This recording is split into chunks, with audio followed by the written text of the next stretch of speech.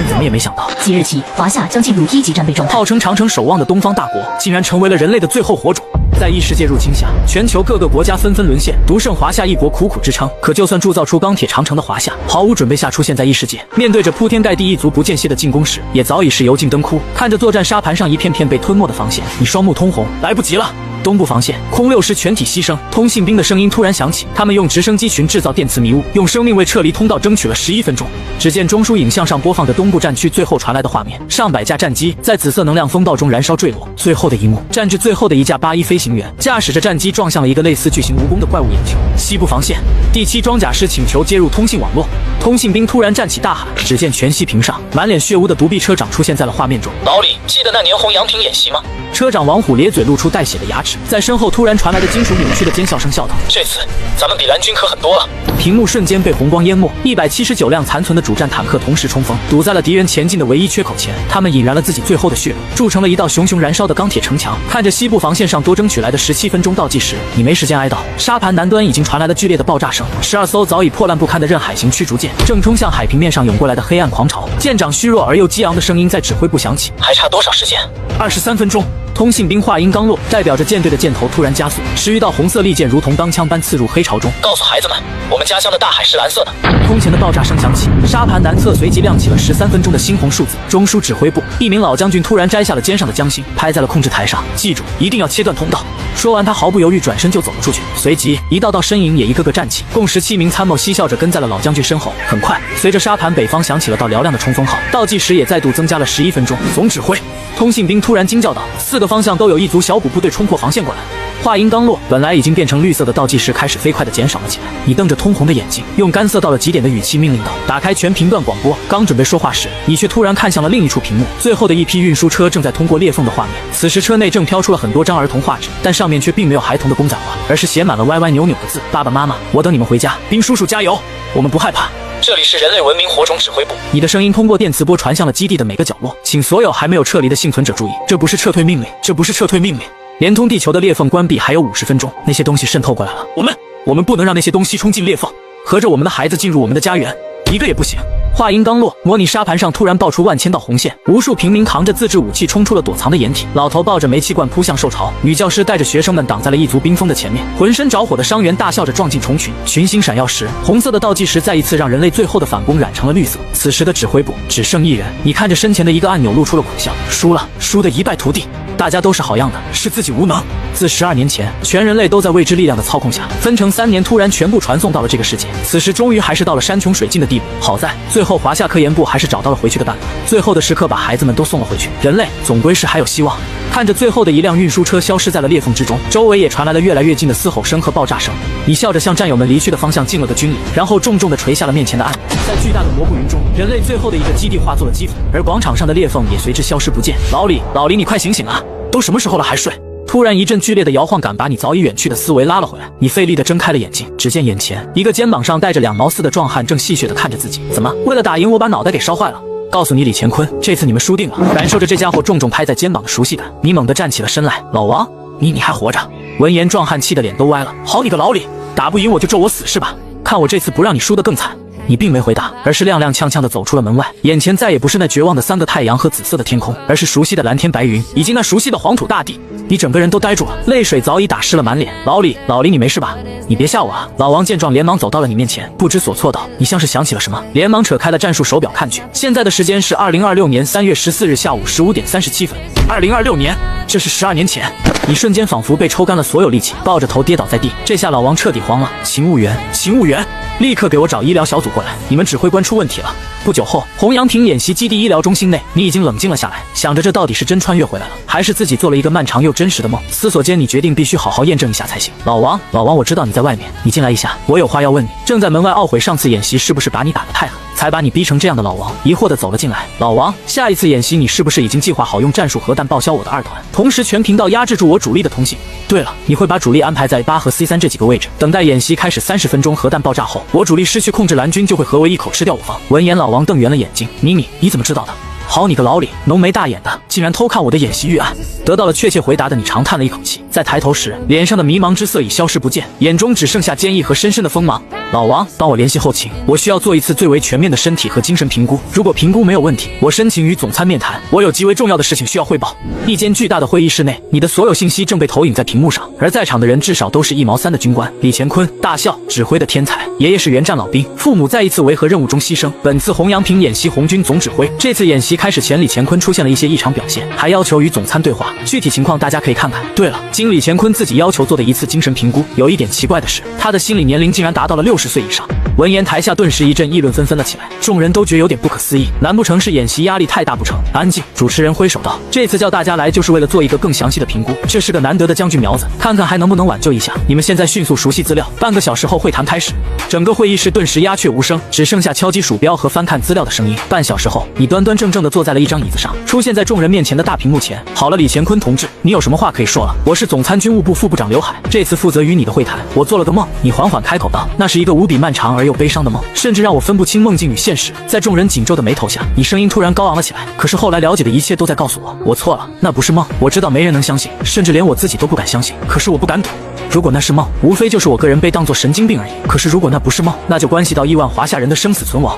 我不敢赌，所以我请求见总参，请帮我告诉高层，末日要来了。刘海目瞪口呆地看着你，直觉告诉他你并没有撒谎，但是这种没有科学依据的东西，他是不可能答应你的要求的。可惜了一个将军的好苗子。叹了口气，刘海说道：“你的上报我们会酌情处理的，你安心治疗，等待我们的回复吧。”你却笑道：“我知道你们以为我疯了，也不会相信我，这很正常，因为我自己都不敢相信。”你突然站了起来，来到摄像头前面，低声说道：“候鸟计划5639362FD2B42，精卫行动524794437SDG11，请帮我验证这2个东西，这样我才能知道到底是不是梦。对了，还有6个小时，窝岛西侧海岸在20点31分33秒会发生里氏5.0级的地震，震源深度10公里，随后窝岛会救灾不利，在凌晨1点出现客机与救援军机相撞的事件。好了，我的话说完了。”你默默地坐回了椅子上。等通话关闭后，刘海看了一圈一脸古怪的参谋们。好了，本次会谈的记录就先封存，大家出去也不要私下谈论，派人去了解一下李乾坤的情况吧。另外通知总院，给李同志组织一次专家会诊吧。可惜了，夜晚，正当刘海忙到了晚上8点多才抽空准备吃饭时，手机突然震动了起来。紧急通知：20点33分，地震局监测到窝岛西海岸发生里氏5.0级的地震，震源深度10公里，请各单位注意可能发生的海啸。刘海看完瞬间呆若木鸡，刚拿起的筷子啪嗒一声掉了下来。凌晨1点半，此时的刘海双眼通红，一遍遍地翻看着你的谈话记录。整个办公室已经烟雾弥漫，末世关系到亿万华夏同胞的生死存亡。你中午的话不停在他脑海中回响。刘海看着面前的红色电话，一次次的犹豫着要不要拨出。也就在这时，他的手机又一次响起了。接通后，一个焦急的声音传来：“老大，我就知道你也没睡，快去看看窝岛新闻网。”刘海不明所以，不过还是去打开了对应的网页，然后再一次呆住了。突发自卫队一架军机在机场与一架民航客机相撞，具体事故原因和死亡人数还在调查中。刘海瞬间汗毛直竖，哪还管那么多，一把抓起红色电话：“请帮我接总参谋长。”不久后，一个略带疲惫的老者声音传来：“这么晚了，打内线电话给我，说吧，发生什么事了？”参谋长，是这样的。随即刘海把今天关于你的事情细无巨细地说了一遍。电话的另一头平静地敲着桌面，过了一会后才冷静地说道：“他还说了什么吗？应该不会就这吧？哦，对了，还说了2个莫名其妙的名称和编号，是候鸟计划5639362FD2B42和精卫行动52474944337SDG11。什么？你说什么？”丁总参谋长突然激动地叫道。重生的第3天后，你自会谈结束后就被暂时解除了职务，这2天都在被要求强制疗养中。你知道自己已经浪费了3天时间，必须要抓紧了。就在这时，一群全副武装的士兵鱼贯而入，进入病房，四下检查了起来。病房外也开启了管控检查。不久后，一位扛着3颗金星的老人走进了你的病房。那2个代号你是怎么知道的？还有你所说的末日到底是个什么情况？老人雷厉风行地走到了你面前，劈头便问：“丁总参谋长。”你连忙立刻站了起来，心中无比尊敬地对着老人敬了一个军礼。要知道，这位前世可是带领着华夏军人抵挡下了一波波的异族进攻，最后累死在指挥台上的华夏定海神针。洪阳平演习指挥室内，巨大的指挥室里只有你、刘海和丁总参谋长3人。此时你面前写满了一本笔记，但此时你却烦躁地抓着自己头发，努力回忆着，想提供更多的信息。丁总参谋长的面前已经堆满了烟头，他似乎做出了决定：如果你还有任何能够证实你所说的东西的情况，尽快准备好，我们还需要验证。是，我现在就去准备。说完，你匆匆忙忙的就准备要离开指挥室。等下，丁总参谋叫住了你，路上再准备吧。现在你先跟我去个地方。去什么地方？你抬起头疑惑道：“去见钟叔，他奶奶的！老子这一辈子都不信这些神神叨叨的东西，没想到这老来会被你给镇住。你说的对，我们不敢赌，也赌不起。这事太大了，得让老伙计他们一起计划计划。”夜晚，钟叔海里的一个小会议室内，7位华夏的老人在经历从惊讶、无语、震惊到激动后，都纷纷陷入了沉思。为首的一位老人打破了沉默：“老丁，你也是老兵了，刚说的那些东西你自己信吗？”“不敢信，但我是更不敢赌。”丁参谋皱着眉回答道：“是啊，不敢赌。”为首老人叹了口气：“大家伙都听完了，说说看你们是什么看法吧。”“老丁，你先来。”“是。”丁参谋长闻言立即站起身来。按我个人的感觉，我倾向于相信李乾坤的说法，因为在来的路上我和李乾坤谈过，他给我的感觉根本就不是一个毛头小子，而是一个从尸山血海中拼杀出来的老将。说实话，那小子身上的杀气和煞气连我都感到夸张，这绝对不是一个和平年代的军人可能具有的东西。我老丁打了一辈子仗，有些东西没经历过是不可能演出来的。而且他所说的那2个计划，上个星期才在我脑子里成型，具体编号我根本没告诉过任何人，他绝对不可能知道。为首老人点了点头，又看向了另一个老人，老钱，从科学角度说说你的想法。他是华夏现任科学院院长，也是全球最厉害的物理学家之一。钱老苦笑着说道，从科学的角度说说我的看法吧。我想说这一切从一开始根本就不科学，全人类在未知力量下分3年穿越到另一个世界，那个世界还会在3年后出现无数异族攻击人类，最后我们人类还一败涂地。我真的不是在看一个蹩脚的合理活电影吗？就连电影都不敢这么写，那你是不相信了？不，我相信，无论是预料地震还是其他各种精确到分的预测，这一切更不可能用科学来解释，唯一可能存在的理由就是它的来自未来的说法。随即另外几个领域的大佬也开始纷纷开口，最后的结论都差不多，他们不信，但是不敢赌，看来大家的意见都差不多。老人站起身来，严肃地注视着众人，那么现在我们华夏人该怎么办？我们人类该怎么办？不久后，你进入了会议室，一会儿跟我去科学院，我们需要对你的思维做一个最为全面的扫描，来验证你的说法。钱老率先说道。你点了点头，只要能证实，别说验证，把自己切片都无所谓。待会儿把你所知道的异界的一切，还有那个穿越的所有细节都描述出来。我会启用9章3号超级计算机建立数据大模型，并加以模拟验算，尽快做出最完善的应对策略。这时，主管华夏民政的朱老开口道：“没问题。”你立刻回答：“很好。”时间紧迫，我最多给你们3天的时间，在这3天里面完成一切验证，然后告诉我答案。3天后，如果验证成功，那么李乾坤，华夏这1万百姓的生死存亡就托付给你了。为首老人，也是华夏当代中枢最终拍板的，没有半分废话。所有人都立刻开始了自己的任务。你在钱老的安排下躺在了一台机器舱里面，准备开始检查，尽力回想你在那个世界经历的一切。这是华夏最新研究的脑机接口，可以量化你的脑电波。钱老在外面叮嘱道：“随着你闭上眼睛，回忆开始那些你想要遗忘却不敢遗忘，更是不可能遗忘的记忆。战友前仆后续的微笑与决绝，异族的嘶吼，一次又一次的后退，直到无路可走。也不知道过了多久，你突然感到脑袋一凉，原来是钱老过来接下了你的头盔。直到钱老把纸递过来时，你才发觉自己已经满眼通红，泪流满面。你知道吗？根据海马体的不同，梦中的记忆和现实中的记忆是完全不同的，这个谁也无法改变。梦中的记忆多数没有细节，也不可能连贯，所以在脑波中的表现大多是一个又一个的点，最多也就是一些断断续续的短线。而你，钱老拍了拍手中的报告，严肃道：“这绝对不是梦。”另一边，丁总参谋长正看着你提供上来的一份资料来到了情报中心，资料上都是近期的大事件，非国将要发生政变，叛军攻占了总统府并建立了新政权，韩岛一座沉寂了几百年的火山将在3天后爆发，火山灰会笼罩半个韩岛，东翼虾国商人阙某将在近期将手里数个交通枢纽卖给漂亮国，此举会对华夏造成巨大影响。漂亮国将公开一份机密文件，揭露诸多官员的丑闻，只不过该文件公开部分全部涂黑，没有任何意义。一条条的消息被丁老安排人手去排查验证，随后一个个结果又传回了丁老手里，而结果都无一例外全部正确。3天后还是那间小会议室，但如今却充满了凝重的气息，每个人都通红着眼睛，认真地翻看着手边厚厚的资料。现在已经没有任何疑问了。钟书挥了挥手里的资料，我提议即刻起成立华夏特殊事态应对指挥部，由我本人担任总指挥，各位都是指挥组成员，由李乾坤担任副总指挥兼特别顾问，大家有没有意见？没有，所有人都是慎重的点了点头。很好，我立刻签署1号令，从今天起，华国进入第1级战备状态。钟书会不会太急了？这么突然，我怕民间会出现问题。朱老有些犹豫，相信我们的人民，他们没问题的。钟书语气极为肯定道：“同志们，我们的时间不多了，离穿越开始只剩下82天，我们不能做华国的罪人。亿万华夏人的生命安全在此一举。”很快，全华夏人的手机上、网络上、电视上、广场的大屏幕上，所有一切能够收到信息的终端上，一个让全国人民都无比震惊的消息出现了。钟书签署1号命令，整个华国于华京时间12点33分21秒开始宣布进入第1级战备状态。举国震惊。地球另一边，漂亮国凌晨1点05分，大统领特利普刚进入了今天的睡眠中，就被一阵急促的警铃声给惊醒了。大统领阁下，紧急情况，国防部长在3号房间等您。幕僚长一脸苍白地冲进了卧室。该死，到底发生了什么？是那些家伙又一次被周围的石油佬们围攻了过来求救，还是说又有哪架飞机掉下来了？难不成那该死的东方国度又搞出了什么新花样？这次又是个什么玩意儿飞起来了？上次是银杏叶，这次难道是根筷子？到底什么情况？特利普抱怨着起床，幕僚长特雷斯咽了一口唾沫，声音颤抖道：“东方那个国度宣布进入全国1级战备状态了。”说什么？大统领特利普一下子从床上蹦了起来。与此同时，同样收到消息的国家立即就引起了轩然大波。华夏周边那几个经常蹦跶的小国瞬间哑火了，瑟瑟发抖。其中一些领导层都开始买机票，全球巨大的风暴将从华夏卷起。此时的漂亮国五角大楼已经鸡飞狗跳。大统领特利普怒道：“有谁能告诉我这到底是怎么回事？那华夏又在玩什么花样？”漂亮国国防部长连忙递上一份资料道：华国于汉京时间12点33分31秒，在所有的媒体和通信传播设施上发布了进入全国一级战备状态的消息，并一直滚动播放到了现在。经过我们确认，这不是演习，也不是玩笑，他们是认真的。而情报局的消息也传来了，只见屏幕上太平洋卫星云图已经被密密麻麻的红色三角标识覆盖，华国3大舰队所有的军舰全部解除了静默状态，目前他们正在往其海洋边界线集结。情报局长指着屏幕紧张地说道：他们到底想干什么？这是想跟谁海战？他们要打矮子国了吗？不对，比那更糟。参谋长卡特也挤了过来道：20分钟前，我们的索眼卫星捕捉到华国大量岸基导弹发射井在集体注水。就在这时，电子沙盘突然爆出刺目红光，华国东南沿海27个空军基地竟同时跳转为了战斗状态。该死！那些华国人是真的疯了，立即要求3军进入一级战备，恐怕有大麻烦要来了。另一边，窝岛内一个特有的综艺节目正在欢快地进行着。桥本教授，我们都知道华国这几年军备有了很大的增长，请问你有什么看法吗？主持人用浮夸的语气说道：看法？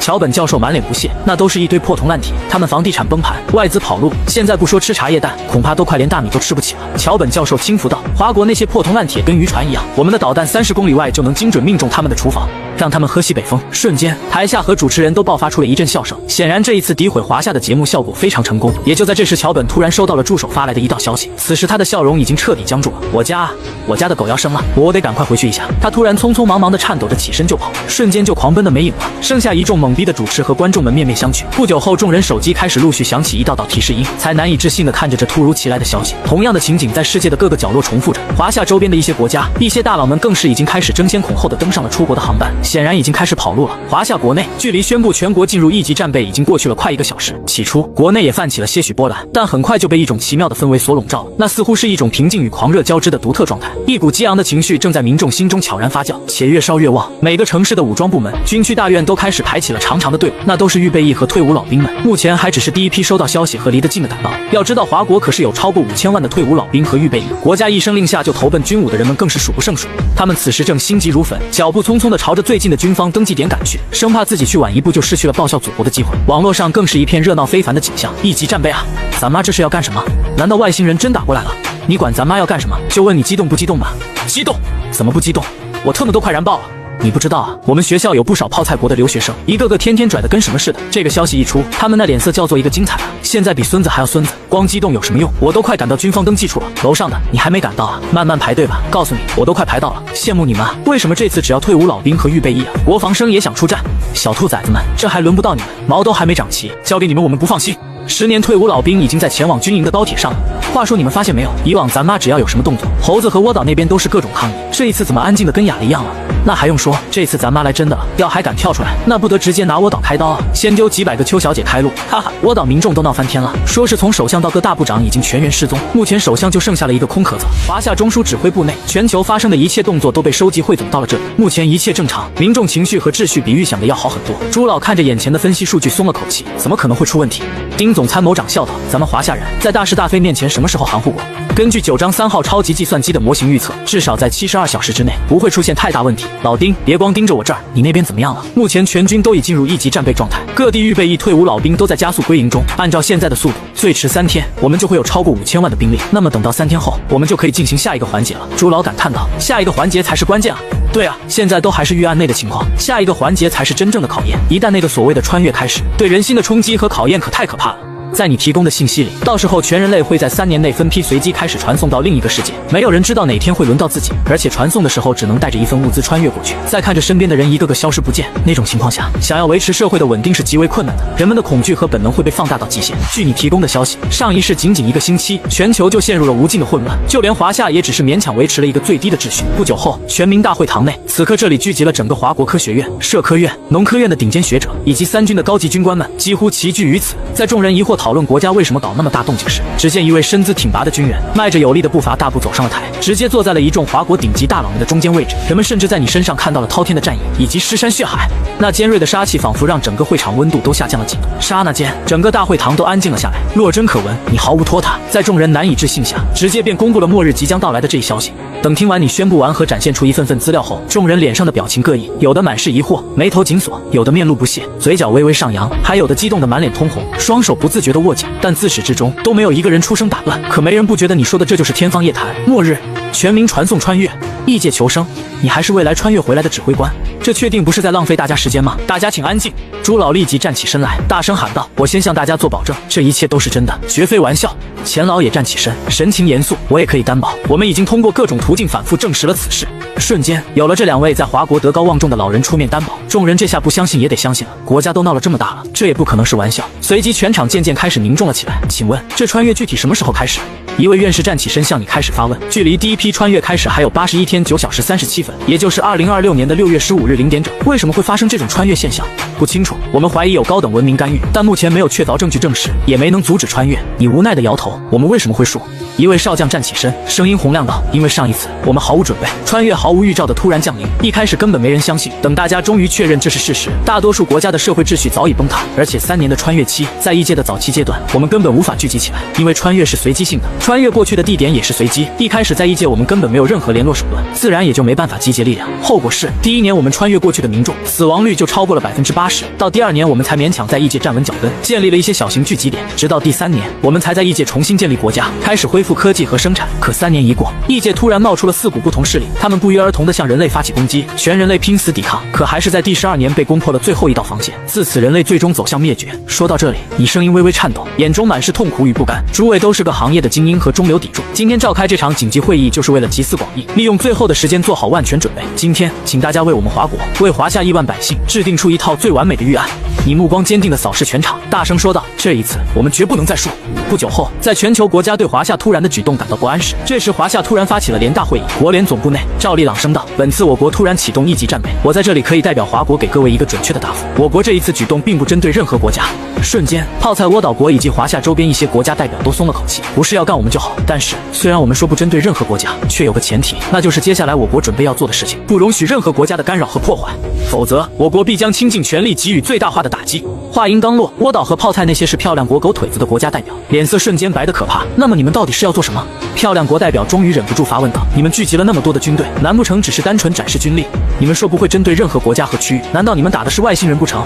没错，谁知赵立竟严肃地承认了。在众人错愕下，我国收到确切消息，人类将于2026年6月15日0时开始，将经历一场前所未有的危机。我方之所以开启1级战备，也正是为了对抗这一人类历史上最大的危机。本着人类命运共同体的原则，我方召开了这一次紧急会议，通知各国为了即将发生的危机做好准备。台下立即炸开了锅，整个会场乱作了一团。他们根本不相信华夏人所说的话，这也太扯了！说什么危机？怕不是危机的根源就是你们吧？想分散我们注意力，偷袭我们吗？华国人会这么好心？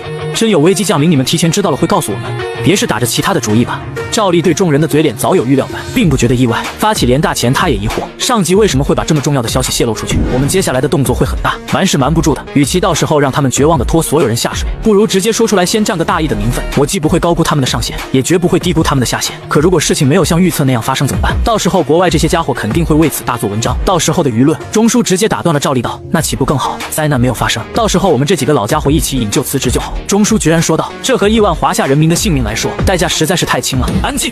赵立从回忆中缓过了神，大声打断了大厅内嘈杂的各国代表：“我方的告知已经通知到位，接下来将进行5场闭门会议，请各位代表通知各国首脑，我方中枢将直接与你们进行远程面谈。”随着国联会议结束，全球各大媒体上全部都对华国开始冷嘲热讽了起来。尤其是1级战备不会针对任何国家和区域以后，华国一时间成为了互联网上最大的小丑，最出名的年度笑话。铺天盖地的嘲讽席卷而来，那些平日里就早已习惯疯狂拱火的西方媒体，更是像嗅到了血腥味的鲨鱼，疯狂地对华国展开攻击。在他们的笔下，华国宣布的末日预警却成为了一场滑稽又可笑的闹剧，还世界末日即将来临。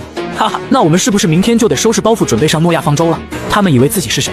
上帝的代言人吗？我看呢，这不过是华国想要在国际舞台上刷存在感的低级手段罢了。泡菜国也不甘示弱，一份份嘲讽文章不断发出。他们的想象力不去写科幻小说真是可惜了。说什么世界末日，你们怎么不开着地球跑了算了？科幻片看多了吧？我们大韩国可不像某些国家不切实际，我们专注于发展，专注于提升国民的生活品质，字里行间满是对华国的不屑与傲慢。国际论坛上更是针对华国掀起了一阵恶搞狂潮，各种嘲讽表情包疯传，各种污言秽语与谩骂，就像利刃纷纷刺向了华夏。可直到华国抛出的第2个消息后，他们笑不出来了。华国宣布，即日起将停止所有出口业务，华国将不再对他国提供任何的商品，现已发出还未送达的商品和货物也将全部召回。一时激起千层浪，本还在网络上重拳出击的各国民众，却突然发现，一夜之间，他们附近的货架都空了。漂亮国平日里秩序井然的超市内，此刻宛如被风暴席卷的战场，货架前挤满了疯狂的人群，人们眼睛发红，相互推搡着，就只为抢到哪怕一包卫生纸。在泡菜国也同样糟糕，曾经热闹的便利店，如今冷冷清清，只剩下零星几样商品。不是说华国在开玩笑吗？怎么连泡菜都买不到了？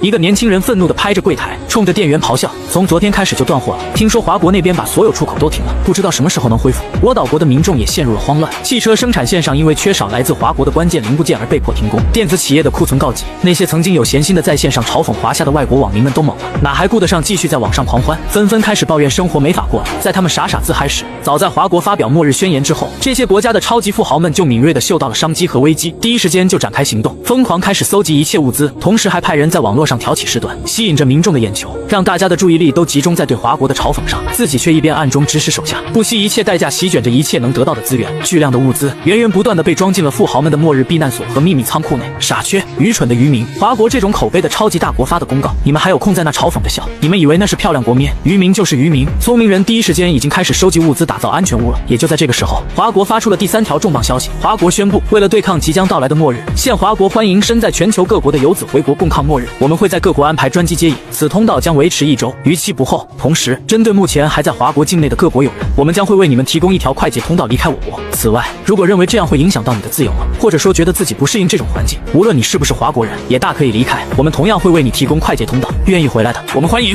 想要离开的，我们也同样欢迎。这鸟国我是一天都待不下去了，谁愿意在这里发疯谁就留下吧，反正我是要走了。王德发，你真要走啊？现在可是国家的关键时刻。邻居劝道，你现在离开，可就很难再回来了。回来？我为什么要回来？回来跟你们一起发疯吗？这里不是我的国，我的国家在地球那边，那个充满自由与希望的国度。王德发，你怎么能？闭嘴！不要叫我王德发，我姓威廉。威廉，王。我终于能够离开这里，去那个梦想国度了。听说那里的甜甜圈百吃不厌，那里的水还有空气都是甜的。我家早就在漂亮国买好了大房子，渔民们就留在这个鬼地方吧。我要去享福了。我之所以到现在还没有能够出人头地，都是这个僵化的国家害的。等到了那边，不出3年，我一定能够成为人上人。国内机场上正发生着这一幕，赶着离开的不只是外国人，一些华裔人也同样在离开这个国度。而在世界的其他国家，则是一个截然不同的模样，还有大量的华国人，他们是华国漂泊在外的游子，他们当中有求学的学生，还有做生意的商人，他们都不约而同地踏上了返回华国的归途，因为他们都还记得自己是一名华国人。邓，你真的要离开吗？地宫理工门口，史密斯教授拦住了想要赶往机场的邓强。你的祖国正在发疯，你是我最得意的学生，留下来你才能获得学术上更高的成就。不，邓强坚定地摇头道，我不觉得我的祖国正在发疯。你不了解我们华国人，我们绝对不会在这种大事上开玩笑。现在就是祖国最需要我们的时候，哪怕只能尽一点力，我也要回去。你这样回去就会拿不到你的博士学位。史密斯教授的语气变得严厉了起来。无所谓，邓强轻笑一声，满是洒脱，一个学位而已，和我的祖国比起来根本不值一提。那么我只能说抱歉了。史密斯教授的脸色瞬间变得狰狞起来，几乎是同时，几个全副武装的黑衣人立即出现，瞬间便将邓强给团团围住了。华国人，我们怀疑你涉嫌刺探我国机密，你被捕了。为首的一个黑衣人恶狠狠地将一张纸甩到了邓强脸上，邓强表情错愕地看向了自己的教授，脸上留下一道浅浅的红印。同样的，楚国、渊伟国、汉斯国这些国家不约而同地做出了反应，他们控制住了那些想要回国的华国人。那些华国人都有一个共同的特点，他们都是各个学校里最为优秀的学生。3天后，朱老秘书汇报道：“朱老，这3天的数据已经出来了。”朱老接过资料，目光快速扫过，出境人口400万，其中华国人就接近200万。他皱起眉头，这比我预估的少太多了。偷渡入境和单纯旅游的都统计在内了吗？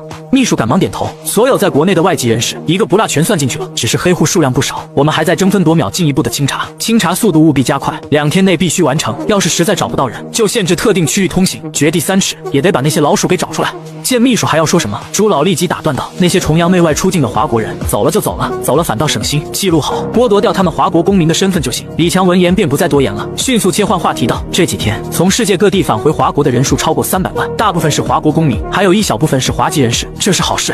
只要愿意回来，我们一概欢迎。通知各部门做好接收准备，绝不能让归国的同胞们寒心。当然，筛查和防范工作也不能放松。明白？”秘书紧接道：“还有个情况，不少归来的留学生反映，他们身边优秀的朋友被扣住了，还有一些在国外的技术人员、开发者的关键人才，同样也被扣押了。这个情况我已经知晓。”朱老脸上瞬间浮现出嘲讽之色，那些家伙翻来覆去就那几招，毫无新意。同一时间，国联大堂的特别小会议室内，一场激烈的线上交锋正在上演。你们的行为严重违反自由贸易协定。漂亮国大统领特利普满脸涨红的怒道：“马上恢复货物出口，赔偿因延迟给我们造成的损失，否则我方将立刻采取反制措施。”辅国、汉斯、渊维等国首脑纷纷附和，会议室里一片嘈杂，唯有毛熊联邦的大首领沉默不语，一副置身事外的模样。他们早就和华国秘密达成了协议，华国不仅不会停止对毛熊联邦的货物出口，还绕过了漂亮园结算，用资源就可以直接换取自由贸易。华国中枢轻蔑地笑了笑，这话从大统领嘴里说出来，不觉得讽刺吗？到底是谁最无视自由贸易？大家心里都清楚，这场无聊的闹剧还是尽早收场吧。特利普等人听后瞬间就闭上了嘴，目光齐刷刷地看向了中枢，眼神满是探究。你们究竟对那个危机了解多少？从你们的行动来看，知道的肯定比透露出来的多。我们需要更多信息，华国最好毫无保留地公开所有情报。上一次闭门会议，华国就将你总结即将发生的天灾信息告知了各国，在之后这些预言一一得到证实后，他们也不得不重视了起来。放心，我们华国不像某些国家遮遮掩掩。不过嘛，华国中枢表情严肃了起来，立即释放这2天扣押的我国学者和各界人士，确保他们平安返回华国。等他们踏上华国的土地，我方自然会共享更详细的资料。这不可能！特利普想都没想就脱口而出：“是吗？”中枢冷笑扫向众人：“那就别怪我没提醒你们，说不定过2天会有什么东西从天而降，砸中某栋重要建筑什么的，又或者某个地方的民众忍无可忍，对大财团老板展开复仇，成功让他们消失，甚至突然莫名其妙的来一场大海啸，把某个家族成员全部卷走。”众人脸色骤变，尽管努力保持镇定，眼神中还是闪过了一丝慌乱。这时，中枢又抛出了一枚重磅炸弹：“你们国内消费品突然短缺，这让我很好奇。”说着，他拿起一叠资料晃了晃。我想，各国民众对这些商品的去向一定很感兴趣吧？为了防止他们不幸，也为了方便他们找到相关地点，我方还贴心附上了照片和傻瓜式简易地图。相信这些资料会让各国民众掀起一场盛大的、疯狂的零元购狂欢。你这是干涉他国内政！特利普气得脖子通红，他太清楚自家那些人的本性了，更何况自己家族也是其中之一。一旦被华国曝光，那就必定会引发轩然大波。不！中枢眼神锐利地将资料狠狠摔在地上，怒声说道：“我对你们那些狗屁倒灶的勾当丝毫没有兴趣，你们怎么对待自己的人民也与我国无关。我只警告你们别干扰华国的计划，危机就在眼前，如果你们不想积极应对，至少别拖我们后腿。”话已至此，希望各位好自为之，勿谓言之不预也。会议结束3个小时之后，无数飞机拔地而起，带着那些刚刚重见天日而又胸怀一腔热血的华国人民，踏上了归国之旅。另一边，特殊事态应对指挥部内，你正吃力地从资料堆中抬起头来，疲惫地揉了揉酸麻的双眼。此刻的指挥部大厅早已大变样，大厅中央一座巨大的虚拟沙盘散发着柔和的蓝光，这是你凭借着记忆复现出来的异界地形以及一些重要的节点。作为穿越者中最后的总指挥，那些在异界的厮杀、撤退、坚守，早已在你的灵魂深处刻下了不可磨灭的印记。这也使得这座沙盘无比详尽。在华国最厉害的地质专家们和超级计算机的进一步完善下，已经在沙盘上划分出了最好的聚集点和要害地形。而指挥室四周陈列着你记忆里复现的4个异族资料。身为前世的指挥官，没人比你更了解这些鬼东西了，所以这些资料可靠性是足够保证的。军方顾问和军备专家们正围在资料周围不断争论着，他们的任务是针对4个异族的特点和要害，设计出更加有效的战术和武器。农科院的专家们也在争分夺秒地优化种子库，他们正在根据你提供的异世界植物资料生长特点来筛选其他可能有用的作物。而社科院的专家早就已经派往全国各地，等到各地的人手到位和基地建设完成，就要开展一轮覆盖全民的特别训练，提高普通人穿越过去的生存概率。另一边，最重要的通讯联络也有了眉目。凭借你提供的能够在异界使用的通讯波段，专家们根据波段设计了一款可以在10公里以内接收信号的对讲设备，这可以让穿越过去的民众们第一时间互相联络上。这一切都在顺利推进中，可是还是有一个最为严峻的问题，始终没有解决的办法，那就是穿越的顺序。每天临时穿越人类人口总数的1095%，持续3年，期间全部随机，没有人知道下一个是谁，什么时候轮到自己。这是让你和所有社科院的研究者们最为头疼的问题。只要这个问题得不到解决，那么根本就没有办法维持良好的秩序，最终必然会陷入恐慌。这也是到现在没能向所有华国人公开危机真相的首要原因。李顾问，还有没有更多的资料和条件了？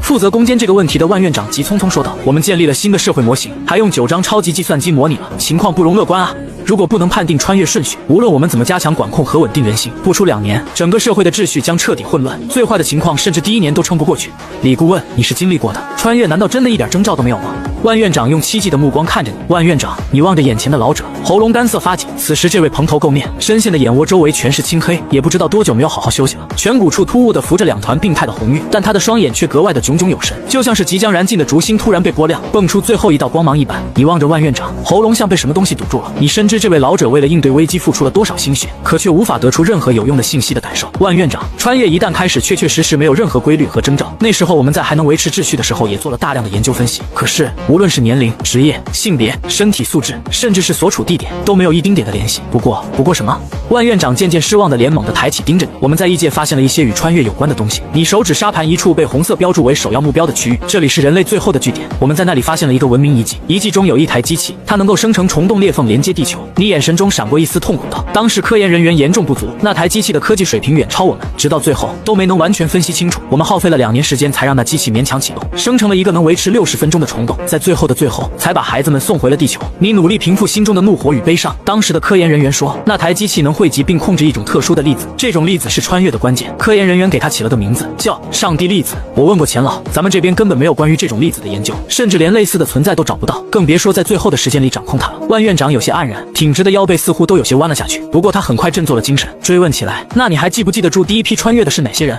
越早越好，越多越好，这样我们也能做点其他准备。闻言你愣住了，第一批穿越者吗？顿时一道模糊的身影突然在你脑海中浮现。报告，天南战区第51师4团特务连少尉李强，奉命报道。很好，即刻入队。王虎没有过多言语，抬手指向不远处操场上整齐划一的队伍方阵。是。李强少尉对着王虎敬了个军礼后，一路小跑便来到方阵之中。此时方阵里早已站满了军人，这些军人里有的脸上还带着初入军营的青涩，也有的两鬓已染上岁月的霜白，各项指标参差不齐，怎么看也不像是要执行什么秘密任务的。回想不久前指导员告诉他有一项特殊任务需前往汉津报道时，那一刻李强真是热血沸腾。自华国宣布进入1级战备状态，他和战友们日夜苦练，时刻盼望着能成为冲锋在前的尖兵，如今终于被选中。可眼前的景象到底是怎么回事啊？操场的另一侧，老李，军中最后一个叫李强的也已经赶到。如今全军共计1462个李强全部都在这里了。好家伙，这都快够一个步兵团了。老李，你行不行啊？别给认错了。老王看着你怀疑道，怎么会有这么多？你也是一脸懵，居然给凑出了一个李强团。老李，为了把所有叫李强的都召集过来，我费了不少功夫，你可千万不能掉链子。说着，王虎带着你来到方阵正前，全体都有，立正，稍息。王虎一声令下，以我为基准，向前看。瞬间，所有士兵动作整齐划一，目光如炬的齐刷刷地看向正前方。随即，你开始沿着方阵仔细地端详着每一名士兵的面孔，试图在这一张张相似的脸庞中找出一道身影。那名叫李强的士兵，也是你唯一记得的一个第一批穿越者军人。由于事关重大，为了确保万无一失，你们也只能使用这种笨方法来找出那人了。很快，一张熟悉的面孔出现在了你眼底，虽然和记忆里有些差别，耳朵并没有少一只，脸上也没有伤疤，更没有一脸的沧桑，现在还带着独属于华夏年轻军人的志气和朝气，但你却一眼便认出了他，第一批穿越者里面少有的活到最后的存在。李强。不光如此，穿越之处他还建立了第一个临时营地，和华国在异界的大本营会合后，李强更是一直都战斗在第一线上，立下了赫赫战功，直到牺牲的最后一刻。不久后，当你们毫无保留地告知李强这次末日的前因后果时，李强目瞪口呆了，先是迷茫与震惊，继而转为坚定。首长，既然这是关乎国家和全人类命运的大事，我一定全力以赴。可我能做些什么啊？你能做到的事情多了去了。还没等你开口，匆忙赶来的万院长就抢先说道：“确认就是他了吗？他可靠吗？”绝对没有任何问题。闻言，你斩钉截铁地回答道：“太好了，小伙子，跟我走，我们先去科学院老钱那里给你做一个全方位的扫描，然后还有非常重要的任务需要交给你。”他拉着李强就往外门走，我就不信了，就真的连一点征兆都找不出来。还有，你也一起跟我过来。万院长又指了指站在一旁的你啊，我也要。你一时没反应过来，一起做个全面扫描，既做个参照对比，也算是给你做一个全面体检。指挥部后勤老方都跟我抱怨了好几次了，你有多久没有好好休息了？趁着这个机会给你好好保养保养。万老，这没必要了吧？你下意识就要推脱。说到保养，万老您比我更需要啊。说的什么话？万院长顿时来了脾气，知不知道你现在的生命根本不光是你自己的？我死了，华国还有无数人可以取代，但你能取代吗？你要是突然没了，我们华国得多付出多少代价？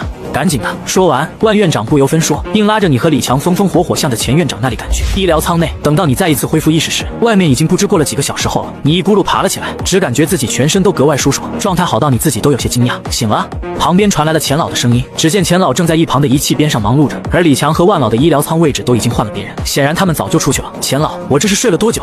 好小子，你这一觉足足睡了9个小时，都比别人长了1倍还有多。钱老看着你，眼中满是惊奇，你有些恍惚，自己已经很久没有这样熟睡过了。那个钱老，我得走了，还有很多事情要做。对了，那个有眉目了吗？你当科学实验是什么？哪里有这么快？我已经记录了你们所有人的数据，正在交由9章进行分析，至少也需要3次以上的采样才能做出有效比对。记住，3天后再过来一趟。说完，钱老拍了拍你的肩膀，辛苦你了，加油！放心吧，我们这一次一定不会输。你一愣，正准备说点什么，可是眼前钱老那无比认真的目光让你什么话都说不出来了，只能坚定地对着钱老敬了一个端端正正的军礼。你离开后，钱老身后仪器的屏幕上，一份分析报告正在缓慢生成。未发现异常立场及特殊生物电场，标注1号对象与其他对象无明显差异，无法确认特异点，无法进行排序。钱老沉默了片刻，果断地将一个推杆一下子推到极限。量子传感器敏度已经加强至极限，请注意，该操作会降低仪器寿命。钱老直接无视了警告，说道：“9章，导入目前为止数据库里所有的粒子模型和能量场模型，然后推导所有可能的情况，再次比对。正在导入模型，预计将在17小时26分钟31秒后完成。”见状，钱老这才松了口气，正准备坐下休息片刻，却突然剧烈的咳嗽起来。等他松开捂着嘴巴的手时，一抹猩红清晰可见。钱老苦笑着看了看自己的手掌，摇头，接着打开了另一份档案，那是先前你进行全面扫描留下的档案。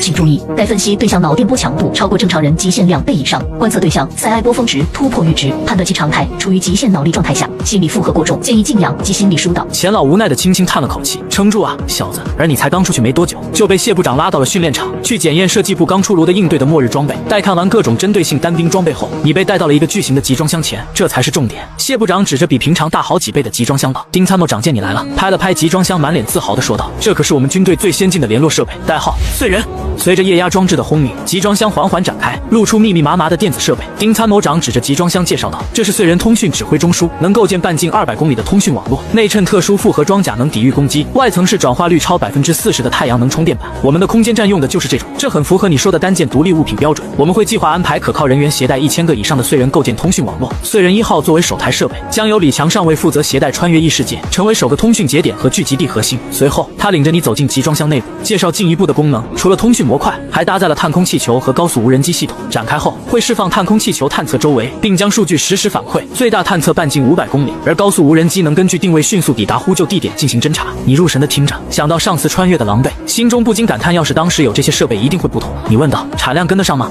毕竟这不像背包容易制造。”丁参谋长笑道：“怎么，你还怀疑咱们全球最大的工业国家的能力？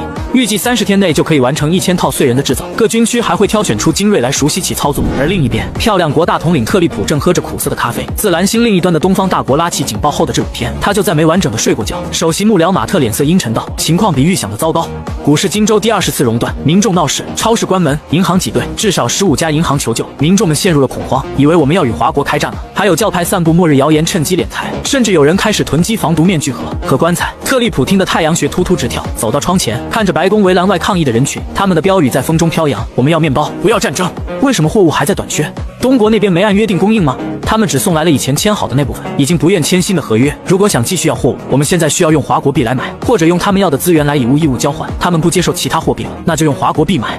特利普有些恼怒喊道：“可我们并没有华国币储备，之前也从未考虑过持有。倒是黑市现在有些许出售，但一是价格高昂，现在已突破了1比10漂亮元，2是量少无用。华国币1比10兑换漂亮元，我没听错。”特利普瞪大了眼睛，没错，阁下，黑市上比例就是这样，而且还供不应求。自华国宣告危机即将来临，华国币已经被视为了唯一还能交易的货币。该死的华国人，这是趁火打劫！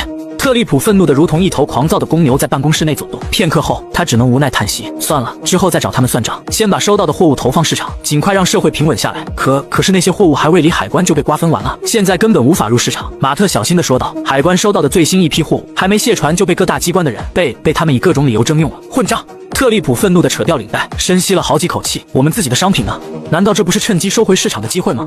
恕我直言，阁下。马特一脸苦涩。我们现在根本没办法生产足够的商品，我们缺乏工人以及生产线，但这些都不够，我们需要时间。特利普愤怒已达极限，只不过是那个国家停止了交易，我们竟会受到这么大的影响。他无力地瘫坐在了椅上，气得半天说不出话来。片刻后，特利普脸上渐渐恢复了冷静，凶狠道：“给我启动丰收者计划吧！”听到这一指令，马特脸色骤变。这是特殊时期制定的特别预案，意味着可以动用驻外的军队，直接去征收盟友们的物资。阁下，这可能会动摇我们的盟友体系的，让他们去恨华国人去。告诉媒体，所有物资短缺都是因为华国违反了贸易协定导致的。让媒体强调他们在南海的军事演习，给民众们传播货物都是被华国人抢购光了的消息。这并不用官方出来声明，毕竟世界上总会有媒体愿意为了真相去发声，难道不是吗？而这消息一出，华国瞬间就成了全球的公敌，一时间网络上人人唾骂，而那些出国的华裔人也倒了大霉，立即就成了被煽动的外国人的发泄对象。而此时的王德发正捂着嘴巴不敢出声，门外正有2漂亮国警察在敲门。梁警员见屋里没动静，便骂骂咧咧的开始敲起了隔壁房间的门。王德发记得隔壁住着的也是一位和自己一样出国的华国人，听说还是个小有名气的女作家，而且写了不少抨击华国的文章。这时隔壁的门打开了，警察先生，请问有什么事呢？我们接到举报，有人说看到你在屋里无许可种植大麻，我们需要进去搜查。这怎么可能？一定是有人诬告，我从来不碰那东西。女作家难以置信道：“是不是诬告？让我们进去检查完就知道了。现在我郑重地告诉你，让开！”你们根本没有搜查令，你们没有权利擅自进入我的屋子，这是我的领土。最后一次警告，让开！你们这是违宪。我要去联邦法庭投诉你们。伴随着一声咔嚓声和一阵滋滋啦啦的电流声，女作家被电击枪打得僵直在地。伙计，你快看我发现了什么！一个警察兴奋大叫了起来。这个黄皮猴子果然在违规种植大麻，这下证据确凿了。这名警察指着一株番茄盆栽正义凛然道：“你快来看看，伙计，法克，这家伙在家里囤积了这么多的物资。该死的，果然是这些黄皮猴子把东西都弄走了。新闻上的消息没有骗人，还等什么？这些可都是赃物，我们得马上给他没收掉。你们不能带走我的东西，把东西还给我！”女人愤怒尖叫地向一名警官的脸抓去：“你敢袭击警员！”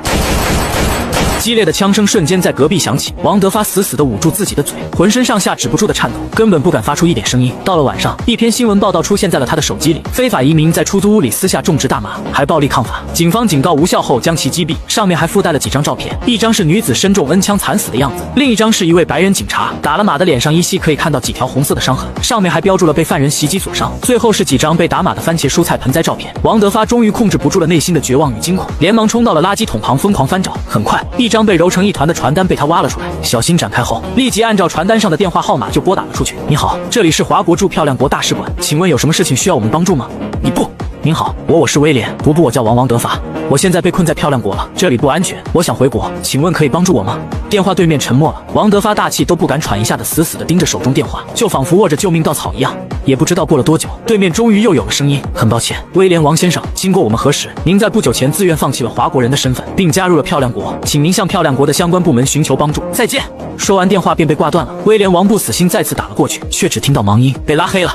王德发一屁股坐在了地上，此时他对那个他本来就没有感情的祖国的痛恨突破了天际。该死，早晚会崩溃的垃圾国家，老子等着看你彻底完蛋的那一天！居然敢挂我电话，你们这些！在他上头的破口大骂时，殊不知他却下意识地用出了华国话。楼下，一群戴着面罩寻找猎物的暴徒停住了脚步，是东国猴子的声音，他就在楼上。他看着声音传来的方向，露出了一个残忍的笑容。弟兄们，出发！是时候让那些该死的黄皮猴子把抢占我们的东西吐出来了。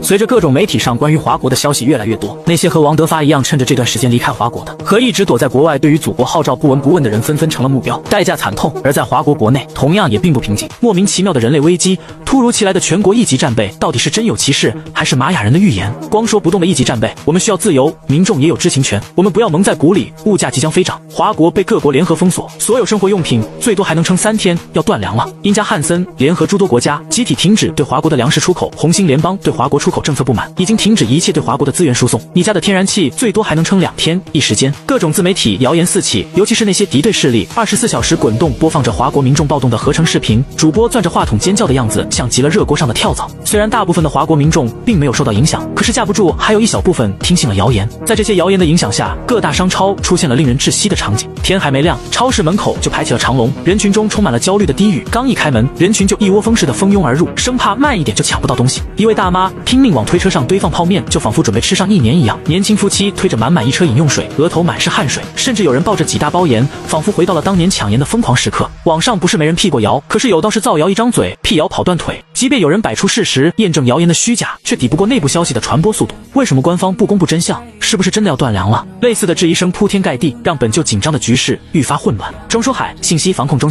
心总负责人董建宁正怀抱着双手，一边看着眼前的大屏幕，只见屏幕上的华国地图上无数红点正闪烁成一片，这些红点之间还互有联系，时不时会从一个较大的红点上出现一条红线，然后激起无数新的小红点，就如同病毒一般在整个华国大地上四处传播。董部目前根据我们的追踪监测，已经确认了200多个核心节点和3000多个2级节点，至于那些末端节点，数量已经突破了2万。核心节点在华国境内的主要在魔都、坎省、吃省还有司省都已经标记到具体人了，境外的核心节点主要分布在英岛和霓虹，不过最大的几个核心节点在英加，这些途径也都处于我们控制之下，随时可以发动网络反击，让其沉默。年轻少校0号将平板递上前，屏幕上闪烁着每个节点的实时坐标，境内核心人物正是3年前泄露防疫数据的深海鱼，现在躲在司省某别墅区。董建宁的拇指碾过操作台边缘的防滑纹，指节因用力而泛白。3年前的疫情，去年的贸易战，如今的全球舆论战，这些隐藏在网络背后的黑手，终于在1级战备启动后露出了爪牙。他看着屏幕上英加西海岸的几个高亮红点，想起情报里那些拿银元办事的公知，唇角扯出冰冷的弧度。很好，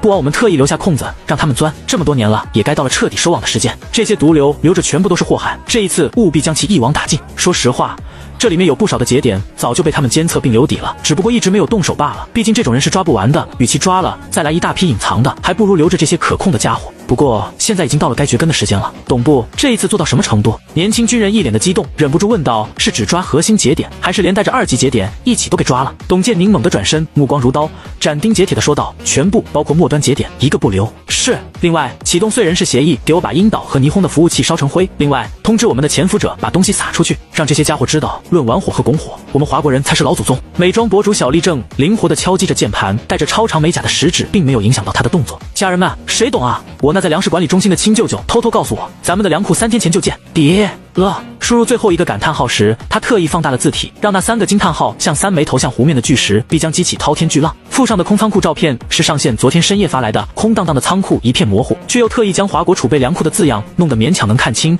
给了评论区无限的想象空间。点击发布的瞬间，小丽看着后台数据像脱缰野马般狂奔，10万、50万、100万，关注数和回复量的数字在屏幕上疯狂地跳动着。她爆发出一阵夸张的笑声，美甲划过椅壁，发出刺耳的声响，还差2个爆款，爱马仕 Birkin 就在向我招手了。仰靠在椅背上，小丽对着美甲抛了个飞吻，甲面的碎钻在灯光下折射出贪婪的光斑。带货主播卢佳怡正忙着 PS 图片，他把上一次台风搜集到的不少街道受灾的图片修改的仿佛是在战场，还专门备注上文字：今 H 是物资短缺引发哄抢，不少街道被打砸一空。自媒体大佬自称的孙叔也在修改照片，那是一片塔吊倒映在江面上的影子，在他的修改下变成了一艘潜水艇的样子。他对着屏幕歪头审视，忽然觉得还不够劲爆，于是又在图片边缘加了几道锈迹。豆腐渣工程就得有腐烂的味道。配文时，他故意用了模糊的暗示：华国军备惊现重大丑闻。某军工现场曝光，每个字都藏着钩子，等着吊起网民的好奇心。作为资深内幕人士，他深谙如何在虚实之间游走，让谎言看起来比真相更真实。财经达人、资深记者、有良心的内部人士，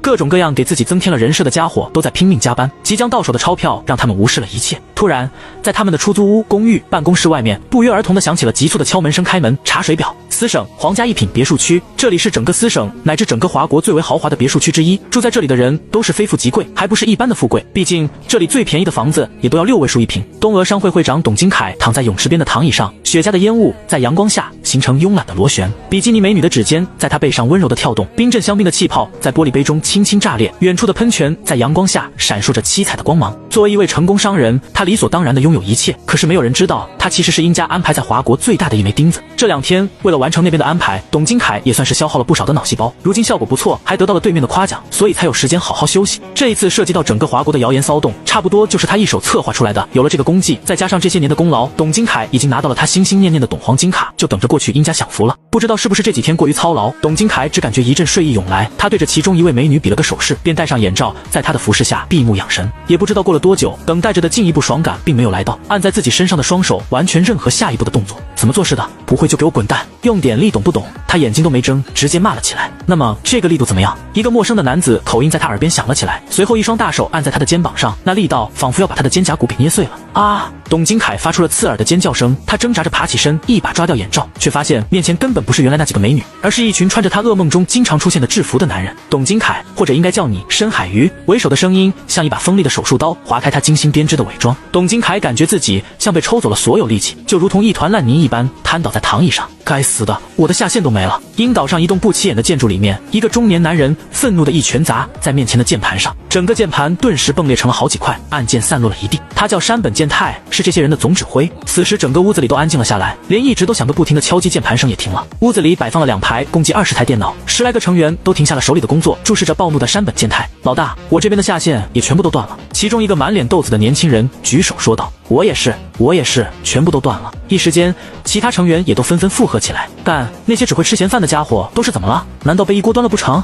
山本健太气不打一处来。这一次他们的拱火行动出乎意料的成功，眼看华国就要出大乱子，在这个节骨眼上，所有的下线居然都没了。算了，我们自己来，那些废物就是靠不住。老大，我扛不住了。那个微胖的女组员声音里带着哭腔，手指在键盘上颤抖，仿佛每敲一个字都要耗尽全身力气。我已经高强度发帖，快2天没合眼了，真的扛不住了。是啊，老大，让我们休息一下吧，没有下线光靠我们很难的。又有其他的组员开口说道：你们！山本健太气不打一处来，知不知道华国马上就要彻底崩溃了，只需要我们再加一把火。现在累点算什么？等到搞定了对面，你我都是最大的功臣。你们难道不想去殷家、去汉斯、住大房子、吃烤鸡、喝红酒吗？想的话就给我再坚持坚持，好日子马上就要来了。在山本健太的一通鸡血刺激之下，所有的组员们只能再一次的强打起精神，回到自己的工作岗位继续。啊，我的电脑连不上网络了！一名男组员突然叫了起来。我我的也是啊，黑屏了。又有组员尖叫起来，我的电脑失去控制了，它闪个不停。渐渐的，所有的组员都发现自己的电脑出现了问题，就连山本健太也不例外。怎么可能？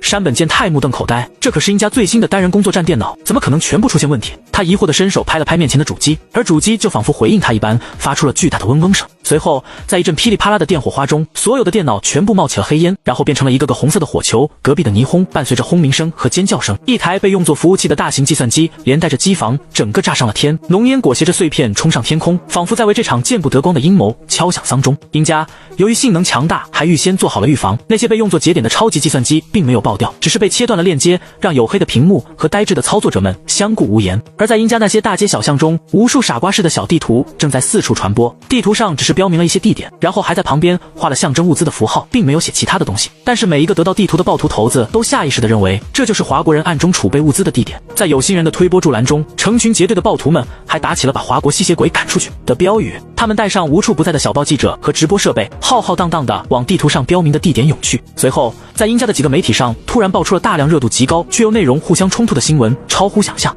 在港口的一处旧仓库里面，居然堆满了生活物资，甚至有不少物资都已经濒临过期。疑似华国人囤积，暴徒突然袭击了大根家族的一处仓库，抢走了大量物资。K 集团一处地下仓库被抢，暴徒与 K 集团安保人员发生冲突，现场多人死伤。突发，生命保险集团 CEO 在自家秘密别墅内被暴徒袭击，身受重伤不治。20，下一步计划，短短24小时，数万人在全国范围内被逮捕。这场雷霆行动犹如一场飓风，席卷了整个华国。互联网上早已炸开了锅，各大社交平台的热搜榜清一色被相关话题占据，每条动态下都涌动着数以万计的评论。我隔壁的张叔今早被带走了，一位网友在社区论坛发帖，他上周还帮我修过水管，怎么看都不像坏人啊。这条帖子瞬间引发连锁反应，我们单元楼直接空了1/3，现在电梯都不挤了。我们公司从 CEO 到普通员工被抓了60多人，现在财务部就剩个小姑娘哭晕在厕所。楼上什么公司这么夸张？某某新媒体行业 Top 3，那难怪。要我说你们公司全抓了，可能有冤枉的，隔一个抓一个，肯定有漏网之鱼。话说你怎么没进去的？我就是个修打印机的，还 TM 的是个外包。一开始倒是有些人心惶惶，可是渐渐的，人们发现了一个问题，那些在网络上造谣的、煽风点火的、抹黑的，平时就仿佛屋子里的小强一般无处不在，可今天居然差不多全部消失了。而国家也适时在全网全平台播出了一个专题节目，名字就叫做《隐藏在你身边的勾数》。节目一开始是一间审讯室，一位戴着手铐的年轻人正在痛哭，屏幕上还有对他的身份标注，是一家著名的传媒公司的总策划。我们每天要制造30个热搜话题，公司有完整的情绪诱导模型，能根据实时舆情调整话术。年轻人边哭边对着镜头陈述，他们不是记者，是谣言制造工厂。信息防控部特别顾问万祥出现在画面里，背后的电子屏正在滚动分析数据。这个犯罪集团操控着8.7万个自媒体账号，通过算法精准投放焦虑。去年食品安全恐慌，这几天的物资短缺事件背后都有他们的手笔。演播厅突然接入现场连线，晃动的镜头里，特警正在破拆某间直播工作室的暗门，成箱的变声器、伪造的记者证散落一地，墙上的绩效表写着本周制造哄抢事件16起。观众朋友们，我们现在位于小王带你睁眼看世界传媒公司总部，记者声音发颤，这些看似普通的工位下，每个键盘都链接着境外虚拟服务器。我们还在公司老总的私人电脑里面发现了来自境外的指令书，要求他们在这段时间尽量掀起混乱，让整个华国乱起来。他们用深度伪造技术把交通事故现场说成哄抢现场。万祥再一次出现在屏幕当中，他身后的屏幕上出现了一条这几天热度最高的视频。这条视频在72小时内引发18起群体事件，而始作俑者镜头转向看守所里满脸痘印的年轻人，只是个初中辍学的视频剪辑员。当资金流向图铺满整个屏幕时，所有的观众不由得发出惊呼。错综复杂的箭头从本土账号延伸到海外空壳公司，最终汇入某个离岸账户。每条点赞量过万的谣言都在为这个数字添砖加瓦。万祥用激光笔圈出暴涨的曲线。昨晚落网的财经大 V 李老师单是制造银行挤兑恐慌就获利900万。最震撼的画面出现在节目尾声，信息防控部展示了最新研发的数字溯源系统，只需上传任意网络 ID 就能在60秒内生成关系图谱。当一个网红美女账号的虚拟面具被层层剥开，露出一个胡子拉碴的中年男人的驾驶证照片时，所有人都惊呆了。通过这套系统，无论你使用了多少跳板，挂了几层梯子，只要你还身在华国境内，我们就能很容易的找到你。我建议所有还在华国境内还当自己是个华国人，只是一时鬼迷心窍才拿了不该拿的钱去造谣抹黑的人，收手吧，不然这里就是你们最终的归宿。镜头再次转向了看守所，转向了那个穿着囚服痛哭流涕的年轻人。节目在下午4点准时结束，但真正的风暴才刚刚开始。社交平台首页突然清空所有广告，取而代之的是不断刷新的自首通告。当网民们刷新同城论坛时，发现那些常年活跃的爆料人头像集体灰暗，只剩某个半小时前发布的帖子正在疯狂收获点赞。我是修图师小李，曾参与伪造37张哄抢现场图片和虚假消息图片，现向警方提交全部原始素材。与此同时，所有华国人都惊讶地发现，那些空空荡荡的商超货架上再一次摆满了货物，超市的大屏幕上也在不停滚动播放着通告：本超市所有货物供应充足，请各位顾客按需有序购买，不要争抢，以免发生危险。同时，通告下方的视频中，无数装卸机器人正在堆放的整整齐齐的仓库中四下穿梭，将一车车货物发放到城市的每一个角落。钟书海特殊事态应对指挥部董建宁正在向指挥部所有成员汇报着行动的结果。通过这一次行动，我们基本切断了境外伸向我国境内的触角，破坏了所有已知节点，剩下的节点不是未激活，就是已经逃了或是自首了。短时间内，我国的舆论和信息安全将达到一个相当高的水平，2个月内不会受到任何境外势力的控制和影响。同时，我们已经将燧人系统并入了我们整个网络，既起到了测试作用，也能防御可能出现的网络入侵和攻击。很好，你们的工作完成得不错。朱老满意的点了点头，只有这样，我们才能放开手脚做下一步的计划。李顾问，你看下一步我们该做什么？朱老看向一旁的李云舒，李云舒并没有回答，而是先把视线转向右手边的钱老。钱老对于穿越顺序的提前判定有没有眉目了？放心吧，已经有头绪了。钱老虽然一脸的疲惫，可是眼中却有按耐不住的喜色。穿越顺序的密码就藏在希格斯波骰子的震动立场中，我已经发现了可能是穿越顺序的证据，最多再给我半个月的时间，我就一定可以把它确定下来。太好了！钱老话音刚落，与会的所有人都喜出望外，只要能够解决这个问题，那么其他的困难都不在话下。可是这时，钱老突然剧烈的咳嗽起来，还用手紧紧地捂住了嘴巴。钱老，您没事吧？李云舒慌忙站了起来，不妨事，不妨事。钱老挥了挥手，从兜里掏出几颗药片，拿起手边的茶杯灌了下去。他一边擦着嘴巴，一边说道：“老毛病了，没事的。这把老骨头还能撑得住。我看这里暂时没有我什么事，就先回所里去了，争取早几天把判定办法给搞出来。”说完，钱老就慢慢起身，在所有人的注视下，匆忙离开了会场。一时间，会场有些凝重，可是很快又被打破了沉寂。钱院士去完成他自己的职责，我们每人也都还有自己该做的事情。钟书轻咳一声，时间不等人，现在开始讨论是否开展下一步的动员行动，以及是否向国民说明危机的详情。21，动员令我赞成开启下一步的计划。朱老首先发表了意见，我们已经有超过3000万基层工作人员在岗待命，再加上这段时间征召的军人，已经足够维持正常的秩序，支撑下一步行动。我也同意老朱的意见。万老也开口了，如今各地的民兵基地、武装部驻地，还有大量的学校和广场都已经改造完毕，随时可以启用。我们军方也做好了准备，从全军中挑选了60万老兵，可以充当军事教练，还能帮助维持秩序。丁参谋长说：“那么，李顾问，你的看法如何？”钟书看向左手边的李云舒，我也同意进行下一步的计划，即刻开始全民训练和培训，多掌握一种技能，到时候就能多1分活下去的概率。很好，钟书拍板决定，第一项议程全员通过，即刻起开始全民训练，应对即将到来的危机。朱部长，当全民训练开始，如何在训练和生产中取得一个平衡，就靠你们了。训练很重要，物资储备也一样重要，空着双手可是干不了大事的。放心吧，钟书，我们早有预案。朱老拍了拍胸膛，丁参谋长，你们军方要做好这段时间应对一切外敌的准备，同时也要配合全民训练，能做到吗？没问题，保证完成任务。李顾问，请你关注训练情况，结合你的经验提出改进和建议，务必让训练出效果，让我们华国人能在那边顺利的活下去。是。李云舒起身尽了一个军礼。那么第2个议程，大伙儿有什么建议？钟书看了看在场的所有人，这一次没有人主动开口，毕竟人心难测，谁也无法确认把穿越的具体消息公布出去是一个什么样的结果。尤其是李云舒，上次穿越带来的大混乱还历历在目。我建议先告诉民众部分真相。思考了片刻，李云舒站起身来，人心经不起考验，尤其是面临生死存亡的时刻，现在还没有办法确认穿越顺序的前提下，发生物资哄抢的可能非常大。我们可以先适当的告诉民众一些消息，让他们全力参与训练，等到钱老那边能够确认穿越顺序，还能把这个手段普及到全国的时候，再把剩下的消息公布出来。稳定大于一切，只有稳定，我们才能源源不断的制造出需要的武器装备和资源，才能用最好的准备去异界迎接挑战。会议室陷入短暂的沉寂，只听到中央空调出风口发出细微的嗡鸣。我反对不完整的公开。9张计算机中心的周院士突然打破沉默，全息投影仪在他身后投射出密密麻麻的数据流。根据9张舆情模型测算，任何不完整信息都会导致民间推导出超过100种可能版本，其中63%会引发大规模区域性恐慌。要么就直接告诉民众一整套的事实真相，要么就什么也别说。我来补充一句，一直没有开口的丁参谋长站起身来，他拿起一份资料，沉声道：“截止会前，我们的网络安全部门已经至少截获了境外情报人员上万次攻击，至少有5个国家的情报网已经触及到我们的外围核心区域。现在知道所有真相的人还只局限于我们核心的这个小圈子，还能够保守好秘密。如果圈子再扩大一点，我不意外所有的资料会被泄露出去。虽然我们确实做好了与世界各国共享情报的准备，但是我们怎么解释我们现在也不知道穿越顺序这个问题？他们信吗？”如果他们不幸，会对我们带来什么样的危害？我很赞同钟书前面说过的一句话，我们既不会高估他们的上限，也绝不能低估他们的下限。如果我们华国都不能在确定穿越顺序前提下维持正常的秩序，那么他们更不可能。绝望之下，他们一定会做出任何可能的行动来。难不成我们在迎接异世界的挑战前，还要先来一次大规模的人类内战？所以，我也不赞同现在就公开一切。那我们就什么都不说吗？朱老皱了皱眉头。先不论民众都有知情权，我们怎么才能做到发挥出国民的全部潜力？难不成就靠一个空洞的称号？那样不可能有高效率的。一时间，整个会场再一次沉寂下来。先明确几个核心矛盾。钟书突然开口了：第一，是否公开的本质是风险对冲，用部分真相换取动员效率，还是用完全保密规避失控风险？第二，我们的时间窗口，钱老的团队在判定穿越顺序上的突破进度。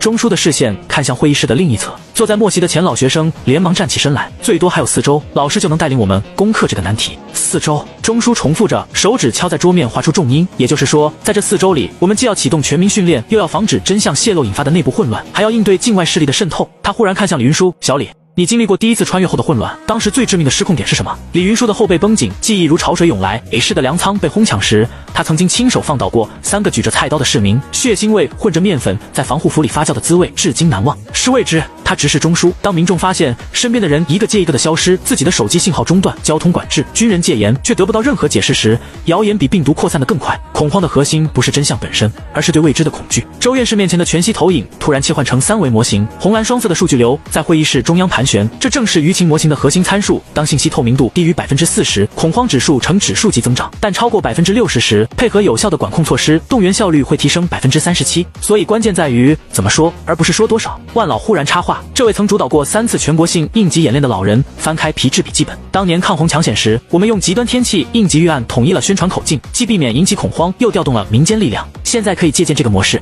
他抽出一张标注着应急响应3级预案的表格。第一阶段，即日起至穿越顺序确认，对外公布全球性生态危机预警，将训练解释为全民防灾技能强化计划，重点强调应对极端环境下的生产自救。第二阶段，当钱老的穿越顺序预测成功，再逐步释放空间维度异常的科学解释，用技术细节对冲未知恐惧。第三阶段，在信息全部公开后，用危机感把所有人拧成一股绳，全力冲刺备战危机。丁参谋长的手指划过文件上的涉密等级标识，但这样的话术需要军方、科研机构、媒体系统的绝对协同，尤其是媒体必须掐断境外势力的信息渗透渠道。上周他们已经在试探性传播华国秘密研发时空武器的谣言了，这个没问题。信息防控中心的董建宁起身回答，经过先前的行动，我们至少能够保证2个月的信息绝对安全。会议室的气氛终于松动，周院士的模型参数在屏幕上跳转为绿色安全区间。钟书直接拍板决定如下：第一，即日起启动全民防灾技能强化计划，对外宣传聚焦极端环境生存训练，暂不提及穿越真相。第二，同步进行舆情监控和应急预案演练，可以适当的在网上散布其他说法，借以迷惑他国间谍。第三，钱老团队必须在4周内完成穿越顺序判定办法，为后续信息公开提供技术支撑。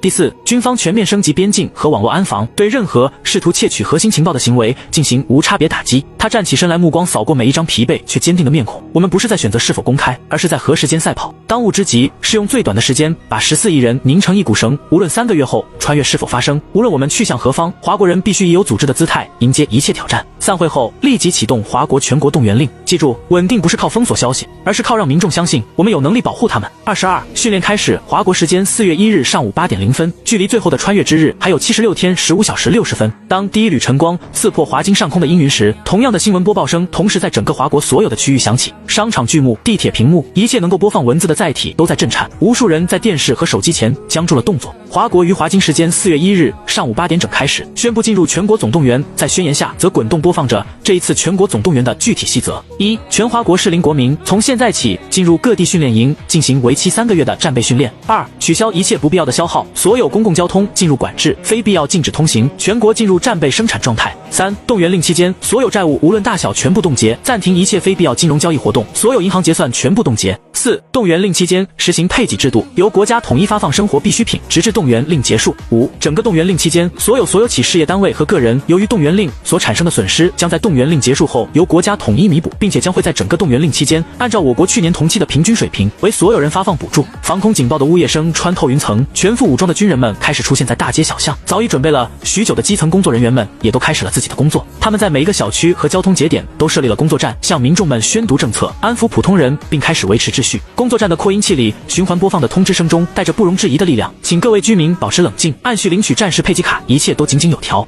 经历过上一次全国大封锁的华国民众们很快就接受了这一切，这次国家显然早已做好了准备，更何况还有国家兜底，即便是最挑剔的普通人也不会在这个时间点上挑刺。国家不容易，咱们不能在这个节骨眼上添乱，这已经成了亿万华国人共同的信念。很快，以往繁忙的华国安静了下来，大街小巷川流不息的车流没了，各大商超闪烁的霓虹灯也失去了原来的喧闹，只剩下在各个工作站默默等待着登记的漫长队伍。华国时间上午9点整，汉津某驻军训练场，训练场上已经聚集了6000名精锐的军人，他们都是被挑选出来的精锐中的精锐。他们中有边防哨所被冻伤脸颊的侦察兵，有维和部队带回弹片的老班长，还有抗洪抢险留下一只耳朵永久性耳聋的工兵。他们也许不是各自所在部队里最能打的，有些甚至现在已经不是一线部队的成员，但是他们每一个都是最为可靠的，都是经历过种种考验经验最为丰富，愿意为了人民，为了这个国家付出一腔热血的战士。今天他们将要在这里接受3天的特殊培训，然后去到全国各个地方，成为各地的教官。随着时间临近，一位身穿少将军服、脸色严肃的军人站在了主持台上，并没有开口，只是默默地注视着台下。战士们心中虽有些疑惑，但军人的纪律和素养让他们没有丝毫表露，依旧保持着端正的军姿，如同一柄柄直插苍穹的长枪，散发着令人敬畏的气势。突然，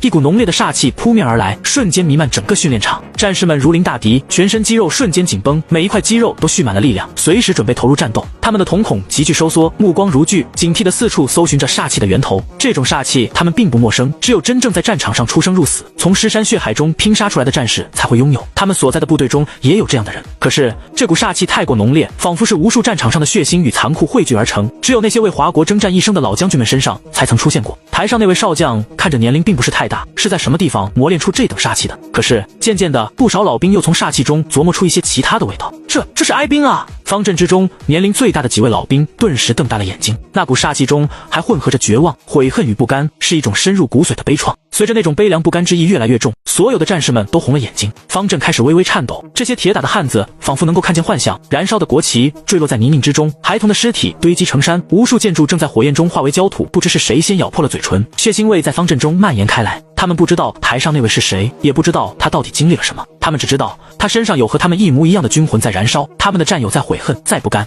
他的军团没有能保护好他要守护的东西。战士们下意识地握紧了拳头，牙齿咬得滋滋作响。也就在这个时候，台上的李云舒终于开口了：战友们，你们感受到了吗？我说了，我们所有人都说了，在那即将发生的战斗之中，我们失去了一切，失去了所有想要守护的东西。你们也许想问是什么战斗，我想说这不重要，重要的只有一个，我们还想输吗？不！台下一瞬间爆发了震天的怒吼。那么我们就奋战起来！李云舒握紧了拳头，重重地挥了下去。随着他的动作，数十辆军用大型卡车从外面开到了训练场上，无数资料和装备从卡车上卸了下来，堆放在战士们的周围。这些是我们即将遇到的敌人的资料，还有我们总结出来的针对他们的战斗方法和武器。你们有3天的时间熟悉这一切，然后根据你们各自的经验提出改进意见。最后将总结好的一切牢牢掌握，去各地的训练场，把你们掌握的东西交给更多的战友，更多的民众。这一次我们绝对不会输。23，华国人到底要干什么 ？F 星号星号星号 F 星号星号星号 F 星号星号星号，再一次被从睡梦中叫醒。大统领乔纳德的愤怒突破了天际，到底怎么回事？哪个家族的私库又被抢了？还是哪个倒霉的 CEO 死在了暴徒手里？乔纳德怒吼道：“我说过多少次了，不要打扰我的睡眠！”他死死地盯着站在床边的幕僚长特雷斯，眼中的怒火仿佛要将对方吞噬。那些蠢货，我早就警告过他们，华国人发现了他们的小动作，还暗中散布了出去，自己没办法擦干净屁股的，就给我去死！抱歉，阁下，不是您想的那样，是真的发生大事了。幕僚长特雷斯虽然脸色有些难看，但还是坚持把一个平板递到了乔纳德的手中。乔纳德疑惑地接过平板，随意地往平板上扫了一眼，一瞬间他的表情凝固了。只见平板上用血红色的大字标注了一条消息：华国人宣布进入全国总动员，全国总动员，他们难不成真的要打外星人？乔纳德忍不住脱口而出。10分钟后，3号房间，屋子里的气氛凝重的近乎窒息，灯光惨白的洒在众人脸上，映出他们满心的焦虑与不安。怎么会这样？我们耗费多年建立的情报网络就没起到一点作用？一位身着笔挺西装的官员猛地站起身，双手重重地拍在会议桌上，脸上写满了难以置信与愤怒。上一次还能算是出其不意，这一次华国进入总动员这么大的消息，我们居然是通过他们的电视转播知道的，安插了那么多的猎狗。每年上百亿英元的经费就换来了这个。冷静点，现在不是发脾气的时候。说话的是一位白发苍苍却眼神犀利的老者，他是情报部门的资深顾问布莱克。事已至此，乱发脾气没有任何的意义。我们现在必须要弄清楚那个国度的真实目的，以那个国度的体量，一旦开始总动员能够迸发出多强大的力量。你们不会不知道吧？乔纳德皱着眉头在房间里来回踱步，手中还紧紧握着那台平板，仿佛这样就能从那血红的全国总动员几个字里看出更多秘密。人类危机到底是什么人类危机？让他们不但开启了一级战备，现在甚至还发动了全民动员。该死的华国人，他们一定在隐瞒什么。首席幕僚马特打断了他的思考，大统领阁下，还是先别管是不是人类危机即将到来吧，我们的危机已经来了。华国人的行动已经对我们的全球战略产生了巨大威胁，我们在那边的商业利益、渗透计划，还有新建的产业和公司全都陷入了僵局。尤其是我们的股票，自从华国停止贸易以后，已经连续第40次熔断了。再这样下去，我们所有的股票就都会变成一张废纸。够了，那些事情稍后再说，我们现在有更重要的事情需要完成。乔纳德打断了自己的首席幕僚，平时他是很喜欢这个能给自己和家族带来数不清利益的家伙，可是现在还只看着那些东西，未免也太过于狭隘了。如果危机无法顺利度过，要那么多钱有什么用？必须想办法重新建立情报渠道，弄清楚华国的真实情况和目的。乔纳德停下脚步，眼神中透露出狠厉。那些暗中培养的内应呢？他们难道也都失去联系了？是的，阁下。情报总管无奈地回答。进入总动员状态后，他们加强了内部审查，我们安插的人恐怕已经被发现并处理掉了。他们最后传来的消息全部都是一些天方夜谭，什么人类即将全部穿越，三体人要打过来了，月球是活的，里面有灭世武器，各种乱七八糟的东西，就好像荷里活这几年的剧本。听到这里，国防部长汉森忍不住瞪了他一眼。要知道，荷里活可是他的家族参与的重要产业，不少剧本都是他们家族提供的。我怀疑这些东西都是华国人故意放出来的，好让我们无法知道他们真正的目的。情报总管无视汉森的目光，继续说道：“命令我们的盟友立刻和我们一起向华国极限施压，必须让他们把知道的一切都吐露出来。”乔纳德看着情报总管，可是上次丰收者计划以后，各国盟友对我们很不满，他们国内的抗议呼声也非常大。特雷斯有些无奈，这与我们有什么关系？他们国内要抗议就让他们抗议，难不成我们殷家被抗议的还少了不成？乔纳德翻了个白眼，告诉他们照我说的去做，不然我不介意让他们换一个首相。况且这也不是我们一国的事情。他的目光扫过房间里面的每一个人，难道你们的家族就不想知道那个所谓危机的真相，不想提前做好准备？顿时所有人都露出了认真的神色。那要是华国人还是不说怎么办？国防部长汉森忍不住问道。那我们就发动战争，逼他们说出来。乔纳德一脸狰狞，话音刚落，会议室里瞬间安静得能听见针尖落地的声音。国防部长汉森的喉结滚动了一下，额头上渗出细密的汗珠。阁下，您是说全面战争？汉森的声音有些发颤。但我们的超过一半的航母舰队还在维修，这一代的战斗机生产线前不久被取消了，预想中的下一代战斗机还只是一幅图片。闭嘴！乔纳德一把抓起桌上的水晶烟灰缸，砸向墙壁，碎片在防弹玻璃上划出刺耳的声响。你是在告诉我，我们伟大的国家连一场小小的战争都打不起了？阁下，这可不是一场小战争，我们要是真的和华国打起来，会把全世界都卷进去的。汉森发出了惨叫。那就都卷进来！乔纳德怒吼道。如果我们没有办法提前应对危机，那么任何人都不能。我们没办法，伟大的世界没有存在下去的必要。24刻在血脉里的战斗意志汗晶训练基地，我觉得这东西得上穿甲弹，5.8毫米，估计很难打穿它的外壳。一位右眼下方有一道疤痕的战士指着面前的全息投影说道：“我们的制式武器，不论是 QBZ 还是 QBU， 对于这玩意儿的杀伤力都不够，更不用说是 QCW 了，估计都破不了防。打这东西得上 QJY， 还得配特种弹头，最好是爆炸弹。全带 QJY 不现实，那东西太重了，补给也麻烦。参谋部建议里面不是写了吗？要考虑一段时间没有任何补给的情况。”又一位战士加入了讨论当中，那就只能考虑集中火力或者是筒子了。可是你们看这里，先前那位战士指了指投影下方的注释，刃爪虫，虫族最为常见的低端兵力，常常群体出动，无视一般的陡峭地形，速度能达到每小时40公里左右。这东西是群体出动的，我们不能指望能有人数优势，甚至很可能还会处于劣势，那可就难办了。我有信心凭借一把步枪干掉一只这东西，可是有2只在一起我就得逃，3只以上恐怕逃走都成问题，更不用说那些新兵和普通人。老兵一脸的凝重，我们的伤亡比会很夸张，我觉得你们没必要那么担心。一名只有左手但是肩膀上扛着4道拐的老兵走了过来，资料上不是说了吗？起码在开始的3年，我们并不会遇到太多这些鬼东西，前期主要应付那些野兽就行。再说了，现在不是有外骨骼和无人辅助系统吗？还怕子弹不够用啊？你们有时间在这儿空讨论，还不如去多练练。真到了战场上，可不是靠嘴皮子就能解决问题的。班长好！随着老兵出现，那几位战士立刻挺直了身子，对着老兵尽了一个标准的军礼。你们几个小子，我就不信你们不知道事情的轻重缓急，怎么在这争论起来了？说完，老兵还白了他们一眼。先前那个有伤疤的士兵不好意思地挠了挠头，虽然他佩戴着1毛1的肩章，可在老兵面前却像个初入军营的新兵蛋子般拘谨。这不是一时半会轮不到我们几个吗？就给自己找点事做，多讨论讨论，心里也能更有底。说着，他还下意识地往训练场的另一端瞟了一眼，在他的视线尽头，整齐排列着上千个银白色舱体，在强光照射下泛着冰冷的金属光泽。大部分参与培训的战士们正井然有序地在那里排队，其中不少人已经躺在了舱体当中，安静地等待着即将开始的特殊训练。最中央的黑色主控舱格外醒目，数十条光纤如血管般延伸开来，连接着其他刺激舱体。李云舒就躺在主控舱内，脑机接口的传感器贴附在他的太阳穴上，随着呼吸微微起伏。这是科学院新一代的虚拟现实模拟舱，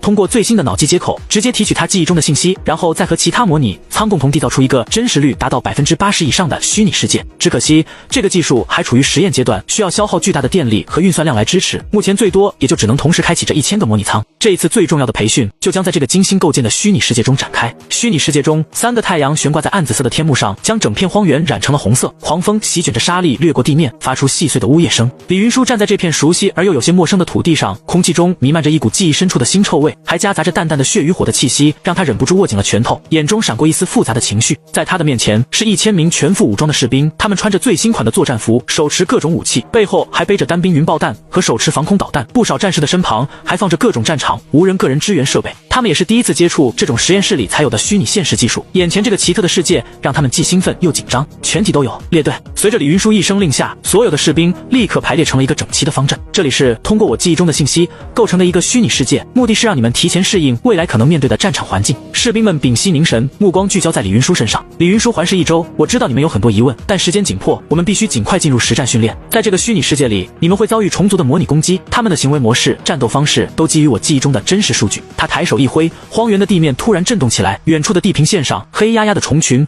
如潮水般涌来。士兵们的呼吸瞬间变得急促，有人下意识地后退了半步，但很快又稳住了身形。记住，恐惧是正常的，但不要让它控制你。李云舒厉声道：“现在训练开始。”随着他的话音落下，战士们立刻组成了各自的战斗小组，而虫群那边也开始了连绵不绝的攻势。重火力组在前方架设 QJY 机枪，狙击手寻找制高点，突击组则分散在2翼，形成交叉火力网。虫群的速度极快，转眼间已逼近100米之内。那些被称为刃爪虫的生物，外壳泛着黑色的光泽，6只锋利的节肢在地面上划出深深的痕迹，猩红的复眼闪烁着嗜血的光芒。开火！随着一声令下，密集的枪声骤然响起，5.8毫米子弹如雨点般倾泻而出。但正如之前讨论的那样，普通子弹对刃爪虫的外壳效果有限，只有 QJY 机枪的穿甲弹能在虫群中撕开一道口子，但很快又被后续涌上的虫子填补。集中火力，瞄准关节和复眼。小组长冷静地指挥着，士兵们调整射击策略，重点攻击虫子的薄弱部位。大量的刃爪虫在精准的火力下倒地，但更多的虫子已经冲到了阵前。手榴弹！突击组的战士迅速投掷出爆炸物，剧烈的冲击波暂时阻止了虫群的冲锋。然而虫子的数量实在太多，很快又压了上来。就在这时，数十架无人机呼啸而过，投下燃烧弹，炽热的火焰在虫群中炸开，暂时遏制了他们的攻势。准备单兵云爆弹，轰他娘的！趁着这个间隙，战士们纷纷拿起背后的粗管子，无数胖乎乎的黑影带着白烟落在了虫群之中。随着一阵白雾弥漫在整个虫群之上，咔嚓一声，一个巨大的火球将它们全部吞噬了下去。整个虫群一下子少了大半，可是剩下的虫子更加疯狂地冲了过来。李云舒站在半空中，看着下方的战斗场景，战士们的表现让他很自豪。虽说是第一次遇到这种敌人，可是他们无愧于蓝星最强陆军的称号。配合着充足的火力，他们能够和超过自身数量数十倍的虫子打得有来有回。然而，就在战士们以为局势稍缓时，地面突然剧烈震动，裂开数道巨大的缝隙。注意脚下！有人大喊。下一秒，一只就仿佛体型放大了上千倍的蜈蚣一样的绝地虫破土而出，它们的外壳比刃爪虫更加厚重，大量的节肢仿佛刀刃一般。其中一只绝地虫猛地冲入一个火力点，瞬间将几名战士撕成了碎片。后撤，拉开距离！战士们迅速调整阵型。但绝地虫的速度极快，转眼间又撕碎了2名士兵。狙击手打他的眼睛！高处的狙击手屏息凝神，扣动扳机。12.7毫米的穿甲弹精准命中绝地虫的复眼，绿色的体液喷溅而出。绝地虫发出刺耳的嘶鸣，疯狂扭动着身躯。但很快，另一名狙击手补上第2枪，彻底终结了他的生命。然而，更多的绝地虫正在逼近，而远处的虫群也再次集结，黑压压的一片，仿佛永远杀不完。李云舒眉头紧锁，他知道真正的战场上，虫族的数量只会比现在更多，战术也会更加狡猾。他必须让战士们提前适应最恶劣的情况。于是他抬手一挥，天空骤然暗了下来。那是什么？有人惊呼。只见高空之上，数十只翼展超过5米的飞行甲虫俯冲而下，它们的外壳闪烁着幽蓝色的光泽，尖锐的口气在阳光下泛着寒光。防空组，快！战士们迅速架起单兵防空导弹，但飞行虫的速度极快，导弹刚刚锁定，他们就已经俯冲到了近前，来不及了，散开！战士们四散躲避，但仍有人被飞行虫的利爪掀翻。一只飞行虫抓起一名战士，猛地甩向高空，随后又狠狠砸向地面。妈的！一名老兵怒吼着抬起火箭筒，直接手动瞄准，轰的一声将那只飞行虫炸成了碎片。但更多的飞行虫已经突破了防线，开始肆意攻击阵型后方的支援单位。稳住，别乱！小组长撕裂般的怒吼回荡在整个战场上，战士们咬牙坚持，重新组织防御。突击组开始用燃烧弹封锁地面虫群的推进路线，大量的机器狼顶到了最前面，当携带的武器耗尽以后，就会冲过去自爆。狙击手则全力压制飞行虫的进攻，而重火力组则集中火力将每一只接近防线的虫子撕碎。战斗进入了白热化阶段，战士们的体力也在迅速消耗，弹药开始告急，伤亡逐渐增加，但没有任何人退缩。1小时37分钟之后，随着最后一名战士怀抱着炸弹与一只绝地虫同归于尽，整个战场彻底安静下来。李云舒静静地站在半空中，看着脚下的战场，这就是华国的战士，无论是未来还是现在，永远的最可爱的人。即便是第一次与这些虫族作战，他们也能发挥出不俗的战斗力，无愧于蓝星最强陆军的称号。上一次要不是没有足够的重火力，他们怎么会输？他忍不住揉了揉自己的眼睛，然后缓缓落到了地上。伴随着李云舒的动作，满目疮痍的战场恢复如初，诸多还维持着战斗姿势的战士们带着些许茫然出现在他的面前。虚拟世界的死亡虽然不会真的夺走生命，但那种痛感和恐惧却是真实的。许多人的脸色苍白，显然还未从刚才的激战中缓过神来。感觉怎么样？这就是我们未来会遇到的敌人，当然，这些还只是他们当中非常小的一部分，无论是数量还是质量。李云舒淡淡说道：“他们不会死，而且数量庞大，只要有一丁点的漏洞就能撕破你的防线。未来你们还会遇到更加恐怖的虫族大军，甚至还会遇到体型堪比战舰的家伙。”为了验证自己的话，李云舒心念微动，一道虚影出现在他们的头顶，那是上一次最后一战他所见过的巨型虫族。只见一只巨大的蜈蚣正在喷吐毒液，周围10来架武装直升机正对着他倾泻着弹药，可是却根本无法造成任何伤害。和蜈蚣庞大的身体比较起来，那些武装直升机就像是飞蛾一般。这是我们上一次所遇到的最大的虫族，至于还有没有更大的，我不敢保证，因为我们根本就没能逼出虫族所有的底牌。现在我问你们，你们还敢打这场战争吗？随着李云舒的话，先前还有些虚弱的战士们纷纷站直了身子，他们的眼中冒着火，双手握着拳头，捏得滋滋作响。敢？为什么不敢？我们华国军人就没想过投降，一个连干不死他，我们就上一个营；一个营干不死他，我们就上一个旅。只要我们还没死绝，就一定能干死他。战士们纷纷怒吼起来，甚至举起各自的武器对准了天空中的虚影。这才是我们的战士。李云舒忍不住露出了笑容，可是很快就消失不见。那就继续训练。这个虚拟世界的时间比例与外界是50:1，所以你们每个人每天可以在这里接受10天的训练。在这期间，我会把我所掌握的一切全部传授给你们，拼命去掌握吧，让你们所掌握的一切结合你们的经验，把它变得更强、更有效、更致命，然后带着你们的培训收获去传授给华国每一个愿意战斗的人。25拉爆的产能，3天时间转瞬即逝。当精疲力竭的李云舒从主控舱中强撑着爬起来的时候，一直等待在外面的2位医护人员立刻将他搀扶了起来。在他们的面前是站得整整齐齐的6000名战士，全体都有敬礼。随着对首2位老兵的命令，所有的战士都对着还有些站不稳的李云舒敬了一个军礼。指挥官，你辛苦了。所有的战士们都注视着李云舒，不用过多的言语，战友们的想说的一切都通过目光传达到了他的心中。虚拟世界中超过120个日夜，各种残酷甚至绝望的战斗，让他们了解了李云舒所背负的一切。在训练当中，李云舒再现了他所经历所有那些刻骨铭心的战斗，还模拟出了他往日的战友们带着受训的战士们一起战斗。如今这6000名战士每一个都可以算得上对抗异界的战斗专家，当然他们也根据自己的经验在战斗中总结出来了大量的改进意见。上一次在异界是做不到，只能有什么用什么，这一次绝对要让那些该死的异族见识见识什么叫做要什么有什么。受训的战士们陆续离开了训练场，他们从现在起就要前往全国各地的训练中心，成为那里的教官。李云舒被医护人员紧急送到了训练场的医疗中心，刚一进门，早已等候多时的医疗团队就给李云舒上了一个大拳套，各种监护和治疗设备一股脑的都给他带了上去。医疗中心的负责人也是国家最好的医生之一，孙老无奈的看着已经瘫软在病床上，浑身上下颤抖个不停的李云舒，都说了那东西还是个试验品，作为主控的操作者负荷太大，尽量不要一次性超过3个小时，连续操作时间不要超过24小时。你倒好，一次4个小时，连续搞了3天。一边说，他一边握住李云舒的手腕，仔细的号着脉，然后取出几根细长的银针，对着李云舒的脑袋上扎了下去。随着银针入体，李云舒颤抖的频率逐渐降低，咬死的牙关也慢慢松了下来。没事的，孙老，我还能撑得住。李云舒惨白的脸上挤出一丝笑容，这东西实在太有用了。这几天我们总结出来大量的经验，战友们提出的建议也很有用，如果再多来几次，我相信再多来几次。李云舒的话还没说完就被孙老打断了，知不知道你的脑袋差一点点就爆掉了？监测报告显示，你的杏仁核区域已经出现多处损伤。孙老将一副全息投影转向病床，海马体褶皱间有17处渗血点，再下去不是脑溢血就是脑萎缩。不说再来几次，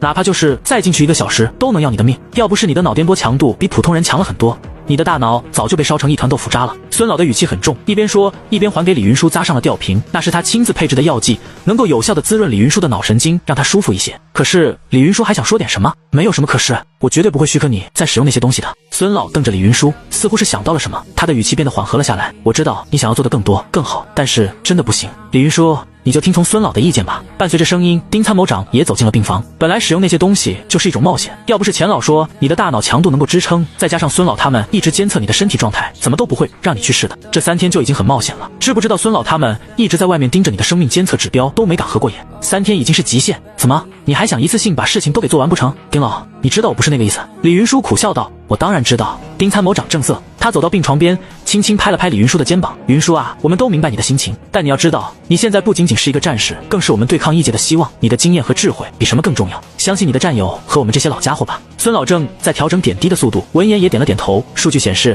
你的脑神经已经出现了过度疲劳的迹象，根本支撑不了主控舱的消耗。李云舒闭上眼睛，感受着银针带来的清凉感。他知道两位前辈说的都对，但脑海中不断闪现着那些在异界牺牲的战友们的面容。我明白了。他缓缓睁开眼，不过我有个请求。丁参谋长和孙老对视一眼，你说能不能改进一下模拟系统？李云舒的声音虽然虚弱，但眼神却异常坚定。可以把模拟真实率降低一些，甚至场景也可以变得最小，时间流速也可以降低，只要能降低操作者的负荷，这套模拟训练系统实在是太有效了，它真的能让我们对异族的胜率提高不少。丁参谋长哈哈大笑起来，云舒放心吧，数据中心的马主任他们早就开始做这个工作了，就在你们模拟训练的时候，通过你们的数据，马主任他们正在加班加点的搞2代设备，已经搞得差不多了。据说2代设备是在现有的虚拟头盔的基础上改进的，不追求场景的构建和真实程度，就和主流的虚拟游戏差不多，也就30-40%的真实率，不再需要人机接口，而是直接调取的你们这几天的虚拟战斗场景。一台服务器就可以支持数百人同时上线，而这样的训练系统，我们能够保证每个训练中心至少一个。李云舒的眼睛亮了起来，虽然说用现成的数据少了些变化，可是这几天几百场战斗也足够训练大多数情况。战士们需要迎敌经验，需要了解对手的行为模式和弱点，至于真不真实那不重要。那太好了，李云舒脱口而出，兴奋地看着面前的丁参谋长，怎么样？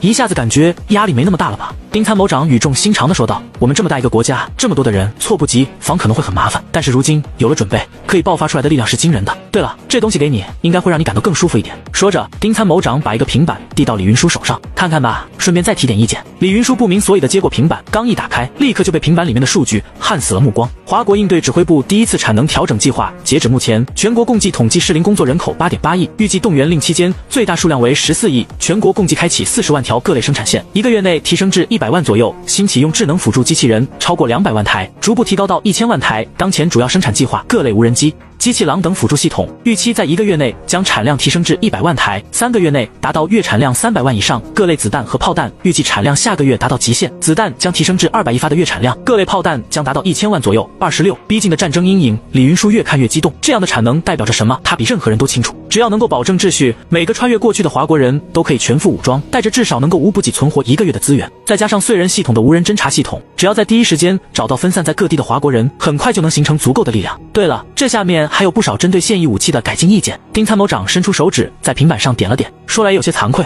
我们现在的武器大多数都是为了对抗人类，对付那些玩意儿不能发挥出最好的效果。根据模拟战斗，总参和兵器设计局提供了这些修改意见，你也参谋参谋。李云舒滑动屏幕，看到了一连串令人振奋的改进方案，针对异族甲靠特性，研发7.62毫米钨芯穿甲弹，预计日产量5000万发，改进型单兵云爆弹，杀伤半径扩大至50米，专用于对付集群小型异族，便携式电磁脉冲装置，可瘫痪中型异族的外骨骼神经系统，单兵防空导弹背包，专门针对空中小型单位，地下布雷车，可以将锥形地雷直接安置在地下，可以有效防止绝地虫偷袭。这些李云舒的手指微微发抖，这些那时候要是能早点研发出来，丁参谋长按住他的肩膀，现在也不晚。清兵集团和北方工业的研究团队在加班加点研究你提供的资料，并结合模拟战斗记录，更多的新武器下个月就能量产。李云舒深吸一口气，将平板轻轻放在桌上，眼中闪烁着复杂的光芒。丁参谋长，这些装备，如果当年我们能有这些，他的声音有些哽咽，拳头不自觉地握紧。丁参谋长沉默片刻，云舒，那些事情已经过去了，现在我们有机会让那些不会发生。他指着放在一旁的平板，你看，整个国家机器都在为这一天运转。突然，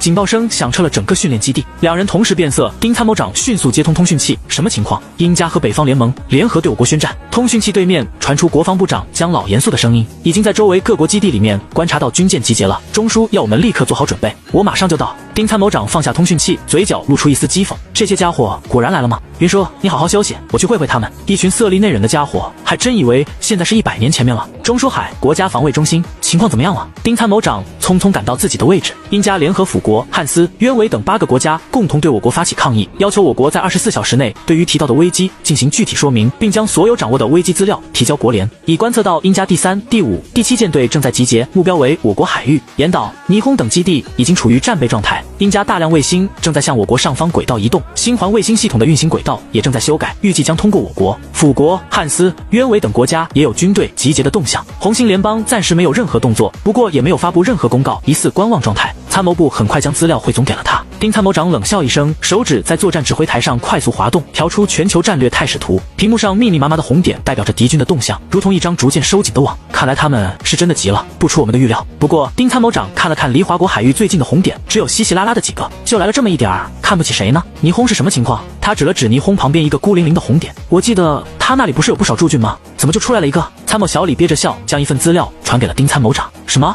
霓虹首相突发大出血，现已送医院抢救。岩岛再次爆发居民抗议，把军队堵里面出不来了。丁参谋长无语地看着手里的资料，这霓虹机还真不傻，知道这个时候跳出来没好果子吃。不过这演的也太浮夸了。这时，负责动态监测的信息员再度收到了新的消息，报告英加大统领在推特上发了新的内容，说是如果我们不能满足他们的要求，不排除对我国使用核武器，外强中干。丁参谋长冷哼一声，这还没开始打呢，就准备给自己兜底了。看来英加对于自己那些小弟的尿性还有自身的状态还是有自知之明的。现在发现小弟出工不出力，自己的舰队又做不到满编，很有可能打不赢与我们的常规战争，直接就上了核威慑，直接掀桌子啊！吓唬谁呢？丁参谋长一拍桌子，老丁，你可不要大意了，那毕竟是以往的人类灯塔，明面上的蓝星第一强国。国防部长姜老这时参加完紧急会议，也来到了指挥中心。对了，我带来了中枢那边的决议，是刚才会议上通过的。姜老把一份文件递给了丁参谋长，中枢要求我们寸步不让，一个口子都不能开，但是绝对不能影响到国内为了危机进行的准备。这一次我们要让那些蛮横惯了的家伙知道，想凭借这些东西就让我们华国人低头做梦。老伙计，放心好了，这些家伙的行为模式早就被我们给摸了个底朝天，我们也早就准备好了预案，你等着看好戏吧。丁参谋长直接下令通知下去，启动精卫计划，让西边那些家伙冷静冷静。另外，告诉我们的舰队，现在已经不是藏着掖着的时候了，把新玩具都给我露出来，一定要做到区域拒止，拒敌于我领海之外。对了，让他们把舰队往公海前进100海里，以后那里就是我们的第一道防线。27国事无双4月5日上午6点03分，距离穿越开始还有不到73天。一条消息如一颗投入平静湖面的巨石，瞬间在互联网激起千层浪，以令人啧舌的速度疯狂蔓延，席卷了整个网络世界。英加协同辅国、汉斯、渊维等8个国家悍然对华国宣战，刹那间整个网络彻底沸腾，宛如被点燃的火药桶。搞什么？一觉睡醒就看到了新世纪的8国联军。8国联军侵华，这群家伙又想玩这老一套，当我们还是软柿子呢。确实是8国联军，但今时不同往日，我们可不是当年腐朽软弱的代清，想欺负我们门都没有。怪不得咱妈突然开始1级战备，还发布动员令，原来是早料到了这个情况，必须好好教训这帮孙子。就算我在工厂打螺丝打到冒烟，也毫无怨言。强烈呼吁咱妈继续征兵，这次不把新仇旧恨一并清算，我们就枉为华国人。一时间，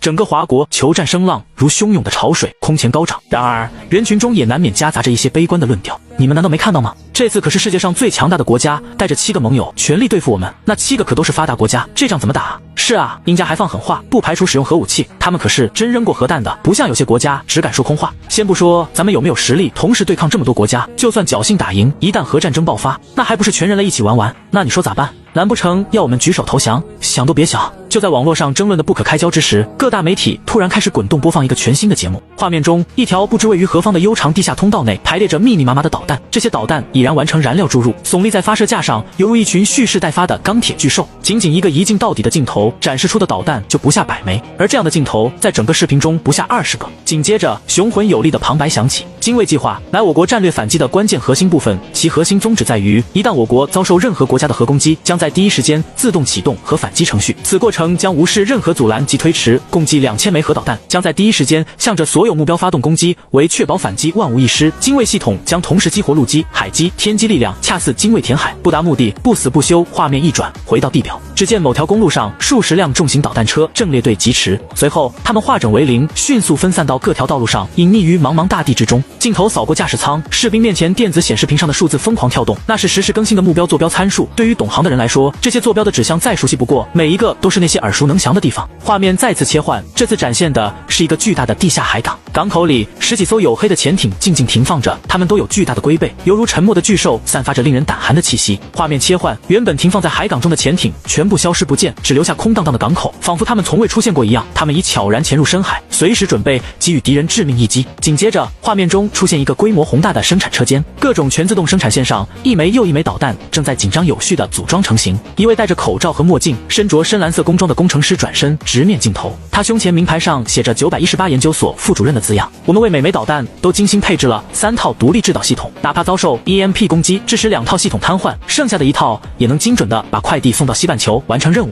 最后，画面呈现的是一场高超音速导弹发射直播，在广袤的沙漠上，一枚导弹拔地而起，瞬间冲破云霄，强大的推力将发射声远远抛在身后，只留下一道长长的白色尾迹。随后，在某片海域，先是一道火线划破天幕，紧接着化作数十道光柱砸向海面。节目播放完毕，看似除了对精卫计划的介绍，什么实质性内容都没说，但仔细品味，又好像把一切都昭然若揭。每一个画面，每一句旁白，都在向世界宣告：华国绝不畏惧任何威胁。F 星号星号星号！白色5边形房子里，一声愤怒的咆哮骤然响起。大统领乔纳德怒不可遏，猛地将手中的咖啡杯狠狠砸向地毯，杯子瞬间4分5裂，咖啡溅得到处都是。他们怎么敢的？乔纳德满脸通红，眼睛里仿佛要喷出火来。我们不过是稍微威胁了一下，他们居然敢做到这种地步，他们难道就不怕引发世界末日吗？简直是疯了！站在一旁的幕僚长特雷斯脸上堆满了尴尬的陪笑，却一句话也不敢说，只能默默承受着乔纳德的怒火。在他们面前是一叠厚厚的资料，那是对华国精卫计划的详细分析，此刻却如同一座沉重的大山，压得他们喘不过气来。似乎发泄够了，乔纳德无力地重坐回椅子上，双手疯狂地抓着自己的头发，把那一头曾经让他引以为傲的漂亮金发抓得凌乱不堪。2000枚以上的核弹头，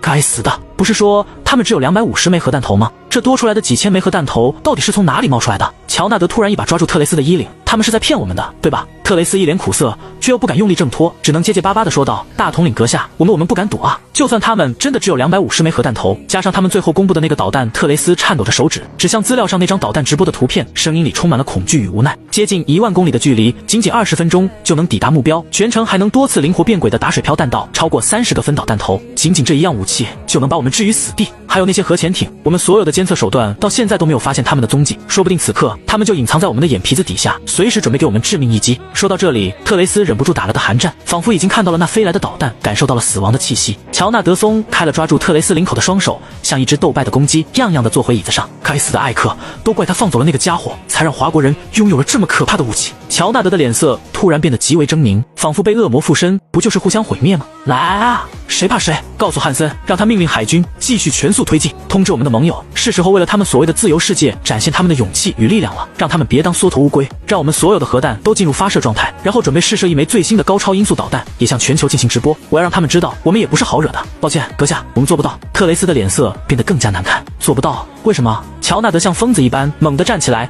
再次一把揪住特雷斯的领口，脖子上青筋暴起。你最好给我一个合理的解释，不然国内现在反对的声音很大。在看到华国的死守计划后，很多议员都被吓得打了退堂鼓，其中还包括您原来的坚定支持者。特雷斯艰难地咽了口唾沫，小心翼翼地说道：“您的这个命令会被认为是在进一步刺激紧张局势，极有可能导致核战争全面爆发，他们绝对不会通过的。另外，实时直播高超音速导弹试射的计划也很难实现。我们目前的高超音速导弹成功率只有1/3，一旦试射失败，我们将沦为全世界的笑柄，国际地位也会一落千丈。”该死！乔纳德无力地瘫坐在椅子上。与此同时，民国外海，作为第一支响应大统领命令且距离华国最近的舰队，英加第7舰队早已完成集结，正向着华国海域全速推进。舰队总司令泰勒嘴里叼着一根雪茄，大模大样地端坐在舰长位上，脸上带着一丝傲慢与不屑。报告总司令，我们距离华国领海还有300海里，各舰来电询问是否继续推进。副官快步来到泰勒面前，继续推进，一直到距离华国领海50海里的位置再停下，然后迅速展开攻击阵型。泰勒头也不抬，随口下达了命令，语气中充满了不可一世的傲慢。副官听后，脸上露出一丝迟疑，小心翼翼地说道：“这样会不会离得太近了？万一华国人发起攻击，我们怕什么？”泰勒猛地站起身来，大手一挥，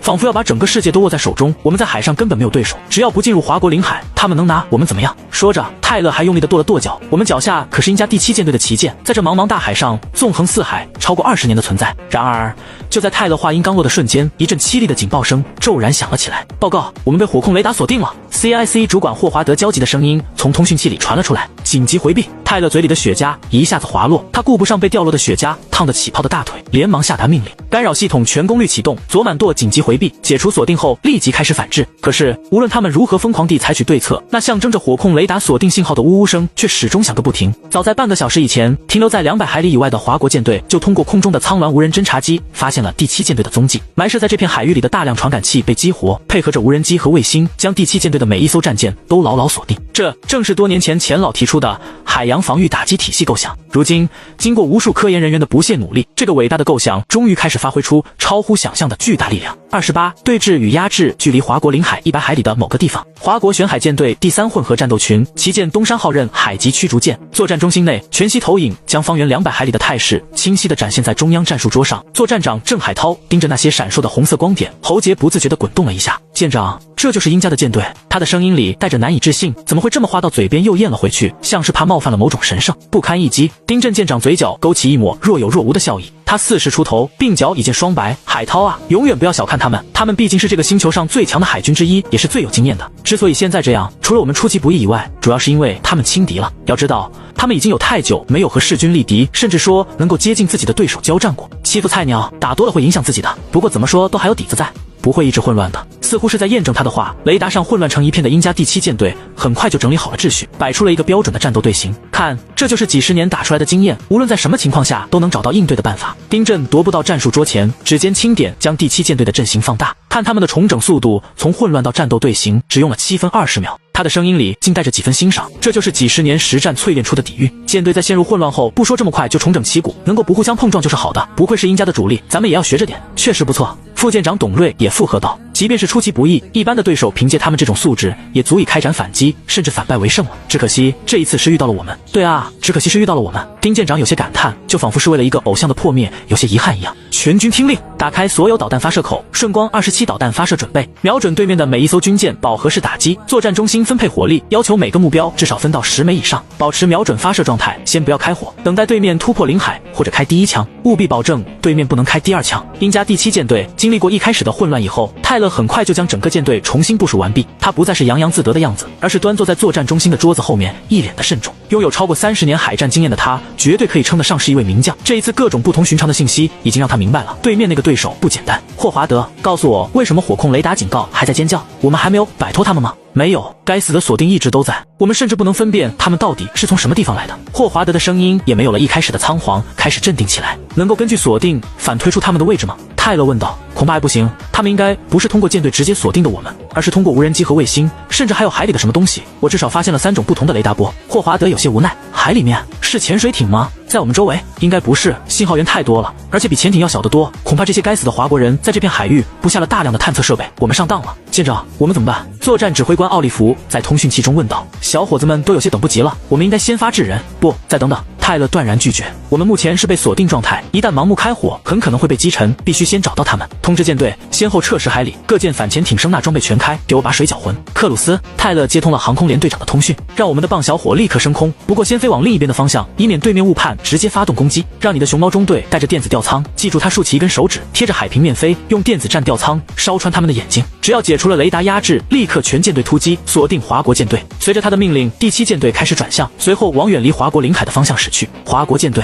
鹰家这是撤退了？董副舰长看着雷达上的光点，疑惑地说道。他们全军都被我们锁定，有任何动作就会招致雷霆打击，不撤退还能做什么？作战长郑海涛有些兴奋，要知道对面可是实打实的蓝星第1海军，如今一个照面就逃了，不要大意。丁舰长摇摇头，对面的指挥是泰勒，虽然为人狂妄，可是却是个实打实的海军名将，不会就这么放弃的。果不其然，几分钟之后，情报分析员就发现对方航母有释放舰载机的动向，看来他们还是想要拼一把。丁舰长顿时来了精神，且看看你们准备怎么出招。命令湖山号和黑山号护卫舰开启所有防空雷达，锁死对面飞机的动向，如有飞往这边的迹象，直接击落。通知长坤号航空母舰全部舰载机配备对空武装，做好战斗准备。就在这个时候，指挥室里的警报声突然响了起来，遭遇最大级电子干扰和诱导，是电战机。网络站技术主管赵波的声音响起，等你们很久了。丁舰长眼中闪过一道寒光，启动烽火协议。他果断下令，是。赵波迅速在控制台上输入一串指令，舰桥内的灯光瞬间切换成暗红色。3秒钟后，全舰电子战系统发出嗡鸣，数十个隐藏在舰体各处的相控阵干扰器同时启动。而在2万米的高空中，2架9天大型无人机的主控电脑也亮了起来。确认协议，激活内置大型电子吊舱，全频率信号压制开始。雷达屏幕上的雪花点逐渐清晰。郑海涛突然喊道：“发现敌机群，距离120海里，高度8000米，速度1.2马赫，正在向我方逼近。”果然来了。丁震嘴角微扬，命令朱雀中队立即升空拦截。湖山、黑山2舰保持警戒，重点防范超低空突袭。与此同时，鹰家舰队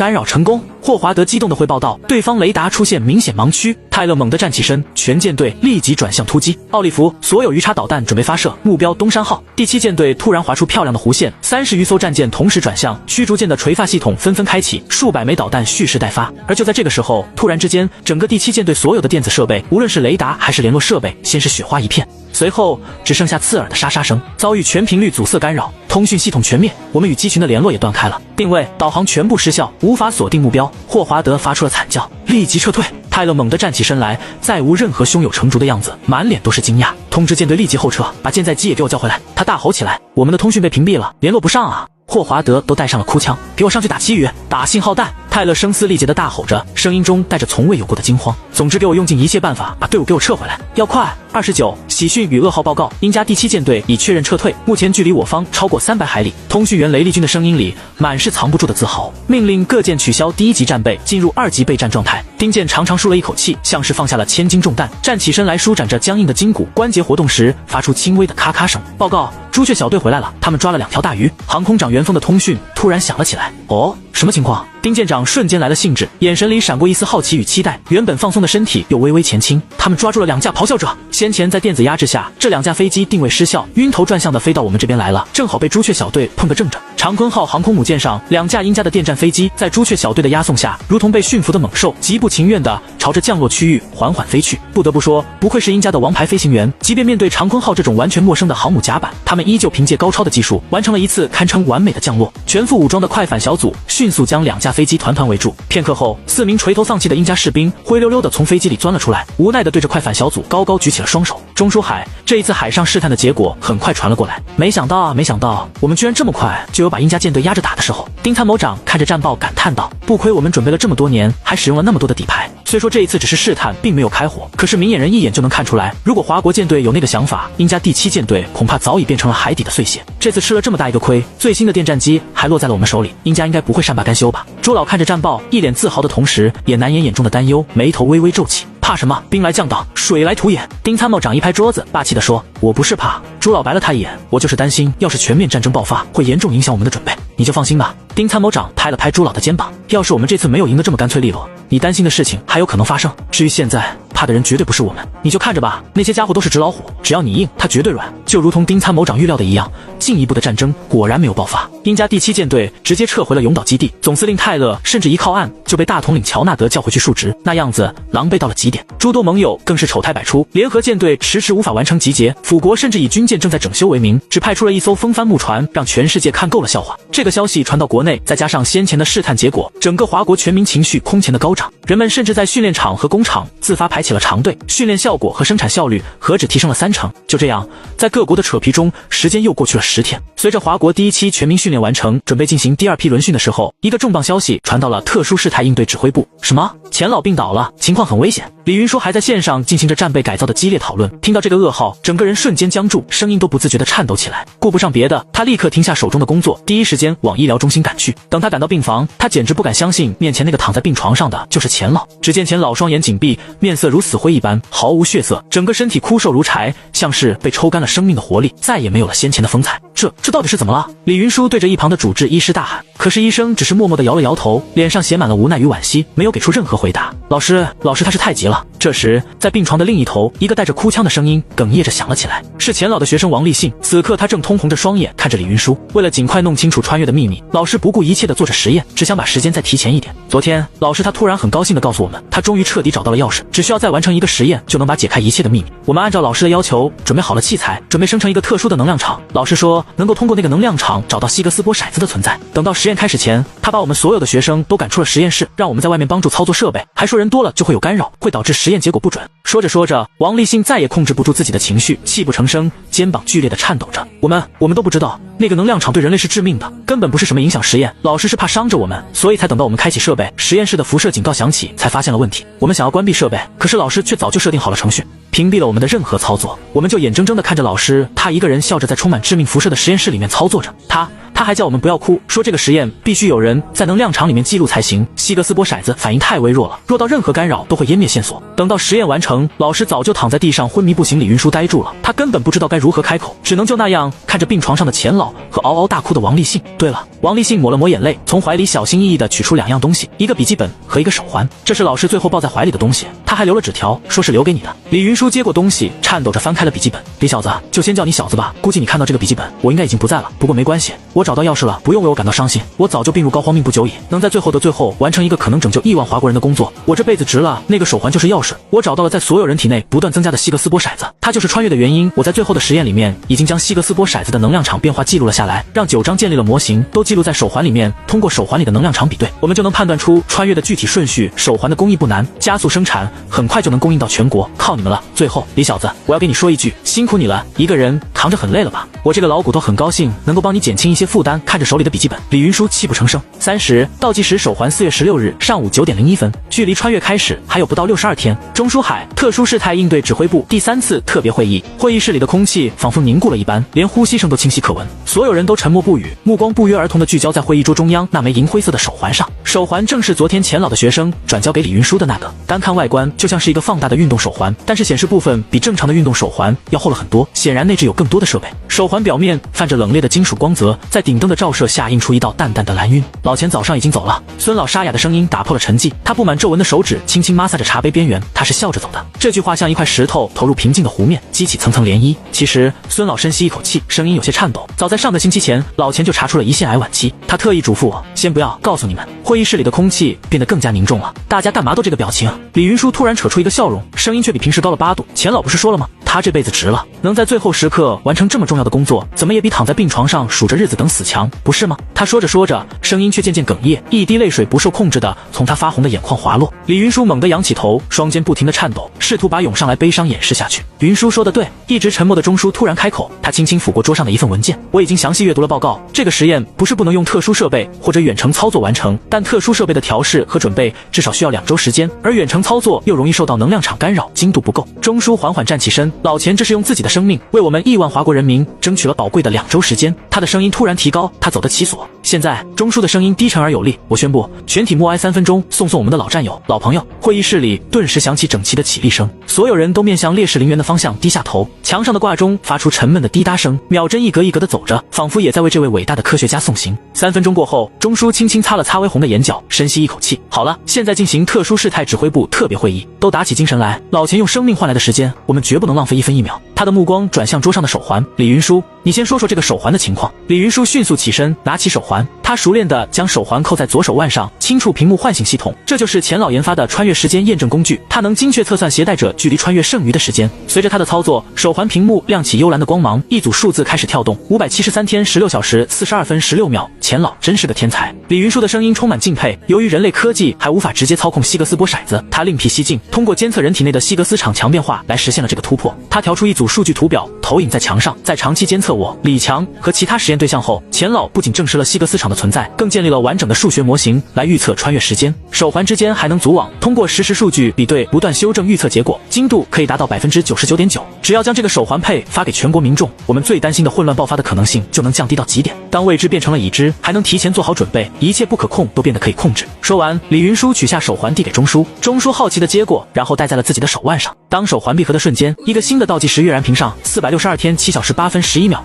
钟书轻笑出声，眼角的皱纹舒展开来。看来我这把老骨头要比你先走一步啊！会议室里的气氛稍稍轻松了些，手环在众人手中传递，每个人都看到了自己的穿越倒计时。朱老的倒计时最短还有不到100天，而孙老的最长要到最后1个月才会穿越。老钱真是100年难得一遇的天才。钟书摩挲着手环感叹道：“我们华国能有他，实乃国之大幸。”他忽然正色问道：“这东西能量产吗？时间上来得及吗？”“绝对没问题。”李云舒胸有成竹的回答：“除了核心的立场感应模块，其他组件任何一家运动手环厂商都能生产。我们甚至可以改造现有的运动手环和医疗手环。”他调出另一组数据。至于核心的立场感应模块，钱老选用的都是成熟技术，生产线稍作调整就能立即投产。太好了！钟书一拍桌子：“老何，你立即协调全国生产企业，全力推进手环量产。1周内要实现每10人1个手环的覆盖率，1个月内要做到人手1个。”明白。负责工业生产的何部长立即起身，我已经初步调研过，产能完全跟得上。不过他翻开笔记本，这个立场感应模块需要大量使用低元素，目前我国低产量占全球95%以上，现有储备和生产能力可以在2个月内满足约30亿枚手环的需求。模块对于低的纯度要求非常高，稍有杂质就会影响到测量的精度，因此回收低和刺激低根本无法使用。何部长推了推眼镜，镜片反射出一道锐利的光，请示是否要控制手环出口和低元素的对外贸易。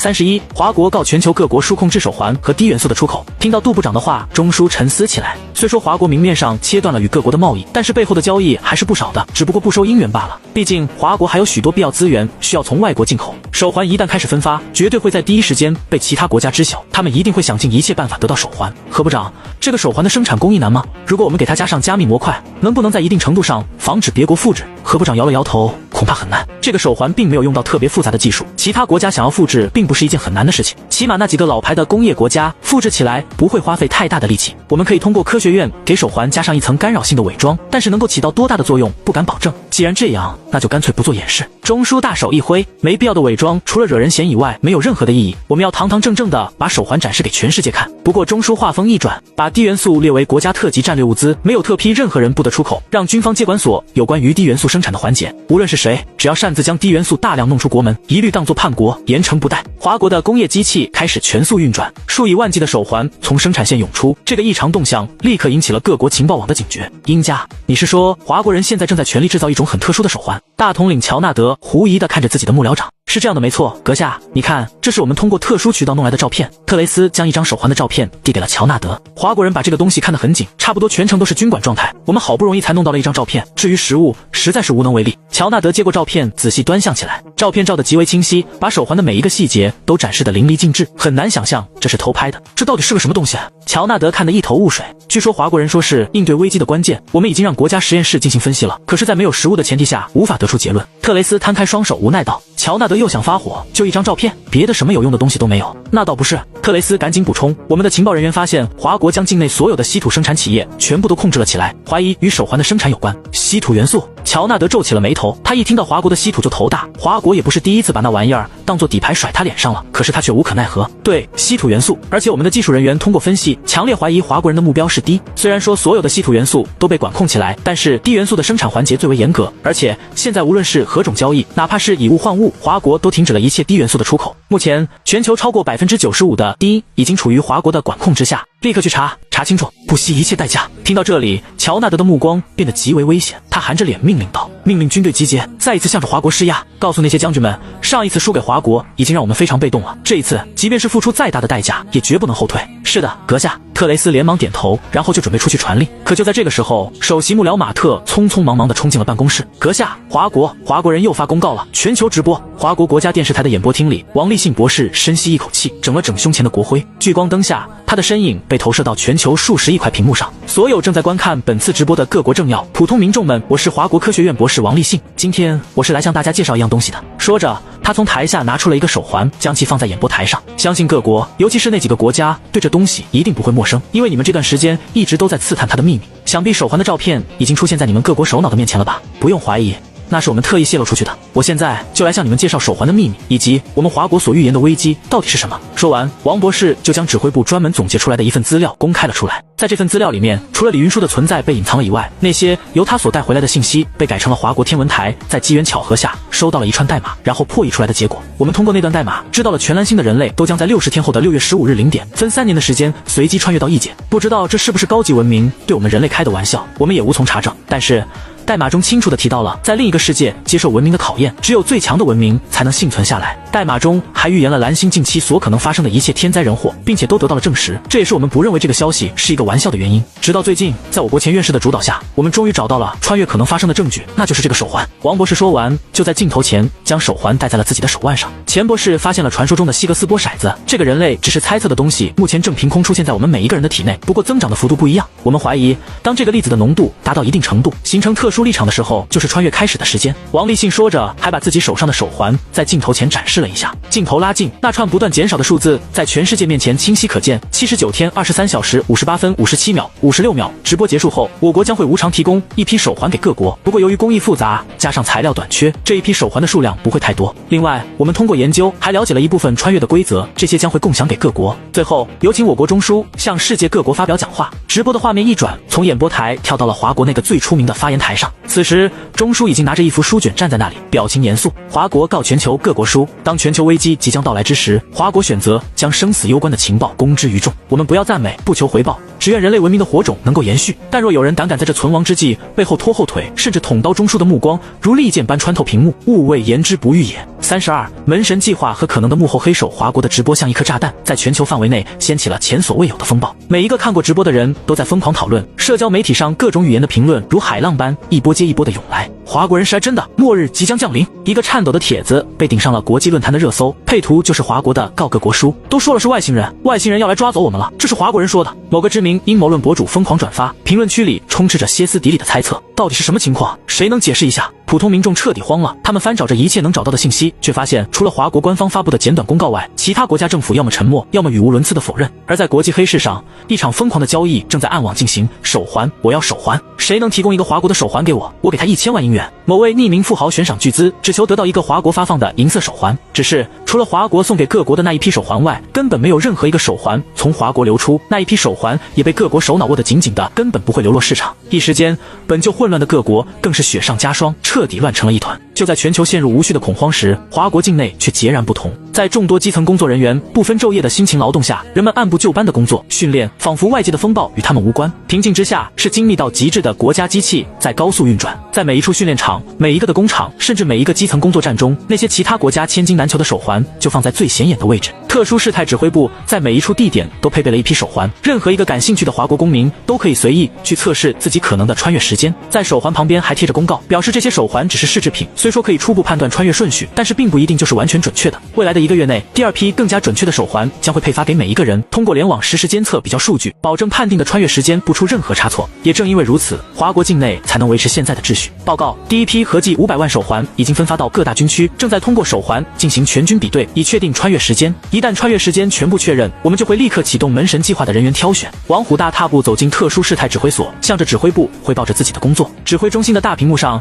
是各大军区传来的实时数据，每1秒都有新的手环测定信息上传。技术人员紧盯着屏幕，确保没有任何差错，然后将已经测定好的时间登记到数据库里。全军将在今天内确认完顺序，届时就可以进行下一步的选拔，预计将在1个月内全部完成。王虎的声音略微有些颤抖，显然他的内心并不像表现出来的那么平静。作为门神计划的负责人，他比任何人都清楚这项任务的重量，这不是普通的军事行动，而是关乎整个民族存亡的远征。所谓门神计划，就是在全军挑选最为精锐的战士，组成2支特殊的部队，申书小队和御雷小队。这2个名字取自华国古代传说中的门神，寄托着守护的寓意。申书小队是尖兵中的尖兵，从全军中穿越时间最早的那些战士们当中挑选，他们将担负起扫清障碍、聚合民众、探明地图的责任。每一名申书都是战斗和野外生存的专家，他们将挡在亿万普通华国人的前面，为他们抵御危险。只有最无畏的战士才能胜任。他们不像其他人可以待在一个相对安全的地方，他们必须主动探索周围的一切，那里可能充满致命的生物、恶劣的环境，甚至是人类从未见过的威胁。如果说申书是锋利的矛，那么御雷就是坚实的盾。御雷小队的任务是运送至关重要的设备和资源，各种装备、量子计算机、基因库、农业种子、工业设备，每一样都至关重要，关乎华国在异世界的存续。因此御雷的选拔比申书更加严苛，他们不仅要有超乎常人的体能，更要有钢铁般的意志，因为一旦进入异世界，他们绝不能倒下，绝不能丢失任何一件物资的线索。汇报完工作，王虎盯着大屏幕上不断跳动的数据，忍不住对李云舒吐槽：“我说老李，我怎么就觉得这什么穿越不太对头啊？不对头？说来听听。”李云舒一边浏览着手里的资料，一边问道：“对啊，算是我军人的直觉吧。”王虎点点头：“我总感觉这些穿越的规则充满了恶意。你看啊，先说这穿越突然开始的问题，要不是你，恐怕我们一直要到穿越真的出现才能反应过来，那不就直接炸了？什么都不知道，就看到周围的人一个接一个的消失，又没个说明啥的，鬼知道是什么情况。而且那随机穿越更是扯淡，怎么看都像是为了深化矛盾增加难度，就好像背后黑手很怕我们联合起来一样。再加上那个能让人抢出脑浆子的物资携带规则，他是生怕我们不乱成一团啊。老李，你都经历过一次了，一定深有感触吧？”王虎看着李云舒的眼睛，深有感触？那还用说，李云舒回想起上一次穿越开始的情景，都还有点心有余悸。乱，太乱了。老李，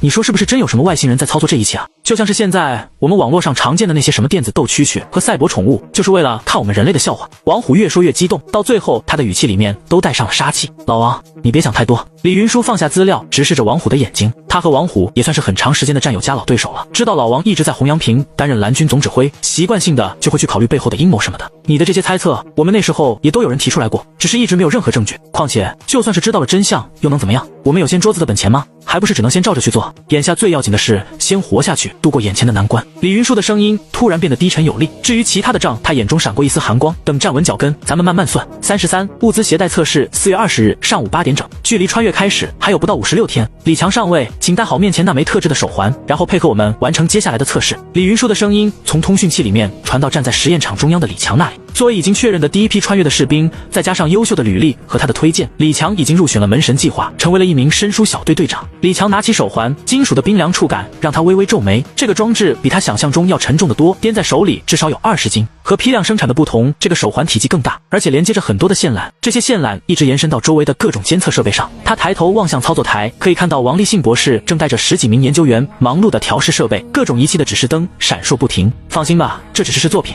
似乎是知道他在疑惑什么，王博士的声音从耳机中传了出来，带着电流的沙沙声。这一次主要是为了确保实验数据的准确性，最终版本会优化到普通手环大小。李强点点头，深吸一口气，按下手环侧面的启动按钮，只听到一声轻微的低响，随即手环表面亮了起来。希格斯波骰子立场形象化成功。王博士的声音突然拔高，控制室里爆发出一阵欢呼。李云舒转头看向大屏幕，上面显示着李强的3维全息投影，只见他周身笼罩着一层流动的红色能量场，就仿佛一层火焰。开始第2阶段测试，李云舒的将注意力转回李强那边，请背上一旁的标准战术背包。李强走向场地旁边，拿起那个标准的军用背包。当他将背包背上的瞬间，屏幕上的红色立场立即延伸包裹住背包，两者完美融合成一个整体。现在请坐在地上。随着指令，李强缓缓坐下。就在他的臀部接触地面的刹那，背包上的红色立场突然如退潮般消失，只剩下他身体周围还保留着那层能量屏障，而背包已经被排除在立场的外面。和上一次一样，李云舒喃喃自语，手指轻敲着控制台，携带物品必须保持站立姿态，一旦坐下就会被排除。而且看样子，这个站起来的判断必须是保持站着的姿势，并不是你能站起来就行。这个判定有些刻板啊，不像是智能化很高的样子。思考了片刻，他按下通讯键，请背上另一个背包。李强闻言，将身上那个标准背包取下，在一旁有一个比标准背包大了好几倍的大家伙。他费力地将背包的背带套在肩上，可是却怎么也无法站起身来。那个背包至少也有400-500公斤重，就算是李强这种精锐军人也负担不起。这时，2名工作人员迅速过来。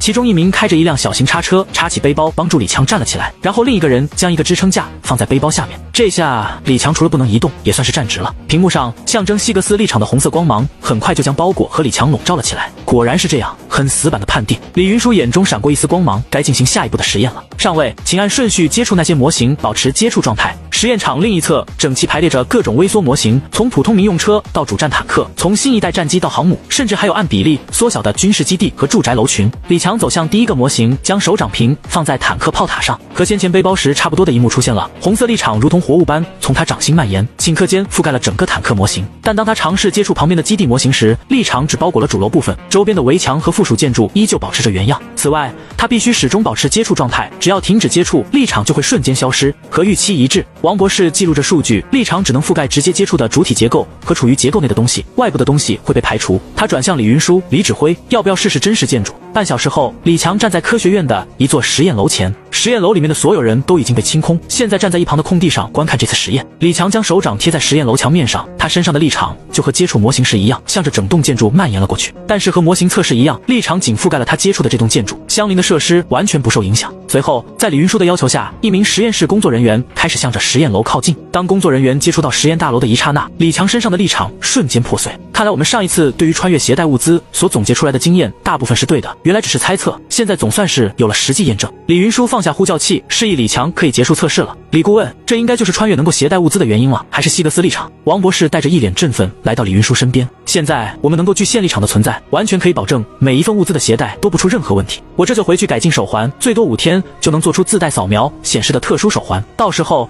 就可以分配给咱们的战士。李云舒也有些兴奋，上一次在发现了穿越的秘密后，华国想尽了一切办法，希望能够多带一些资源到异界去。可是携带规则全凭猜测，并不是每一样东西都能完整的带走的，这也导致大量关键性物资丢失，很长一段时间都无法再建工业，可惜了。王博士突然摇了摇头，这个希格斯波骰子立场，我们最多只能做到观察，没办法进行任何干涉，要不我们就会更有把握。现在已经很不错了。李云舒笑了起来，能够做到这一步，后续的很多安排才有成功的机会。再说了，我们只是没办法控制立场，又不是不能去改变需要的物资，整个基地带不走，简单，我们就用东西把它整个包裹起来，这总算是一个整体了吧。34失踪的手环，在华国人忙得不可开交的时候，远在蓝星另一侧的殷家自然也没有闲着。白色五边形房子的大统领办公室里面，作为华国提供手环后第一个拿到的国家，殷家大统领乔纳德此时正带着一枚手环，脸色阴晴不定，目光死死地盯着手环上的屏幕。倒计时475天11小时37分21秒，这串数字就像一道催命符，每跳动一下都重重地敲击着乔纳德的神经。他的脸色一阵青一阵白，阴晴不定。显然，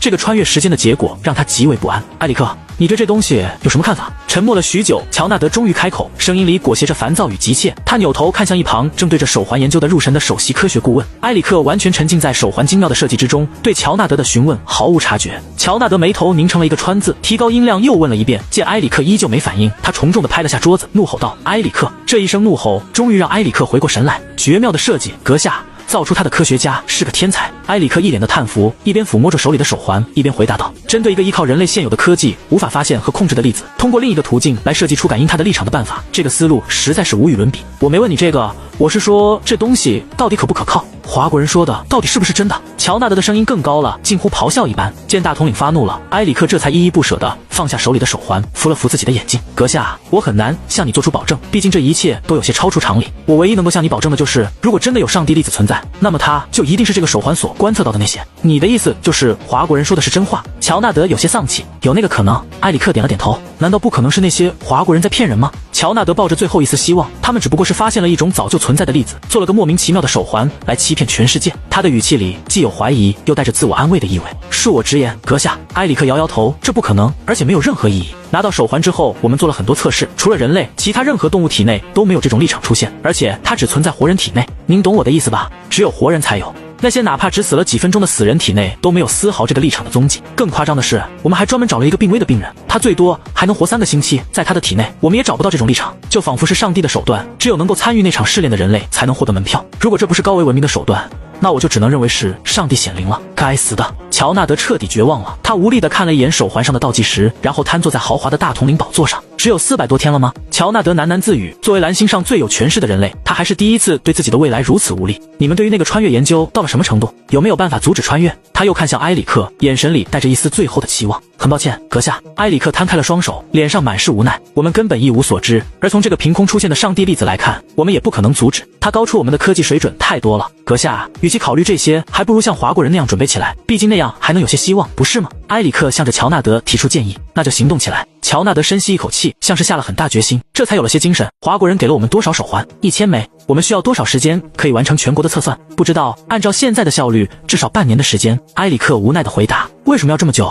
华国人可是在1周内完成了初步测算。乔纳德一下子又急了，猛地站起身，双手撑在桌子上，身体前倾，双眼死死地盯着埃里克。阁下，我们的手环数量根本不够，而是什么？我们没办法像华国那样将手环放在人员密集的地方自行测算，必须通过军队护送，这样严重影响了效率。此外，还有很多民众根本不愿意接受手环的测算，他们甚至一有机会就会去破坏手环。按照他们的说法，这是上帝给予的试炼，擅自去干预是要下地狱的。这些该死的蠢货！乔纳德无力地瘫坐下去，双手抱头，手指用力地抓着头发，内心的烦躁达到了顶点。立刻开始手环的破解和复制，1周内我要看到10万个我们自己生产的手环。乔纳德恶狠狠地说道。阁下，这个恐怕还是做不到。为什么？别说你们破解不了华国人的加密，你们可是蓝星最强的科学团体，拥有最好的设备。我不是那个意思，阁下，这个手环华国人根本没有加密，使用的工艺也并不复杂，我们现在就可在国内生产它。问题是我们没有足够的材料，制造这个手环需要高纯度的滴，国内根本没有。我们一直都是向华国人进口滴，现在他们禁止出口了，短时间我们根本不可能获得足够的滴，国内目前的滴存量最多只能再生产出1000枚手环。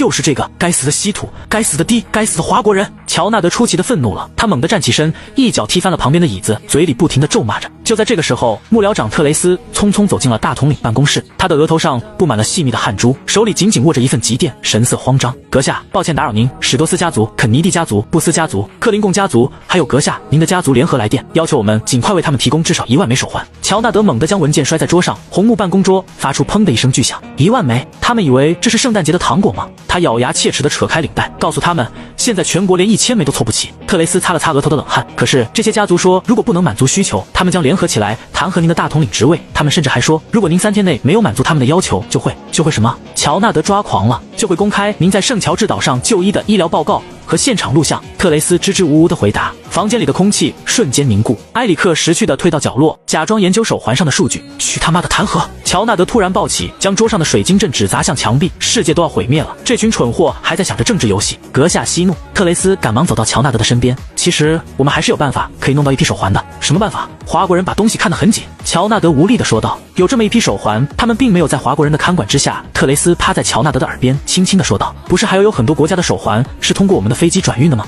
华国人只是把东西放到港口就不管了，我们完全可以。特雷斯做了一个握拳的动作。第二天，众多鹰家的盟友和小弟们惊讶地发现，华国答应给他们的手环在通过鹰家转运的过程中不可抗拒地消失了。35大封装验证。乔纳德站在办公室的落地窗前，望着窗外阴沉的天空。手环和倒计时的事情在他脑海中挥之不去，征用盟友的手环物资，这个事情他早就习惯了，只不过这一次时机有些特殊罢了。比起这个，那些家族的要挟更让他寝食难安。阁下，第一批手环已经到货了。特雷斯推门而入，压低声音报告：转运给辅国的800枚，袋鼠国的600枚，还有紧急从霓虹和民国海关查扣的1200枚，全都顺利入库。加上前面拦截下来的部分，我们已经向各大家族提供了差不多8000枚手环。乔纳德转过身，脸色稍缓。他们有什么反应？府大使已经提出抗议。袋鼠国总理办公室打来3次电话询问，至于霓虹和民国道没有来电，不过他们民间呼声很大。特雷斯擦了擦汗，针对那些询问的，我们按照预案推说是物流系统出了问题，正在紧急排查。我没问你这个，我是说那些家伙。乔纳德不耐烦地瞪了他一眼。哦，特雷斯这才反应过来，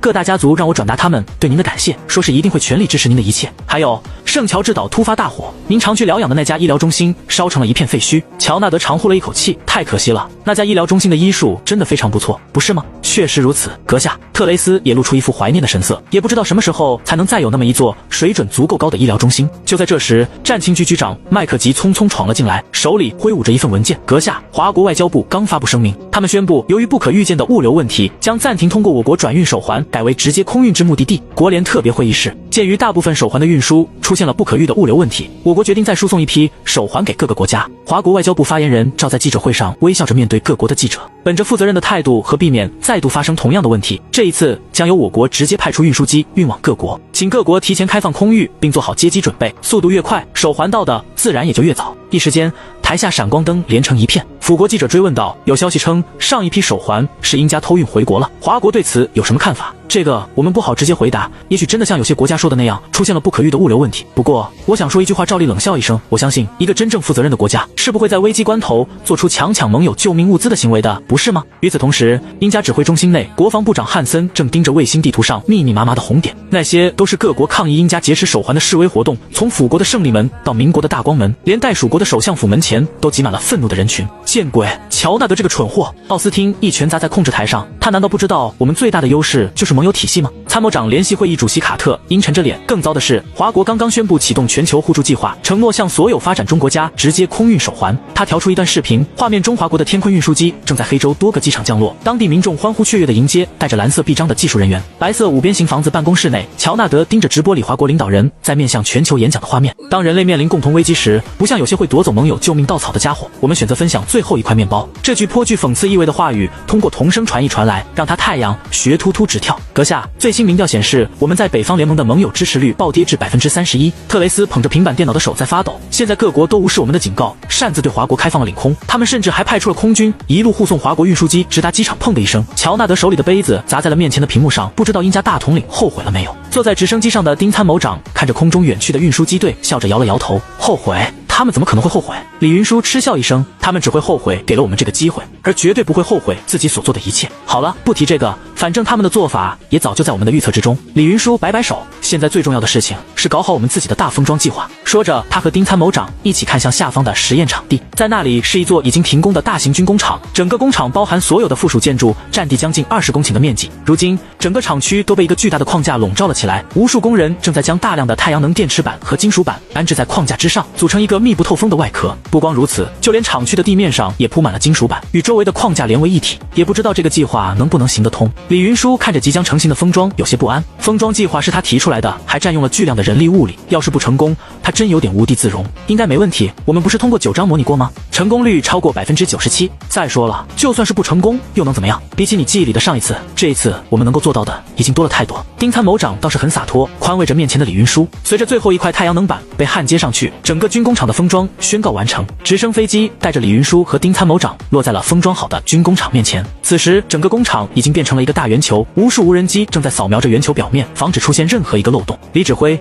立场监测设备已经到位，封装检查也确认无误，可以开始下一步的实验了。王立信博士快步跑来，将一个平板递给李云舒。李云舒接过平板，只见屏幕上显示着整个封装体的3维构图，犹如一个被压扁了的鸡蛋一般。3维构图上没有丝毫的破口，这一次的封装显然极为完美，可以进行下一步的实验。随着李云舒的命令，早已等待多时的李强带着一枚更加复杂的手环，缓缓地将手按在了封装外壳的上面。36移山计划，所有人都屏住了呼吸，死死地盯着监控设备的屏幕。监控器上，只见一道红色的波纹从李强右手按住的位置开始延伸，慢慢地向着整个封装体上面延伸过去。最后，红色力场将整个封装体与李强笼罩在了一起，形成了一个巨大的光团。实验成功，封装计划有效。观测区域发出了巨大的欢呼，李云舒也终于放下了一直悬着的心，长呼了一口气。太好了，云舒！丁参谋长3步并作2步冲上前，用力拍打着李云舒的肩膀，眼中闪烁着狂喜的光芒。这意味着我们的选择权成倍增加，只要能把设备带过去，在那边重建生产线根本不是问题。李云舒嘴角微微上扬，却仍保持着冷静。丁参谋长，别高兴得太早，运输只是万里长征第一步，后续的安装调试、人员培训、原料供给每一个环节都是难关。他看向远处的封装体，更何况我们现在无法确定穿越过去的地点，万一出现在荒无人烟的地方，或是极度危险的位置，也不是不可能的事情。你小子啊！丁参谋长无奈地看着李云舒，就是想太多。他突然一把拦住李云舒的脖子，该庆祝的时候就要尽情庆祝。什么偏远地区？他猛地指向眼前的封装体，这东西就是核心，凡是他出现的地方，即是我华国在异界的核心据点，即是我华国领域。现在去发通告吧，告诉他老人家，封装计划实验圆满成功，特殊事态应对指挥部报告。李云舒顾问几点？封装计划验证圆满成功。联络员几乎是跑着进门，声音因激动而微微发颤。正在工作的老人猛地从文件中抬起头，眼中金光爆射，快拿给我看！他一把抓过电报，指尖竟有些微微发抖。好，实在太好了！他一边看着李云舒的详细报告，一边忍不住拍打着自己的大腿。快去通知其他人，10分钟后开启新一轮的特别会议。5分钟后，会议室里面已经坐满了人，除了还没有赶回来的李云舒和丁参谋长，朱老、万老、孙老等人都已到齐，正在轮流翻看着李云舒传来的封装计划验证报告。这个消息显然也让他们十分兴奋，一个个都红光满面的样子。既然人到齐了，我们现在就先开会。云舒和丁参谋长傍晚才能赶回来，就先不等他们了。我们先进行初步的讨论。你们对这个封装计划有什么看法？几位老人互相看了看，朱老率先开口了：很不错的计划，能够大大提升我们在异界的实力和生存能力，但是需要计划好封装的顺序和数量，不能因为这个影响了这边的生产生活。毕竟虽然还有不到50天就要开始穿越，但是大部分同胞还要在这里生活近3年啊。我的意见和他差不多。万老也站了起来，我们社科院立即通过9章建立大模型，找到能在2者之间取得平衡的方法。不过我们一旦开始大封装计划，殷家那边会不会有什么变动？毕竟这个计划规模太大，根本不可能隐瞒的。这个你就放心吧。国防部长江老笑着回答。通过这一次的手环事件，殷家现在已经是声名狼藉。虽说他们一贯不在乎这个，但是起码短时间内没那个精力来干涉我们。我在这里跟你们先交个底，在指挥部的示意下，我们通过各种途径暗中向着殷家和其他各国输出了超过20万枚手环。这些手环大部分都流向了各国世家政要和富豪手里，他们才是真正能够把持那些国家政策的人。手环算是给他们的一道保命符，只要他们觉得自己安全了，就可能不会与我们鱼死网破。当然我们还会在暗中向他们提供更多的手环和其他适当的资料，保证他们不会急眼。这样不但能够安抚住他们，还能换回不少明面上已经无法交易获得的东西。你们知道吗？前不久我们可是用5000枚手环在大麦国换到了一整套最新的光刻机系统，正暗中运往国内。还有很多他们不愿意对我们出口的东西，在自己生命受到威胁的情况下，都拿出来跟我们换手环了。现在各国都不和殷家一条心，再加上精卫计划的威慑，我们一直担心的大规模人类内战应该不会发生。甚至可以这么说，那些家伙都在忙着囤物自造末日地堡呢，没时间跟我们玩。毕竟在他们眼里，我们的封装计划单看表面跟他们造末日地堡的行为差不多，不是吗？会议很快结束，等到李云舒和丁参谋长赶回来的时候，一份经过多方验证的计划书就已经交到了他的手里。大封装计划初步计划书：1. 即日起启动代号移山的大封装计划。2. 李云舒兼任计划总指挥，直接向应急指挥部负责。3. 初步决定在不影响国内生产生活的前提下，进行各种军事、生产、医疗生产设施的封装。4. 除了极为特殊不能改造的设施，其他设施主体尽量改造成模块化设计，便于在那边进行拆解搬运。生产设备能够换成人工智能的，一律换成人工智能。5、封装材料以金属和硅晶板为主，使用各种需求量较大的材料，尽量不要浪费人力物力。6、封装计划实施过程中务必做好舆论控制，防止带来民间恐慌。7、建议第一批携带的封装 TE 装备医疗、生活方面的为主，确保有足够的实力，在对面站稳脚步后再考虑其他封装体。8、具体实施过程中的改进与调整由计划总负责人决定，需上报应急指挥部讨论的及时上报。37、华国人一则简短的公告很快就传遍了华国的大街小巷，宜山计划正式立项。县面向全国招收有高空作业经验的建筑工人、塔吊司机、熟练焊工、钢筋工以及建筑规划设计师。两湖省一个普普通通的训练基地中，孟建设揉了揉惺忪的睡眼，刚从床上爬起来，就看到同一个宿舍的陈立峰正在收拾行李，看样子准备离开。老陈50多岁，是一名老建筑工人，和孟建设关系不错。老陈，你这是干什么去？训练马上就要开始了。他一个机灵从床上弹起来，匆忙询问道。陈立峰手上的动作顿了顿，布满老茧的手指将一件洗得发白的工装塞进面前的大编织袋里。他抬起头，眼角细密的皱纹舒展开来，露出一个温和却坚定的笑容。我要离开了，小孟。离开？为什么？你疯了吧？孟建设一下子彻底清醒过来，他3步并作2步走到老陈旁边，一把抓起他的手腕，然后指着上面戴着的手环。还有70天不到，就是你穿越的时间，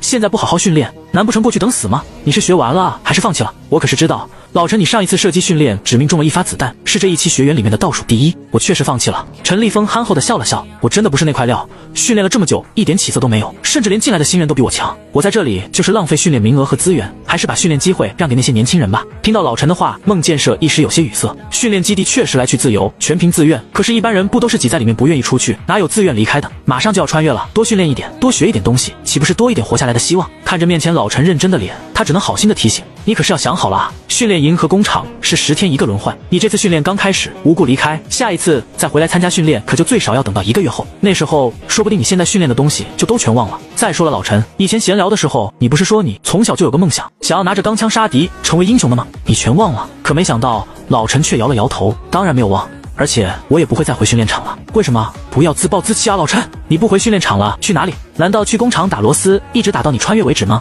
一开始我还真有这个想法，不过现在我有了一个更好的选择。说着，老陈向着窗外看了一眼，那里一块大屏幕正在循环播放着宜山计划的招收公告。英雄啊，其实不一定都要拿枪的。某军方训练基地，林一飞一把推开模拟舱的盖子，踉踉跄跄的从里面爬出来，趴在旁边剧烈的呕吐起来，胃里的酸水混合着早餐一起喷涌而出。就在刚才的模拟中，他和16名战友全部都被突然出现的虫群撕成了碎片。为了考验他们，教官还专门把他们被撕碎的片段反复的在他们眼前播放，终于击破了林一飞的心理防线。怎么受不了了？教官唐山轻蔑的声音传了过来。就这点本事也想成为一名申书队员？我看你还是放弃吧，你这样的就算是去了，也只会白白葬送在虫子嘴里，还会害死你的队友和那些等待你们去援助的普通百姓。听到唐山教官的话，林一飞挣扎着爬了起来，一把抹掉嘴角上的污物，掀开模拟舱的盖子，又躺了进去。一次又一次，也不知道多少次。当林一飞这一次面不改色的从死人堆里面爬起来的时候，他的眼神已经变得无比的坚毅。他连瞄准都不用，仅靠着身体记忆就直接2枪击碎了一只刃爪虫的神经节，然后还熟练的利用周围的破损武器组装成一个简易爆炸物，将面前的绝地虫炸成碎片的时候，模拟舱的盖子再一次被揭开。恭喜你，兄弟，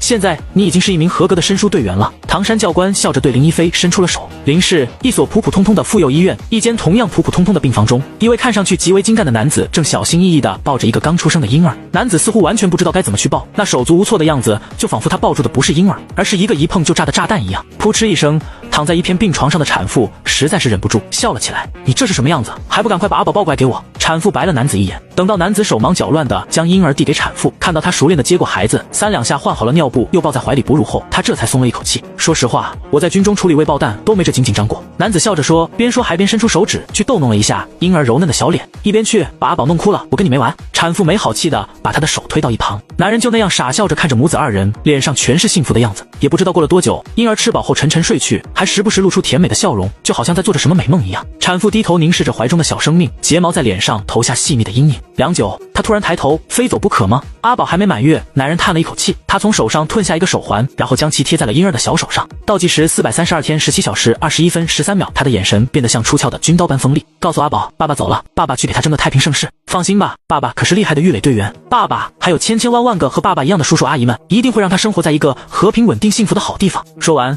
男子低下头，在产妇和婴儿的额头上轻轻地吻了吻，随后不顾产妇一副悲痛欲绝想要挽留的样子，毅然离开了病房。38全民大排查李总指挥，这是自宜山计划开始2天截止到现在的情况反馈。秦野将一叠资料交到了李云舒手上，说实话，我是真的有点感动到了，不愧是咱们华国人，这种时候就是靠得住。他边说边感慨，平素不苟言笑的脸上洋溢着自豪的笑容。2天不到的时间，超过200万人报名参与移山计划。要不是我们在各个报名点通知人已经够了，搞不好这个数字会更加夸张。他们中大部分是从业超过10年的建筑工人，此外就是各种技能精通的塔吊司机、钢筋工，甚至还有几名堪称大国工匠的顶级焊工，上过国家专访的那种。如今移山计划的1200个一期目标已经全部分配完毕，预计将在1个月完成封装。李云舒的目光在终端上快速滑动，数字和图表在他眼中化作一幅壮阔的图景，成为一根根撑起天空的巨柱。随后，他的目光从终端上移开，望向窗外，远处工地上灯火通明，塔吊的轮廓在暮色中如同钢铁巨人般矗立，机器的轰鸣声隐约传来，那是移山计划的第一批工程机械已经开始运转。秦野，你知道为什么我们的祖先能修建万里长城吗？李云舒突然问道。秦野愣了一下，随即笑道：因为团结。不，李云舒摇摇头，是因为他们相信自己正在做一件足以改变未来的事，他们相信自己将会筑起一道巨墙，将危险隔离在外面，让自己的后代可以生活在安宁当中。他站起身，走到窗前，背对着秦野继续说道：现在我们也在做同样的事，移山计划和我们现在所做的一切，就是为能在异界同样撑起一道城墙，让我们的后代可以活下去，幸福的活下去，所以他们甘愿这么做。李云舒拍了拍面前的资料，我们华国从来不会缺少这样的人，把一切责任都扛在自己的身上。移山计划编号1012施工现场，陈立峰吃力地给自己系上安全绳，然后顺着辅助护栏从框架的顶端慢慢滑了下去。这里是一处已经停止运行的核电站，由于这个核电站的面积极大，造型并不是标准的方形，由于安全需要，多层外壳使核电站的高度极高，再加上这里地处偏僻，使得这个建筑的封装处理极为困难。老陈小心翼翼地将面前的硅晶板铺设在包裹住核电站的框架上，汗水顺着他的安全帽边缘滑落。他眯起眼睛，透过护目镜看向远处夕阳的余晖洒在巨大的混凝土结构上，将这座沉默的钢铁巨兽染成了暗红色。老陈，左边再加固一层。下方传来工友的喊声。陈立峰点点头，调整了一下腰间的工具带，沿着钢架缓缓移动。他的动作很稳，尽管年近50，但多年的高空作业经验让他在这样的环境下如履平地。核电站的封装工作并不简单，他们要确保整个封装不会出现任何漏洞，还要保证封装在经历了2个世界的穿越后不会因为坍塌而损坏核电站的主体结构。尤其是第一条，核电站必须保证是一个完整的整体，它的每一个附属建筑都有自己重要的作用，一旦穿越过程中少掉一个，不是导致核电站彻底瘫痪，就是会让整个核电站变成一个不稳定的脏蛋。因此这一次的封装材料选用的都是极为轻薄的硅晶板，重量轻韧性足，除了不好制造，基本上没啥别的缺点。只是这施工难度这里过于偏僻，没有足够的塔吊，导致工人们只能通过安全绳自己攀爬，在外框上进行焊接。在好几次险象环生的焊接之后，老陈突然想起了自己很久以前参与的一个工作，那也是在高空进行焊接作业，由于设备缺乏，进度缓慢，最后是谁想出来了个什么办法才搞定工期的？老陈赶紧苦苦地思索起来，你是说有位建筑工人给我们提供了一个新的施工办法，经过9章的模拟验算，能够提高超过1成的施工效率，还能有效提高安全系数。李云舒惊讶地看着匆匆忙忙跑过来找自己的万院长。没错，你来看看这个。万院长直接打开了一个全息投影，将一个高空作业工具的分解图展示出来。就这么一个结构简单的东西，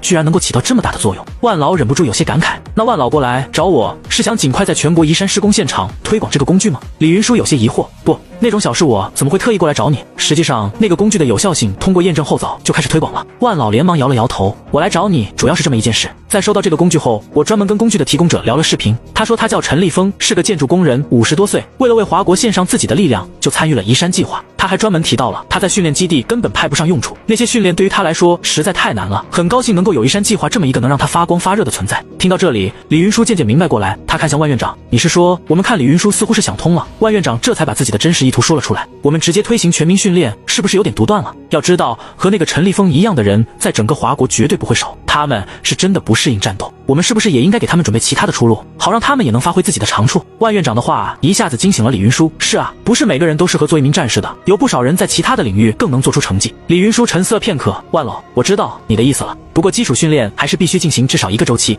那是能够活过起码1个月的最低保证。此外，我们立刻开展一次全民大排查，让每个人都把自己最为擅长的一面表现出来。李云舒的目光变得坚定起来，他想到了一直专注于战场的自己到底忽略了什么。他迅速在终端上输入指令，秦野，立刻通知各部门启动百工计划，我们要在基础训练之外，为所有不适合战斗但拥有专业技能的人开辟第2战线。建筑工人、机械师、焊工、农民，甚至是厨师、教师、医生，只要有一技之长，都能在异界找到自己的位置。移山计划只是开始，我们要建立的是一个完整的文明。39，普通人的战争潜力我无人机操作的贼溜，叔，基本上市面上所有的无人机我都可以很快上手，我算是车辆精通吧，任何车子我只需要半个小时就能熟练操作，1个小时就能开着它玩特技。我别的不怎么会，但是几十年探矿的经历让我对于哪里有矿脉，特别是煤矿和铁矿的存在，形成了一种近乎直觉的感应。只要让我看上2眼，山里面有什么就8九不离10。李云舒站在指挥中心的大屏幕前，全国地图上无数光点正在闪烁，每个光点代表一个通过认证的特殊人才。我太狭隘了，他轻声说，之前只想着带走装备和能源，却差点忘了最宝贵的资源。朱老站在他身旁，现在调整还来得及，百工计划已经筛选出87个专业大类，超过3000万技能人才。我们已经建立了数据库，这些人的身份会特别标注在数据库里，方便他们在自己最擅长的领域发挥力量。目前所有的训练基地、生产单位都开展了专长登记，任何专长只要能够通过验证，都会第一时间加入数据库。是我的错，李云舒自责道，我太急了，只想着提高军备和战斗力，却忘了什么才是支撑这一切的根本。幸好那位陈立峰的话点醒了我，上一次最后一战的全军覆没，一直都像一块巨石悬在李云舒的眼前，占据了他所有的目光和注意力，让他根本没心力去考虑别的。来，给你说个好消息，提提神。朱老故意提高了声调，试图驱散指挥室里凝重的空气。什么好消息？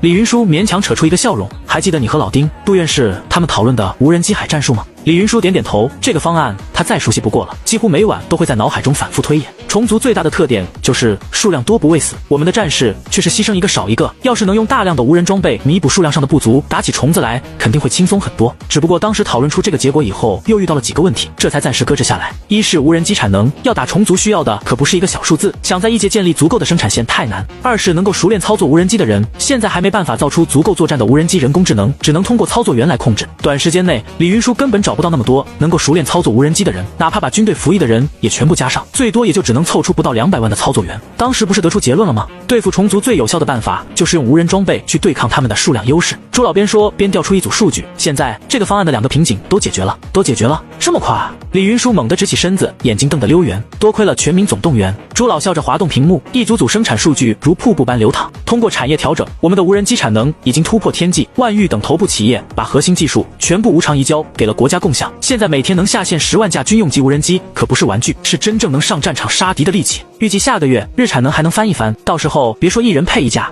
就是每人指挥一个小型无人机编队都不成问题。李云舒倒吸一口凉气，他终于切身感受到了人类历史上有史以来最大的工业克鲁苏这个称号的分量。上一世在异界举步维艰，连像样的生产线都建不起来，而现在想象着遮天蔽日的无人机群将虫巢淹没的场景，他不由得热血沸腾。但很快又强迫自己冷静下来，操作人员呢？就算有再多无人机，没有足够的操作员也是白搭。短期内我们的人工智能根本做不到真正独立作战，最多也就起到辅助效果。这个嘛，朱老神秘地笑了笑，手指在屏幕上画出一个夸张的轨迹。多亏了全民训练和百工计划，我们找到了不少民间高手。猜猜看，现在全国有多少熟练的无人机操作员？500万。李云舒大胆猜测，要真有这个数量，战术选择就丰富多了。猜错了，继续。朱老摇了摇手指，看来是自己想得太美。李云舒自嘲地摇了摇头，那300万。他往下估了一个数字，谁让你往下猜的？往上加啊！朱老一脸不满，往大了猜，往上加，先前还猜少了。李云舒愣住了，难道1000万？他的声音有些发颤，带着犹豫，伸出一根手指，接近了，但还得加个0。朱老右手握成拳头，比在了李云舒伸出的手指旁边，整整1亿，这还只是初步统计。1亿！李云舒差点从椅子上跳起来，手中的平板电脑啪地掉在了地上。李云舒弯腰捡起平板，手指不受控制的微微发抖。1亿操作员，这怎么可能真有1亿？为什么上一次想找几个能够熟练操作无人机的人那么难？往往只能让战士们用血肉之躯去那些必死之地去探索敌情。这时朱老调出一段视频，某处训练基地里，上千名穿着便装的年轻人正戴着 VR 眼镜，双手灵活地操控着虚拟界面。他们中有学生、外卖员、程序员，甚至还有白发苍苍的老人。游戏产业立了大功。朱老解释道，战争雷霆、使命召唤这些模拟游戏的硬核玩家，经过2周特训就能达到军用标准，更别说还有那么多航模爱好者。职业飞手画面切换到一个戴着眼镜的瘦弱男孩，他面前的屏幕上同时显示着8架无人机的实时画面。这孩子叫林雨辰，是某直播平台的无人机竞速之王，现在能同时操控12架无人机进行编队作战。李云舒突然想起很久以前看过的一条新闻，某大学生用游戏手柄同时操控5架无人机完成高难度编务，当时只觉得有趣，现在想来，这分明就是未被发掘的战争潜力。而且他也大概想明白了，为什么上一次最后找不到足够的操作者，这些都是普通人，甚至还是偏宅的普通人。恐怕上次那个情况，他们很难活到最后。老万他们开发了群体操控系统。朱老继续展示，一个王牌操作员可以指挥上百架无人机组成蜂群，普通操作员也能同时控制3-5架，配合人工智能的辅助决策。丁参谋长突然风风火火地跑了进来，打断了朱老的展示。云说，快来，有好东西给你看看。4时，息壤单元话音未落，丁参谋长以3步并作2步冲到李云舒身旁，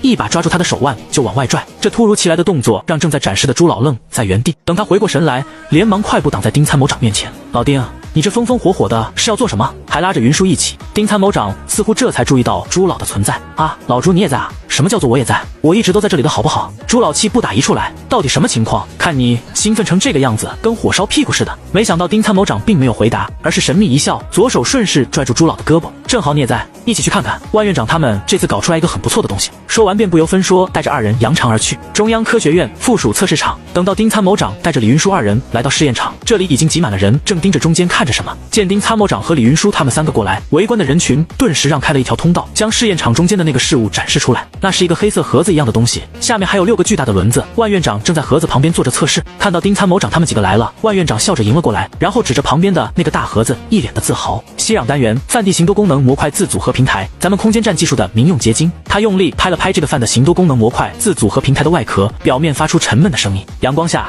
这个3米见方的大家伙通体黝黑，6个巨大的全地形轮胎彰显着他不凡的越野能力。朱老扶了扶眼镜，绕着这个科技感十足的设备转了一圈。老万，你这玩意儿看着跟从科幻片里面开出来的一样，这可比科幻片里面那些中看不中用的东西实用多了。万院长趴地弹开控制面板，幽蓝的全息投影立刻在空气中展开3维结构图。看这配置，800V 半固态电池组配合100升的增程发电机，续航能到2000公里，6轮独立液压悬挂加上海绵记忆材料实心轮胎，就算是没有路的山坡也是说上就上。外壳的最外层是现今转换率最高的钙钛矿晶硅叠层太阳能电池，可以在一定程度上补充单元消耗的电力。李云舒注意到设备侧面整齐排列的通用挂钩系统，这些接口是问得好。万院长眼睛一亮，这就是他的精髓所在，模块化组合。他调出一段演示视频，每一个这种单元都可以随意拆解组合，2个这样的单元可以直接组合成一个野外应急避难所，带净水设备和空气过滤系统，可以容纳最多10个人短时间生活。要是3个串联，就变成载重超过20吨的铰接式运输车，还可以做到水平横移和锐角转弯。视频中几个单元像积木一样精准对接，通过液压连接装置和卡扣组合成各种形态。我们测试过，万院长指着设备底部的可展开式辅助履带模块，就算在完全没有道路的密林或者湿地这样的极端环境，只要打开履带模块，这玩意照样可以跑起来。这时场边一位工程师补充道，他的主处理器是瑞麟芯片 L3级自动驾驶，能通过5G 实现多车协同，只要有一台中续信号站，它就能把所有连接进入网络的平台全部协同起来。朱老若有所思地摸着下巴，这么说来，无论那边是什么环境，这玩意都能发挥作用，通通不在话下。万院长接过话茬，2个单元并联就是工程平台，能装随车吊和破碎锤，单独一个展开就是移动指挥站，升起6米高的通信桅杆，还能起降无人机。只要能凑够20辆以上的单元，还能组合成一个规模中等的生存中心，支持上千人的生活，没有任何的难度。数量越多，吸氧单元所能组合构建出来的东西就越复杂。如果能有上千个单元，就算是凭空构建一座迷你城市，也不是不可能。这最开始是我们华国用在空间站上面的技术，简化改造后就成了吸氧单元。我们计划在剩下的时间里面全力生产吸氧单元，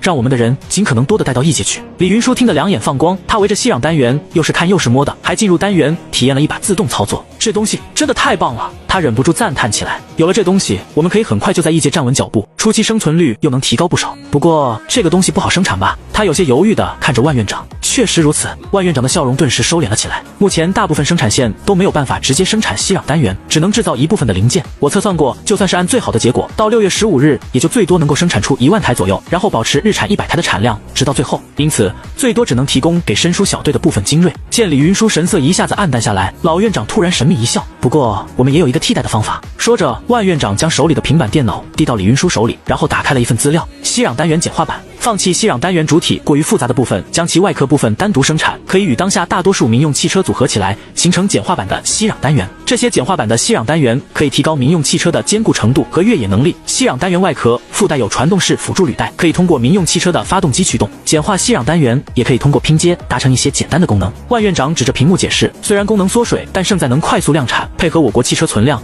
能够将普及率提高到一个很高的程度，让更多穿越者多一分保障。41穿越前的最后一站，汉京时间5月1日，距离穿越开始还有45天。李云舒站在中央科学院的露天测试场上，看着眼前由吸氧单元组合而成的移动要塞。这些移动要塞表现出了不俗的防御能力和移动性能，还能很容易的化整为零，再会零为整。万院长站在他身旁，手中的平板电脑显示着实时数据。简化版吸氧单元已完成与各类汽车的适配测试。他滑动屏幕，调出一段视频。你看，加装外壳后，车辆在模拟异界各种地形的通过性提升了67%，装甲厚度达到30毫米均质钢等效。我们还专门加强了简简化版息壤单元的封闭性，只要是不遇到智能高的敌人，像是普通的野兽什么的，封闭状态的息壤单元可以回避90%的攻击欲望。配合息壤单元装配的生活维持模块和物资，驾驶员躲起来等待救援完全没有问题，至少可以坚持好几天。李云舒点点头，目光投向测试场远处，那里20辆各种型号的民用汽车正在进行息壤单元组合测试。简化息壤单元在组合前就像是一个展开的盒子，当汽车开上去后，履带传送装置就会自动卡住汽车的轮胎，然后通过轮胎带动履带移动。随后简易息壤单元四周的隔板会自动升起，将整个汽车包裹在里面。隔板会通过高密度自填充材料将汽车与隔板之间的缝隙填补起来，使汽车与单元化做一个整体。按照万院长的说明，普通的息壤单元最大能支持大型 SUV， 最小可以配合小型 mini 轿车，基本可以覆盖华国绝大多数的民间车辆。据说还有一些特化的简化息壤单元可以用来搭配公共汽车和长途客车使用。简化版息壤单元量产情况如何？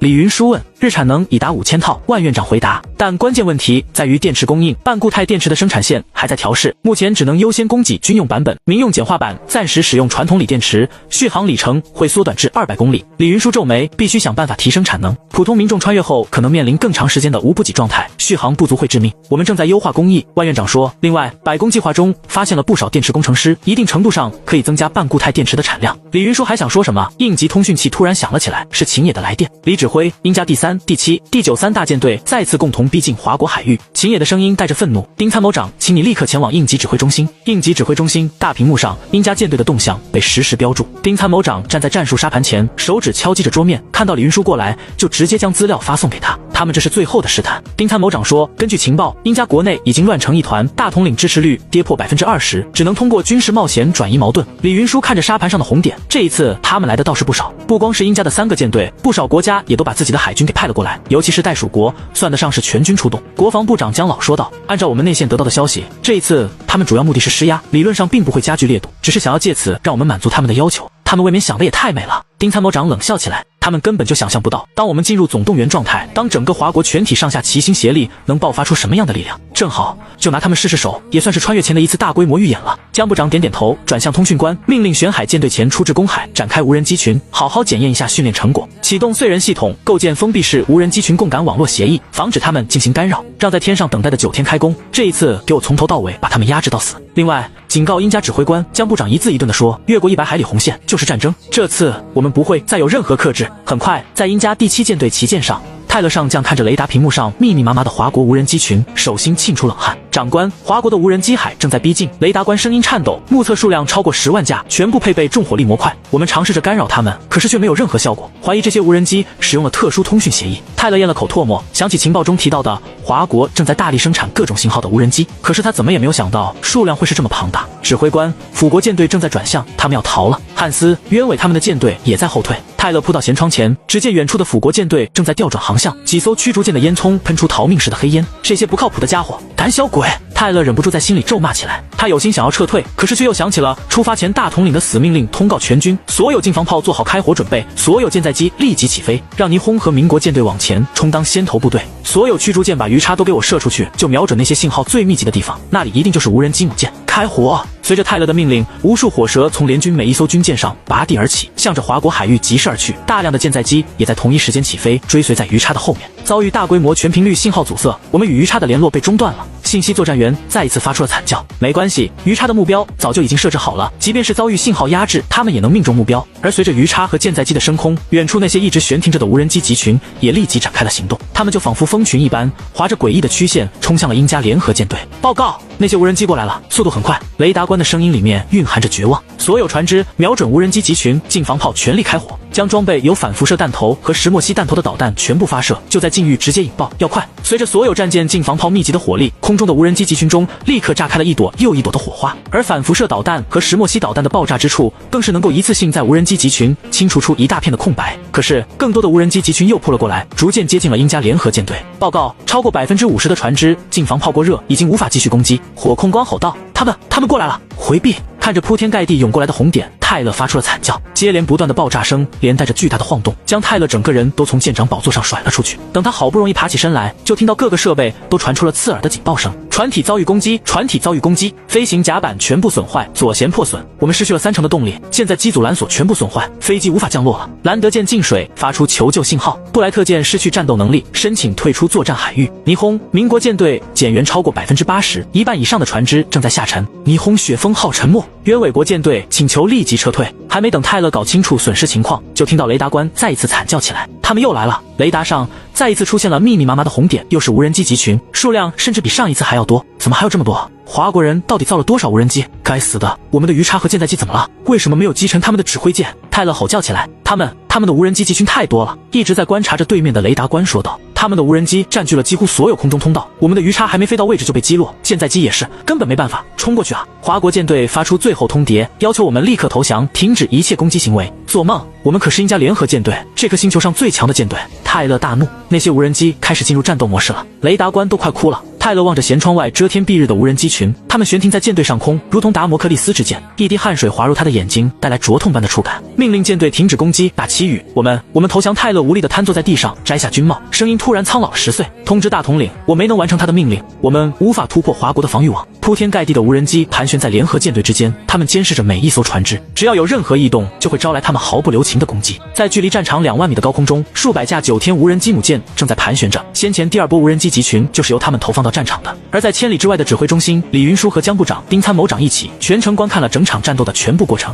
通过燧人系统和空中的9天无人机，整个战场的所有细节都被他们尽收眼底。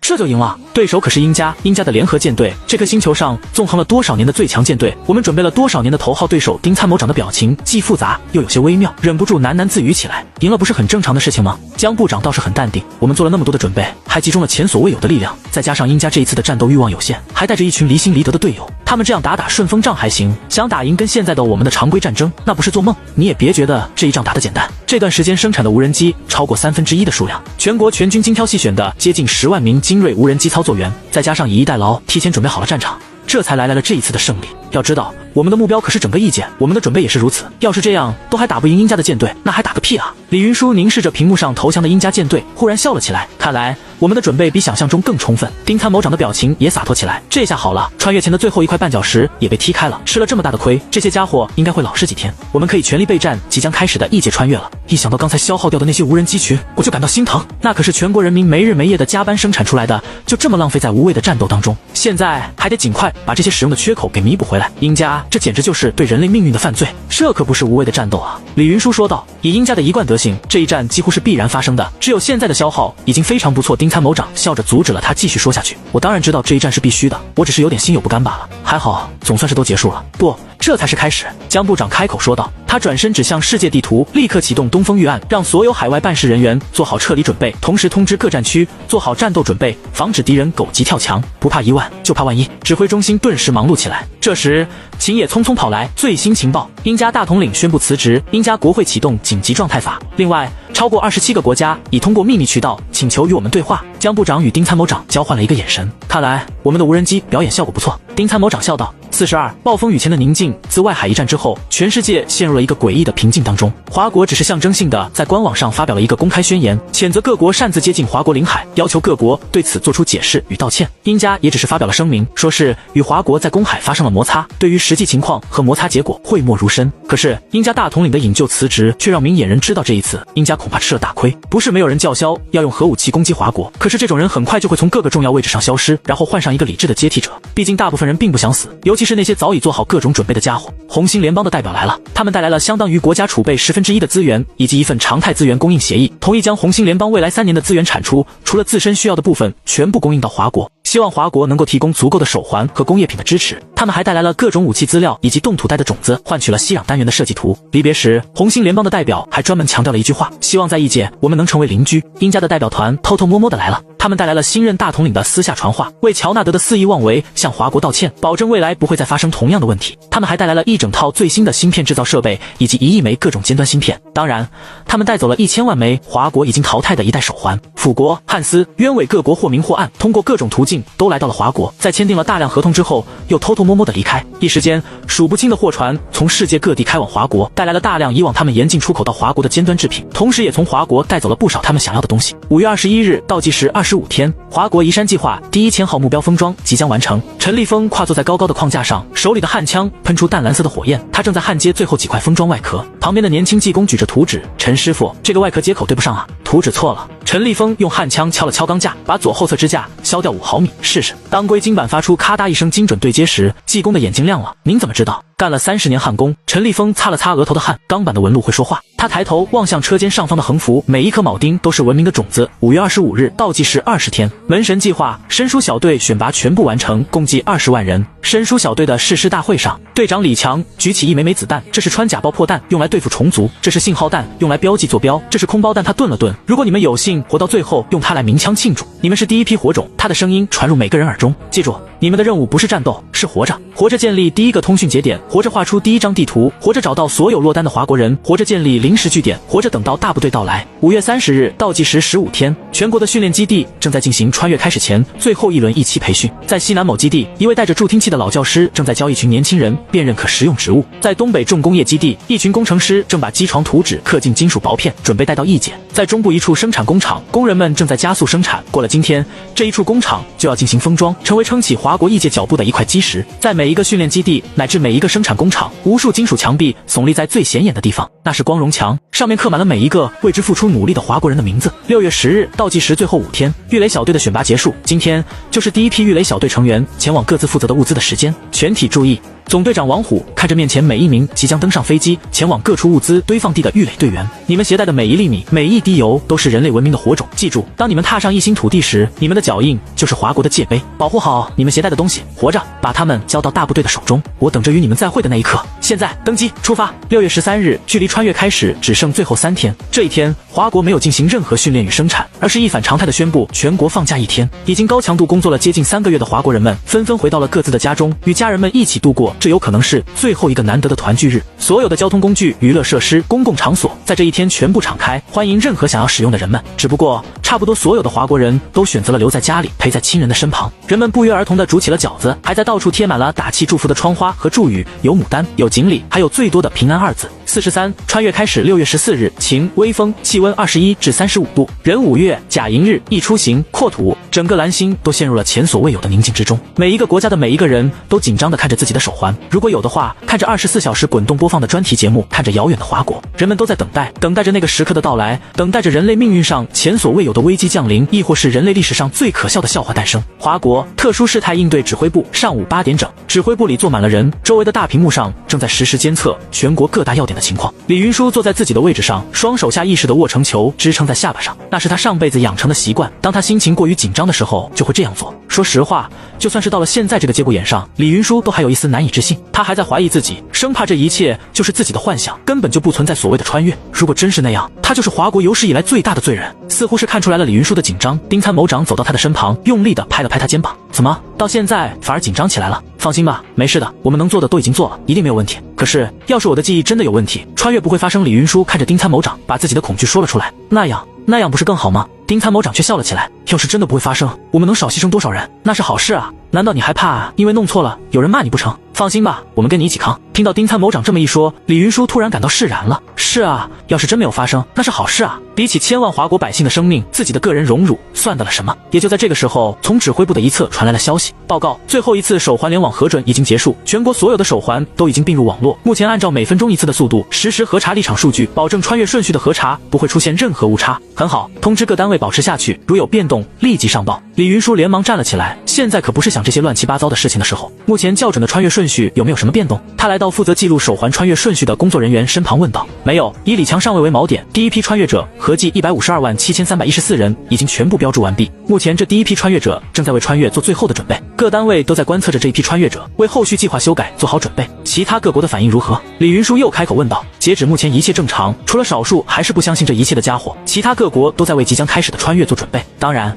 他们大部分的目光还是在关注我们。很好，继续观察，有什么异动立刻汇报。是。下午2点30分，李强上尉正带着500名队员检查着自己的全部武器装备。作为第一批穿越者，还是神鼠小队的队长，他不免感受到极大的压力。他们将带着400台息壤单元和100座燧人系统，成为第一批尖兵。在他们的旁边是一群忙碌的工作人员，他们正在对这一批生疏队员的设备做着最后的调试与保养。第一批共计100名预垒队员也已经来到了各自负责的物资位置，这些重要的物资早已封装完毕，周围还画出了封锁线，防止出现意外。除此之外，还有超过5万名战士也都在各自的军营里面做着最后的准备。他们都是第一批穿越者，将成为普通华国人在异界最为可靠的后盾。华金时间晚上8点整，距离穿越开始还剩最后4个小时。如今，华国的大街小巷，每一个地方的信息载体上都在滚动，播放着最后的倒计时。人们围在那些即将要穿越的亲人旁边，为他们送上祝福，帮助他们带好装备，稳定心态。这一批穿越者每人都背着最新型号的应急背包，带着训练完成后才发放到手中的各种武器。他们正在用最后的时间不停地背诵着早已在训练基地背的滚瓜烂熟的异界生存手册。其中会开车的人则在调试着自己的车辆，那些车子上面已经安装好了简易息壤单元，看上去就像一个个5大3粗的盒子。华金时间晚上11点整，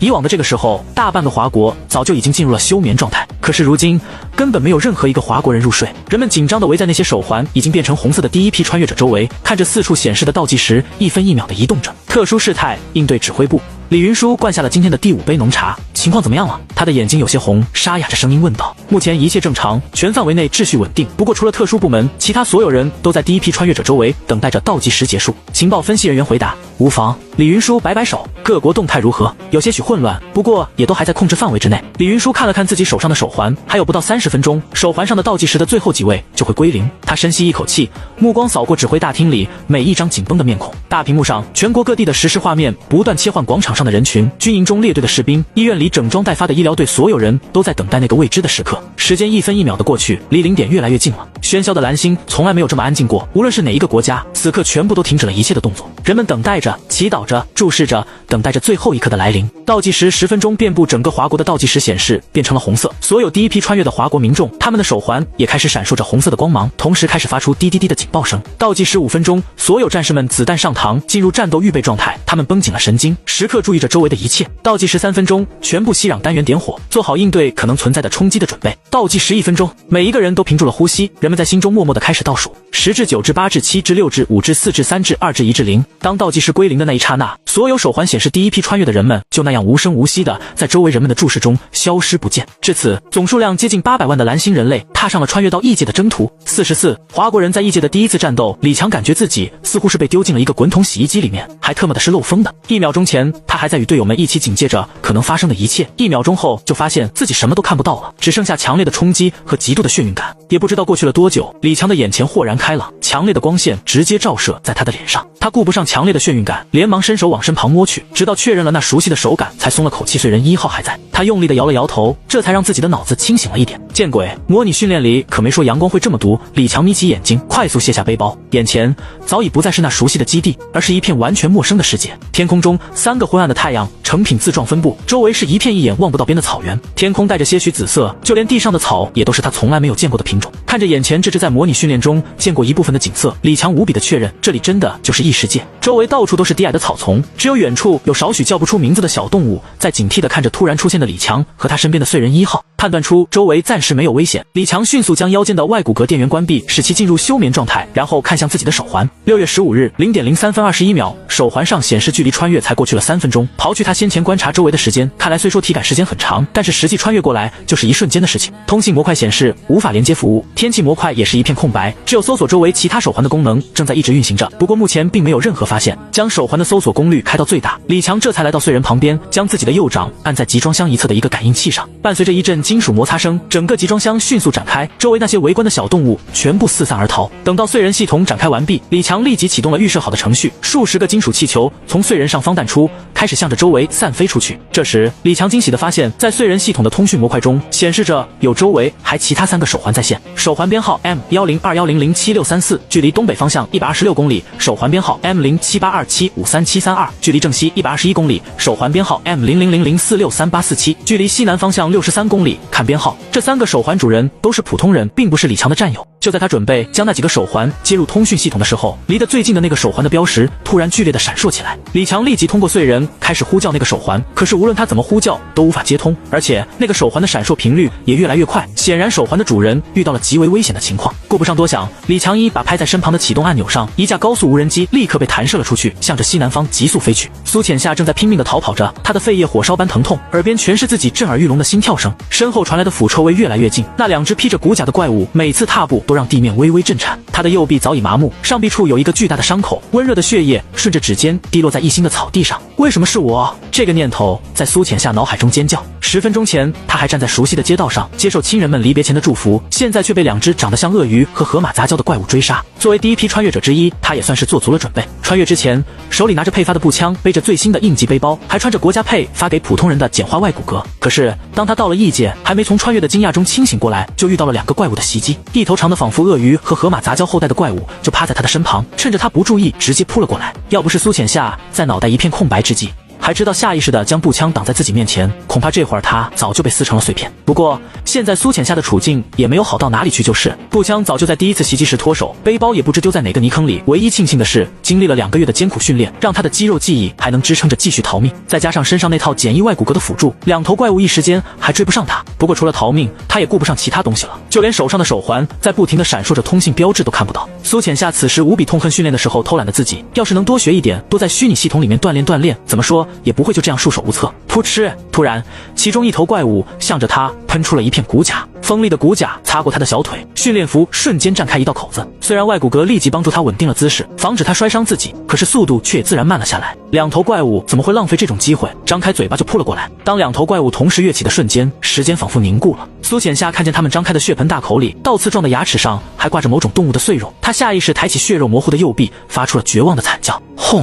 震耳欲聋的爆响撕碎空气，第一发20毫米的弹头将领头怪物的头颅炸成漫天血雾，第2发精确地贯穿了另一只的脊柱。怪物们引以为傲的骨甲在20毫米的口径面前根本毫无意义。怪物在苏浅夏前导下，腥臭的内脏碎片如雨点般落下时，他才意识到自己还活着。悬疑的嗡鸣从头顶传来，一架仿佛闪烁着光芒的无人机缓缓悬停在苏浅夏的头顶。当看清机腹那个熟悉的标志时，他瘫软在地，颤抖的嘴唇终于能够挤出声音：东华国军人。这里是华国陆军所属申书小队。扬声器里传来沉稳的男声，电流杂音也掩盖不住那份令人安心的力量。坚持住，同志，支援马上就到。45，2个世界，6月15日0点35分，蓝星，华国特殊事态应对指挥部。自第一批穿越现象发生已经过去了35分钟，李云舒揉了揉发胀的太阳穴，再度灌下去一杯浓茶。指挥所大厅里，数十块监控屏幕同时闪烁着各色数据流，将他的侧脸映得忽明忽暗。李指挥，国内第一批穿越数据汇总完毕。秦野的声音伴随着匆忙的脚步声传来。这位精悍的特勤额头上还挂着汗珠，显然刚从忙碌的数据分析现场赶回。李云舒快速滑动着全息投影中的数据流，淡蓝色的光芒在他镜片上跳动，每一个数字都在无声的证明预测准确率100%，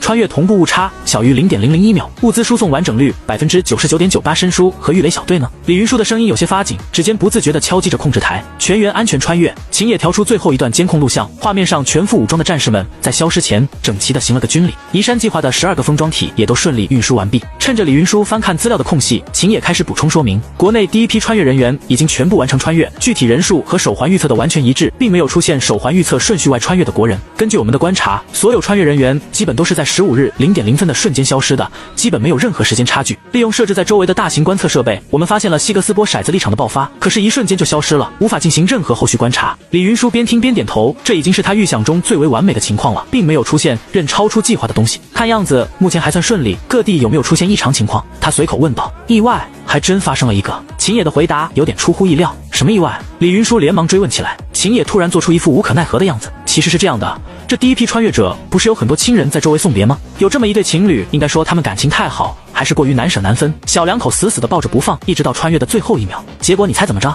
秦野故意卖了一个关子。李云舒摇了摇头，他并不是很擅长猜这些东西，就直接等待秦野的答案。由于那2个人抱得太紧，一直到穿越开始都没有松开，结果影响到了立场。秦野也没有继续坚持，而是立刻说出了答案。不知道是不是因为立场互相干扰，还是别的什么原因，总之穿越出意外了。那对情侣中的男方，也就是这一次穿越者中的一员，除了自己什么都没能带到那边去。你是说李云舒一开始没反应过来，不过很快就弄懂了秦野的意思？对，和你想的一样，男方准备的物资还有装备，就那样留在了女子的怀里，还包括她的全套衣服。男方就那样赤条条的过去了。听到这里，李云舒怎么还不能反应过来，秦野是在跟自己开玩笑？老秦这样的人绝对不会拿普通华国人的安危当笑话，要是真的有这么一个华国人，那么他此时的处境一定是极为危险的。好你个老秦，都会开这种玩笑了。李云舒笑骂道。秦野也笑了起来，我这不是看这里的气氛过于沉重了吗？想要调节一下气氛。不过他立马严肃起来，其实也不算是玩笑，真有这么一对情侣，不过不是华国人，是在辅国那边。男方确实留下衣物，光溜溜的穿越了，女方抱着男方的衣物，完全搞不懂发生了什么。我们的技术部门猜测，在穿越发生的瞬间，两个纠缠的希格斯场产生了类似量子纠缠的波动，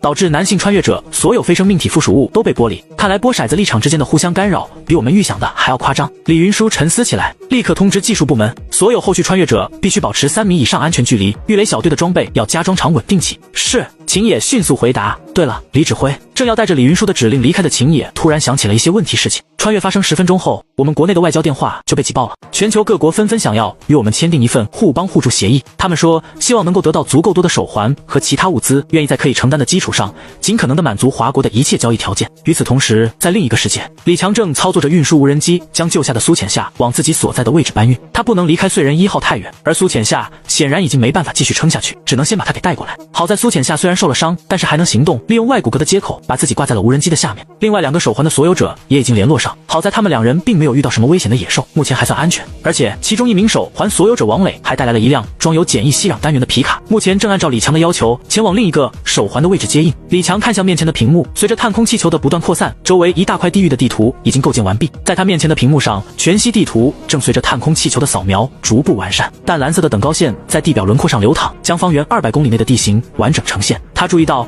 西北方向67公里处有个闪烁的绿点，那是王磊驾驶的皮卡车在吸氧单元发出的识别信号。手环突然投射出通讯界面，王磊那张沾着机油的脸出现在影像中。李强兄弟，我接到人了。他一脸的兴奋。画面背景里能看到另一个手环持有者正瘫坐在皮卡后座，怀里紧紧抱着自己的应急背包。这小子运气不错，掉在灌木丛里只擦破点皮。我们这就去那边跟你会合。46，第一个临时据点，先等等。李强叫住了正准备出发的王磊，先停在那里不要移动，我现在给你重新规划一条路线出来。李强看着面前的屏幕，随着探空气球对于周围数据的搜集，燧人1号已经建立了一幅详尽的3维地图。地图上就在王磊前方不到10公里的地方，有一大群和先前苏浅夏遇到的那种野兽差不多的玩意儿。如果王磊还是继续按照原来的路线前进，就一定会正面撞上他们。他携带过来的弹药并不算非常充足，能省一点就是一点。很快，李强将一条新规划好的路线发到了王磊的手环上，你就按照这个路线过来，路上小心点。放心吧，李强兄弟，我老王的车技那是杠杠的，更何况还有国家给配备的这东西。通讯器对面还传来了拍击息壤外壳的哐哐声，随后就看到全息地图上代表王磊的绿点开始按照新的路线前进。李强笑了笑，便把注意力回到燧人系统上。此时第一批探空气球的搜索范围已经扩散到200公里以外，差不多接近燧人1号能够控制的一半。李强将其中一批气球设定了探索路径，让其继续向外探索，然后让其他的气球原路返回，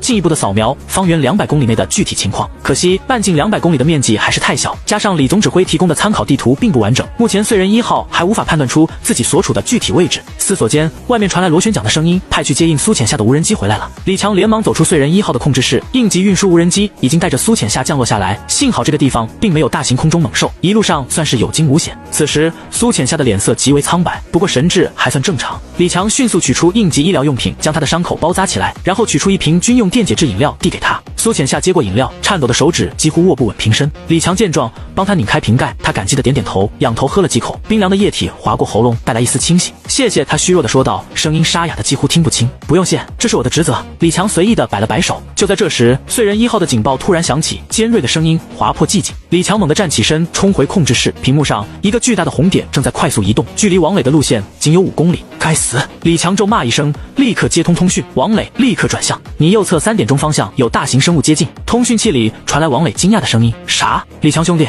什么情况？啥大型生物？不要管这些，立即调整路线！李强吼了起来。地图上的绿点迅速改变了方向，但红点的速度更快，两者之间的距离仍在缩短。李强迅速操作控制台，调动附近的探空气球进行更详细的扫描。屏幕上显示出那只生物的具体形态：一只体长超过10米的巨型爬行动物，四肢粗壮，背部覆盖着坚硬的鳞甲，正以惊人的速度向王磊的方向逼近。王磊立即停车，启动封闭模式。那家伙速度太快，你甩不掉他，来不及了。李强的声音因为急迫而有些嘶哑。快！通讯器那边传来王磊倒吸一口冷气的声音，随后他结结巴巴开口说道：“李强兄弟，这不要犹豫，快来不及了！”眼见红点越来越近，李强抓起通讯器大喊，屏幕上代表王磊的绿点终于停住了，然后通讯器在一阵液压驱动的咔嚓声后彻底安静下来。简易吸壤单元合拢所有空隙，以封闭状态将整辆皮卡车完全包裹起来，下面的履带也完全收紧，使得现在的皮卡车看上去就仿佛一块巨大的石头。王磊和车里的另一个人大气都不敢出，只能无助地盯着唯一还有光线的手环，等待自己的命运。好在封闭状态确实有效，那头巨兽明显降低了前进的速度，他疑惑地抽动着鼻子，还伸长了脑袋四下张望，可是他却怎么也找不到先前锁定的那个猎物的踪迹。又过了一段时间，巨兽似乎是烦了，只见他扬起脖子咆哮起来，向着周围的一切宣告这里是自己的领地，然后便向着另一个方向离开。一直等到那个巨兽走出很远，李强这才松了口气，拿起通讯器开始联络王磊他们。巨兽已经离开，按照我发给你们的新路线，赶快过来吧。记住，路上不要发出太大的声音，我怕还有更多的那种东西，以防万一。他还派出了一架无人机，跟在皮卡车的后面，警惕着可能出现的巨兽。这个世界远比他预想的还要危险，难怪李运输指挥说上一次穿越过来的人们在第一年死了个七七八八。就刚才那几样野兽，李强不认为没有武器的普通人可以在他们的追杀下活下来。就算是这一次做了这么多的准备，如果没有碎人，没有自己，恐怕另外几个人也根本活不下来。1个多小时后，随着王磊的皮卡车缓缓开到了碎人1号的旁边，李强叫醒了不知道什么时候睡着了的苏浅夏，两个人一起来到皮卡车的旁边。皮卡车的门打开了，一个看上去有些壮硕的中年人和一个脸色苍白的年轻小伙子一起走了下来。李强兄弟，这次可多亏了你。中年人看到身穿军服的李强，脸色一喜。我是王磊，算是一名户外运动博主。这个小伙子是孙启明，是一名大学生。我叫李强，隶属华国陆军。李强先做了自我介绍，这位是他看向一旁的苏浅夏。我叫苏浅夏，是个普通的上班族。苏浅夏连忙自我介绍。听完三人的自我介绍，李强松了口气，与自己手环里面登记的资料一致，三个人都没有撒谎，他们的资料也没有什么问题。他将一直在旁边处于待命状态的机器狼的警戒状态略微下调。碎人1号至关重要，绝不能冒半点风险。随后，李强再一次看着面前三个还有些不知所措的普通人，慎重地说道：“这里是华国驻一节1号临时据点，我代表华国军人欢迎你们的加入。47第2次穿越前的准备，现在是特殊时期，我就长话短说。”李强看着三人，相信你们对情况也有了一定的了解。这里确实是异世界，我们与原来世界的联络已经完全中断。在之前，我大概扫描了方圆200公里的手环信号，如果不出意外，第一批华国穿越者当中，处于这200公里内的就是我们4个了。这里将作为我们第一个临时据点，采取军事化管理，希望大家配合。我们需要尽快建立生存基础，为可能到来的同胞做好准备。听完李强的话，三人没有过多思考，纷纷同意了下来。很好，那就动起来。李强拍了拍手，王磊，现在去把你的皮卡车的太阳能电池板全部展开，我们要确保它的电量充足。此外，这里所有的太阳能电池板都交由你照顾，务必保证他们的状态完好，这可是我们的生命线。没问题，李强兄弟。王磊点头答应。孙启明，无人机或者探空气球会操作吧？李强转向孙启明，会，我本来就会一点，还在训练基地加强过培训。很好，那我给你一批探空气球的操作权限，请你操作着他们将周围的环境全部筛查一遍，所有特殊的地形、动物、植物全部都做好记录，没问题吧？没有。至于你，李强看向苏浅夏，你有伤就协助孙启明做记录吧，尤其是那些可以食用的动植物，一定要着重标注出来。那个李长官，孙启明似乎有话要说，不要叫我长官，叫我同志或者直接称呼名字就好。李强笑了笑，那么我就叫你李教官吧，正好你和我们在基地训练时的教官差不多年龄。听到李强的话，孙启明显然轻松多了。李教官，你是说这方圆200公里就只有我们4个？没错，我扫描了方圆200公里所有手环的信号，只有你们3个的反应。孙启明一愣，我记得公告上说了，第一批穿越者占人类总数1/1000的样子，这200公里才4个人，如果真的是随机的，那么这里的面积恐怕会是一个相当夸张的地步。李强眼睛一亮，这孙启明显然是个会分析的，现在正好用得上。你认为这里会有多大？他径直来到孙启明旁边问道。当年李运输他们并没有能够搞清楚这里的全貌，因此提供的参考地图也并不完整。孙启明思考了片刻，如果真的是完全随机，那么分布在每一个区域的人数都应该是差不多的。李教官，这里除了我们华国人，还有其他人吗？他特意把华国人3个字咬得很重。有，而且还不少。李强随手点开自己的手环，这是我前面扫描时发现的，因为距离我们较远，就没有多做理会。李强手环上显示的是几张照片，有开着汽车的白人，四处探索的黑人，一脸迷茫的棕色人种，甚至还有一团正在被野兽吞噬的人类残骸。我们不去救他们吗？孙启明声音有些发颤。李强摇摇头，以我们现在的力量，连自保都勉强。我的首要职责是保护华国同胞。他看向孙启明，活下去才有资格谈救助他人。孙启明别过头，强迫不再去看照片上的惨状。虽说经历了2个多月的训练，但是对于他一个和平国度的大学生来说，方才的画面冲击力还是大了一点。李教官，目前发现其他国家的人数大概有多少？这个就不好判断了。我只是大概扫描了周围的情况，他们并没有携带和你们一样的手环，不能与我们的系统组网，无法精确扫描。但从零星观察来看，密度应该与我们差不多。这样的话，孙启明沉思起来。单从现在的人数来看，这里的整体面积至少是蓝星的2到3倍。不过数据只有一次，很难保证不是个例。我需要更多的数据。他看向面前的李强，更多的数据吗？李强抬起胳膊，确认了一下时间，快了，还有不到12个小时，第二波穿越者就要过来了。蓝星至穿越开始已经过去了12个小时。李云舒揉了揉酸胀的眼睛，他已经差不多30多个小时没有合眼了。由于无法与穿越过去的同胞获得联系，他们现在根本没办法确认那边的情况，只能通过物资传送是否完成来进行猜想。这一次，万院长准备将最新的量子通讯设备让第二批穿越人员带上，看看能不能发送点什么消息回来。李总指挥，你还是去休息一下吧。秦野看着李云舒疲惫的双眼，略有些担忧地说道：“无妨，我还撑得住。”李云舒摆摆手，拿起一旁的浓茶，一饮而尽。第二批穿越人员的准备工作完成了吗？他放下手里茶杯问道。目前第二批穿越人员已经全部筛查完毕，都在各自所属的地域做好了准备。最新的试验用联络器也分发给了这一轮的部分战士。对了，万院长让我告诉你，第一轮穿越时的阻拦实验全部失败，想要让希格斯波骰子失去能效，目前还不是我们的科技水平能够实现的。他们测试了法拉第笼、高能量电磁场、多重屏蔽式、大功率干扰，甚至还试过民间的各种玄学手段，都没有产生任何作用。他说恐怕短时间是不可能有任何突破了。李云舒摆摆手，虽说他一开始就没有抱太大希望，可是结果真的出现，还是有些郁闷。深吸一口气，李云舒压下了心中的焦躁。他走到全息投影前，调出全国实时数据图，密密麻麻的红点代表着即将穿越的第二批人员，数量与第一批差不多。秦野，通知各军区负责人，最后确认一遍装备清单。李云舒的声音有些沙哑，尤其是那些特殊设备，一件都不能少。明白。秦野立即转身去传达指令。就在这时，通讯器突然响起急促的铃声，是丁参谋长的来电。李云舒心头一紧，迅速接通。怎么回事？云舒，白象国发生大规模暴乱，中枢通知我们，小心可能出现的难民潮和白象国的极端反应。48，白象的闹剧为什么会这样？李云舒脱口而出。虽说他一向看不起那个神奇的国度，可是怎么说也不应该这么快就出现暴乱。就连上一次白象也至少坚持了1个月的时间，还能因为什么？通讯器里传来丁总参谋长苦涩的叹息。那些人的脑回路，我算是彻底服气了。电话里说不清楚，你赶紧过来一趟。中枢要求我们尽快拿出可行方案。当李云舒匆忙赶到指挥部时，正撞见丁总参谋长对着一叠文件大发雷霆。见到他进来，丁总参谋长的表情更加复杂，将手中的资料重重塞到他手里。你自己看吧。李云舒疑惑地翻开文件，才看了几页，就忍不住扶额白象的暴乱源头，竟是他们国内泛滥的数千万枚自制手环。1个月前，华国确实向白象提供过近1亿枚淘汰的一代手环，换来了1000多万吨香米，但贪婪的白象高层转手就将大部分手环暗中倒卖，只留下少量自用。为了应付民众，他们竟自制了几千万劣质手环，还以天价卖给国民。这些手环的立场感应核心全是用回收低和含低废料粗制滥造而成，按白象一贯的作风，能用就行，反正使用者多是混血种，想必早已习惯这种待遇，所以那些手环根本不能用。李云舒长叹一声，看向同样一脸无奈的丁参谋长，不能用，要是真不能用，反倒好了。丁参谋长哭笑不得，那些手环确实能感应立场，也能显示测试结果，但该死的那些结果全是随机的。随机？李云舒差点被自己的口水呛到。问题就出在这里。丁参谋长揉着太阳穴，昨天0点第一批穿越发生时，那些通过白象手环检测了穿越顺序的人，根本没想到自己倾家荡产买来的救命装置竟是个骗局，显示即将穿越的人原地未动，而不少显示安全的却毫无预兆的被传送走了。第一批穿越刚结束，整个白象就炸开了锅，恐慌的人群开始疯狂抢夺目之所及的一切。云舒，我现在总算明白你之前说的人间地狱是什么景象了。丁总参谋长又调出一些资料，都是华国卫星拍到的白象国内现在的样子。李云舒凝视着卫星图像，手指不自觉地收紧，那似曾相识的场景勾起了他久远的记忆画面中，曾经繁华的城市已沦为废墟，街道上浓烟滚滚，暴徒们像疯狂的野兽般横冲直撞。更令人心惊的是，许多地方出现了大规模的踩踏事件，人们为了争抢任何视线中的物资，互相攻击。这还不是最糟的，丁总参谋长调出另一组数据，根据情报，白象军方已经出现哗变迹象，部分部队开始抢夺正规手环，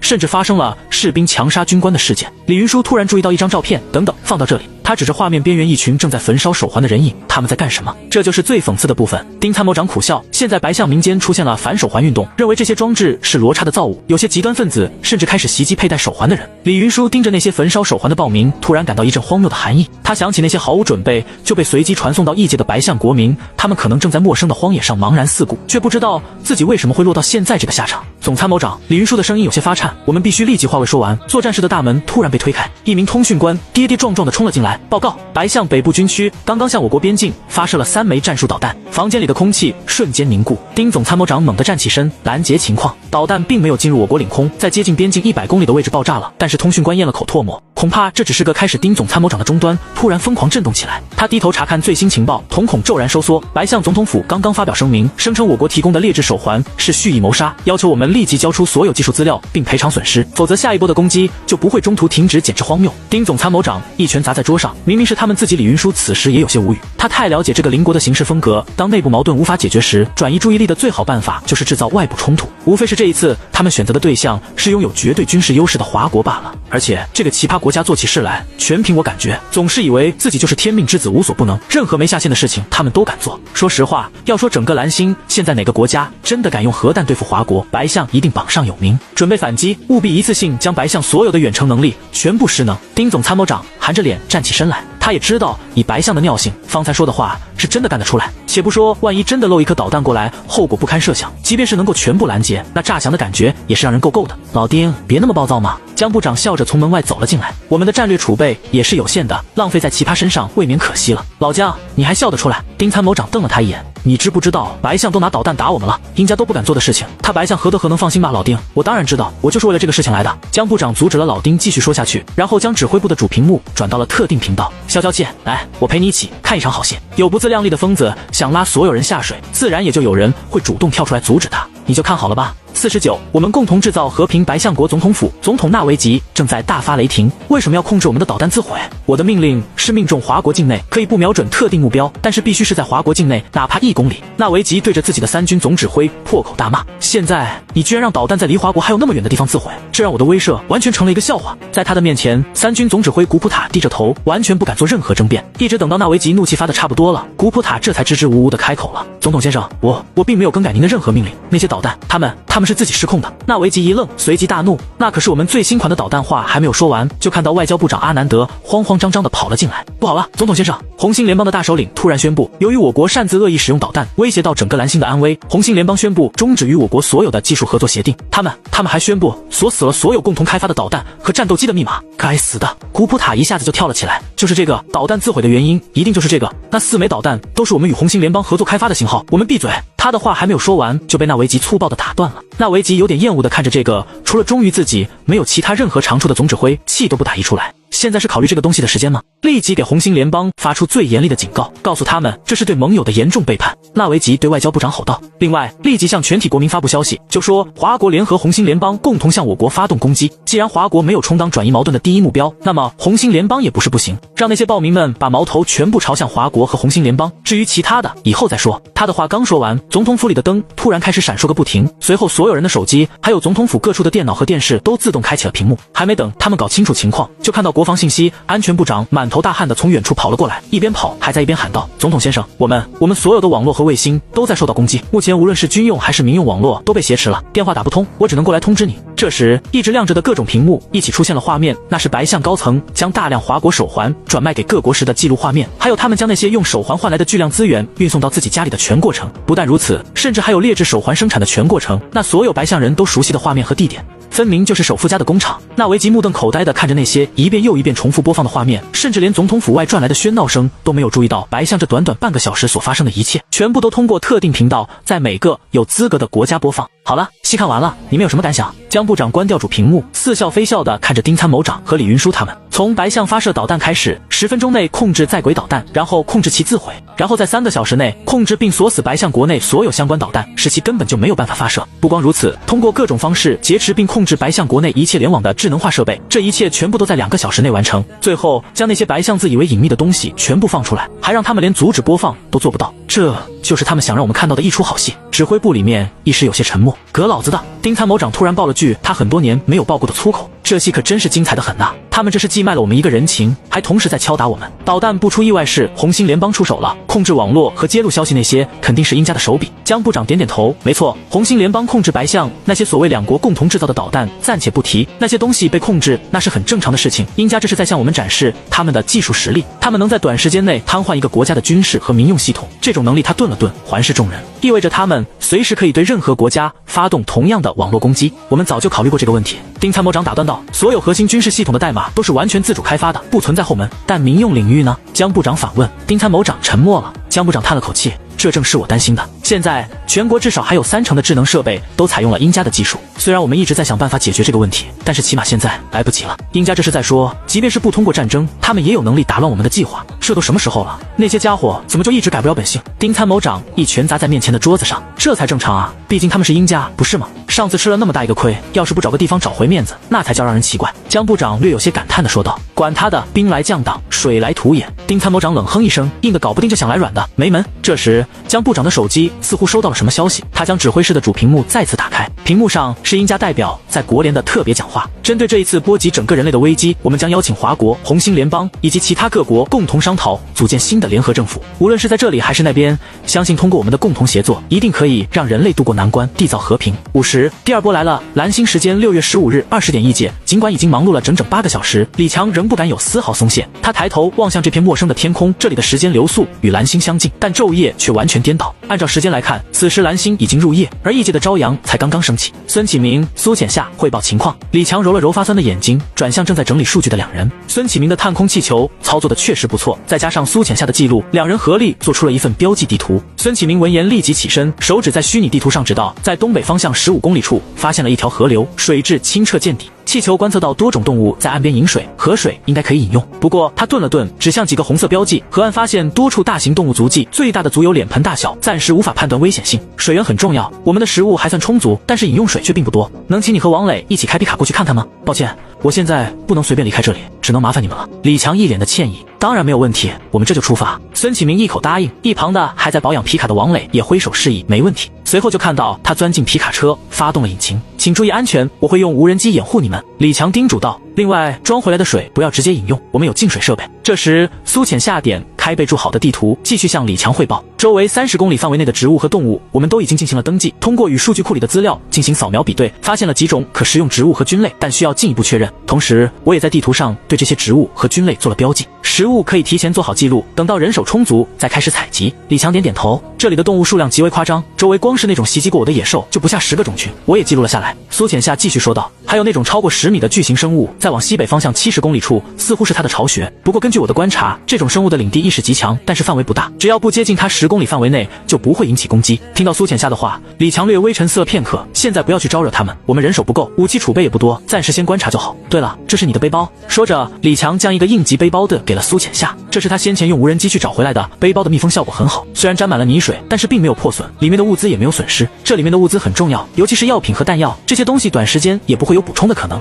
能回收还是要尽量回收。另外，你的步枪我也找到了，不过已经彻底损毁，只能拆取零件做备用。苏浅夏接过背包，一脸的惊喜，他都没有想到背包还能被找回来。谢谢，他轻声说道，这是我该做的。李强摆摆手，又转头看向孙启明和王磊他们。此时他俩正在做出发前的最后准备，皮卡车的后备箱里面已经撑开了一个巨大的折叠型水箱。电池的情况如何？李强看向正在固定水箱的王磊。没问题，目前的电量还有80%，足够我们过去取水并返回了。王磊拍了拍自己的老伙计皮卡。李强点点头，记住，取水是次要的，安全第一，如果发现任何异常，立刻撤退。明白。孙启明和王磊异口同声的回答。两人检查完装备后，便驾驶皮卡车缓缓驶离营地，朝着东北方向的河流前进。李强也迅速回到燧人1号的操作室，控制一架无人机跟在两人头顶。这一次，由于提前做好了观察与规划，一路上并没有遇到什么危险。王磊开着皮卡车顺利的来到了标注的河流边上。当皮卡缓缓停在离河岸不到20米外的位置时，孙启明迫不及待的跳下车，看着清澈的河水，他有些激动，想要过去取水。可是他刚一有所动作，就被王磊一把拉了回来。你不要命了？这种陌生的水域你也敢直接过去？王磊有些无语的看着面前的孙启明，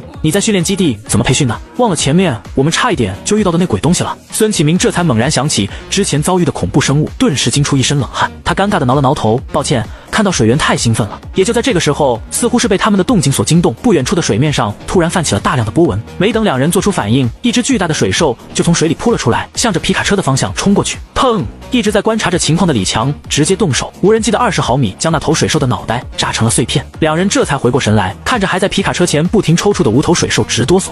多谢。惊魂未定的孙启明对着联络器说道，没事，请小心，这里比预想的还要危险。李强的声音从联络器里面传了出来。好在那水兽似乎是独居的，周围并没有第二只出现。两人用长管将水箱装满，迅速离开了河边。等到他们返回临时据点，都已经是接近3个小时以后了。水箱里的水经过检验，只需要进行简单的净化，就可以供人类饮用。这一确认，无疑让他们几个都振奋起来。有足够的饮用水，再加上周围的动植物可以充当食物，这里完全可以作为一处真正的据点。略微休整之后，李强再度进入燧人1号控制室做好准备。距离6月16日0点已经没有多少时间，很快第二波穿越者就要来了。蓝星时间6月16日0点整，一直盯着通讯模块的李强浑身一震，只见眼前的屏幕上凭空出现了7个新的手环信号，51汇合7个新的手环数据，最近的一个就在离他们不到30公里的地方，最远的一个接近200公里。李强的目光很快就被其中一个手环的编号所吸引，J0000035282是特殊编号，有战友来了。他立刻连通了这个手环的通讯，呼叫，这里是燧人1号临时据点，我是据点指挥官李强，听到请回答。很快通话被接通了，对面传来一个沉稳的男声，报告首长，我是华国陆军所属下士赵明伟，首长请讲，告诉我你现在的状态和装备配置情况。报告，状态一切正常，武器正常，我还携带了一辆猫猫车，可以立即参与行动。很好，我现在将2个坐标发送给你，他们是这一次与你一同穿越过来的普通民众，立即去接应他们，我会派出无人机支援你们，请注意安全，全程保持联络。通话完毕，没有任何耽误，2个坐标被发送到了赵明伟的手环上，同时还有一幅简略的3维地图，上面标注了路线和需要回避的危险地点。收到，立即开始执行任务。随着一阵猫猫车特有的启动声音传了过来，代表着赵明伟的亮点开始向着最近的一个手环坐标移动。李强将早已准备好的一架无人机往赵明伟的方向派了过去，随后连通了其他6个手环。这一次似乎比上一次运气要好，7个新的穿越者都没有在第一时间受到攻击。他们除了必备的应急背包以外，还有2个人携带了装配有简易吸氧单元的汽车，一辆 SUV 和一辆轿车。李强在交代他们做好隐蔽，防止突发情况之后，便开始了下一步的接应行动。此时王磊已经开着皮卡前往最近的那个坐标，孙启明也在操作着探空气球观察每个手环周围的情况，防止出现危险。苏浅夏则被要求实时保持与各手环的沟通，安抚他们，同时实时汇报各手环的情况。半个小时后，王磊来到了最近的那个手环的位置。45分钟，赵明伟与其中一名穿越者会合，开始向着第2个坐标前进。1个小时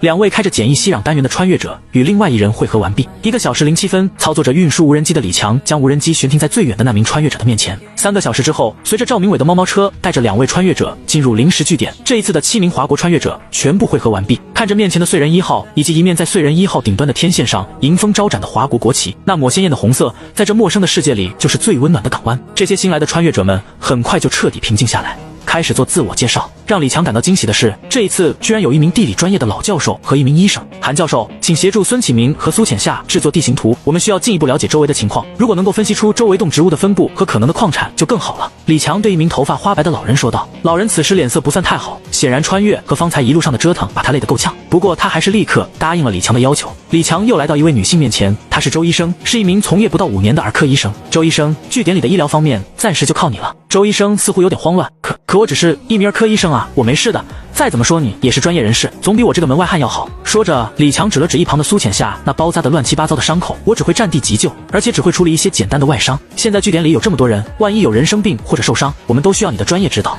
那我尽力。周医生略带迟疑的点了点头。安排完2位专业人士后，李强转向剩下的4名穿越者，4人都是普通市民，其中2人是那2辆装配简易吸氧单元的汽车的车主张海和陈志远。张海、陈志远，你们的车现在是我们据点的重要机动力量，我们需要确保他们的能稳定运行。李强说道。你们熟悉汽车的维护吗？张海挠了挠头，我懂一点基础维护，但太复杂的可能搞不定。陈志远则显得更有信心，我之前在汽修厂干过几年，对机械还算熟悉，可以试试。很好，李强点头，你们俩负责据点所有车辆的日常检查和维护，确保他们随时可用。明白。2人异口同声的回答。剩下的2名穿越者林小雨和吴浩看起来还有些紧张。林小雨是一名年轻的幼师，而吴浩则是健身教练。你们就和其他人一样，帮助建设据点吧。李强拍了拍他们的肩膀。林小雨可以协助周医生照顾大家的心理状态，毕竟你是幼师，更懂得如何安抚情绪。吴浩，你的体能优势可以帮我们搬运物资，加固据点防御。2人点了点头。林小雨轻声说道，我会尽力帮忙的。吴浩则握了握拳头，露出一个自信的笑容，没问题，体力活交给我。安排完所有人后，李强来到赵明伟身旁，他一直都在一旁盯着据点周围的实时反馈监测，警惕着任何风吹草动。欢迎你，战友。李强伸出拳头与赵明伟碰了碰拳，我将这2只机器狼的控制权限转交给你，以后这个临时据点的安全就拜托你了。誓死完成任务。赵明伟啪的一声行了一个标准的军礼，然后用自己的终端收下了机器狼的控制权限。对了，首长，赵明伟似乎有话要讲，叫我队长就好。李强打断了他的话。好的，李队长。赵明伟按照要求改变了称呼。是这样的，我在过来的路上发现了一座奇怪的建筑，因为任务紧急就没有靠近。目测那个建筑在距离我们东北方向大概100多公里的位置，请问是否需要对其进行下一步的侦查行动？52，殷家的避难所，奇特的建筑。李强一愣，他记得先前的搜索并没有发现周围有那种东西啊。对，怎么说呢？赵明伟开始用手比划，大概就像一个被砍掉一半的蜂巢倒扣在地上，占地面积起码有一个篮球场那么大。那是什么东西？李强一下来了兴趣，走，看看去。他立马带着赵明伟进入燧人1号的控制室，并按照他提示的方向派出了侦察无人机。很快，无人机就在那个方向找到了赵明伟所说的建筑。远远的看去，那建筑还真的就像一个倾倒了一半的蜂窝，只不过要比蜂窝平整得多。这东西应该是突然出现的。李强调出了前不久的扫描图，确认了这个玩意儿以前根本不存在，让我们贴近过去看看。他操控着无人机慢慢接近那个蜂窝建筑，想要看个清楚。而就在这个时候，那个建筑的尖头部位突然打开了一扇小窗口，一架两人都非常眼熟的无人机飞了出来，是万誉的飞空精灵去年的最新款专攻出口的那种。赵明伟脱口而出，只见那架无人机开始四处探索，一不小心就与李强操作的侦察无人机来了个对眼。随后那架无人机用比一开始要快了几倍的速度往蜂窝建筑那边飞去，也不知道是速度太快还是操控失误，撞在起飞的那个小窗口旁边，变成了一堆废铁。小窗口迅速关死，然后再没有任何的动静。我想我知道那东西是什么玩意了。李强开口说道。我也是。赵明伟也苦笑地摇了摇头。事到如今，他俩怎么会还不明白，那个突然出现的奇特建筑就是一个和这一次的穿越者一起过来的末日地堡，不知道是哪个国家的土豪的，不过80%不是殷家就是红星。算了，反正与我们无关，既然没有2代手环信号，就肯定不是我们的人，不用去管他。李强无所谓地说道，然后就准备召回无人机。避难所里面，殷家建筑师卢卡斯正死死地盯着面前的屏幕，连大气都不敢喘一下。面前的屏幕上画面早已不再变化，那是坠毁的无人机最后传回来的照片，一架一看就不是民用的无人机正悬停在空中，机身上的标志是那么显眼。华国人，卢卡斯喃喃自语，忍不住去摸了摸腰间的手枪。而在他的一旁，一具死不瞑目的尸体正双眼无神地看着天花板，这也是卢卡斯不敢与华国无人机接触的原因之一。尸体是这个避难所真正的主人，殷家有名的房产大亨布鲁克。为了夺取这个自己一手打造的避难所，卢卡斯甚至躲在自己暗中修建的密室中，整整度过了7天。一想到在穿越开始最后几分钟，自己举着手枪突然出现在独自等待在避难所里面，想要带走自己的杰作的布鲁克面前，他那震惊而又扭曲的表情，卢卡斯就忍不住感到无与伦比的快意。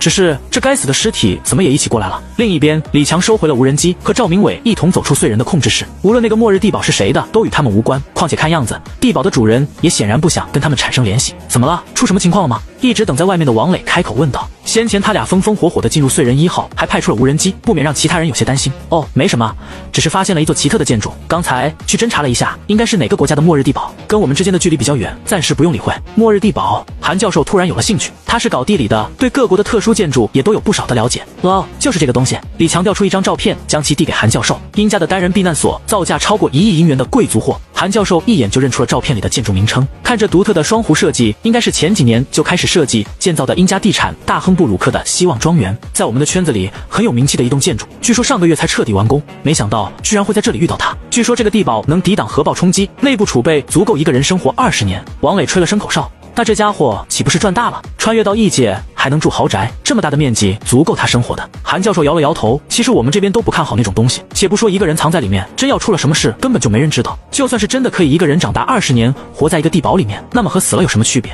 是人啊，根本就不是能够独自一个人活下去的存在。谁知道那些殷家的有钱人是怎么想的？蓝星同样的话从正在休息的陈立峰嘴里说出来，他正在工地的食堂吃着晚饭，正面的电视上正在播放着殷家的专题节目。节目中，一位殷家有名的富豪正在兴致勃勃地介绍着自己公司生产的末日地堡，他一再强调末日地堡的安全性和持久性，还顺势介绍了殷家最新的末日地堡群计划。这是自从殷家在国联宣布想要与华国和红星联邦组成联合后，出现在全蓝星的新节目，主要是用来介绍各国所准备的应对异界危机的手段。虽说殷家确实在个人防护上做到了极限，可是陈立峰和他的工友们始终都不明白，为什么要将单独一个人的生存条件弄得那么夸张？有那份资源和时间，多准备一些东西分给大多数人不好吗？更不用说他们基本都是只带物资和武器，从来没有考虑过生产什么的，就好像是准备去异界当个缩头乌龟一样。陈立峰夹起一块红烧肉，盯着电视屏幕里那个西装革履的富豪滔滔不绝地吹嘘着地堡的绝对安全，忍不住嗤笑一声，这玩意儿说白了就是个铁棺材，装的再豪华有什么用？旁边的工友老张扒了口饭，含糊不清的接话，可不是吗？一个人关在里面没病都能憋出病来。要我说，还不如咱们工地上的集装箱房住的舒坦，至少还能跟大伙唠唠嗑。食堂里顿时响起一片哄笑，电视里的富豪还在继续。我们的地堡配备了最先进的生命维持系统，内置虚拟现实娱乐设备，完全可以满足居住者的精神需求。放屁！一位工友把筷子往桌上一拍，真到了异界，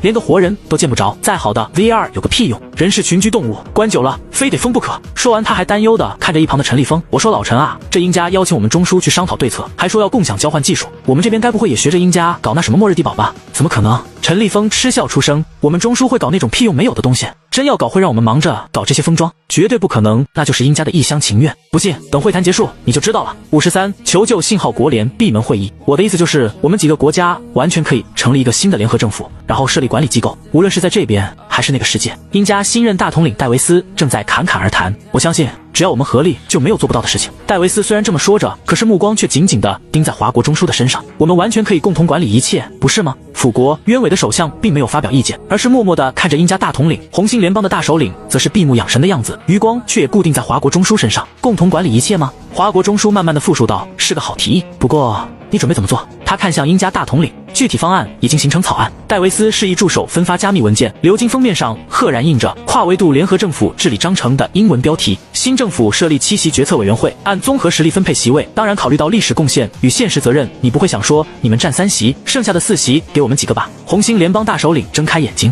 皮笑肉不笑地说道，那当然不会。戴维斯摆摆手，虽然我认为我国完全能够承担这个责任，也拥有这个资格，但是为了表达诚意，我想邀请华国。他特意起身对着华国中枢做了一个请的手势，比我国各自承担2个席位。委员会将管理一切针对异世界的行动，包括但不限于人力物力的分配、异界开发治理、各国技术合作等项目。当然和以前一样，任何涉及多国的大型计划都必须获得超过半数委员的赞成才能通过，同时只要有2票反对就可以否决任何计划。华国中枢指尖轻扣桌面，他翻开鎏金封面的文件，目光扫过条款中频繁出现的委员会主导执行机构、战略资源调配优先权等表述，忽然轻笑出声，戴维斯先生，这份章程里似乎少了些关键内容，比如当委员会决策与各国主权产生冲突时该如何裁决。会议室空气骤然凝固，辅国首相摩挲着金丝眼镜，鸢尾首相转动着钢笔的手指微微停顿，红星联邦大首领则往椅背靠去，双手环抱在胸前。为了全人类的存续，我想他们应该是不会介意的。戴维斯一脸的理所当然，毕竟要是没有我们诸位，他们能有几个人在异界活下去？很有趣的提案。华国中枢啪的一声合上了手里的文件，不过我不同意，我们华国人习惯了按照自己的方式来做事，恐怕很难适应你们的那套理论，更何况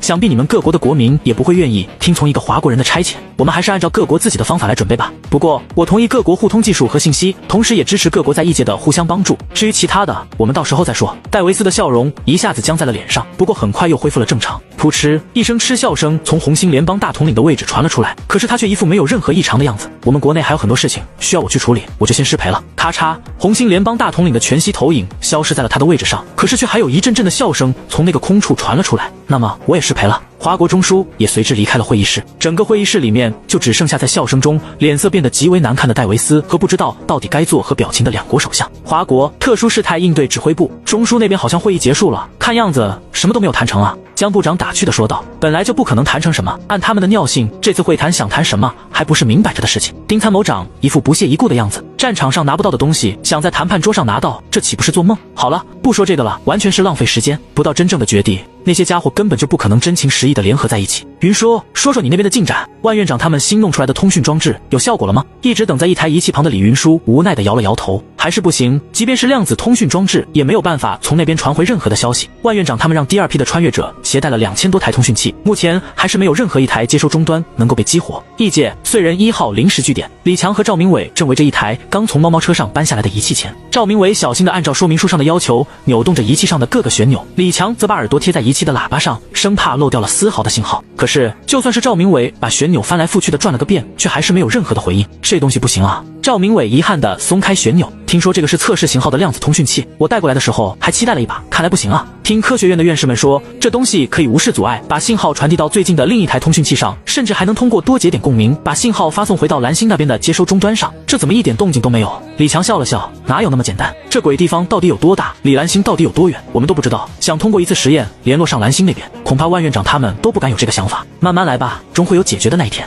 也就在这个时候，突然从一直静默的喇叭那里传来了极为微弱的声音。李强顿时做了个噤声的手势，然后一下将耳朵贴在了上面，呼叫，这里是华国申书小队所属队员耿云龙，我们现在处境极为危险，需要支援。重复，我们现在处境极为危险，需要支援。54，那里有封装体求救信号。李强迅速拿起发信器，对着话筒大喊起来，告诉我你们的位置，你们在哪里？可是喇叭对面除了电流的滋啦声，就是引擎的轰鸣声，根本得不到任何回复。这时赵明伟也反应过来，他连忙跑到仪器前面，打开了显示面板，他们在西边，离我们大概300公里的样子。他连忙对着李强喊道，往东跑，正东方的方向，我们这就过去接应你们。李强对着话筒继续喊道，似乎是他这一次的努力起到了作用，虽然喇叭那边还是没有传来任何回复，可是赵明伟却从屏幕上看到他们调整了方向，必须得立刻想办法接应他们。舰对面连回应的空隙都没有，李强立刻明白他们已经处于一个极为危险的情况，探空气球和无人机的可操作范围只有200公里，我开猫猫车去。赵明伟立即向着停车的地方跑去，不行，来不及了，这里的地形你开猫猫车过去至少需要3个小时，他们等不了这么长时间。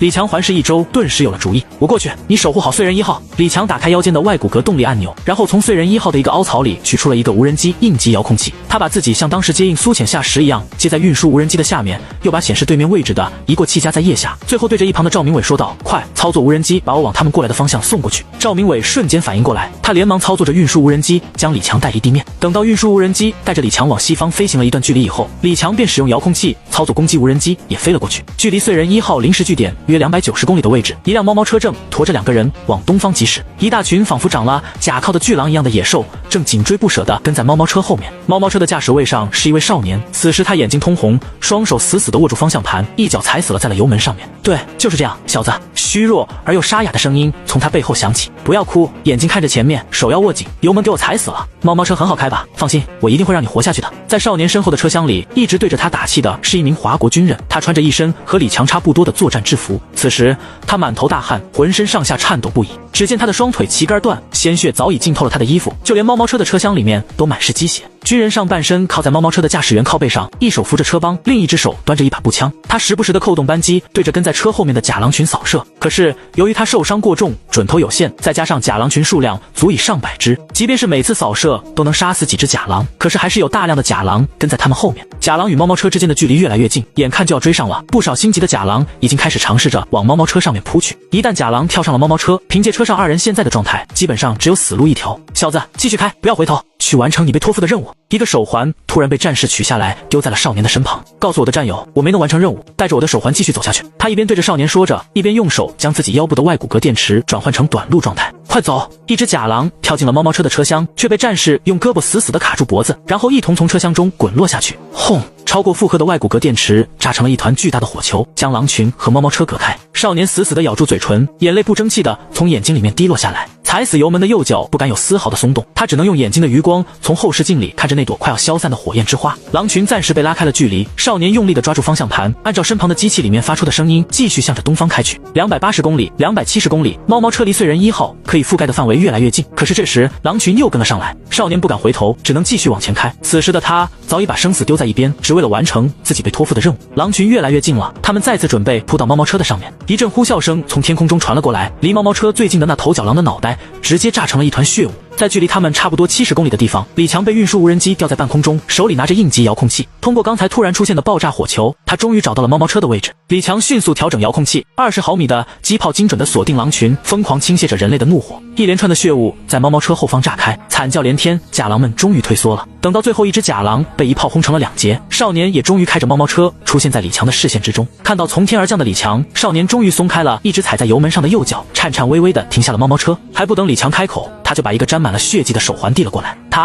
他说他叫耿云龙，是申书小队的队员，他为了救我，已经少年说不下去了，蹲在地上哭了起来。李强神色复杂的看着手里的手环，郑重其事的将其收好，揣在了怀里。这里不是说话的地方，走吧，我带你回我们的据点。李强对着蹲在地上的少年伸出了手。少年这时似乎突然想起了什么，他手忙脚乱地揭开自己的袖子，露出下面的手环。这一枚手环看着和李强他们的有点像，不过却多了一个门形的印记。这是玉垒队员的手环。李强的瞳孔猛地收缩，他一把抓过少年的手，仔细看着手环上面的印记。没错，这就是玉垒独有的手环。少年抬起另一只手，指着他们先前过来的方向，他在那边，就在那个山谷的最下面，守护着很重要的东西。55，两个叔叔2个小时后，燧人1号临时据点，那名少年已经交给周医生处理伤口，林小雨想办法安抚他的情绪。控制室中，赵明伟看着李强带回来的2个手环，沉默不语。李队长，这位战友应该和你一样，也是申书队员吧？赵明伟轻轻地拿起那枚还沾着血迹的手环，他也带着最新的量子通讯器，应该也和我一样，是第2批穿越过来的。这才1天不到啊，怎么就连我这个没能通过申书选拔的废物都活了下来？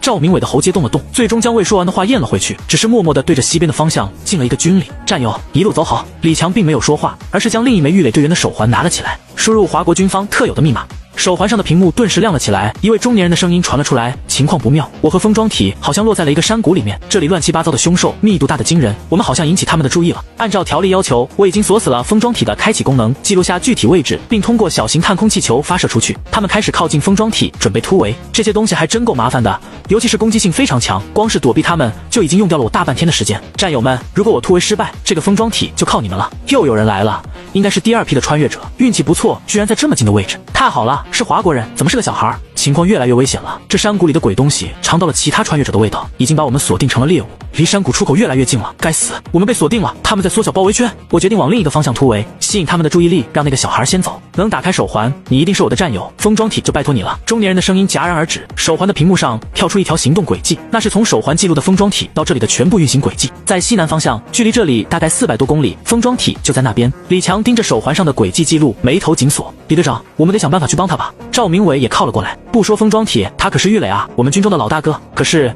李强却咬着牙关摇了摇头，不行，距离太远了，而且按照手环上的留言，那里还不知道有多少凶兽，我们没有那么强的火力，也没有那么多的人手。封装体没事，玉垒小队第1条规定就是只有在安全可控的环境下才能解锁封装体，他已经把封装体锁死了，一般的野兽不会对一个铁壳子感兴趣。虽然嘴巴里这么说着，可是李强的双手却忍不住握紧了拳头，那青筋崩出的样子说明了他此时的不平静。队长赵明伟还想说点什么，不要再说了，我们的首要任务是守好燧人1号，守护好这个临时据点。李强打断了他的话，可是没有可是。李强的声音变得很大，他就那样瞪着赵明伟，控制室里面的气氛一时间变得有些沉重。这时从外面突然传来林小雨有些迟疑的声音，那个李教官，那个孩子已经平静下来了，走吧。李强拍了拍赵明伟的肩膀，去问问具体的情况，也看看耿云龙是怎么死的。我就不信了，我们申书队员会死得毫无价值。说完，他率先走出了控制室。外面的简易帐篷里，孙成正端着一杯热茶，小口小口地喝着。虽然他的脸色还是有些苍白，但是情绪明显已经平静下来。看到身穿军服的李强和赵明伟进来，他赶忙放下水杯站了起来。军人叔叔，你们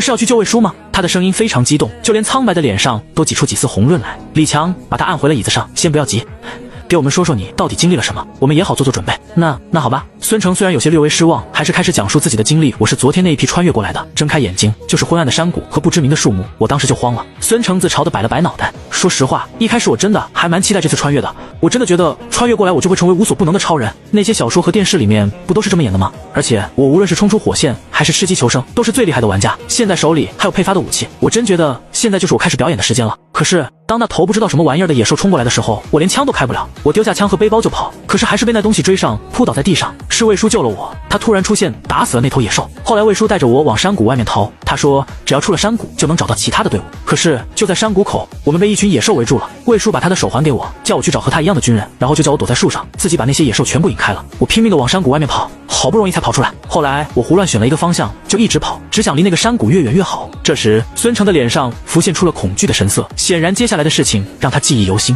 不知道什么时候，我突然陷进了一个大坑里面，坑底有什么东西正在等我落进去。我拼命的呼救，眼看着就要彻底掉进去上时候，耿叔扑了进来，他一把拉起我丢了上去，自己却被那个怪物扯进了坑底。耿叔用枪打死了坑底的怪物，可是他的双腿也被怪物啃了个稀巴烂。56，等待孙成突然嚎啕大哭起来。耿叔拖着血肉模糊的双腿爬出来的时候，第一句话居然是问我有没有受伤。耿叔说他也是第2批穿越的，听到我的求救声，好不容易才找到我。他的越野车就停在那个天坑边缘，引擎都没熄火，他是直接从车上跳进来救我的。为了止血，耿叔让我帮他用刀子砍掉了他的2条腿。孙成颤抖着伸出自己的双手，就仿佛还记得那种感觉一样。周围的人都沉默了，苏浅夏和林小雨甚至呜咽地哭了起来，就连周医生和孙启明也忍不住擦拭着眼角。后来耿叔让我把他搬到他的车厢后面，还教我该怎么开车。孙成缓了一下，继续说道，可能是因为有血的气味我还没学会，就有很多的假狼冲了过来。耿叔让我开车，他在车厢里面开枪打那些狼，可是狼越来越多，耿叔就用车里那个机器求救，可一直没有任何反应。后面在我就要放弃的时候，那个机器里面传来了他的声音。孙成指了指一旁的李强。再后来耿叔也把他的手环丢给我，然后抱着一头跳到车上的狼滚到外面爆炸了。孙成又哭了起来，他边哭边说，然后就是狼突然都死了，他从半空中飞到了我的面前，他突然带着哭腔吼了起来，你为什么不早一点来啊？你要是早一点来，耿叔他就不会死了。林小雨连忙过去安慰孙成，虽然他自己也在哭泣。王磊和赵明伟也李强背过身去，仰着脑袋看着远方的天空。战友一路走好。又过了许久，孙成再一次平静下来，他用带着期冀的目光看着李强，叔叔，我们可以去救魏叔了吗？赵明伟也第一时间转过身看着李强，眼中的冲动都快要抑制不住了。不行。李强缓缓地摇了摇头，起码现在不行。为什么？孙成激动起来，站起身来，走到李强面前。你们不是战友吗？你们不是战友吗？孙成的质问像一根尖锐的刺，刺进李强的心里。李强的拳头攥得发白，指节泛出青灰色。他缓缓转过身，眼底翻涌着难以言说的痛楚。太远了，而且按照你的说法，那个山谷里有大量的野兽，我们目前的实力根本没办法对付。就这几个人去干什么？去送死吗？孙成的眼泪还在往下掉，但他死死咬着嘴唇，不肯再哭出声。他盯着李强，声音沙哑却固执。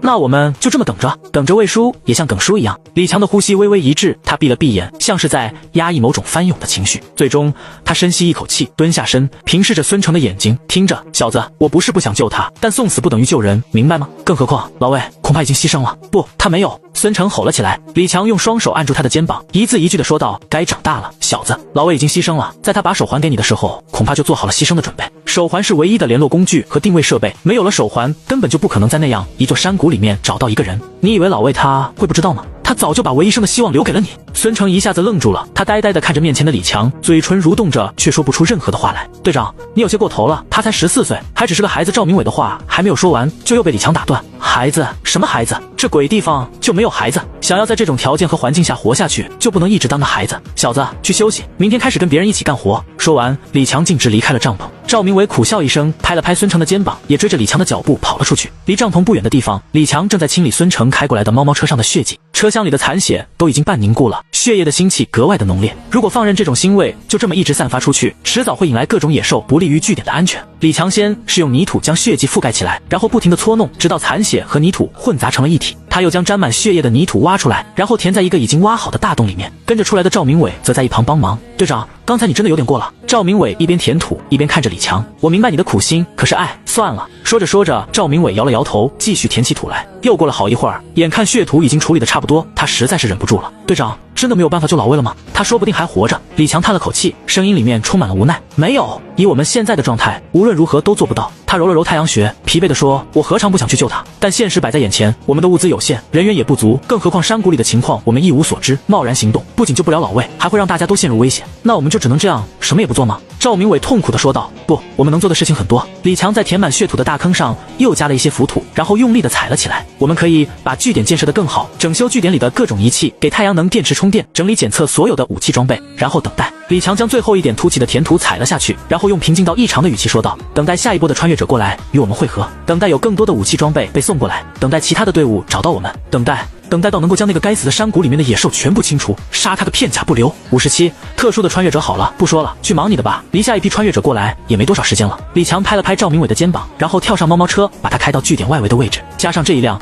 据点已经有了5辆车，可惜只有4个能够熟练开车的，这辆车李强就准备把它当作备用。临时帐篷那里除了孙成，其他人也都离开了帐篷，各就各位。韩教授继续和孙启明与苏浅夏标注周围的地图，王磊他们还在运水据点里已经支起了5个大型折叠水箱，就算是再来这么多人，也能维持至少1周的用量。吴昊在费力地搬动那些收集来到的资材，好完善据点。3辆带着简易吸壤单元的汽车就停在以燧人1号为圆心的3个方向，也算是据点第一道防线了。李教官、林小雨匆匆跑了过来，不知道什么时候起，他们这一批人除了赵明伟，全部都用教官来称呼李强。那孩子已经休息了，看样子从知道自己要前几批穿越到现在，基本没怎么睡过。其实那孩子真的也很不容易，周医生帮他检查了身体，那孩子全身上下都是各种挫伤和碰伤，甚至还有几处轻微骨折，可是他并没有表现出来。李强摆摆手，打断了林小雨的话，放心吧，我知道的，他不是完成了被托付的任务吗？李强望向远处忙碌的众人，目光平静而深沉。那孩子能坚持到现在，已经比很多人都强了。他低声说道，等他醒来，你就替我把这些话告诉他。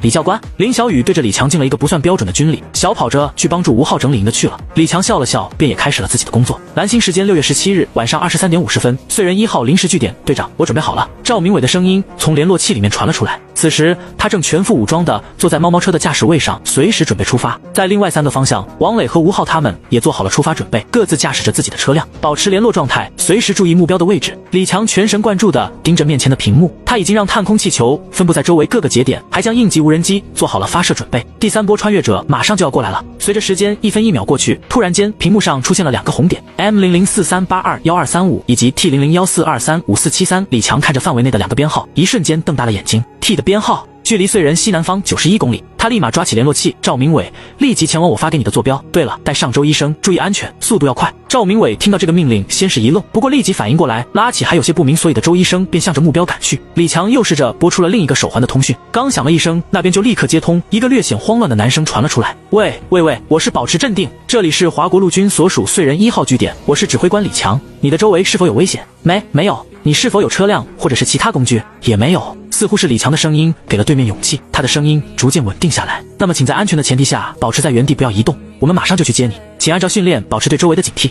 没问题，你们可要赶紧来啊。放下这边的联络，李强立即联系王磊，还有一个在西南方向108公里处，他没有车辆，你和孙启明一起过去接应一下，无人机全程掩护你们。放心吧，李兄弟，就交给我们。随着王磊那大大咧咧的声音，象征他和孙启明的光点开始向着目标前进。另一边，赵明伟把猫猫车开到飞起，车厢里的周医生虽然不知道为什么要带上自己，可是还是咬紧了牙关坚持着。很快，那个目标就出现在了他们面前，那是一个通体灰色1米多高，就仿佛一个巨大的盒子一样的东西，盒子上没有任何的缝隙，也看不到里面的东西。赵明伟将猫猫车停在盒子旁边，先是警惕地观察了一圈，确认没有问题后，这才带着周医生来到盒子旁边。没等周医生开口询问什么，赵明伟就伸手将盒子周围几个特殊卡扣打开，然后揭开了盒子的盖子，一阵哭声顿时传了出来。听到那熟悉的声音，周医生连忙向盒子里面看去，只见盒子里面是一个改装后的 NICU 婴儿温箱，一个最多只有几个月大的婴儿正在里面哇哇大哭。钟书海，特殊事态应急指挥部。李云舒一脸凝重看着手里的报告。就在刚才，第3批穿越者已经全部出发，可不同的是，这一批的穿越者里面有5名还不到1岁的婴儿。虽然说他早就做好了心理准备，可是看着照片上这5个小家伙，还是让他感到有些压抑。这些小家伙根本就没有任何的生存能力，如果不能第一时间被其他人接应，那就不可能活下去。云舒，别担心了。丁参谋长走过来拍了拍他，你已经尽力了，我们也做完了所有能做的准备，这些小家伙们不会有事的。封闭状态的外壳不会吸引任何野兽攻击，里面的维生系统可以保证他们3天的存活，相信我们的战士们吧。李云舒深吸一口气，将报告轻轻放在桌上。丁参谋长，你说的对，这已经好多了，比我们那个时候好了太多了。与此同时，燧人1号临时据点，赵明伟已经将婴儿连同那个盒子一起带回了据点。周医生小心翼翼地将婴儿从温箱里抱出来，轻轻地哄着。小家伙的哭声渐渐变成抽抽搭搭的呜咽，乌溜溜的大眼睛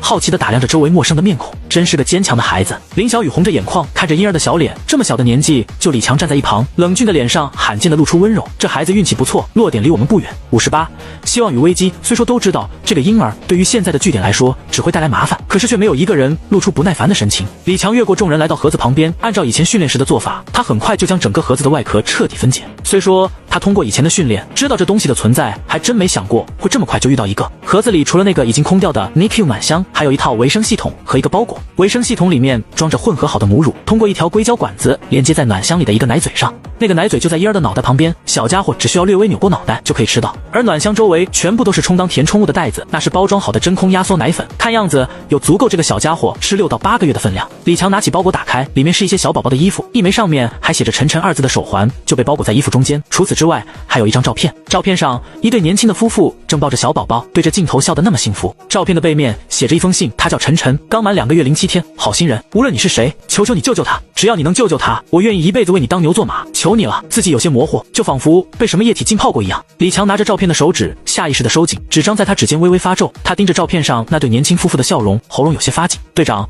这是赵明伟从一旁凑过来，目光落在李强手里的照片上。另一边，在周医生怀里的婴儿已经睡着了，小家伙的脸蛋红扑扑的，呼吸均匀，似乎对外界的一切浑然不觉。李强深吸一口气，将照片郑重地收进贴身的衣袋。当他转头看向其他人的时候，声音却变得冰冷起来。大伙儿对这个婴儿有什么意见吗？他不可能为我们这个据点做出贡献，还会在一定程度上拖累我们。李强的话让周围的空气瞬间凝固，所有人都惊讶地看着他。周医生甚至还抱着婴儿往后退了几步。林小雨张开双臂，仿佛护崽的母鸡一般，挡在了周医生前面，挡住李强看向那个婴儿的目光。李教官，我会照顾好这个婴儿的，不会让他带来任何麻烦，求你了，不要把他赶出去好吗？对啊，李兄弟，就是一个婴儿，不至于。王磊也也附和起来。那个被他刚带回来的新人还没搞清楚情况，却也下意识地站在他一起。除了赵明伟，几乎据点里的每个人都用带着祈求的目光看着李强，这让他的嘴角忍不住略微翘了起来。是咱们华国人该有的样子。李强往后退了2步，把盒子里的东西露出来。那就拜托你们照顾好他了，这些是给他准备好的食物和衣服。对了，他的名字叫晨晨，记得就这样叫他。然后他又往前走了几步，来到周医生的旁边，伸出手用纸被轻轻地贴了贴婴儿的小脸。放心吧，小家伙，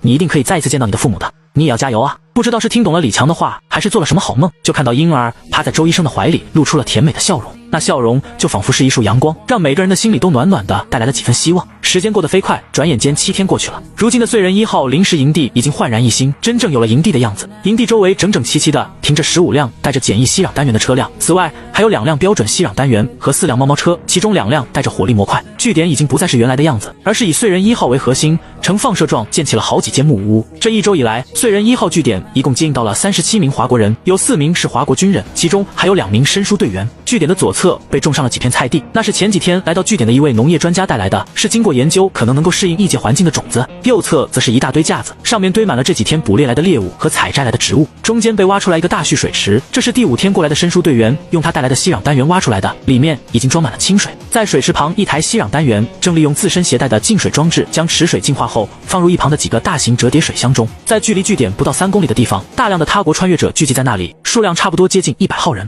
在要求进入华国营地被拒绝后，他们就贴着华国营地建立了这么一个营地。他们不是没有武器和装备，可是停放在据点周围的吸壤单元和一直在周围巡逻的无人机和机器狼，足以让他们打消任何不好的念头。那些不愿意靠近华国人据点的他国穿越者，则都聚集在那个末日地堡周围。地堡的主人用食物和物资招揽了很多人手，就那样围住地堡建立了营地。李强和他的战友们并没有完全不管那些他国穿越者，在人手充足后，他们就将周围的兽群清理了一遍，还干掉了那只巨兽，所以现在这里才能有那么多的人。只可惜，虽然已经过去了9天，李强还是没能和其他的燧人系统联网。这个世界似乎比他们想象的还要大得多。由于每次出现的穿越者数量并不固定，孙启明没能推断出这里的准确大小。不过，即便是用最小的数据去推算，这里也至少有蓝星的2倍以上。蓝星时间6月24日晚上6点整，正在燧人1号控制室里面思考的李强，突然被一阵急促的敲门声惊醒。没等他去开门，外面就响起了孙启明焦急的声音：“李教官，快来啊！我们发现了一个非常危险的迹象。59受潮的原因，李教官你看。”孙启明调出一段录像，那是他这段时间通过探空气球录下的。视频中，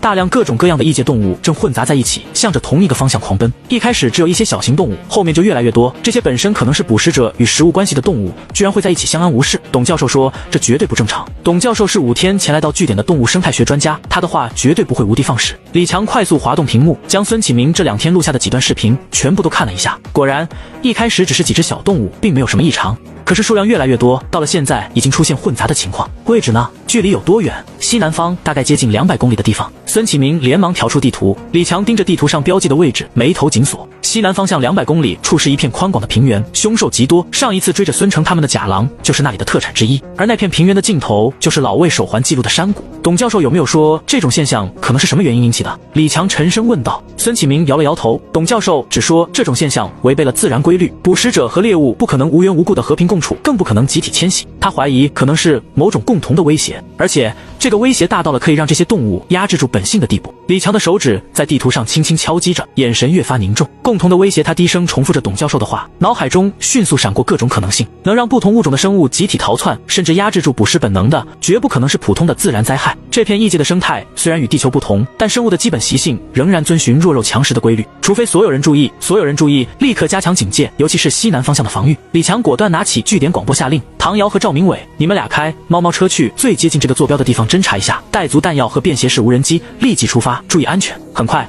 唐瑶便和赵明伟开着带火力模块的猫猫车往目标前进，另一位申书队员则带着2名战友在营地西南方构筑防线。他们将2辆吸壤单元作为节点构，和10辆简易单元一起链接起来，还在中间布下了3层钢网，带刺并连接了电源的那种。李强控制着攻击无人机跟在唐瑶他们上面，随时注意着周围的一切。据点附近的各种动物都被清理过，所以前进的速度格外快，1个小时左右就已经接近了目标。李队长，你找我？董教授这时也来到了控制室，他是一名满头银发的老者，是华国有名的动物生态学家。董教授，您来得正好。李强让出屏幕前的位置，孙启明观测到的动物迁徙现象，您认为最可能是什么原因导致的？董教授眯着眼睛看着眼前的屏幕，此时唐瑶他们已经快要赶到对应的位置了。董教授推了推眼镜，仔细查看着视频，画面中成群的异界生物正以惊人的秩序向前奔跑，其中不乏天敌关系的物种，这让我想起地球上的生物大迁徙。董教授指着屏幕一角，但关键区别在于，地球上的迁徙是季节性行为，行为，而这些生物明显是在逃命。董教授调出另一段红外影像，注意这些动物的体温变化，它们的体温非常高，远远超出我们平时观察的状态，这说明它们的肾上腺素水平处于一个非常夸张的地步，这是会损伤身体的，足以证明那个威胁极为恐怖，能够让这些动物无视自己身体的损伤，也要拼命逃离。屏幕的另一边，离受潮不远的地方，我去，这到底是什么情况？猫猫车上，赵明伟看着眼前浩浩荡荡的野兽狂潮，瞪大了眼睛。成群的异界生物正以惊人的速度向前奔跑，其中不乏天敌关系的物种，不少动物都已经是口吐白沫的状态，可是却没有丝毫停下脚步的意思，时不时还能看到有些凶兽就那样倒了下去，直接被奔腾而过的兽群踏成肉泥。唐瑶负责警戒周围的情况，赵明伟，你操作无人机往兽群的源头那边侦查一下。通讯器里面传来李强的命令，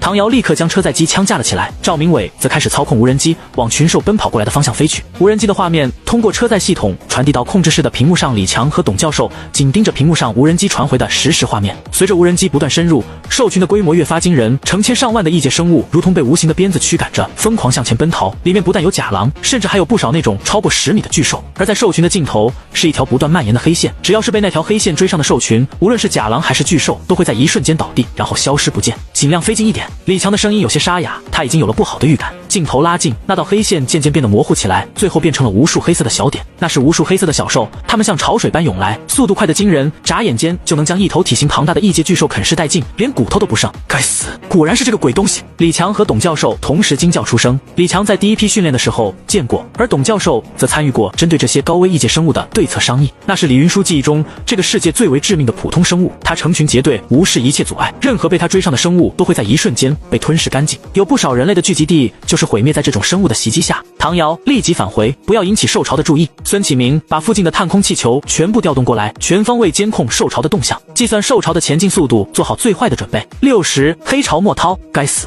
按照资料，现在明明不是墨涛繁殖的季节，为什么他们会出现？董教授喃喃自语。李教官得立即采取措施，想办法让那些墨涛前进的方向避开营地，要不然损失会极为恐怖。他连忙看向一旁的李强，李强并没有回答，而是死死地盯着眼前的屏幕。墨涛就是那种黑色小兽的称呼，它们胃口极好，无论是任何有机物都可以当成它们的食物，而且悍不畏死。随着探空气球到位，兽潮前进的方向被计算出来，自西南方向往东方前进，如果不改变前进的方向，并不会经过营地。他刚松了一口气，可随即又皱起了眉头，那个方向不就是殷家那个末日地堡的位置吗？李强测算了一下，如果按照现在的方向和速度，兽潮最多再有3个小时就会经过那个末日地堡，给地堡那边发个消息，告诉他们有兽潮会经过他们的位置，让他们提前做好准备。老大，从那些华国人那里传来了一个消息，说是有什么兽潮要过来了，让我们提前做好回避的准备。末日地堡的外围营地，一个白人壮汉拨通了地堡外面的一个连线电话。兽潮？什么鬼东西？电话另一头的卢卡斯皱起了眉头。你们做好营地的警戒，我用无人机过去看看。没问题，老大。眼见卢卡斯没有打开地堡的大门，而是从弹射口发射了一架无人机，白人壮汉的眼中闪过一丝失望，不过却没有表现出来。卢卡斯挂断电话，忍不住撇了撇嘴。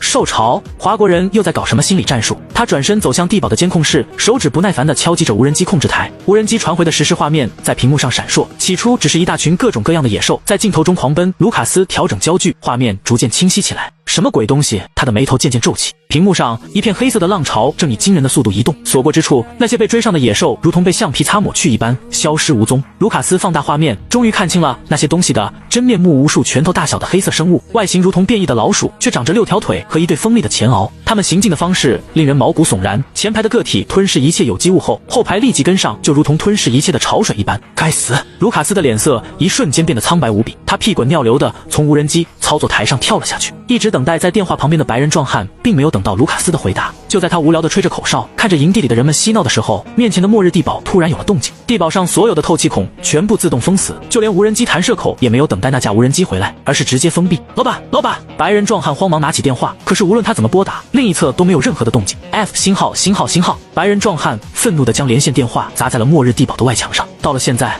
他怎么可能还不明白，那个该死的缩头乌龟根本就没打算管他们的死活，眼看着就能骗那家伙打开龟壳的入口了，居然出了这么一档子事。白人壮汉四下张望，自己先前的动作并没有引起太多人的注意，便默不作声的去找到了几个自己的铁杆手下。没多久，白人壮汉和5个小弟就驾驶着营地里面仅有的5辆汽车，以出去打猎的名义，向着相反的方向跑去。燧人1号据点，所有人都已经做好了准备，大量的食物被搬上了带着简易吸氧单元的汽车，15个简易单元组成了一个巨大的4方形，最前面就是2辆吸氧单元，2辆吸氧单元已经组合在了一起，并且进入完全封闭状态。营地里的老人和婴儿晨晨等人已经进入了里面。一旦情况不妙，所有的简易吸氧单元也都会进入封闭状态。莫涛的行动很快，他们并不会在吃成一片白地的地方停留，也不会对组成吸氧单元外壳的那些金属材料感兴趣。3公里外的别国营地现在也得到了消息，正在朝着远离兽巢前进方向的位置转移。李强还在燧人1号的操作室里，此时的燧人1号也取消了展开状态，变回了集装箱的样子。他此时正全神贯注地看着兽巢的前进方向，速度60公里左右，方向不变，即将接近末日地堡营地。探空气球传回来的画面让李强有些错愕，营地里还是一片乱糟糟的样子，并没有任何针对兽巢的应对。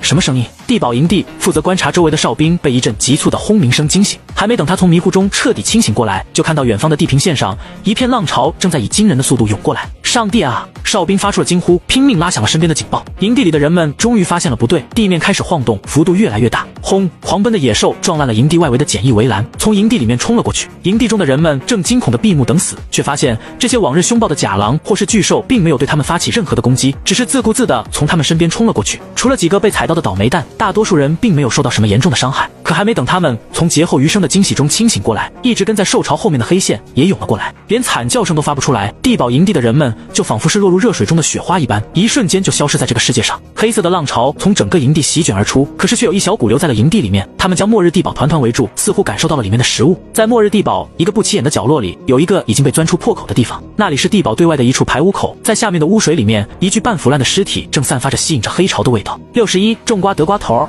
我们就这样走了。疾驶的汽车上，一位手下忍不住对着白人壮汉询问起来。汤姆已经找到了那个地堡的污水通道，还开了个口子，只要再给他2天时间，就一定可以进去。虽说是手下，其实他们5个并不认识。在进入卢卡斯的营地后，他们5个立刻在人群中确认了彼此，一模一样的猎狗气息，他们都是一路人，携带的装备最好。最强壮的安德鲁就成了他们5个的首领，而他们之所以加入卢卡斯的营地，也都是为了夺取他的末日地堡。不走，留下来等死吗？白人壮汉也就是安德鲁冷笑起来。那个家伙虽然是一个缩头乌龟，可是对于危险的直觉绝对不差。上一次因为华国人摔了一架无人机，那家伙可是在我们耳边念叨了很久。这一次连新的无人机都顾不上收回来，你们还准备留在营地等死吗？而且那东西你们看不到吗？安德鲁指了指已经能够目视到的兽巢。可是就这样放弃了？那可是一整个末日地堡，只要拿下它，很长一段时间我们都不用再担心生存。汤姆有些不甘，要知道为了找到那个污水通道，他可是付出了不小的代价。放弃？怎么可能放弃？安德鲁笑了起来。等到营地里面那些蠢货全部都死光了，那家伙还是需要找人帮他了解外面的情况，到时候我们完全可以回去。那我们往哪里逃？另一名手下问道。离营地越远越好，等一切结束后我们再回来。我们要不要趁机把那些东西引到华国人的营地那边？先前发问的那个手下比了一个割喉的手势。你想死吗？那些华国人可是说了，只要有人无故接近他们的营地，一律当作敌人处理。更何况你不会以为华国人不知道你现在靠近他们的目的吧？安德鲁指了指天空，在那里数架攻击无人机正在华国营地上方盘旋，任何接近营地一定范围内的行为都会招致无情的打击。走吧，华国人不是我们现在能够招惹的，先拿下那个末日地堡再说。对了，汤姆，你的入口不会被发现吧？下一次那就是我们进入地堡的大门。发现？怎么可能？汤姆拍着胸脯保证，那个洞口现在只有拳头大小，我还特意在2边都做了伪装，一般人根本不可能发现，就算是发现了，也只会认为那是地堡的隐藏透气孔。然而汤姆根本就不知道，那个他认为万无一失的洞口，此时正是一个什么情况。末日地堡周围密密麻麻的墨涛已经将整个地堡团团围住，一股熟成食物的味道从面前这个大石头里面散发出来，可是却找不到任何入口，这让墨涛们很暴躁。他们爬遍了地堡的每一个角落，突然一只墨涛的尖角陷入了一个翻盖活页里面，更加浓烈的食物气味从那个翻开一半的洞口里面冒了出来。墨涛群一时间停止了所有的动作，然后争先恐后的往那个突然出现的洞口里面钻了进去。地堡里，卢卡斯正在安慰自己，没事的，这个地堡是我的杰作，只要处于封闭状态，那些东西根本不可能进来。他不停地给自己打气，这才使自己慢慢冷静下来。咕噜咕噜，卢卡斯皱着眉头捂住了自己的肚子，剧烈的情绪波动和压力下让他的肠胃极其不舒服。迟疑了一下，卢卡斯来到了地堡的厕所，他坐在马桶上试图让自己放松下来。地堡的厕所设计得很精致，通风系统将异味迅速抽走，但他总觉得今天的气味有些不对劲，可能是压力太大了。他自言自语道，伸手按下了冲水键。再给你加点餐。卢卡斯盯着消失的污物，布鲁克的尸体就被他丢在下面的回收池里面，等待着和污物一起被处理成有机肥料。水声哗哗响起，但紧接着他听到了一阵异样的声音，像是无数细小的爪子在地堡的管道内壁爬行。卢卡斯浑身一僵，猛地站起身，死死盯着马桶。不可能，这不可能！他的声音颤抖着。下一秒，黑色的潮水从马桶中喷涌而出，那是密密麻麻的墨涛，它们被污水管道中的气味吸引，顺着汤姆挖开的洞口一路爬进了地堡的污水循环系统。现在他们找到了出口。卢卡斯发出一声惊恐的尖叫，转身就往厕所外冲，但墨涛的速度更快，几只体型较大的已经跳上了他的小腿，尖锐的足肢刺破了他的裤子，扎进皮肉，剧痛让他踉跄了一下，差点摔倒。滚开！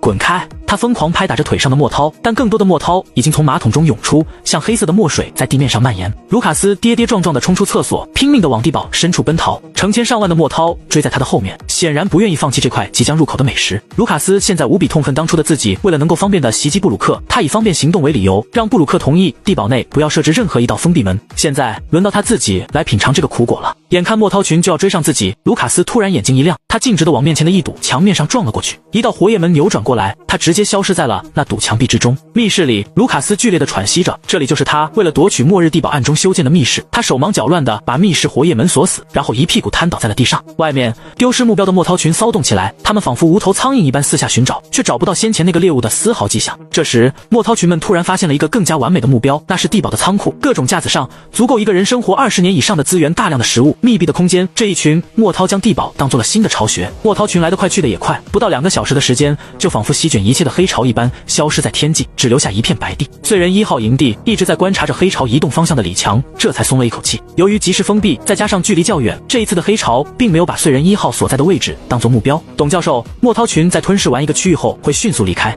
不会停留太久，将自己观察到的信息发送给董教授。李强下达了解除封闭的命令。62，覆灭的地堡营地随着李强的命令，先前进入封闭状态的息壤单元一个接一个的打开，再度转换为行驶状态。众人从单元里出来，看着墨涛群消失的方向，一副心有余悸的样子。这东西真可怕。孙启明忍不住打了个寒战，要是能弄到几个样本就好了。董教授则是一脸的遗憾。对策商议的时候，我们只是商讨了针对这东西的临时预案，由于没有实物，很难对其做出完整的应对方法。王伟他们几个的脑袋摇得跟波浪鼓一样，这东西他们可不想再遇到第二次。董教授叹了口气，恐怕那是不可能的。这里显然就是那群墨涛的捕食范围之内，无论什么时候再次遇到都不奇怪，还是得想办法弄到几只，尽快找到针对他们的办法。可惜的是，墨涛群根本不会浪费任何食物，不是没有在捕食过程中受伤或者死亡的墨涛，可是这些也都全部消失在其他墨涛的口中。放心吧，董教授，如果有机会，我们一定会帮您弄到几只墨涛的样本。李强也来到了人群当中，在他身后，燧人1号正在缓缓展开。集装箱状态的燧人1号信号控制范围只有不到100公里，马上就是蓝星时间0点了，必须提前做好准备。在距离他们100多公里的地方，安德鲁他们正在往末日地堡的方向赶去，速度再快点，我们得趁着这段时间拿下地堡。安德鲁催促着几名手下，马上就是0点了，华国人一到这个时间就会专门忙着去接应他们的新人，正是我们拿下地堡的最好时间。汤姆，带上他们几个速度去破开洞口，我去吸引那个家伙的注意力。等到一进入地堡营地，安德鲁他们立即分为2队开始行动。汤姆他们直接去洞口的位置，安德鲁则拿起了联络地堡主人的内线电话。虽说干净到异常的营地确实让他们有些奇怪，不过现在也顾不上那些了。喂，老大吗？你没事吧？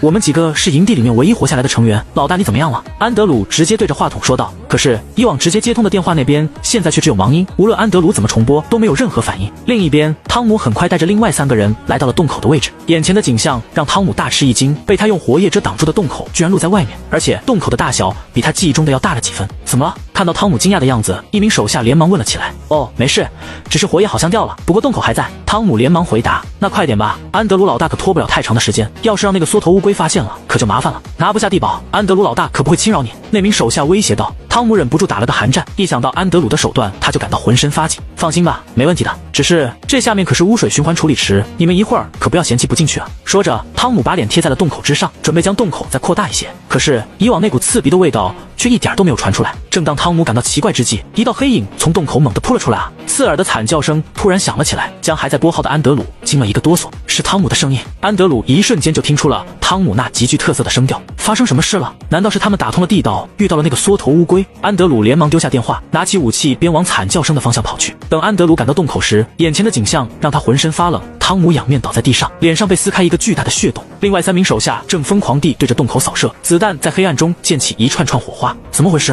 安德鲁厉声喝问。有东西从洞里冲出来了！一名手下声音发颤，汤姆被干掉了。安德鲁连忙看向洞口，不知道是不是由于他们火力太猛，一时间再没有任何东西出现。也就在他们松了一口气的时候，面前的末日地堡突然发出一阵轰鸣声，然后所有的透气孔和通道全部都被开启。还没等他们反应过来，无数黑影从地堡里面倾泻而出，将他们扑倒在地。时间转回5分钟之前。正当安德鲁开始联络内线电话的时候，密室里的卢卡斯正处于无比的绝望当中。他根本就没在密室里准备多余的食物和水，上一次准备的已经用完了，而且他的腿受了伤，墨涛节制上的倒刺似乎弄破了他的血管，光凭密室里的东西根本无法止血。而通过从外面传来的声音，那些怪物显然并没有想要离开的意思。截肢在地板上划过的声音就仿佛催命符一般，从外面传到卢卡斯的耳中。这时，卢卡斯听到了从隔壁内线电话传传来的安德鲁的声音。没过多久，又听到了从污水循环管道那边传来的枪声。他顿时有了主意，强忍着剧痛来到了密室里的一处按钮旁边。这个按钮可以将地堡所有的通道全部打开，是卢卡斯为了万一无法干掉布鲁克特意准备的，现在正好派上用场。他赶紧按下了按钮，果然外面的截肢摩擦声很快就消失了，显然那些怪物找到了新的猎物。卢卡斯等了片刻，确认外面再也没有任何声音以后，赶紧打开了密室的暗门。他要趁着那些怪物出去的时间处理伤口，还要想办法夺回他的地堡。可是密室外的一切让他惊呆了，到处都是密密麻麻的卵，一只明显比普通的墨涛大得多的怪物，正瞪着一双通红的眼睛看着他。63定时炸弹，欢迎你们来到燧人1号营地，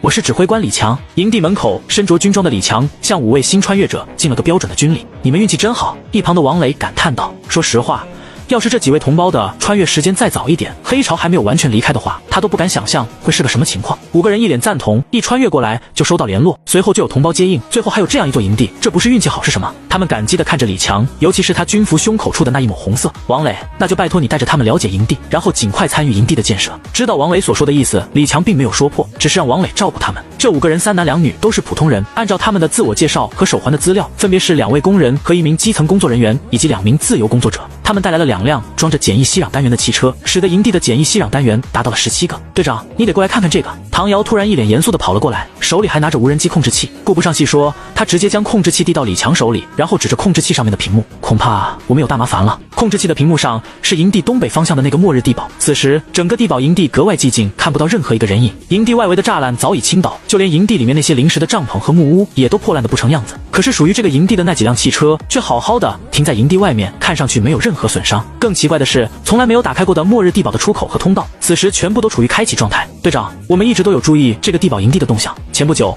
那几辆躲避黑潮的汽车又开回了营地，然后唐瑶将一段时间的监控视频全部调了出来。视频中，李强看到了安德鲁一行去而复返，还看到了他们兵分2路去往末日地堡的2个方向。突然，眼前的一幕让李强头皮发麻，地堡的通道突然打开，无数墨涛席卷而出，将安德鲁一行直接淹没，随后又全部缩回了地堡之中。他们居然有这么多躲在那个地堡里面！李强脱口而出。燧人1号控制室，李强一行人正盯着眼前的屏幕，他们正在使用一架小型无人机侦察地堡现在的情况。就是那里，下降，从那个口子进去。赵明伟按照上一次的记忆，将一架无人机从地堡的无人机发射口飞了进去。李强和董教授围在他的一旁，看着无人机实时传递回来的视频。眼前的一幕很快就让他们浑身上下长出了鸡皮疙瘩。地堡里密密麻麻，到处都是处于半休眠状态的墨涛，他们几乎占满了地堡的每一寸地板，似乎是被飞进来的无人机惊醒了。不少墨涛从睡眠中醒来，他们对着半空中的无人机挥动着前螯，继续往里面飞，注意不要接近任何地面，与那些墨涛保持足够的距离。李强捏了一把汗，好在地堡的空间足够大，再加上赵明伟的操作技术确实不错，无人机避开了所有的墨涛，继续往地堡深处飞去。越来越多的墨涛被无人机惊醒，他们全部都在地面上追逐着空中的入侵者，而这一过程中又会惊醒更多的墨涛。随着无人机进入的越来越深，墨涛的密度已经达到了一个非常夸张的地步，地面上的墨涛甚至已经开始堆叠起来，想要够到天上的无人机。突然，就在一个拐角的地方，无数墨涛突然从天而降，砸在无人机的上面，将它砸落在了地上。摄像头上保持着无人机在最后一个拐角处拍到的景象，那是一片密密麻麻的卵，一只巨大的墨涛正对着无人机的方向发出无声的嚎叫。几个人盯着已经没有任何动静的屏幕，半天没有发出任何的声音。董教授，你是这方面的专家，你怎么看？过了半晌，李强才用沙哑的声音问道。地堡里面的墨涛应该是上次黑潮留下的，他们显然已经在地堡里面筑了巢。董教授脸色极为凝重，光从刚才的视频中看到的墨涛就不下几千只，如果再加上那些卵，恐怕数量更为恐怖。这根本就是一个定时炸弹，等到那些卵孵化，这群墨涛一定会向着周围发动攻击。韩教授，有办法把那些墨涛堵在那个地堡里面，不让他们出来吗？李强看向一旁的韩教授，很难，这种末日地堡的出口并不止一个，有许多隐藏的出口。看视频里面的样子，那个末日地堡显然是被打开了所有的出口，这样我们很难发现并堵住这些口子，而且风险太大。那么有办法能够直接将那些墨涛消灭掉吗？李强又问道。也很难。韩教授摇了摇头，虽然现在看上去是覆灭了，可是那个地堡无愧于末日的称呼，是真的能够抵御相当程度的攻击。凭借我们现在手里的武器，想要对地堡造成致命的攻击，基本上是不可能的，不能随便动手。一旁的董教授开口道，如果不能一击致命，那些墨涛受到刺激，一定会蜂拥而出，袭击周围的一切，甚至有可能再度引来黑潮。我们现在对于墨涛的了解很少，不知道这种生物的习性很可能会弄巧成拙。李总指挥给我们的资料只有墨涛的样子和危险性，他对于这些生物也并不了解。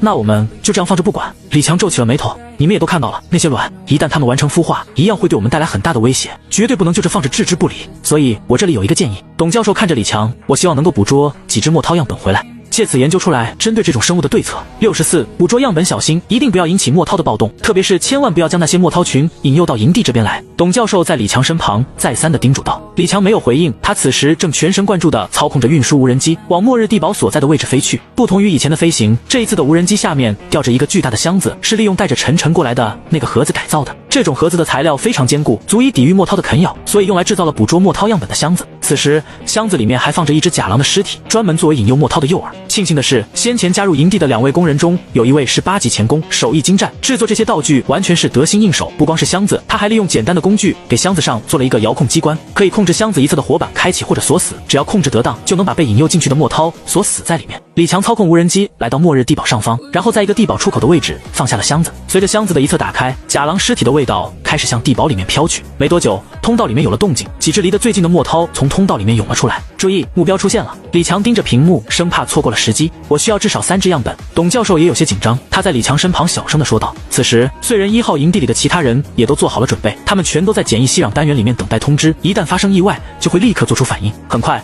，2只墨涛进入了箱子，开始撕扯起假狼的尸体。假狼那层坚固的外甲在墨涛面前就仿佛纸糊的一般，毫无意义。随着假狼尸体被扯得粉碎，越来越多的墨涛开始从通道里面出现，向着箱子那边扑去。进入箱子，墨涛数量也很快突破了5只，外面还有超过10只堵在箱子口那里。差不多了，李强就准备按动按钮，将那几只墨涛关在里面。可就在这个时候，从通道里面冲出来一只远比普通墨涛大得多的家伙。其他墨涛似乎很惧怕这个大家伙，纷纷给他让出路来。大个墨涛来到箱子口，对着箱子里面还在撕扯假狼尸体的几只墨涛张开了嘴巴。无声无息间，那几只墨涛全部停下了吞噬的动作，他们甚至还往箱子深处挤了挤，将假狼肉块留在外面。大个墨涛闭上嘴巴，钻进箱子里面开始吞噬起来。此时的箱子里面已经还有1大3小4只墨涛。就是现在，李强怎么会错过这种好机会？他立即按下机关按钮，盒子一侧的活门瞬间落下，然后将整个盒子锁死。遭遇变故，大个墨涛立即再度张开嘴巴，也没听到什么声音。外面的墨涛全部都暴动起来，他们成群结队的向着盒子那边扑了过去。眼看着那些墨涛就要接近箱子，李强立刻拉起无人机，吊着盒子向着高空飞去。地堡的各个通道里面，成群结队的墨涛蜂拥而出，直奔盒子的位置。盒子里面那3只墨涛也开始疯狂起来。先前贴着盒子的镜头一动不动的他们，此时开始拼命的撕咬着盒子，想要把盒子撕开一个缺口。而那个大个的墨涛却没有其他动作，只是保持着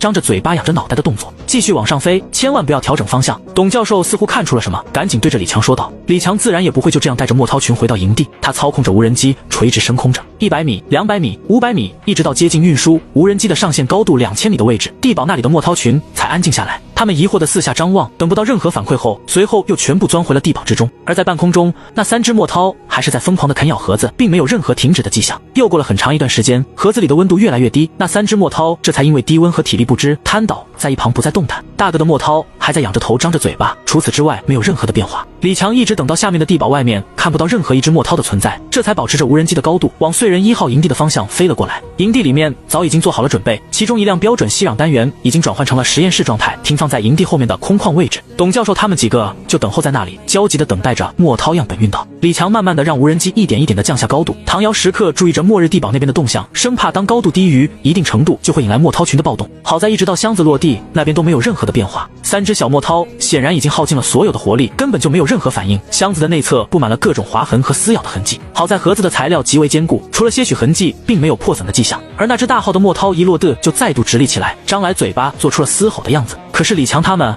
还是听不到任何的声音。快，把箱子搬进去！董教授立刻要求把箱子整个搬进吸壤单元里面，然后他又将吸壤单元的隔音布置设定开到最高，这才松了一口气。这个大个的墨涛可以通过特殊的声波命令其他的墨涛，是最有价值的研究样本。那种声波我们人类应该是听不到的，但是这些墨涛可以听到。好在那个声波的传递范围不大，不会超过2000米的直线距离。李队长，请时刻注意地堡那边的变化，绝不能放过一只墨涛靠近到我们营地2000米以内，否则情况将不堪设想。另外，请在营地周围2000米的范围布置探空气球节点，防止出现其他的墨涛种群。最后，李队长，请给我安排助手，我要在最短的时间里面找到这些墨涛的生理习性和特性。65继续推进很快，由李强精挑细选的研究助手们就来到了董教授面前，由他向董教授一一介绍。李玉手，老练的麻醉师，精通刀法，无论是无力墨涛还是帮忙解体，都能起到很大的作用。赵文，大学生，手脚麻利，也在大学实验室里打过下手，大部分的仪器都会用。潘莹，中药师，对于植物有独特的研究，应该能帮上忙。唐瑶，我的队友，负责维护实验室的秩序与安全，防止意外。看着董教授一脸无语的表情，李强也有些不好意思。可是现在营地里一共就这么大猫小猫3、2只，想从里面再找到几个真正的科研助手，未免有些困难。不过董教授也明白现在的实际情况，能够凑出这些人已经算是不错了。毕竟莫涛那鬼样子，一般人不说去研究，都是能躲多远就躲多远。而且自从那几只莫涛被抓回来，肉眼可见的处于萎靡状态，恐怕再等几天就彻底没了研究价值。那好，我先多谢各位愿意来帮我做这个研究，但是我丑话先说在前面，这个样本是极为珍贵和重要的，说不定可以让我们在以后面对莫涛的时候不费吹灰之力。各位都不是专业的生物研究人员，因此请一定要听从我的指挥，千万不要自作主张，受伤了事小，导致实验体死亡或者诱发了新的黑潮，那就真的是万死难辞其咎了。董教授推了推眼镜，镜片后的目光扫过每个人的脸，众人面面相觑，不过很快就都点了点头。没问题，董教授，我们知道事情的重要性，一定完全听从你的指挥。李玉手带头说道。没错，董教授，我帮导师打下手的事情多了，不会自作主张的。大学生赵文也开口了。潘莹没有说话，只是看着董教授用力的点着头。那好，我们出发。董教授一挥手，率先登上了作为实验室的息壤单元。众人纷纷上车，唐瑶则跳上驾驶位，开着息壤单元往远离营地的方向驶去。莫涛的习性实在过于危险，他们不能在营地里冒这么大的风险。实验区域定在距离营地5公里的一个山坡上，这里在营地和末日地堡之间，即便是诱发了黑潮，也不会直接影响到营地。赵明伟和徐丽驾驶一辆猫猫车停在周围，负责安全；孙启明则操控探空气球，时刻注意实验室周围的情况。息壤单元里面，董教授等人已经做好了实验准备。唐瑶同志，请你负责实验室的安保，如果那几只莫涛脱离了控制，可以随时击毙，以防伤人。董教授指了指3只萎靡不振的小莫涛，而这一只他又指向大号莫涛，请尽量保证他的存活，如果不是情况危险到危及生命，最好不要伤到他的性命。全副武装守在实验室一角的唐瑶嘴角抽搐了几下，不过还是答应了下来。那么实验开始。董教授先来到一只小莫涛面前，用拘束器将其固定在台子上面。李医师，请试着麻醉它，看看什么药效最好，以及它的耐药性如何。李玉手有些无语，这东西他根本就是第一次见到，该怎么麻醉啊？且不说他只是个专门给人类服务的麻醉师，不是兽医，就看这东西的样子，到底该用什么药物和剂量啊？似乎是看出了李玉手的疑惑，董教授很淡定地说道：没事，李医师你尽管去做，这种实验样本不算珍贵，不需要保证它的存活，你尽管去试，先按照身体大小调整比例就好。按身体大小调整比例，这又不是喝白开水。李玉手嘴里咕叨着，下手却没有任何迟疑，将一管牛奶对着架子上的莫涛推了进去。蓝星，华国特殊事态应对指挥部，情况统计如何？听到秦野进入指挥部的李云舒头都没抬，直接问道。截止目前，一共有10批穿越者完成了穿越，共计6875万余人，其中我们华国人有13456839人。秦野一愣，直接流利地回答起来。目前已经有1万名申书队员和500名预垒队员进入异界，另外普通军人的数量已经超过100万，这些都是精锐，他们携带了大量武器装备，其中还有500个封装体和800个燧人系统，可惜还是没有办法与那边进行任何联络，否则就能知道进展如何了。秦野感叹道，按照科学院那边的预测，那边应该已经开始组网，并建立起初步的联络网络，希望如此啊。李云舒感叹道，其他各国的情况如何？目前来看还是处于控制之内，各国民间有一定的混乱，但是还是在可控范围之内，除了白象是吧？李云舒冷笑道。秦野苦笑一声，确实是白象，现在整个白象已经处于一个很奇妙的状态，上一次的事件被他们总统用一个极为荒谬的理由糊弄过去了，不过也因此带来了弊端。如今白象国内1/3的民众依然听从总统维纳吉的命令，1/3的民众则听命于纳维吉的对手，他们在争夺一切能够争夺的资源。还有1/3呢，依附在各个村落以及教派的神汉周围，静坐等待最后试炼的到来。听到秦野回答的李云舒有些无语，不过这也完全符合白象的特色，对我们有影响吗？没有，那就不要去管。李云舒手一挥，本来也没考虑过指望白象，只要他们不来找麻烦就好。找麻烦？白象家里的网络和通信到现在都还没有恢复，甚至连电力都出了问题，没炸就已经很神奇了，怎么可能来找麻烦？秦野忍不住吐槽。对了，差点忘了正事。他突然脸色一正，李总指挥，中枢那边通知你去开会，需要对穿越的下一步计划进行安排。66加速组网的建议，等到李云舒来到会议室，里面已经讨论的热火朝天。好了，云舒到了，我们的会议正式开始。坐在首位的中枢拍了拍手，会议室里顿时安静下来。今天我们的会议主要有2个议程。中枢指了指一旁的会标，第一，对这段时间的准备工作做一个总结；第二，针对下一阶段的穿越安排做出改进和建议。现在开始第一项，相信大家对于这个都有自己的了解，但是应该并不完整。我这里有全部的数据，现在就一起提供给大家。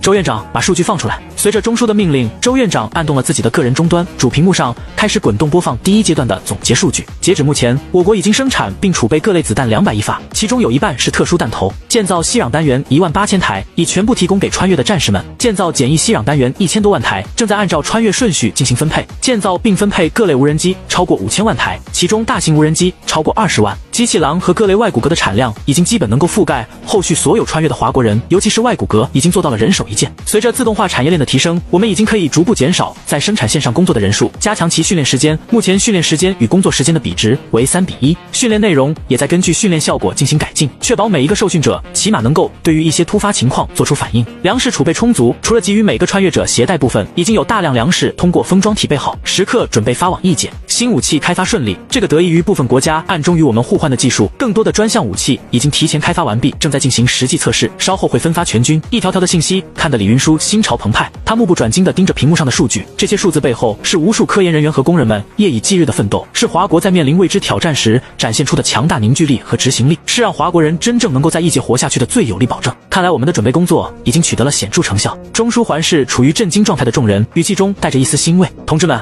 我可以自豪地说，在过去的不到3个月的时间里，我们华国的工业产出占了整个蓝星的90%以上。单以目前来说，我们创造了历史，我们在改变命运的路途上前进了一大步。因此，我在这里代表华国，代表亿万华国人，向大家，也向一直以来坚守在各自的岗位挥洒汗水的人们说一句：你们辛苦了。中枢站起身来，向着其他参会人员，也向着远方的亿万华国人鞠了一躬。90度的鞠躬持续了整整3秒，掌声如雷，几位年长的将领甚至红了眼眶。会议室里的掌声持续不断，所有人都在用力地鼓着掌。中枢重新坐下，双手交叉放在桌上，神情渐渐严肃起来。然而，我们面临的挑战才刚刚开始。他沉声说道：虽然穿越已经确认，但是截止目前，我们依然无法获得任何异界那边的情报。我们不知道现在为止所做准备的效果，不知道我们的战士和同胞们在异界现在的状况，不知道我们的战略在那边是否奏效。所以，接下来开始第2个议程，针对下一阶段的穿越安排，大家有什么改进的意见和建议吗？我先来吧。朱老率先站起身来，针对现在已经确认的穿越事实，我想要求增加前期封装体的数量，只有物资充足了，那边才能站稳脚步，才能为后续打下一个良好的基础。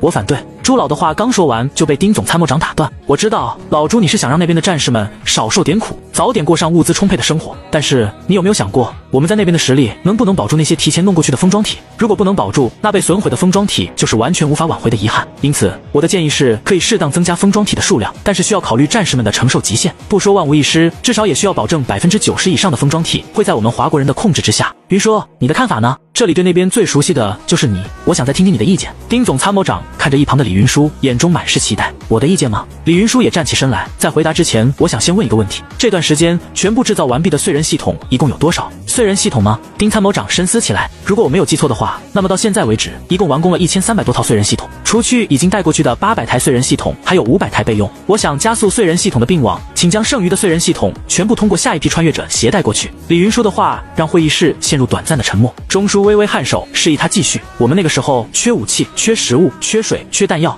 看上去什么都缺的样子，但是就实际情况来说，最缺的永远都是联络。所以我建议先把剩余的燧人1号全部通过下一批的穿越者送过去，然后每天再保证至少有100台的燧人系统与当日的穿越者一同过去。这个行为可以一直保持下去，直到我们确定已经和那边建立了联络，或者是完成了通讯网络的架设为止。联络是生命线。李云舒的声音在会议室里回荡。第一批穿越者用鲜血换来的教训告诉我们，分散在各地的华国人如果不能及时建立联系，就会像沙滩上的堡垒一样被各个击破。67鸿雁，我完全赞同云舒同志的意见。丁参谋长站起身来。燧人系统不仅是通讯网络的核心节点，更是我们未来在异界建立信息化作战体系的基础。每多一台燧人系统提前部署，就能让我们的同胞多一分生还的希望。会议室里响起一阵低声的讨论。中枢轻轻敲了敲桌面，目光转向工业部门的负责人何部长。燧人系统的产能还能提升吗？被点名的何部长立即站起身，报告中枢，目前所有生产线已经全速运转。如果紧急调配资源，我们可以在1周内将日产量提高到200台，但这就需要暂时削减部分其他任务的生产线。那就这么办。中枢果断拍板，从今天起，燧人系统的生产优先级提到最高。另外，他转向丁参谋长，老丁，你们要确保每个战士都能熟练掌握燧人系统的快速部署流程，一直都在做。丁参谋长拍着胸脯，所有负责携带燧人系统的战士都是精锐中的精锐，他们在穿越前都要完成至少2000次模拟部署演练。现在的受训者的平均部署时间已经压缩到1分38秒，只要不是陷入必死的绝境，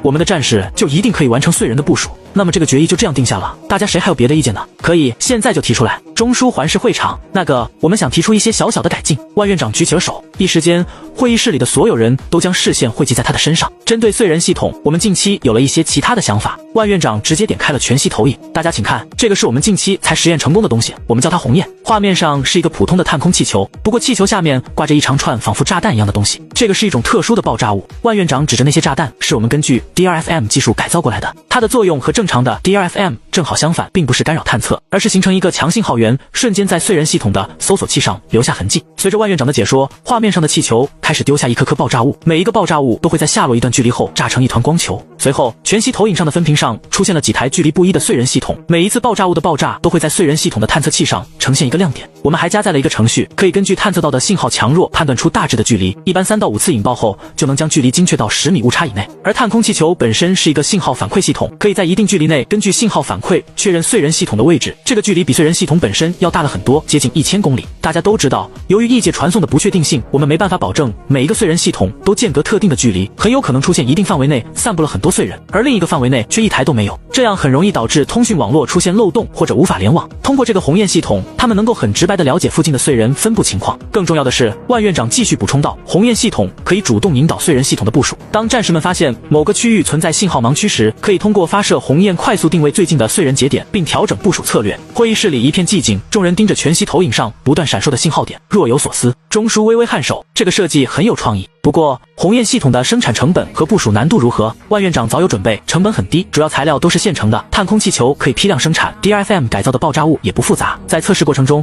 我们很简单就做好了几千套鸿雁。部署方面，单兵即可携带和投放，操作简单，只需简单培训。丁参谋长眼前一亮，如果真如万院长所说，这玩意儿能极大提升燧人系统的组网效率，我建议立即投入实战测试。何部长也点头赞同，我们可以抽调一些生产线，优先生产鸿雁系统，配合燧人部署。按照万院长的介绍，半天时间就能完成生产线改造，我们有信心将日产量很快提升到1万以上。钟叔沉吟片刻，目光扫过众人，既然大家没有异议，那就将鸿雁系统列入优先生产序列，与燧人系统同步推进。他顿了顿，又补充道：“万院长，你们研究院尽快拿出一份详细的技术手册，供部队训练使用。”没问题。万院长信心满满的应道：“很好，那就立即行动起来，争取在今晚的穿越开始之前，将鸿雁系统分发下去。”异界燧人1号营地，李教官，这已经是第6批墨涛样本了。孙启明操控着无人机，将又一箱的墨涛往实验室的方向飞过去。针对墨涛的实验已经持续了大半天的时间，超过20只普通墨涛被送进了实验室。可惜，除了第1批那一只，再没有遇到过一次那种特殊个体。我现在对这些家伙完全没有一开始的恐惧感了。孙启明忍不住吐槽，他们的智商比鱼都要低，根本没有行为记忆的样子，同样的手段一直都能起效，我钓鱼都从来没有这么轻松过。别大意。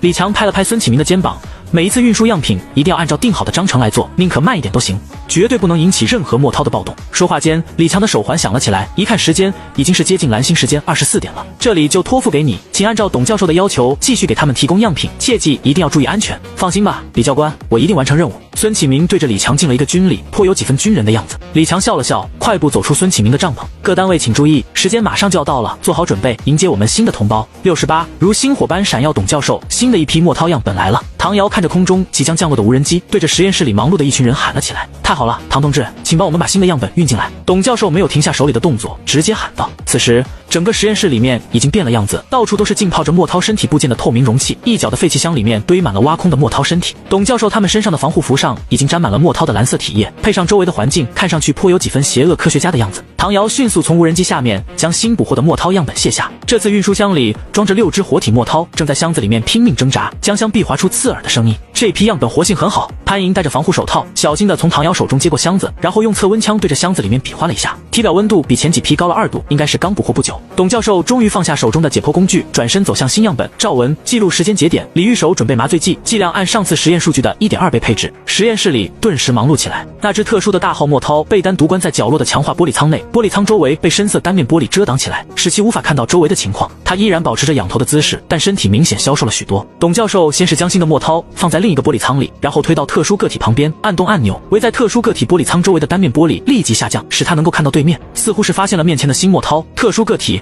立即张开了嘴巴。一瞬间，先前已经安静下来的那6只墨涛全部疯狂起来，拼命往特殊个体那边撞击着舱壁。围在特殊个体周围的仪器开始记录并分析发生的一切。教授，特殊样本的声波器官分析完成了。赵文调出一组数据，我们发现它能发出30至120千赫兹的宽频声波，其中80至100千赫兹频段对其他墨涛有显著控制效果。而且经过多次实验，普通墨涛并不是使用眼睛去确认猎物，而是嗅觉和听觉，它们的听觉非常敏感，甚至可以听到200千赫兹以上的声音。它们有视力，但是并不对其行为构成决定性引导。单纯看到特殊个体，这些普通墨涛并不会有任何反应，直到其发出命令，它们才会行动。董教授点点头，然后对着李玉手招了招手。李玉手立刻取出一管氟烷，气雾化后注入倒关着那6只墨涛的玻璃舱里。很快，6只墨涛歪歪扭扭地倒了下去。1.2倍麻醉剂下，普通的墨涛将会在30秒内失去行动能力。李玉手看了看自己手环上上的计时，然后用一根金属杆伸到玻璃舱里面捅了捅那几只墨涛。暂时还没有表现出装死或者掩饰的智力，不过还是要尽量小心。一边说着，他一边和潘莹配合着将墨涛一只只取出来，固定在一边的台子上。唐瑶则举着步枪，随时关注着每一只墨涛的情况，防止他们突然暴起伤人。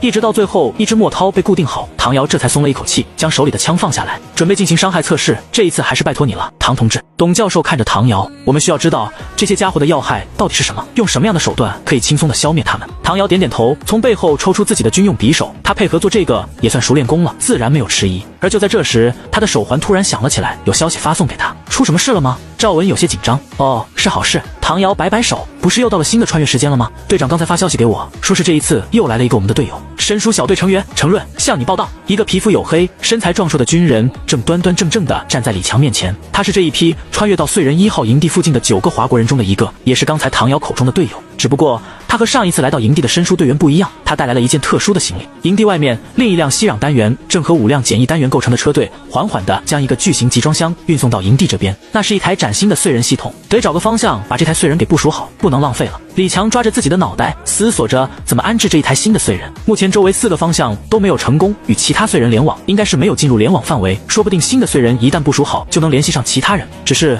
这个方向该选择哪里呢？如果选对了方向，能够与其他燧人并网，那么将是一个巨大的收获。可是，一旦选错了，想要再遇到一台新的燧人，那就不知道得等多长时间了。哦，关于这个，我这里有新的方案。似乎是看出来了李强的困惑，程润连忙开口说道：“新的方案？对，前不久才分发给我，专门为了这种燧人扎堆的情况准备的。正好集装箱也已经运了过来。”程润便带着李强来到集装箱旁边，他先是将他带来的燧人系统展开，然后指了指一个与燧人1号不同的部分，说道：“就是这个新的鸿雁系统。”具体原理我也说不清楚，直接开始吧。一边说，程润一边开启了鸿雁系统。只见一个巨大的金属气球迅速完成充气，带着一串圆球就飞到了空中。远远的看去，就仿佛一整串等待收获的葡萄一样。熟透的葡萄一颗接一颗的掉了下来，炸成一个个光球。就在李强疑惑不解之际，面前的燧人系统发出了滴滴声。只见搜索屏幕上一个巨大的光点正在不停的闪烁着。紧接着，鸿雁系统也开始发出蜂鸣声。一张巨大的扫描图缓缓地出现在两人眼前，那是一张天幕，6个光点犹如星火般在天幕上闪耀个不停。69，准备补网。这时，其他燧人系统的分布图，看着眼前的一幕，李强的声音带着难以掩饰的震惊。分布图上不但有燧人系统的位置，还在一旁标记了他们距离鸿雁的距离，除了2个贴在一起的亮点，其他4个都在离这里很远的地方。西北方1个，东南方2个，南方1个。最远的一个在西北方接近1000公里，最近的一个在南方只有不到400公里的距离。更重要的一点是，南方那个亮点和东南方向的一个燧人系统之间的距离明显不到200公里，显然他们很有可能已经完成了并网。如果能够再用一台燧人将燧人1号与南方那个链接起来，就能构成一个包含至少4台燧人系统的通讯网络。这个位置，李强喃喃自语，一根手指下意识地按在2个光点中间的位置上。10分钟后，燧人1号营地的中央空地，除了在实验室执行任务的唐瑶他们，营地里面所有的华国军人和普通民众都悉数到齐。李强将终端连接到投影仪，那个燧人系统的分布图再次出现在墙上。这个位置图是利用程润上尉带来的新设备在刚才构成的。大家请看，这就是我们周围目前的燧人系统分布情况。请注意这个位置，它在往南方向接近200公里的位置上画了一个红点。如果在这里展开一台燧人系统，就可以将我们的营地与下方2个营地联网，构成一个较大的指挥网络。营地变得一片寂静，所有人的目光都聚焦在墙上闪烁的红点上。那我们还等什么？李队，赶快下命令吧！另一名申叔队员陈金平一脸激动，只要我们把程润带来的燧人带过去，就能完成组网，到时候整个区域所有的同胞都可以在第一时间获得帮助。对啊，李队，我们现在就出发，200公里，最多10个小时就能赶到，完全可以赶在新一批同胞穿越过来之前完成补网。程润也附和道。李强盯着地图沉思片刻，手指轻轻敲击桌面。陈金平他终于开口，营地现在能抽调多少人手？算上我和程润，军人最多能派出7个，普通人大概5到10个。陈金平迅速计算着，但这样可能会影响营地的日常运转，不行，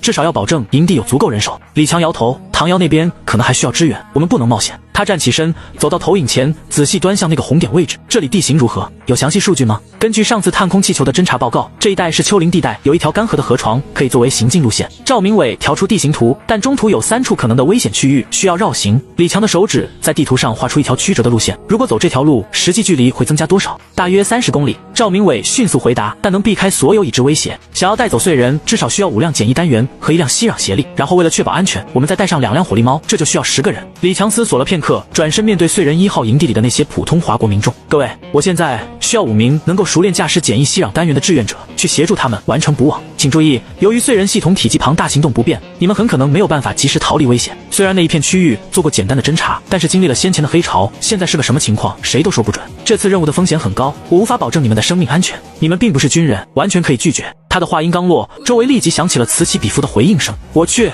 我已经很熟悉这里的环境了，而且我的老伙计最适合这种任务。王磊大声喊道：“还有我！”张海挤到最前面，这个平时沉默寡言的男人，此刻双眼通红。下个月就轮到我儿子穿越，他的拳头攥得发白。要是没有通讯网，要是他穿越后找不到我们李队，我也报名。话音未落，人群中挤出来一位扎着麻花辫的姑娘，我叫钟淼淼，每天都帮忙检修车辆，驾驶技术不比他们差。对，还有我。陈志远也站了出来，这一次距离远负重大，路上要是车坏了怎么办？总得有个会修车的，不是吗？还有我。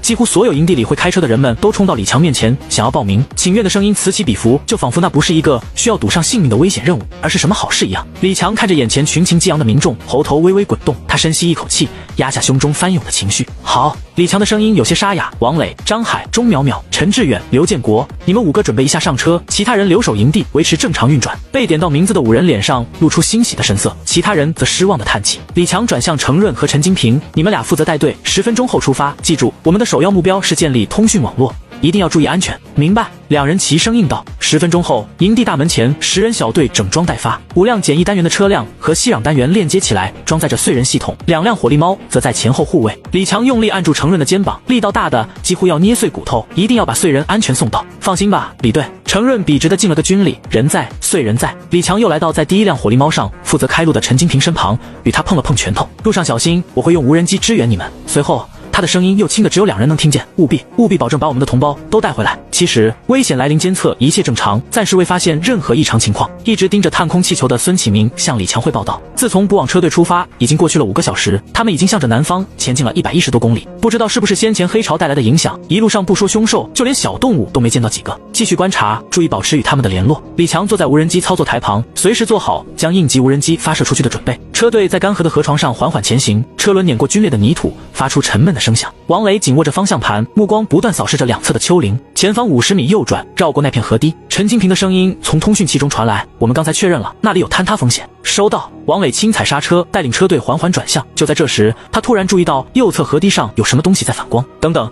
那是什么？话音未落，一块岩层脱落，数只浑身上下裹满了泥土的凶兽猛地冲了出来，向着车队猛扑过来。是河马鳄，大家小心！王磊连忙大喊起来。这种生物就是前面偷袭苏浅下的那东西，因为长得既像河马又像鳄鱼，因此得到了这么一个称呼。还没等那几只河马鳄冲到车队面前，2条火蛇从一前一后的2辆火力猫身上迸射出来，交叉火力之下，将那几头河马鳄撕成了碎块。这里不安全，快离开河道！陈金平大吼，仿佛呼应他的警告。整片河床开始震颤，越来越多的泥浆隆起，一头又一头河马鳄破土而出，浑浊的眼珠死死锁定车队，獠牙间滴落腥臭的咸水。快走，快！2辆猫车迅速改变阵型，挡在了车队与兽群的前面，火力全开压制兽群。整个车队也迅速调整方向，不再前进，而是向着河岸上面开去。好在那些河马鳄的行动有些迟缓，并不是完全正常的样子，再加上2辆猫车上的车载机枪火力够强，一时间并没有一只河马鳄可以冲破火力网冲到车队前面。伴随着一阵轰鸣声，开足马力的息壤单元终于拖着车队爬上了河岸。程润和陈金平也赶忙开着猫车冲了上去。刚一离开河道，那些疯狂的河马鳄们就仿佛失去了目标一般，站在原地不停地嘶吼起来。恐怕这个枯河道是这些河马鳄的巢穴。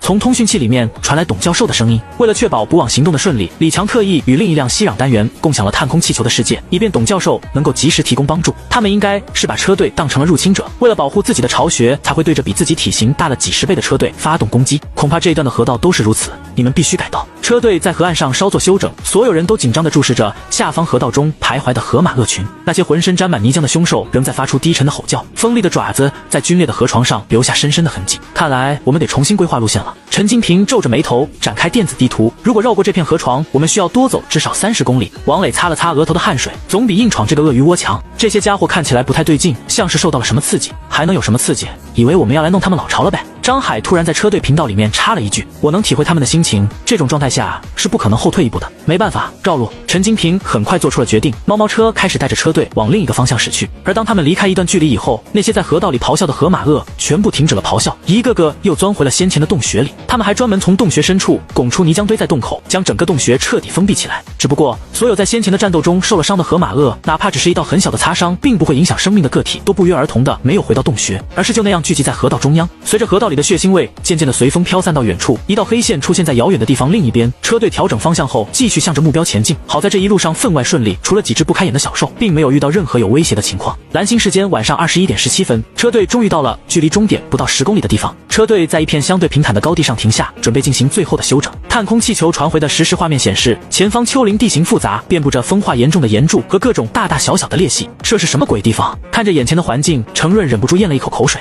大家小心点，随时注意周围的情况。陈金平开着猫猫车一马当先进入了丘陵。好在这里虽然看上去有些诡异，可是并没有任何动物存在，只有那些光秃秃的石柱和裂缝。即将到达预设地点，车队小心翼翼地穿行在石柱和缝隙之间，履带碾过风化严重的碎石，发出细碎的声响。探空气球传回的画面显示，前方50米处就是预设的捕网坐标点，准备展开碎人系统。5辆带着简易单元的汽车解除链接，分散在周围，将那一辆吸壤单元围在中间。程润则启动吸壤单元的吊臂，将装在碎人系统的集装箱放置下来，然后迅速跑过去，将他的右手贴在了感应器上。随着一阵金属声响起，集装箱缓缓展开，新的碎人系统即将完成部署。就在这个时候，所有人的手环都响起了刺耳的警报声，随后便是孙启明焦急的声音：“请注意，距离你们南方2公里的距离，大量的墨涛正在向你们的位置移动，请立即撤离。重复，大量墨涛正在向你们靠近，预计将在3分钟之后到达你们所在的位置，请立即撤离，请立即撤离。71，组网立即撤离。”陈金平大吼：“不行，碎人系统正在展开，至少需要2分钟，这段时间根本无法移动，在外面逆转展开程序有可能会损坏系统，你们先走。”程润的额头上浮现出细密的汗珠，他拉开感应器，飞快地在上面操作起来。他要协助系统关闭一些不需要的步骤，加速碎人展开。距离1.7公里，你们还有2分30秒的时间，快啊！通讯器里传来孙启明焦急的催促声。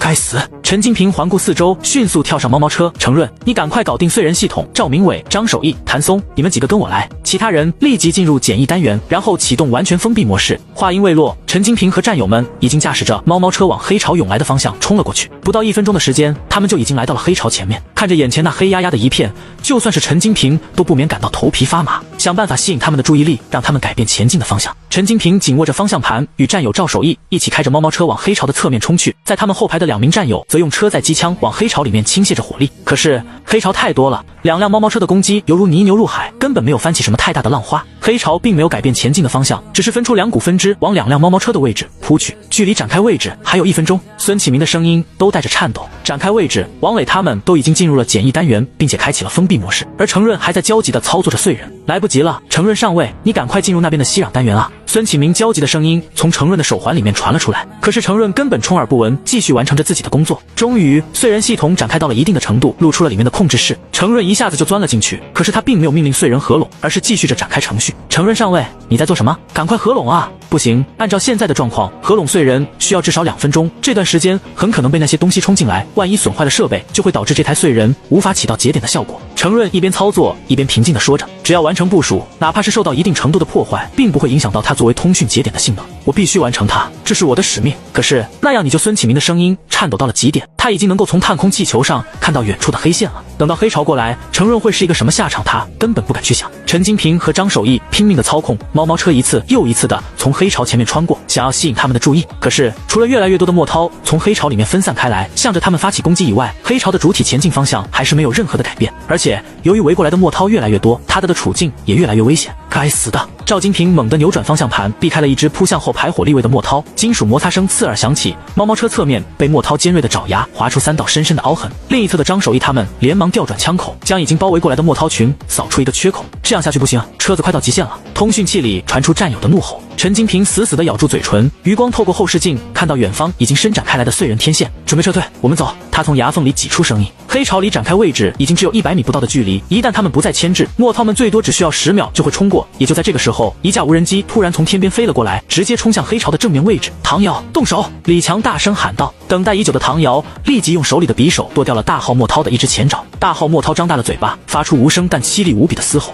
这嘶吼通过他面前的特殊设备直接传递到了无人机那里。顿时，整个黑潮骚动起来，所有的墨涛都仿佛被无形的鞭子抽中一般，停下了前进的脚步。黑潮如同凝固的黑色沥青，在原地不安地蠕动着。有效！唐瑶兴奋地喊道，手里的匕首又在大号墨涛的另一只前爪上划开一道伤口。无人机将痛苦的嘶吼声放大数倍，继续覆盖住整个黑潮。也就在这个时候，那些隐藏在黑潮中的特殊个体这才急了，他们也开始对周围的墨涛发出嘶吼，想要重新控制黑潮的移动。可是，在如今停下来的黑潮中，他们的动作过于明显，立刻就被空中的无人机锁定了位置。砰砰砰！20毫米每次发出怒吼，就会有一只特殊个体连带着周围的墨涛一起被轰成肉泥。很快，黑潮彻底不动了，再没有任何一个特殊个体敢冒头。眼见时机差不多了，李强连忙操作无人机降低高度，往另一个方向飞去。浩浩荡荡的黑潮就在他的引导下一起流向了远方。呼神经一直高度紧绷的陈金平他们这才停下早已有些不堪重负的猫猫车，长舒了一口气，瘫坐在座椅上。2辆猫猫车的车身上布满了墨涛留下的爪痕，轮胎边缘还挂着几块粘稠的黑色组织。而另一边，程润也终于完成了燧人系统的展开部署工作。随着一阵机器的轰鸣声，巨大的通讯天线开始运转，一串探空气球从燧人顶部飞上天空，检测到新的信号，燧人1125号请求并网。而当李强点下同意并网的命令的一瞬间，燧人1号的屏幕上代表着地图的区域突然缩小了好几倍，然后又立即浮现出一大片新的区域。燧人055号并网成功，燧人541号并网成功，燧人391号并网成功，组网完成，区域联合通讯指挥系统开启。72落单的同胞与李强他们预想的2台不同，除了程润的1125号燧人，这一次还有3台燧人并入了网络，比预想的要多了一台。那台燧人出现在东南方向，估计是其他人完成的补网。如今的区域联合指挥系统上231个亮点不停地闪烁，那是手环的光芒。这些光点大部分都聚集在几个指挥节点周围，只有新架设的2台燧人周围还有零零散散的10来个。除此之外，在东南方那2个早已完成联网的燧人旁边，一个特殊的编号格外显眼 ，F00019，那是封装体的标志。显然他们已经成功的与其中一个封装体完成了汇合。看到区域联合指挥系统上密密麻麻的亮点，李强眼眶泛红，颤抖着手指放大地图。屏幕上每个闪烁的光点都代表着一个在一心艰难求生的同胞，而此刻他们终于不再是黑暗中孤独的星火。稍微平复了下激动的心情，李强打开了通讯系统。这里是燧人1号营地，收到请回答。这里是燧人055号营地，收到。一个带着浓重口音的男声率先响起，紧接着另一个年轻的女声传来，燧人541号报告，收到，通讯状况良好。燧人391号报告，战友们，你们还好吗？此起彼伏的通讯声让整个指挥室沸腾起来，压抑许久的欢呼声响成了一片。程润从燧人系统的控制室里钻出来，脸上满是汗水，却难掩笑意。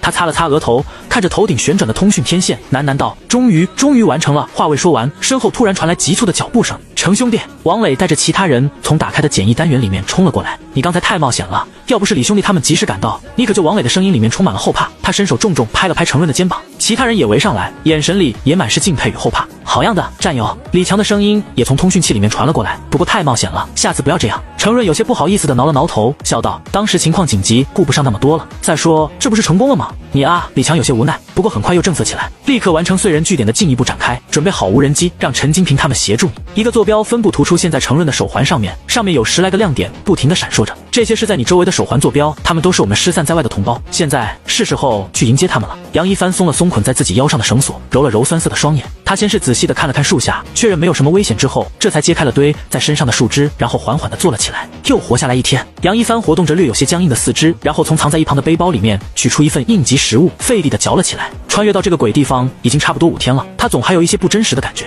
作为高考应届生的他，本来现在应该是正在为填报志愿而发愁的时间，可是突如其来的一系列变故却改变了一切。先是国家宣布1级战备，紧接着又开始了全国总动员，还把身体孱弱的他拉进了训练基地好一通操练。然后刚被训练的有些起色，他就成为了一名只在书上看到过的穿越者。想到这里，杨一帆自嘲地笑了笑。说实话，他不是没有幻想过自己成为一名穿越者，然后大杀四方，拥美无数。可是现实却无比残酷，他真的穿越了，但和书中说的不一样，他还是一个普普通通的华国人，没有外挂，没有超能力，更没有什么系统，有的只是无数想要把他当作食物的凶兽和统一配发的武器和背包。也多亏了训练基地的操练，让他能够爬上这棵以往想都不用想的大树，要不然他恐怕早就化作了哪里的一堆肥料。这几天的时间，他都藏在这棵大树的枝丫上，用绳索把自己捆得死死的，就连方便都不敢下去。突然，一阵脚步声将杨一帆从回忆中惊醒。小子，不要动，我看到你了。一阵粗鲁的英文从树下传了上来，要不是他英文成绩还行，差一点听不懂的那种。杨一帆急忙伸手去摸卡在一旁的自动步枪，可是一颗子弹打在他旁边的树杈上，让他的动作僵直在了那里。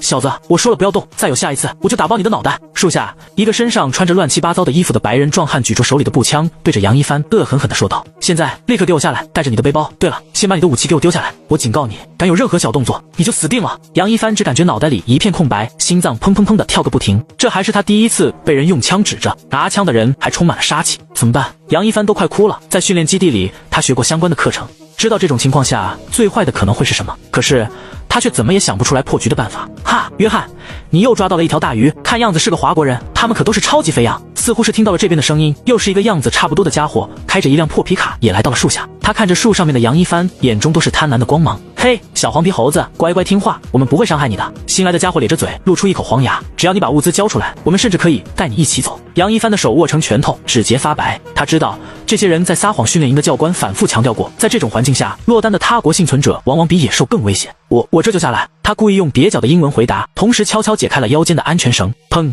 又是一枪打在他身旁的树枝上。小子，别耍花招，也不要磨蹭，我不介意就这样打死你，然后上去摸你的尸体。白人壮汉吼道：“现在立刻把你的武器给我丢下来，我数3声，做不到就打爆你的脑袋。1、2、3。”就在杨一帆闭着眼睛往步枪那里扑过去的时候，又是一声枪声响了起来。不过这一声枪响似乎大了很多。73，停止运行的手环放下武器，立即投降。熟悉的华国话在耳边响了起来。闭目等死的杨一帆这才缓缓地睁开了眼睛。树下举着枪的白人壮汉已经倒在血泊中，胸口赫然有一个碗口大的血洞，而那个驾驶皮卡的黄牙男人则瑟瑟发抖地跪在地上，双手高举过头顶，牙齿不住地打颤。就在他的身旁，一架黝黑的无人机正悬停在半空中，下方的枪口还冒着青烟，机身的侧面那个熟悉的红色标志让杨一帆忍不住哭了出来。燧人1号营地，随着无人机和各式车辆陆续返回，一位位落单的华国同胞也被送到了营地里面。由于燧人1125号附近的环境过于复杂，再加上可能有黑潮再次出现，在搜索完周围的人群后，1125号就被封闭了控制室，只是单纯作为一个通讯控制节点来使用。也正因为如此，那些新被接到的同胞们还是被安置在最近的1号营地里面。虽然最长的也不过是短短10天，可是他们就仿佛已经耗尽了一生的力气般，心力交瘁。一进入营地，不少人就坐倒在地上开始嚎啕大哭，还有人发疯一般的冲到任何一座立有旗帜的帐篷或者简易单元旁边，拼命的磕着头或者亲吻着周医生，带着几个助手正在给3位军人治疗着伤口。他们都是这段时间穿越到那个区域的，尽其所能也只是各自收拢了2、3名普通民众。此时他们看着燧人1号营地里面的人群，满脸都是不甘与自责，有一位年轻的军人甚至抱着头痛哭起来。林小雨正在旁边安慰着他们：“兵哥哥，你们已经尽力了，真的。”林小雨轻轻拍了拍那位年轻军人的肩膀，声音柔和：“你们能活下来，还能保护这么多人，已经尽责了。现在回到营地就是回家。”年轻军人抬起头，眼眶通红，声音沙哑：“可我们那里还有很多落单的同胞，我们知道有，可我们找不到他们，找不到他们啊！我们什么都做不了。”周医生一边熟练地包扎着另一位军人手臂上的伤口，一边说道：“没有远程通讯手段，仅靠着无线电，你们能找到这么多人，还能保护着他们活下来，已经是英雄了。”营地里哭声和欢呼声交织在一起，有人瘫坐在地上，呆呆地望着天空；有人紧紧抱住身边的同伴，仿佛一松手，对方就会消失；还有人跪在国旗前，额头抵着地面，肩膀剧烈地颤抖着。李强站在营地的一侧，静静地看着这一切。他的身旁是程润和陈金平。如果按照1号营地的数量来判断，1125那边到现在至少也应该有接近30人左右，如今只剩下了16个。李强的声音低沉，目光扫过营地中央那群劫后余生的同胞。可是还正常的手环信号已经全部都被找到，其他的要么就是手环损坏，要么陈金平没有把话说完。不过其他人都知道他话里的意思。我倒是抓了个家伙，听那个差一点死在他手里的小家伙所说，他称我们华国人是肥羊，肯定知道那些消失的人的下落，至少是部分人的下落。可是无论我怎么逼问，他都不肯说出来。程润有些烦躁地捏了捏眉心，他指节上还沾着干涸的血迹，显然为了逼问那个俘虏已经用了不少手段。那家伙身上还有我们配发给民众的急救药品，所以他一定知道。恐怕那家伙是不敢说出来，因为他知道一旦我们找到了证据，他会死得很惨。陈金平含着脸，眼中全是杀气。我有办法。沉默了片刻，李强开口说道：“不过这个办法只能用一次，待会你们可要做好准备。”你是说紧急唤醒？程润一下子反应过来，对，就是那个。说完，李强便带着2人来到了燧人1号的控制室。我现在就与1125号链接，准备唤醒这2个区域范围的紧急唤醒程序。随着李强的指令，所有处于这2个燧人系统范围内的手环全部都开启了一个隐藏的程序，那是在手环主程序无法运转或者被关机的情况下，利用预备电源开启的一个短时间定位模块。这个模块只能维持很短的时间，算是最后的办法。很快，在屏幕上又出现了11个代表手环的微弱亮点，除了有3个聚集在一起，其他的都分布在很远的位置。3个在西北方向，距离1125号大约150公里，剩下的分散在东南侧周围。他快速标记出坐标。还有一个最近的就在离1125正北方不到30公里的地方，那里是黑潮先前出现的方向。程润立刻转身，我带人去1125西北方向，那3个应该就在一起。陈金平点头，我带另一队去东南侧，找到一个是一个。路上小心，我让赵明伟他们用无人机掩护你们。等等到两人出发以后，李强自己也操控着一架无人机往那个离1125最近的手环坐标飞去。那里是黑潮肆虐的地方，在无法保证安全的前提下，不能派人过去。很快，无人机就来到了手环信号所在的位置。眼前的一幕让李强的呼吸瞬间凝固，那是一片遍布着无数洞口的洼地，一个巨大的集装箱就耸立在那里。整个集装箱上到处都是细小的抓痕，那独特的样子一看就知道是莫涛的杰作。而在箱体侧面不到1人高的位置，一柄军用匕首深深刺入进去，一个早已停止运行的手环就那样悬挂在笔柄上面，随着风轻轻地摆动着。74东风夜放花千树更吹落，心如雨。那是一台未曾展开的碎人，李强的手指悬停在控制面板上，指尖微微发抖。无人机传回的实时画面里，集装箱侧面的红色编号碎人0116在夕阳下泛着血色的光，似乎是听到了无人机的动静。几只莫涛从集装箱周围的洞穴里钻了出来，没有找到猎物后又钻了回去。李强缓缓地移动着无人机，向着手环的位置飞去。随着画面拉近，映入眼帘的一切让他的心绷得更紧了。在那枚手环的下方，依稀还能看见些许血迹粘在集装箱的外壳上，周围还散布着一些金属碎块和布料的残渣，那是和他一样的申书小队的制服。集装箱的不远处还有一块已经被强制关闭的固态电池，看样子是从外骨骼上扯下来的。李强的脑海中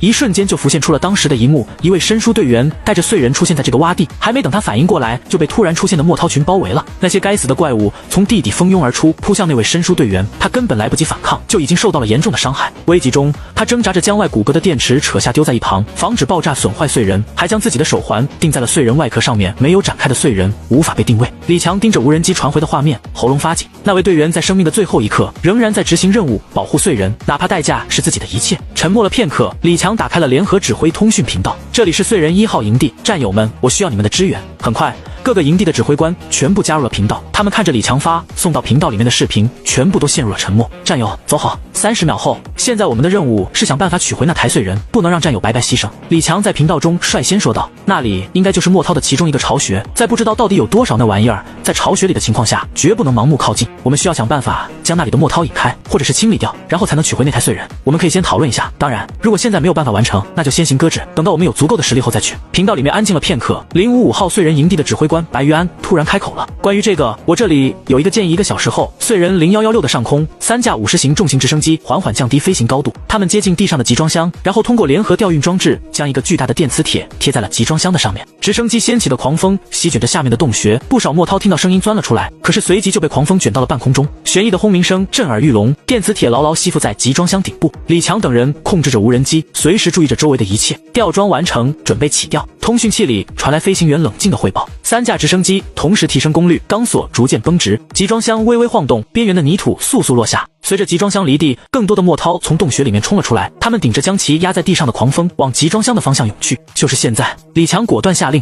一直在集装箱周围盘旋的几架无人机瞬间散开，分布在莫涛巢穴的上方。提前准备好的音频从几架无人机上播放出来，下方的莫涛顿时陷入了一片混乱。集装箱越飞越高，地面上的莫涛也越来越多，逐渐有不少特殊个体的莫涛开始试着重新控制兽群，黑潮渐渐成型，甚至还出现了更大的个体，他们的嘶吼连无人机的广播都能压制。而就在这个时候，另一边的碎人055号营地旁边，3辆 WS3 型火箭炮已经摆开了阵型，包括先前的直升机，这些都是储存在封装体 F00019里面的战备物资，现在正是使用的时刻。云爆弹头换装完毕，等待引导信号。无人机信号引导完毕，目标确认，准备发射，请无关人员撤离至安全区域。白玉安的声音在通讯频道中响起。李强盯着监控屏幕，看着无人机传回的实时画面，黑压压的莫涛群已经在集装箱原本的位置聚集成了一个直径近100米的黑色漩涡，那些特殊个体正试图重新组织兽群。是时候了，3、2、1，发射！随着白玉安的命令，3辆 WS3 型火箭炮同时喷吐出耀眼的尾焰，18枚云爆弹划破长空，朝着预定坐标呼啸而去。全体无人机爬升高度，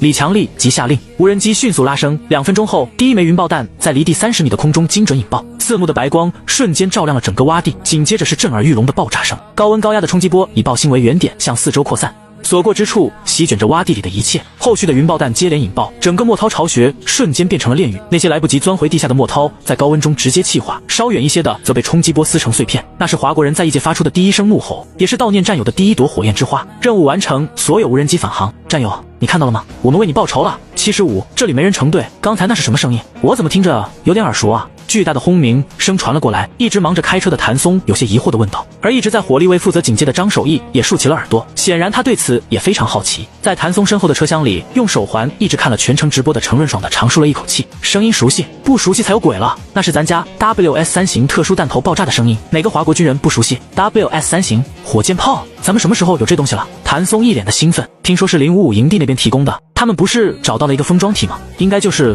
从那里面找到的。程润感叹道。谭松吹了声口哨，有了这些东西以后可就方便多了。那是当然，不然我们那么多的准备工作不是白做了？好了，别废话，好好开你的车，目标就在前面。程润打断了他的话，自己也开始进入战斗准备起来。眼看距离那3个手环的坐标只剩下不到10公里，所有人都不再说话。谭松双手紧握住方向盘，防止任何突发情况的发生。陈润则和张守义一起架好机枪，空中的无人机也在赵明伟的操控下降低了高度。随着离目标越来越近，一个山洞出现在他们眼前。程润抬起手示意队伍停下，眯起眼睛打量着前方黑黢黢的山洞入口。洞口约3米高，可以明显看出有人进出的痕迹，在洞口顶部还有烟熏的黑斑，不过可见范围内却看不到一个人影。手环信号就是从里面传出来的。张守义压低声音指了指自己的手环，屏幕上3个红点正在山洞深处规律的闪烁着。谭松把越野车横停在洞口作为掩体，从后备箱取出2具机械狼的启动装置，随着咔嗒2声轻响，银灰色的机械狼伴随着一阵液压驱动的声音缓缓站了起来。老规矩，狼1狼2打头阵，我们以战术阵型跟在后面。程润合上突击步枪的保险，赵明伟把无人机高度降到洞顶以下给我们照明。赵明伟操纵着4旋翼无人机缓缓下降，机腹的探照灯将洞内照得雪亮，岩壁上有明显的人为改造的痕迹，还有一些看上去仿佛抓痕一样的纹路，地面散落着几具不知道什么动物的骸骨，隐约可以闻到一股极其难闻的味道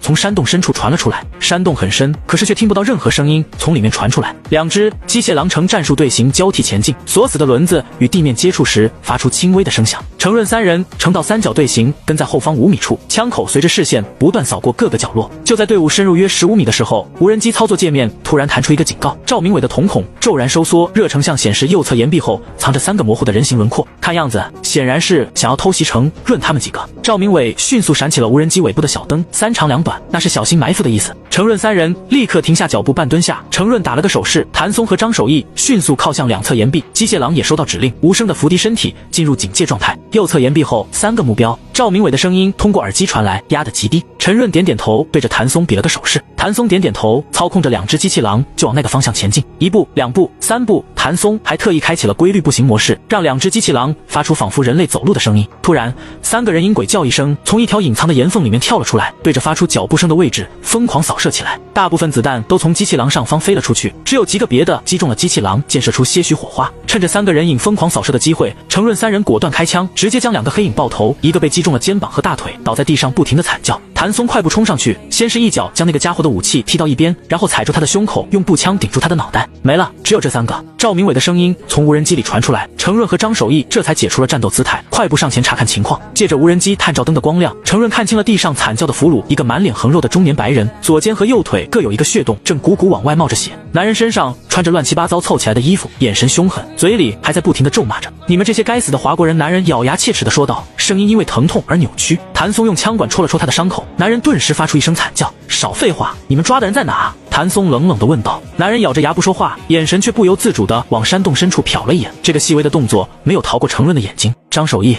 你在这里看着他。程润收起枪，对谭松使了个眼色，我们进去看看。2人带着机械狼继续向山洞深处前进，越往里走，空气中弥漫的血腥味就越发浓重。程润的眉头越皱越紧，手也不自觉地握紧了步枪。转过一个拐角后，眼前的景象让2人同时倒吸一口凉气，7、8个血肉模糊的人像垃圾一样被堆在一起，早就没了任何动静。这些人有男有女，肤色各异，不过还是能看出来，其中有3个应该是华国人。他们全部都被扒得精光，双手被反捆在背后，身上的伤口和痕迹表明他们生前遭受了残酷的折磨，尤其是女性身上的痕迹更是惨不忍睹。谭松的拳头捏得咯咯作响，程润的脸色也阴沉的可怕。这些该死的畜生！程润的声音冷得可怕。在尸堆的另一边，一大堆乱七八糟的东西被堆放在那里，各种衣服、破损的武器、打开的食物，甚至还有几个已经被撕坏了的应急背包。3个早已停机的手环就混杂在里面。程润蹲下身，拾起那3个沾满血迹的手环，然后小心翼翼地揣进怀里。他又取出一枚燃烧弹，设置好时间后放在尸堆的上面，然后含着脸带着谭松原路返回。队长，情况怎么？守在外面的张守义看到2人，连忙问道。可是他的话还没有说完，就看到程润快步走到那个壮汉身旁，径直将手里的步枪顶进了他一直在狞笑的嘴巴里。男人的笑声一瞬间变成了呜咽声，眼睛里面全是恐惧与求饶的神色。砰！粘稠的脑浆迸射在一旁的洞壁上，程润皱着眉头甩动自己的枪口，就仿佛沾染了什么脏东西一样。这里没人，一个也没有。76联合指挥节点成立11个不再有任何响应的手环，就那样静静地躺在众人面前，无声地诉说着他们主人的命运。这些曾经闪烁着生命信号的装置如今已经彻底没有了动静，有的外壳已经碎裂变形，像是被某种野兽的利爪狠狠蹂躏过；有的表面凝结着暗红色的血痂，在阳光下泛着不祥的光泽；还有的散发着腐臭的气息，让站在前排的人忍不住屏住呼吸。虽然1号营地里面所有的成员都围在那些手环周围，没有一个人开口说话，大家都默默地看着。而差不多的景象也同样在391号营地里发生，没有任何过多的言语。看到那些手环如今样子的人们，仿佛突然间成熟了许多，也坚定了许多区域联合指挥系统第一次线上联合指挥会议。根据现在的情况以及候鸟计划相关条例，我要求现在起成立联合指挥节点，为后续发展提供基础。李强率先在频道里发言，同意成立联合指挥节点。055号营地指挥官白玉安立刻回应，建议立即启动战时通讯规程，各营地共享情报，所有人实行24小时战备值班。391号营地复议，营地指挥官齐豫声音接入频道。此外，现在各个营地的人员素质和职业都不相同，很难满足营地的所有要求，通过人员交流互动可以解决这一问题，尤其是现在有了武士直升机，人员调动将会非常方便。541号营地也同意。我是营地指挥官徐泽阳，同时我建议各营地根据各自的特点成立快速反应小组，以及根据营地特点划分任务，这样可以更加发挥出各自的能力，还可以提前做好计划，以免冲突。我也同意，尤其是我们各自需要联合起来保护好我们的同胞。程润的声音突然在李强身边响了起来，你到哪儿去了？会议都迟到了。李强压低声音对着程润问道，没啥，只是去处理垃圾罢了。程润随意地甩了甩手，上面还有些许没有干透的血迹。我自己带回来的垃圾，我自己处理干净，绝对不会让它污染我们的营地。李强一下子愣住了，不过很快就反应过来，苦笑一声，摆出4个口型，下不为例。我是1125营地指挥官程润。程润走到话筒前面，根据我这段时间的发现，由于我们原来的国家过于和平，将普通人保护得太好，虽然都经历了一段时间的特训，但是还有很多同胞无法第一时间适应这个世界。他们不知道这个世界上还有很多根本就不是人的东西会盯上他们，还把他们当成肥羊。我建议成立一个专门针对这个的特殊小组，既可以解救那些同胞，还可以让那些不是人的东西知道，欺负我们华国人是要付出代价的。程润的话音刚落，通讯频道里突然陷入短暂的沉寂。李强注意到几个营地的指挥官头像下方都亮起了表示正在发言的绿点，却又很快熄灭。我支持程指挥官的提议。391号营地的齐豫突然开口，他的声音里带着压抑的愤怒。先前我们营地的搜寻队发现了一个窝点，里面全是那些畜生。频道里传来一声闷响，像是有人重重砸了一下桌子。齐豫的呼吸声在频道里变得粗重起来。我们救出了2个同胞，但还有3个只找到了他们的手环。那些畜生还把手环当战利品挂在墙上。我提议组建救援复仇小组，专门针对这种情况。程润的声音像淬了冰，每个营地抽调2名有实战经验的成员，配发重武器和追踪设备。如果可以，我愿意担当组长。程润握着拳头，咬着牙关，他的眼前仿佛浮现出一个染血的手环，在手环的带子上面还印着一个粉色的卡通小熊，而这个手环主人最后的样子更是让他永远无法忘怀。同意，同意，同意。李强的喉结上下滚动，他的目光扫过程润那布满血丝的眼睛，忽然意识到自己这位战友藏着多少未说出口的愤怒与不甘。我也同意，不过我有个建议，小组带上足够的医疗运输用品，尽力救回我们的同胞。此外，如果遇到抵抗和攻击，不必留活口。会议很快结束了，联合指挥系统的大屏幕上开始迅速统计每个营地的物资和特殊人才。按照统计，目前整个网络范围内一共有52名军人，其中有15名申输队员以及1名预垒队员。此外，还有167名普通民众和2名婴儿。李强他们根据手环系统里提前录入的百工计划的资料，将其标注出来并归类好，方便根据需要随时调动。从 F000019风装体中取出的各种物资已经开始分发到各个营地。这一批的物资除了直升机和 WS3 型以外，都是配套的无人辅助战斗系统以及大量的应急食物、药品和武器弹药。这些物资完美的解决了各个营地的燃眉之急，也使营地的战斗能力提升了不少。根据指挥节点新定的计划，055营地的直升飞机拖着回收回来的碎人0116号前往计划好的部署地点，将在那里展开一个新的通讯节点。通过这种手段，既可以加速部署的速度，还可以最大限度的回避危险。程润他们和几个营地抽选出来的战士们组成了救援复仇小队，一旦通讯节点部署完毕，第一时间就会对整个区域所有的手环信号进行搜救。这个通讯节点被选择在接近西南方向那个山谷的位置，形成的指挥网络将覆盖大半个山谷。现在人手和装备充足，那个隐藏在西南山谷中的封装体也终于到了该回收的时刻。77勋章与3代手环蓝星，两湖省一处普普通通的居民小区。好了，小赵就送到这里吧。陈立峰解开安全带，对着一路送着自己回家的司机小赵说道：“陈师傅，您这话说的。”小赵麻利的从驾驶室跳下来，帮助陈立峰打开了车门。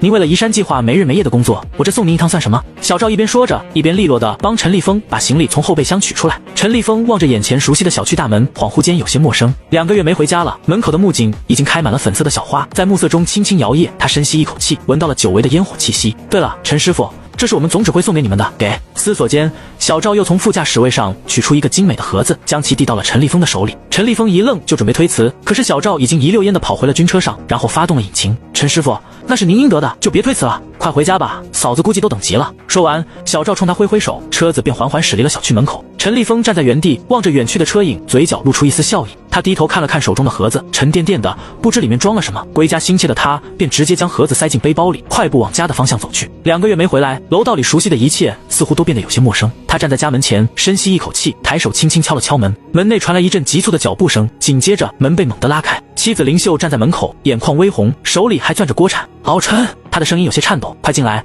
我给你做了你最喜欢吃的藕夹。吃完饭，陈立峰躺在躺椅上，看着在厨房收拾东西的妻子的背影，忍不住感叹起来。自己那些工友们，还有无数像小赵一样忙碌的军人们，天天拼死拼活，不就是为了这个吗？他下意识地摸了摸右手腕上的手环，一个倒计时立即跳了出来，3天06小时57分21秒，还有3天多一点的时间，就是他得开始那个什么劳模子穿越的时候了。也正是因为这个，他正在工作的地方的指挥才一定要让他回家。由于所处的位置过于偏僻，指挥还专门派了军机给他送回来。说实话，这还是陈立峰第一次坐包机，那个感觉真是没得说。爸，我帮你收拾东西吧，你就好好休息。说话声打断了陈立峰的回忆，是他的儿子陈小飞，以往有些叛逆的小家伙，如今已经有了几分成熟的模样，正站在他面前，手里拿着一个背包。陈立峰笑了笑，伸手揉了揉儿子的头发，行啊，你小子现在懂事了。陈小飞下意识想要推开老陈的手，却顿了一下没有继续，而是任由他揉着。爸，你穿越过去了，一定要保护好自己，好好活着，等我和妈也过去了就去找你。陈小飞一边打开背包，一边小声地说道。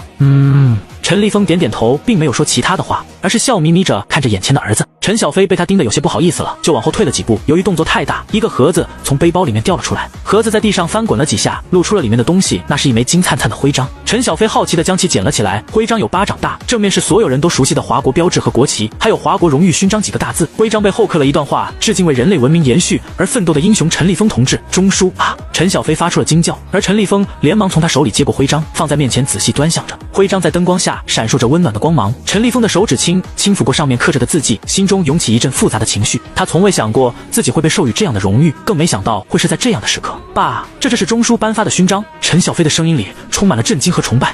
你居然拿到了国家级的荣誉！陈立峰回过神来，笑了笑，将徽章小心翼翼地放回盒子里，只是做了分内的事罢了。他轻描淡写地说道，不想让儿子觉得自己有多么特殊。而就在这时，陈小飞又发现了新大陆的样子，他一把抓起陈立峰的手，将他的手环露了出来。爸，你的手环怎么也和我们的不一样？哦，这个啊，这是第3代的手环，听说最近才研发完成，目前还只是分配给即将开始穿越的人，说是又增加了很多特殊的功能，具体我也还不是很清楚，反正据说带着就行。放心吧，你们都会有的，而且说不定轮到你们的时候，早就是第5代、第6代了。陈立峰笑了起来。特殊事态应急指挥部，云书，第3代手环的配发工作已经差不多完成了，目前1周内将要穿越的同胞都已经全部都换发了第3代手环。万老将一叠资料递给了李云书。第3代手环增强了续航能力和外壳的强度，能够在一定程度上抵御破坏。此外，也按照老朱的要求，增加了一旦携带者身体状况出现急剧反应，或者是情绪波动过于强烈的情况下，将自动开启范围录音功能，并将音频及时发送到最近的燧人系统。说到这里，万老忍不住叹了口气，你说都这时候了，那些家伙怎么还是这么不顾大局，就不能让人省心一点吗？一边说，万老的目光一边往着指挥室一侧的方向看去，李云书的目光此时也注视着那里。那是一个数学模型，是朱老他们根据最近的消息刚刚架设的关于各国信息引导与目前的情况对华国穿越者的安全可能产生的影响，在模型的最下面，一个巨大的红色感叹号，触目惊心。78燧人0116号请求病亡。早在几天前，华国的情报机构就发现了一个非常恶劣的现象，不少国家尤其是英家在民间出现了一些很奇怪的组织，他们或明或暗都在传递着各种针对华国民众的消息。华国普通人根本不会战斗，他们都是一些傻白甜，而且一个个都携带了大量的物资。全人类之所以遭遇现在的灾难，都是因为华国人违逆上帝的意思，所以才招了天谴。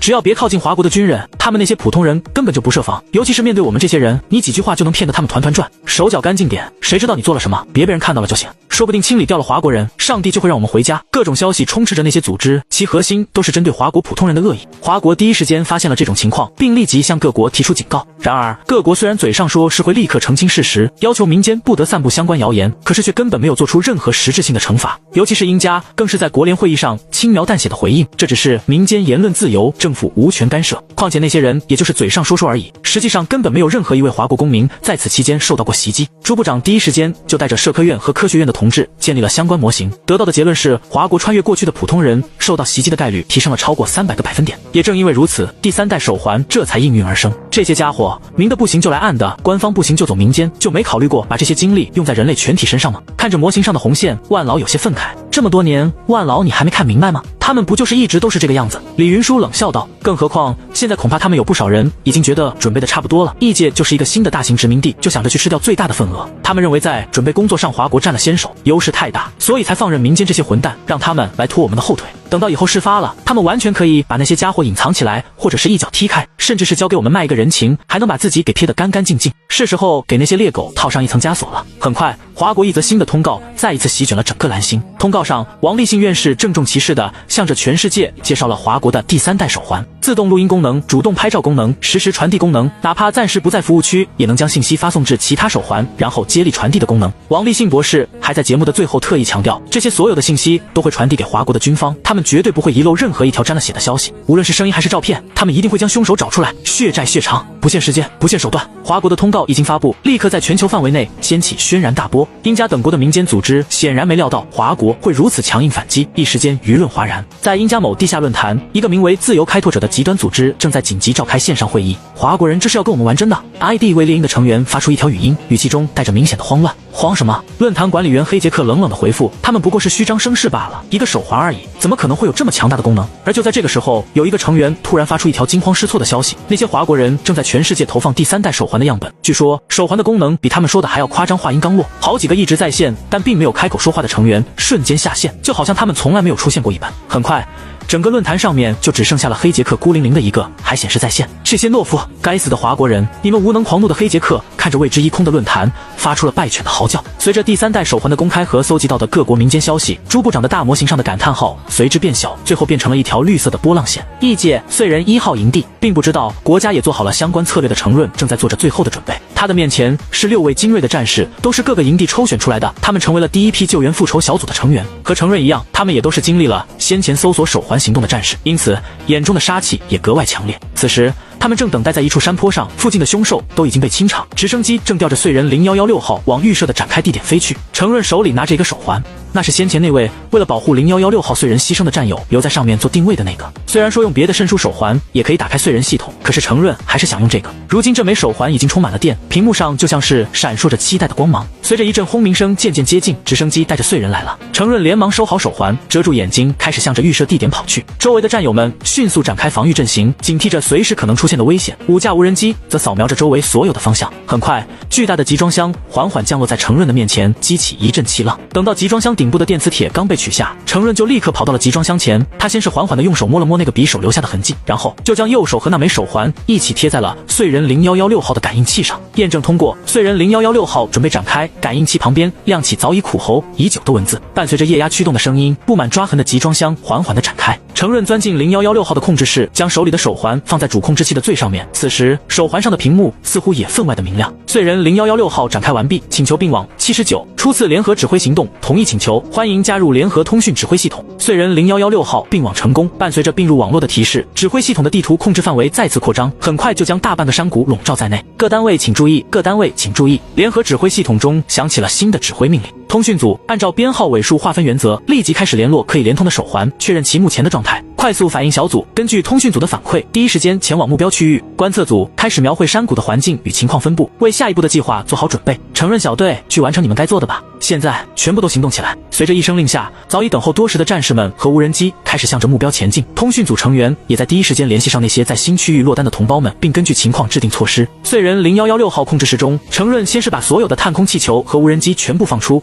再将其控制权限转交给指挥网络。随后他启动了这片区域的应急唤醒程序。看着屏幕上突然多出来的10个红色亮点，承认将那个战友的手环放在了主屏幕前面，随后离开了控制室。外面一众队员早已做好了出发准备，除了山谷里面的3个，其他坐标都已经共享到你们的手环，各自按照方位选定自己的目标。记住，根据事先定下的原则行动，出发！3分钟后，通讯小组已经完成了与所有正常手环的联络与沟通，并将情况汇报给了快速反应小组。10分钟后，6架快速支援无人机已经在6个高危目标附近进行清场并警戒，运输无人机也开始朝着这里前进。30分钟后，所有目标的安全都已经确认，直升机和猫猫车开始按照距离远近接应低危目标。1小时45分钟，最后一位幸存者踏上猫猫车的车厢，准备返回营地。3小时08分钟，随着一声枪响，承认小队完成了全部任务。新扩展区域13位同胞及7枚手环接应完毕。0116号燧人系统的展开位置，这里已经变成了新的临时营地。先前被搜救出来的同胞都被送到了这里，接受医疗团队的初步治疗。如今的医疗团队早已不是原来的样子，仅仅靠着周医生一个人支撑。自从并入联合通讯指挥系统后，医疗资源得到了极大的补充和优化。陈金平站在控制室外的临时医疗区，看着忙碌的医生们穿梭在简易病床之间，他已经成为了0116号燧人营地的指挥官，负责这里的相关事务。周医生正和另外3名新加入的医生低声讨论着什么，在他们身旁，2名护士正在给一位腿部受伤的幸存者更换绷带，动作娴熟而轻柔。情况怎么样？陈金平走近周医生，低声问道。周医生抬起头，脸上带着疲惫却欣慰的笑容，比预想的好很多。13位幸存的同胞中，只有2人需要紧急处理，其他人大多是轻度脱水或重度疲惫，休息几天就能恢复。陈金平点点头，目光扫过医疗区，幸存的同胞们已经换上了干净的衣物，正捧着热汤小口啜饮。他们的眼神虽然仍有些恍惚，但已经不再充满恐惧。在营地门口，5辆吸氧单元正在做最后的调整与补给，他们将是明天山谷探索的绝对主力。各个营地的观测组还在对山谷做着最后的描绘，他们已经完成了初步的地图，现在正在通过红外线观测装置对山谷里的所有生物进行标记。区域联合通讯指挥系统燧人1号营地节点，李强的目光落在指挥系统中新生成的地图上，那里正实时更新着山谷的3维地形图。随着观测组的持续扫描，地图上逐渐浮现出密密麻麻的红色光点，那是被标记出的异常生物群。这个山谷里面的生物的密度非常大。观测组的组长张向雪在通讯系统里面报告，而且他们的攻击性极强，甚至还会对无人机和探空气球发动攻击。李强皱起了眉头，山谷地图投影上的那些红点何止上千，如果就这样进入山谷，恐怕会是一场恶战。虽然他不认为那些生物的爪牙可以撕破吸氧单元的装甲，可是要想清理掉这么多的生物，为展开封装体提供一个良好的环境，需要浪费非常多的弹药。找到山谷里的封装梯了吗？李强问道。找到了，就在你所提供的坐标的位置。张向雪将一张照片放大，然后发送到李强的面前。那是一个庞大的钢铁造物，完全合拢的封装外壳就像一个巨大的金属茧，静静地矗立在山谷中央。在封装体上到处都是生物排泄和移动的痕迹，还有很多的落叶和果实的残渣，不过外壳并没有任何破损，这也证明了封装体里面的货物依然完好。封装体里面的资源势在必得，那是后续所有发展的基础，可是难道就这样硬打进去？且不说浪费弹药，万一要是引发了山火，很有可能会损坏封装体里面的东西。李强一时间有些头疼，其他各个节点的指挥官也暂时拿不出什么太好的主意，而且眼看又要到新一批穿越者过来的时间了，山谷探索需要足够的时间和人力，只能等这批同胞接应完毕以后再说。就在这时，指挥室的门被推开，一直在实验室那边帮忙的唐瑶风尘仆仆地走了进来，手里提着一个金属密封箱子。队长，董教授的研究有些眉目了，这是他让我转交给你的资料。80虚虎吞狼，大家请看，这是我在山谷里面发现的植物。董博士拿着一株看上去并没有什么特别的灌木植物，对着摄像头介绍道。最开始知道黑潮出现的方向靠近山谷这边，我就有些奇怪，然后看到扫描图上山谷里面的生物密度，更是坚定了我的想法。理论上，有机质丰富的山谷应该是莫涛首选的目标才对，可是他们却没有踏入山谷一步，这明显很不正常。我拜托唐瑶同志在山谷口附近摘取了视线范围内所有的植物样本，然后做了比对实验，果然所有的莫涛都对这种植物表现出来明显的抗拒和恐惧。董教授调出了一段视频，视频里一只莫涛被关在一个玻璃舱里面，一开始并没有任何动作，可是当潘莹将一只植物样本从玻璃舱的另一侧缓缓深入进去的时候，那只莫涛突然剧烈的抽搐起来，原本安静的身体像触电一般扭曲，仿佛在抗拒着什么。他疯狂地向后退缩，直到撞上玻璃舱的另一侧，发出刺耳的摩擦声。看到了吗？董博士的声音从画面外传来，带着压抑的兴奋，他的反应比我们预想的还要剧烈。这种植物对莫涛有极强的威慑作用，甚至可能是某种天然的驱虫剂。潘药师从这种植物里面提取了一种特殊的挥发油，经过初步分析，这种挥发油中含有一种罕见的化合物，能够直接干扰莫涛的神经系统。董博士一边说着，一边调出了实验室的分析数据。更关键的是，这种化合物对人类和其他动物几乎无害。潘莹也出现在画面中，她的声音里带着一丝激动。我们已经在捉来的小型动物身上做了测试，没有出现任何不良反应。对于人类来说，这种化合物就和我们经常使用的花露水差不多，除了些许刺激，短时间内并没有其他任何效果。潘莹伸出一只胳膊，可以看到她的手臂内侧已经用记号笔划分好了区域，并且按区域涂抹了不同浓度的提取化合物。即便是标注浓度最高的区域，她的皮肤也只是有些许发红，并没有其他任何变化。虽然还没有做长期影响测试，但是根据我的经验来看，这种化合物对人体应该是没有太大危害的。但是对于莫涛来说，当这个化合物的浓度达到一定程度，就是致命的。潘莹取出一个试管，那是提纯后的那种植物提取化合物，她将其气雾化后注入先前那个玻璃舱里面。仅仅10秒钟的时间，那只莫涛就倒地不起，口吐白沫起来，随后就彻底失去了生命体征。随后潘莹又做了好几次差不多的实验，每一次的结果都差不多，哪怕是最强壮的一只莫涛，也不过就坚持了20秒的时间。董教授和潘莹他们的研究成果很快就传遍了所有的营地，各个营地的科研人员迅速进行了实验，也都得出了差不多的结论。不光如此，一个更为大胆的计划也在一次次实验中渐渐成型。5架运输无人机排列成整齐的队形，形沿着山谷入口缓慢地飞行着，同时在它们下方的一个容器里面，大量的气雾剂正在往下方喷洒。这是应急储备中的一种钝化有机溶剂，可以和大多数挥发性化合物起酶促反应，将其钝化，一定时间降低其性质。本来是为了确保穿越者在一定的毒性环境中存活，不过这一次被用来做了其他用处。实验显示，它可以短暂与那种植物产生的化合物反应，使其失去特性，只是这个过程只能维持几个小时，会随着时间产生还原反应，失去效果。随着无人机气雾的喷洒，那种灌木的特殊气味很明显的降低了，气雾逐渐开始在山谷里面蔓延。另外的无人机群开始进行下一步的行动，在距离碎人0116最开始出现的位置大概20公里的地方，3架携带着大功率播放设备的无人机对着遍布洞口的大地开始播放特殊个体的无声尖叫。一瞬间，如同炸了锅一般，无数的墨涛从洞穴中钻了出来，向着无人机的方向冲了过去。很快，更多的特殊个体从各自的洞穴里面出现，他们控制住了有些混乱的墨涛群。此时那些无人机虽然停止了播放，可是却开始散发出一股墨涛们极为厌恶的味道，并且开始往一个方向驱赶他们。成群结队的墨涛很快就形成了黑潮，朝着山谷的方向涌去。无人机群在低空盘旋，不断释放着那种令墨涛厌恶的气味，迫使他们沿着既定的路线前进。与此同时，山谷内的钝化气雾仍在持续喷洒，确保墨涛不会提前察觉到危险。他们进去了。监测站的观测员紧盯着屏幕，声音因激动而微微发颤。屏幕上，黑潮如一条蜿蜒的黑色河流，缓缓流向山谷。墨涛群在特殊个体的指挥下保持着秩序，但他们显然对周围的环境感到不安，前额不断颤动，似乎在警惕着什么。可是很快，那遍布前方山谷的食物的味道就彻底吸引住了他们的注意力。虽说周围还是有些不适的气味，但是和眼前的食物相比根本不值一提。黑潮开始加速，这一次不需要驱赶和诱导，成千上万的墨涛就开始往山谷里面涌去。钝化剂的效果还能维持多久？李强站在指挥中心，目光紧盯着实时传回的影像。最多3小时。董教授快速计算着，还原反应已经开始，浓度正在缓慢回升，足够了。李强深吸一口气，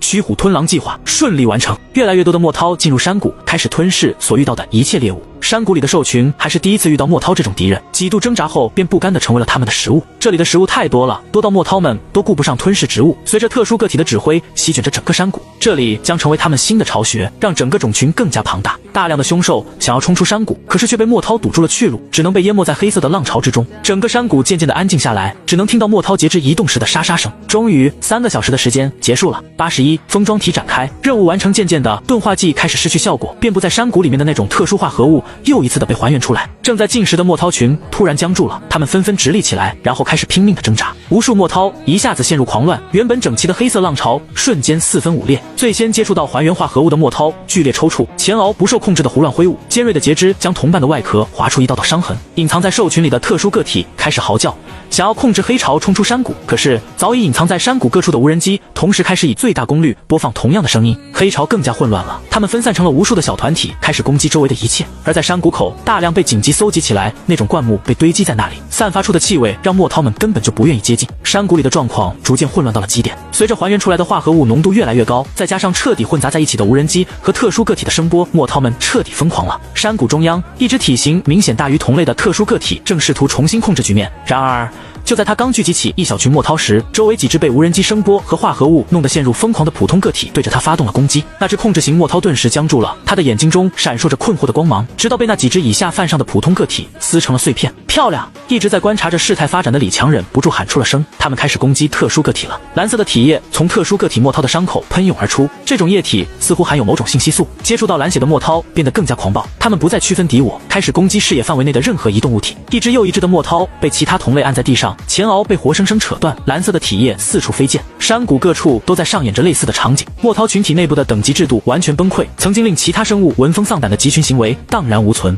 他们现在只是一群被混乱和激素驱使的杀戮机器，甚至连最基本的自我保护意识都丧失了。一只墨涛在撕碎同类后，竟然开始啃噬自己的身体。红外线观测影像中代表着墨涛的小点红到发亮，它们的体温已经高到一个极限状态。巨量的红点开始聚集在一起，然后成片的熄灭，每一个红点的熄灭都代表着一只墨涛的死亡。当山谷里的红点数量降到一个极小的地步的时候，一直等候在山谷口的5辆吸壤单元开始向着目标前进。山谷里面到处都是墨涛的蓝色体液和残肢，味道浓厚的以至于驾驶吸壤单元的战士们想要开启3防系统。好在虽说这种味道难闻到了极点，可是并没有什么真正的毒性，也不会对人类的身体带来什么大的影响。5辆吸壤单元组成的工程车队就那样笔直的往封装体的位置前进，一路上将任何挡路的东西全部碾碎，还压实出一条宽广的通道出来。山谷里以往的那些凶兽几乎被先前的墨涛吞噬一空，即便是有几个漏网的，也被墨涛体液的味道吓破了胆子，根本不敢接近这个山谷。很快，车队到达了目标所在的位置，封装体出现在他们眼前。车队在封装体前缓缓停下，战士们迅速展开警戒阵型。30分钟后，一架直升机降落在封装体前面，李强带着老魏的手环跳下了飞机，密码验证通过，手环检测成功。封装体 F00003 号正在解除锁定状态，锁定状态解除成功。F00003 号封装体开启，伴随着液压驱动和机械的轰鸣声，包裹着封装体的外壳开始解除。它们沿着框架开始一层一层的，犹如花瓣般叠加起来，最后堆叠在地面上，成为一块块整齐的方阵。指挥频道中一片静默，各个营地的战士们都在安静地注视着封装体的开启。老魏，我知道，第一批预垒队员，老兵中的老兵，055营地的指挥官白玉安的声音在频道里面轻轻响起。要不是处于这种极限的环境里面，老魏他绝对能够靠自己将封装体给保护好。前面我们收到过他放出来的小型探空气球，可惜距离太远，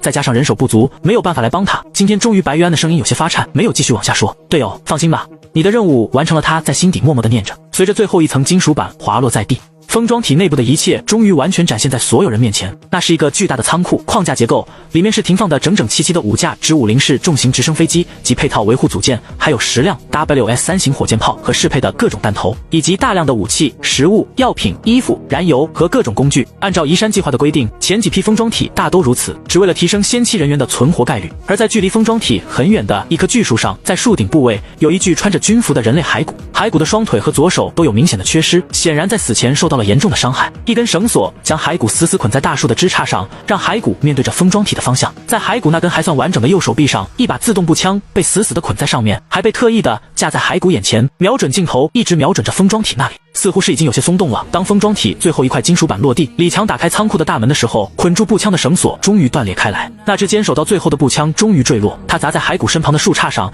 惊起几只不知名的飞鸟。在那里，一把军用匕首将一枚臂章刺在骸骨旁边，那是玉垒的标志，和骸骨头上的军徽互相映照着。82告别蓝星两湖省训练基地。陈立峰看着周围的人群，又看了看自己身上的特殊作训服，虽然早就已经做好了心理准备，但是还是免不了有些紧张。马上就是他要开始穿越的时间了。整个训练基地的广场上全部都是即将穿越的同胞和他们的亲人，在做着穿越前最后的告别。为了将混乱和意外降低到最低程度，至第3批穿越者之后，差不多所有即将穿越的华国人都是在基地这里接受统一安排开始穿越的。在这里，专门人员将会把准备好的各种物资配发给你，还会对你进行穿越前的突击培训。妻子林秀和儿子陈小飞正在帮他整理背包，虽说应急背包里面的东西基本上都是标配的，但是还是有些空间可以放少许个人用品。林秀将一张昨天拍的全家福照片夹在陈立峰最喜欢的一本书里面，然后塞进了背包的内格，同时放进去的还有以前他在庙里求的一张护身符。虽然陈立峰一直都不信这个，可是他却固执地相信这张符一定能够保佑他们一家再度团聚在一起。儿子陈小飞站在一边，手里攥着一枚勋章，那是陈立峰前面的获得的华国荣誉勋章。老陈把勋章留给了儿子，趁着父亲一脸感慨地看着母亲，陈小飞偷偷地把勋章塞进了背包。在他看来，这勋章可比母亲那什么护身符有用了太多，他都没敢告诉母亲林秀，那护身符的样子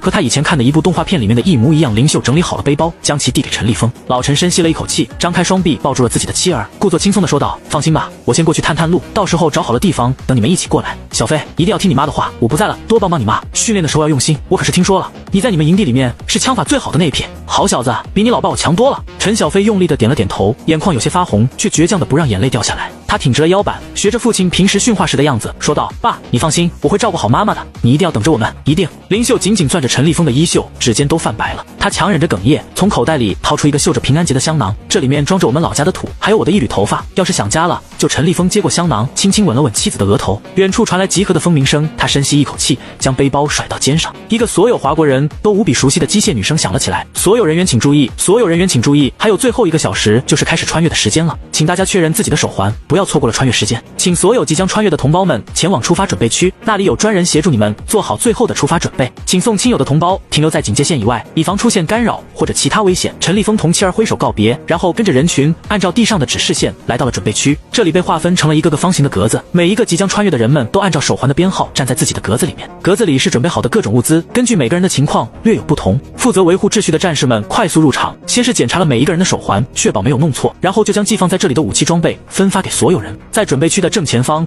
是一块巨大的屏幕，此时屏幕上的教官正在为他们重复穿越后的注意事项。穿越后，请第一时间做好隐蔽，然后观察周围的情况。记住，最大的伤亡一般都出现在刚刚穿越的那几分钟，绷紧神经，保持警惕。记住你们在训练基地所学习的一切。陈立峰握紧了手中的步枪，冰凉的金属触感让他稍稍镇定下来。他环顾四周，发现不少人和他一样，正反复检查着装备。这是训练时教官再三要求的首要事项。确保安全后，第一时间注意你们的手环。如果有我们的战士们联络你们，请按照战士们的要求去做，那是能够最快获取帮助的办法。如果手环一时没有处于信号区域，也请不要慌张，尽量找到一个安全的地方隐蔽自己，活下去。我们的战士们一定会找到你们。记住所有训练时的警告内容，这将决定你们的安危。倒计时最后10分钟，请穿越人员做好准备。陈立峰感到自己的心脏跳得很快。他哆嗦着按照训练时的要求将背包固定好，确保能随时取用物资。倒计时5分钟，请确认武器，保持一个随时都能开火的状态。准备区传出一阵拉动枪栓的声音，每个人身旁的战士帮助他们最后检查了一遍武器，然后小跑着离开了准备区。周围的人群渐渐安静下来，只有偶尔传来几声压抑的啜泣声。大屏幕上的教官也停止了讲解。倒计时2分钟，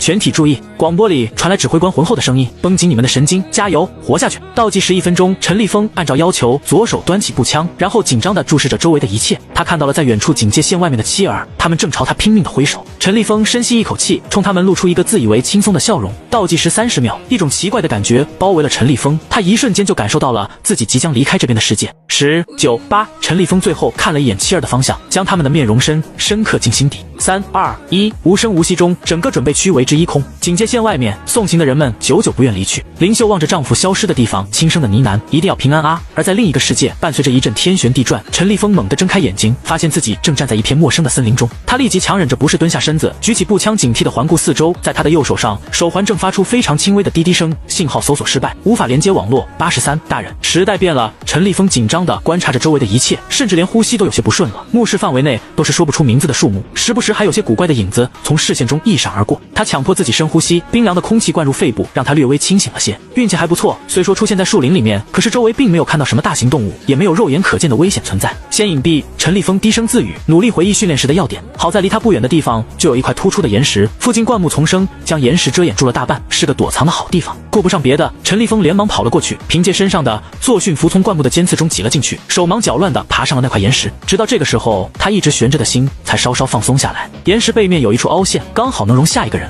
陈立峰蜷缩进去，大口大口地喘息着。说实话，就算是在工地上几10米高的框架上搞焊接，都没让他这么紧张过。抬起手看了看早已不再发出声音的手环，上面那无法连接网络的警告让陈立峰不由得露出一丝苦笑。看样子自己的运气不行，没有出现在华国据点附近，周围看着也不像是有人的样子。陈立峰不认为他能够靠着自己从这种茂密的原始森林中走出去。他轻轻卸下背包，检查里面的物资：应急食物、净水工具、急救包、火种，还有自己最喜欢的一本书，估计是林秀放进去的。陈立峰下意识地将书拿在手里，一张夹在书页里面的照片飘落下来，那是一张全家福。照片上3人的笑脸让他鼻子一酸，但他很快甩了甩头，现在不是伤感的时候。就在这时，从远处突然传来一阵踩踏枯叶的声音，陈立峰立即趴低身子，双手紧握住步枪，透过灌木丛的缝隙往外看着理查德正在沿着熟悉的路线四处搜索着。刚才是新一批穿越者过来的时间，现在肯定又有新人过来了。作为一名已经穿越过来5天的老人，他得好好招待招待他们。这个森林并不算大，也没有多少过于危险的凶兽，因此理查德就将这里当做了据点。他熟练地拨开挡路的藤蔓，靴子踩在潮湿的落叶上，发出轻微的咯吱声。突然，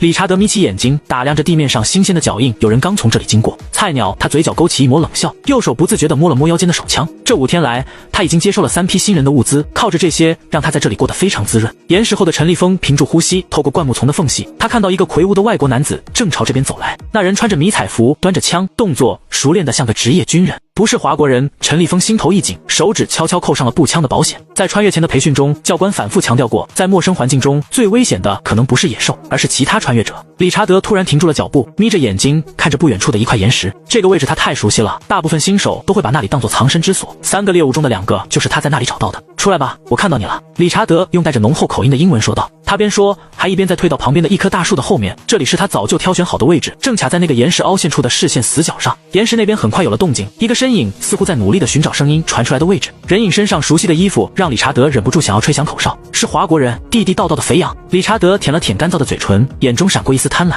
华国人的背包总是装满了实用的物资，上次那个倒霉鬼的背包可是让他现在如此滋润的关键。他缓缓举起枪，瞄准岩石的方向，用蹩脚的华国语喊道：“出来，把包丢出来！”岩石上的人影似乎更加慌乱了，理查德甚至都能听到他急促的呼吸声。菜鸟中的菜鸟，他不屑地嘟囔着，最多3分钟，他就可以打爆对面的脑袋，对面甚至连他的衣角都别想摸到。理查德往前面走了一步，将半个身子露出在树干外面，他要引诱对面的菜鸟发动攻击，暴露上半截的身体。这样才能更快的搞定他。那个菜鸟绝对想不到，就凭那块岩石的位置，怎么都不可能瞄准这个方向的。也就在这个时候，一阵奇怪的嗡嗡声突然从岩石那边传了过来。什么鬼东西？理查德皱起了眉头，探头往岩石的方向看去，就看到一个奇怪的热水瓶正摇摇晃晃地飞向自己的位置。轰！陈立峰听着从那边传来的爆炸声和戛然而止的惨叫声，忍不住握紧了手里的徽章。先前听到那个家伙的声音，说实话，他是真的慌了。自己的水平自己清楚，虽说还拿着枪，可他根本就不可能命中那么远的目标，更不用说还有一棵大树挡在前面。对面那家伙显然已经把自己当成了目标，一旦自己露头，就很有可能遭到攻击。可是，即便是躲在这里，也不是办法。对面显然知道自己就藏在这里，迟早会被撵出来。慌乱中，陈立峰就想把背包丢出去后逃跑。他手忙脚乱的想从背包里面取出几样便携的东西，然后好带着逃走。一个硬物突然硌住了他的手指，那是一块本不应该出现在背包里面的徽章。陈立峰一愣，随后就被徽章旁边的东西吸引住了所有的注意力。虽然你们都接受了短期训练，可是最多也就算是会用枪对付一些野生动物都够呛，更不用说那些带着恶意的专业敌人了。一段教官在穿越前最后一次集训时的训话浮现在他的眼前：真遇到这种情况，不要考虑与他们对枪，你们不会是对手，我们为你们准备了这个。教官取出一个热水瓶，很简单，确认了敌意对象，对着他所在的位置按动底部的按钮就好。84三代手环一直过了好一会儿，陈立峰狂跳的心脏这才平复下来。虽说只是按动了开关，可这毕竟是他第一次对着人类动手，而且听声音对面80%已经没了。陈立峰深吸一口气，强压下胃里的翻涌，他小心翼翼地爬过岩石，向着先前的位置看去。只见爆炸点附近散落着焦黑的碎片和一把扭曲变形的枪，空气中弥漫着刺鼻的火药味。这下陈立峰忍不住了，趴在岩石上猛吐起来。他不是没见过尸体，在建筑这一行干了几十年，摔碎的尸体见得多了，可是这一具毕竟是他一手造成的。陈立峰吐的胆汁都快出来了，喉咙火辣辣的疼。他擦了擦嘴角，强迫自己冷静下来。现在不是软弱的时候，这片森林里可能还有更多像理查德这样的掠食者。趁着爆炸声和血腥味还没有吸引过来什么乱七八糟的玩意儿，陈立峰收拾好背包，快步离开了这片区域。修订版训练章程中说过，当你不得已弄出什么太大的动静以后，立即离开现场，但不要离开太远，然后随时注意可能出现的联络。大概半个多小时后，陈立峰又找到了一处很不错的藏身地点，一株枯死的大树，在顶部有一个大洞，完全可以容纳一个人藏在里面。这里距离先前那个地方大概有2公里的样子，应该不算太远。在外骨骼的帮助下，陈立峰费力地爬上枯树，然后抱着枪蹲在了那个凹洞里面，再强迫自己吃下几块应急食物，压下胃里的不适后，他闭上眼睛，想要稍微休息一下。也许是一直以来的压力太大，又可能是死里逃生的疲惫，终于击垮了他。陈立峰竟然在树洞里昏昏沉沉地睡了过去。也不知道过了多久，陈立峰猛地惊醒过来，他下意识地就往怀里的步枪上抓去，然后四下张望起来。好在周围还算平静，并没有再出现一个别的什么危险玩意儿。这时，远方天空中的异象吸引了他的目光，那是在遥远的天边，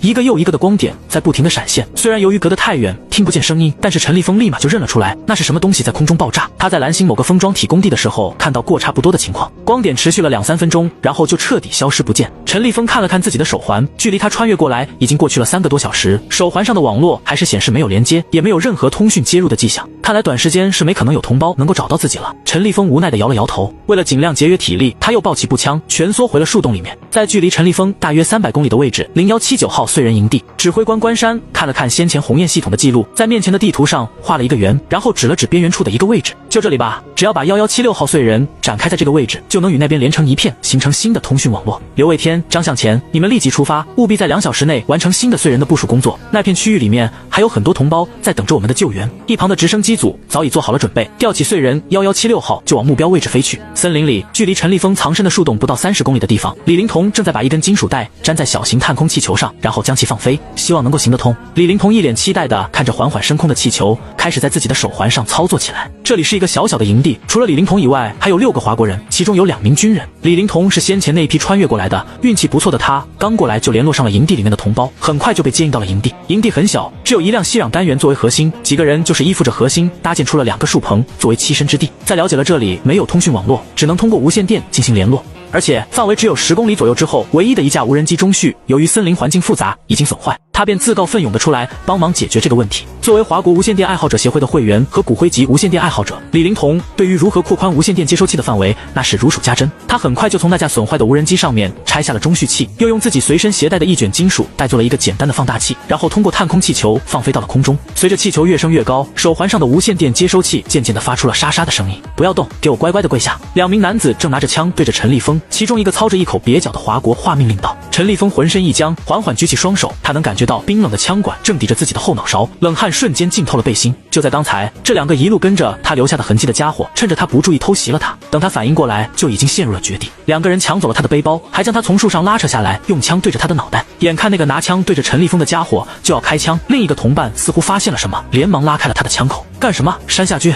难道你要放过这个华国人？我怎么不记得你是这么一个善良的人？被称作山下的同伴并没有回答，而是一脸惊恐地看着陈立峰手腕上的手环。此时，手环上的屏幕早已自动打开，正通过摄像头拍摄着周围的一切，而这段视频也正在屏幕上播放着。3代手环，该死的！这东西正在记录我们的样子和声纹。朴俊，你不能杀他，不然会把那个华国屠夫给引过来的。山下现在全身都在颤抖，他永远忘不了昨天的场景。那个华国屠夫和同伴们带着无人机群和机器狼冲进他们的营地，在播放完一段录音后，当场打爆了录音主人的脑袋。整个营地在那压倒性的武力威慑下无人敢动。记住，屠夫临走时的警告至今回荡在山下耳边，只要让我收到你们任何沾了华国人鲜血的消息，追到天涯海角也要宰了你们。85，屠夫那个被称作普军的同伴一脸的不爽。什么3代手环？山下，你不是脑子坏了吧？我们杀了这家伙，再把那什么破手环留在他的尸体上，等野兽过来连着尸体一起吃掉，谁还能发现不成？说着，他又举起枪就准备对着陈立峰的脑袋。真的不行！山下急了，连忙将他拉到一边。你没看到吗？现在我们俩的样子和声音都被那东西传给了其他华国人，只要那个手环检测不到他的生命体征，我们就会成为那个屠夫的追杀对象。没有任何一个营地或者据点会愿意收留我们，甚至很乐意拿着我们的脑袋去华国人那里换取奖励。你不是我们那边的人，不知道那个屠夫的疯狂。这几天之所以会有这么多人跑到这片区域，就是因为害怕那个屠夫。听我的，赶快停手！我们现在手上还没沾血，还来得及。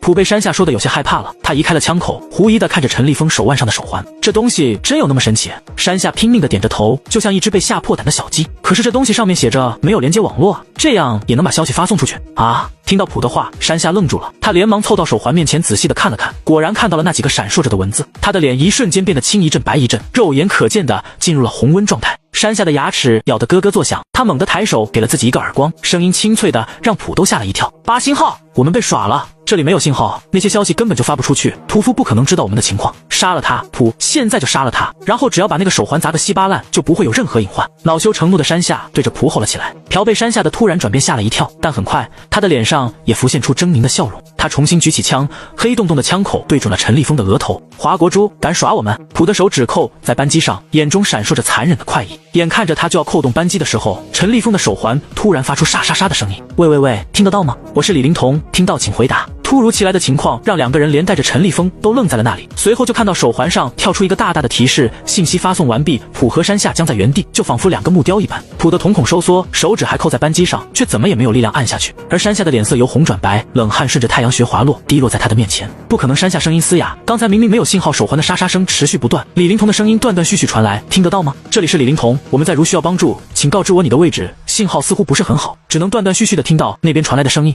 而且这边的声音根本传不过去。妈的，又被耍了！这是短波无线电，距离不会太远。我们干掉这家伙，再去那边把那个叫什么李灵童的家伙也一起干掉就行。这里的数据传输出去，也只能传到那个什么李灵童的手环上面，一起干掉就好。山下此时的脸色狰狞到了极点，他一把夺过普手里的枪，将其对着陈立峰。屠夫的阴影已经压得他快要喘不过气来，他一定要将任何可能引起屠夫注意的可能全部掐断。可就在这个时候，陈立峰的手环再次闪烁起来，又一条新的联网成功的信息弹了出来。还来，李灵童，你给我等着！我干掉这个家伙就去找你算账，你给我洗干净脖子等死吧！山下抓狂地对着陈立峰的手环吼了起来，让我洗干净脖子等着。很好，我喜欢这种有挑战性的对手。手环里的声音突然变得清晰，一个语调冰冷而戏谑的声音传了出来。屠夫！山下的脸色一瞬间变得惨白，这个声音就是他最为恐惧的梦魇。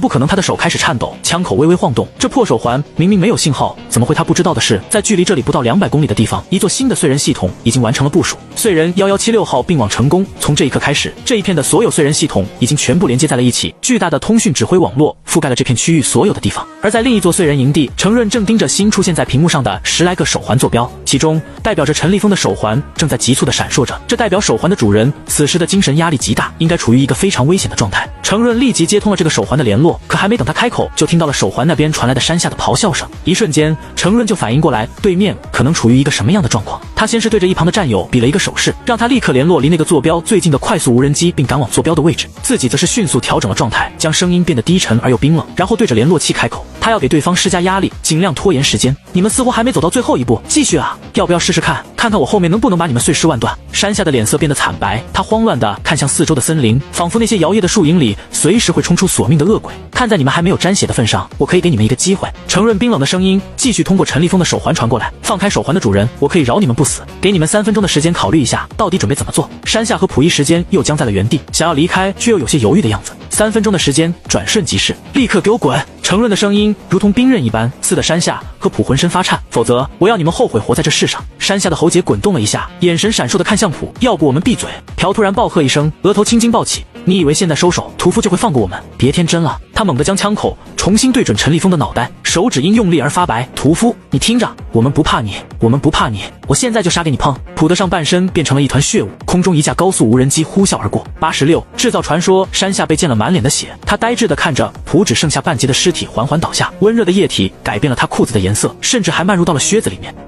他发出不似人声的尖叫，手中的枪掉在地上，踉跄后退2步，突然转身就跑。跑！程润的声音从手环里传来，你跑得掉吗？山下刚冲出几步，前方的树干突然炸裂，木屑飞溅，他惊恐地刹住脚步，看到面前还冒着青烟的弹坑，耳边传来程润恶鬼般的声音，跪下！程润命令道。山下双腿一软，重重跪倒在地，他浑身发抖，额头抵着泥土，饶命，我错了，我错了。陈立峰挣扎着坐起身，看着眼前戏剧性的反转，手环里传来程润的声音，同志，你没事吧？抱歉，我们来晚了。说实话，今天所发生的一切太快了，也太刺激了，让陈立峰到现在都还有些不敢置信的感觉。他的脑袋里面已经乱成了一团，都有些分不清楚东南西北了。不过有一点他现在非常确定，看着头顶悬浮在半空中的无人机，听着手环里传来的同志的称呼，他知道自己得救了。这时一直悬浮在空中的无人机缓缓往跪在地上的山下面前飞了过去，无人机的探头闪烁着红光，还在冒着青烟的机炮口插一点就直接贴在山下的脑袋上。不是要我洗干净脖子等着吗？来啊，继续啊！山下浑身上下抖得跟筛糠一样，死命地磕着头，却连一句完整的话都说不出来。你以为手环没有网络就无法发送消息了？做梦！信息早就发送成功了，就在其产生的同时。你以为我们是怎么这么快就赶到的？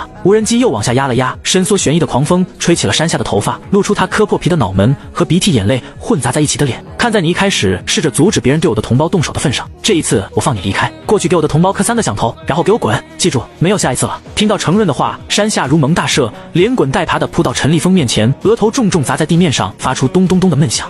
对不起，请原谅我。山下蹩脚的华国话里带着哭腔，鼻涕眼泪糊了一脸。他颤抖着抬起头，正对上陈立峰复杂的目光。陈立峰看着这个几分钟前还趾高气扬的敌人，此刻却像条丧家之犬般跪在自己面前，半天没做任何反应。好了，滚吧！无人机里再次传来程润充满杀气的声音。山下这才爬起来，转身就跑，甚至因为速度太快，直接一脸扣在了地上。他连鼻血都顾不上擦一擦，就连滚带爬的消失在密林深处。无人机缓缓升起，开始在四周进行警戒。手环里程润的声音再次响起：同志，身体还好吗？我们的接应小队马上就到。陈立峰尝试着动了动身体，虽然浑身酸痛，但好在没受到什么严重的伤害。他抬头看向悬浮在空中的无人机，哑着嗓子对着手环说道：谢谢，如果不是你们，这是我们的职责。程润的语气缓和了许多，你先原地休息，别乱动，我们的人马上就到。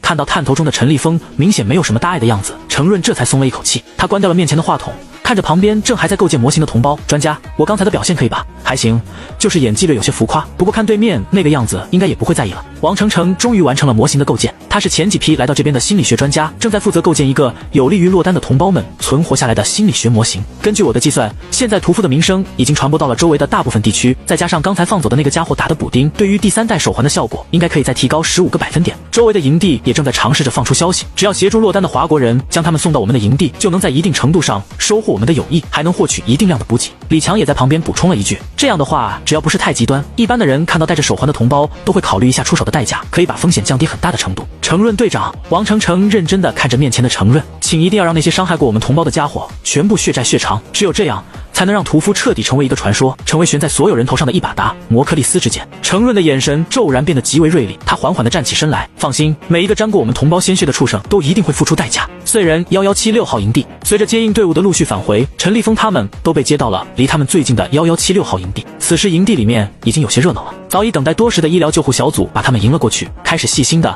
为他们检查身体、治疗伤口。那些这段时间承受了太大压力，导致精神过于极端的，也有专门的开导专家去帮忙开导疏解。等到这些全部都完成以后，还会有专人带着他们去分配好的小屋。这段时间一直都是这个过程，让那些小组成员们都变得极为熟练。好了，大叔你没事了。一位小护士给陈立峰胳膊上的伤口做了清创，然后给他涂上药水，只是擦伤而已，很快就会恢复的。小护士处理完伤口，就准备前往另一个伤者那里。陈立峰这时总算是抓住了机会，问出了一个他早就想问的问题：那些人是做什么的？他指了指营地的一侧，在那里被铁丝网圈开的营地外面，数十个人正在排队做着登记，他们周围还有机器狼和无人机在做警戒。而在队伍的最前面，一个看上去就是普通华国人样子的家伙，正在一把鼻涕一把眼泪的辩解着什么。他们啊，小护士顺着陈立峰指的方向看了看，露出一丝鄙视的神色，就是一些不要脸的家伙罢了。87，欢迎回来，同胞，我真的是华国人啊，同胞，我只是一不小心把手环给弄丢了。你看我这典型的华国人外貌，还有这一口流利的华国话，这还不能证明我说的话吗？隔离网前面，一位中年男人撕心裂肺的辩解着，那叫一个声情并茂。可是负责值守在那里的战士们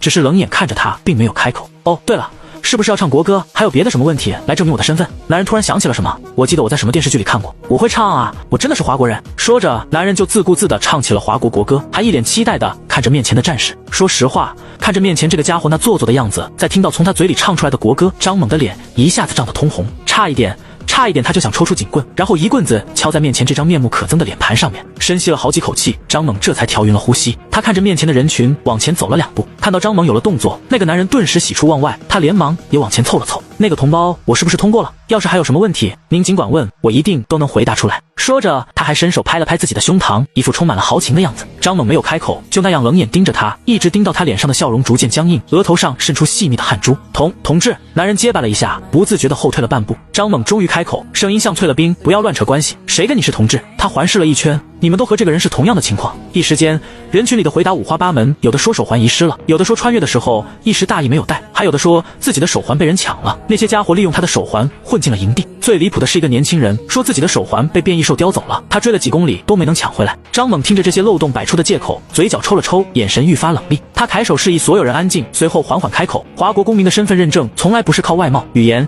甚至不是靠会唱国歌。人群中有人急了，一个瘦高的男人挤到前面，声音发颤：同志，我们真的不是故意的，现在这个世界这么危险，手环丢了也是没办法的事啊，难道就因为这个你们就要把我们拒之门外？张猛突然冷笑起来，话说你们是不是对手环有了什么误解？你们真以为我们华国费那么大的力气给全体国民配备的手环就是一个普普通通的闹钟和身份标志？既然你们说你们是华国人，只不过是手环丢了，那么行，我就给你们一个验证的机会。说着，张猛将一枚手环就那样放在自己的面前，来吧，认为自己是一个华国人的，过来戴上这枚手环，他会给你答案。听到张猛的话，人群有些骚动起来，挤在最前面的那个家伙面带犹豫，不过还是一咬牙将手环戴在了自己的手腕上。现在用你的手指去打开它的开关，你不会说你连怎么打开手环都不知道吧？男人一下子涨红了脸，要知道这是一枚2代手环，和华国送给其他国家的完全不一样。就看到他在那里掰弄了半天，手环还是没有一丁点要启动的迹象。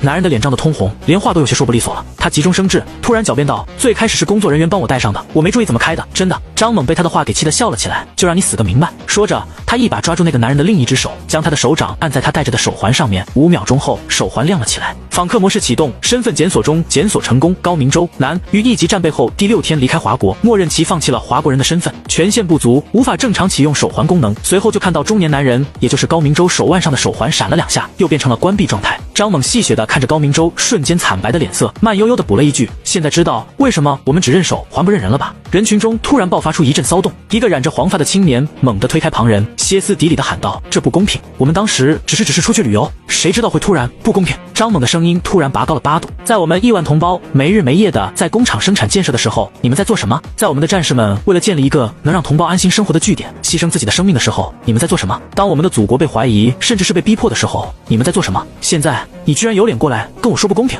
张猛一把将手环从他手上拽了下来，然后重重地拍在面前的木头上。我们营地里面的数据库里有着所有同胞的资料，真正的华国人大可以过来做测试，只要测试成功，我们不但欢迎你回到营地，还会给你补发1枚手环。还有人想要过来试试的吗？张猛的目光扫过面前的人群，每一个被他目光扫到的人都不自觉地低下头，悄悄地往后挪动了几步。人群中，一个身上满是伤痕的女人突然冲了出来，她一脸的泪水，声音颤抖：同志，我真的是华国人，我的手环和物资都被人抢走了，我好不容易才活下来。她颤抖着将手环戴在手腕上，按照张猛的指示按在上面。5秒后，手环亮起，身份确认：林雅，华国公民，编号 M0001217875，临时权限开启，手环功能已激活，欢迎回来，同胞88。下一步计划看到手环上的显示结果，张猛连忙将女子接进了营地，然后立刻就有医疗小队和其他人员过来协助。等到女子被其他人接走，张猛这才又看着剩下的人群，你们也都看到了，我们不会放弃任何一个同胞，自己心里有底的，尽管过来。可是虽然有了女子这个例子，剩下的10来个人虽然一脸的艳羡，可是却没有一个再去尝试戴上手环。又等了几分钟，见还是没有任何一个人有所动作，张猛淡淡的开口道：“既然你们都不是我们的同胞，那么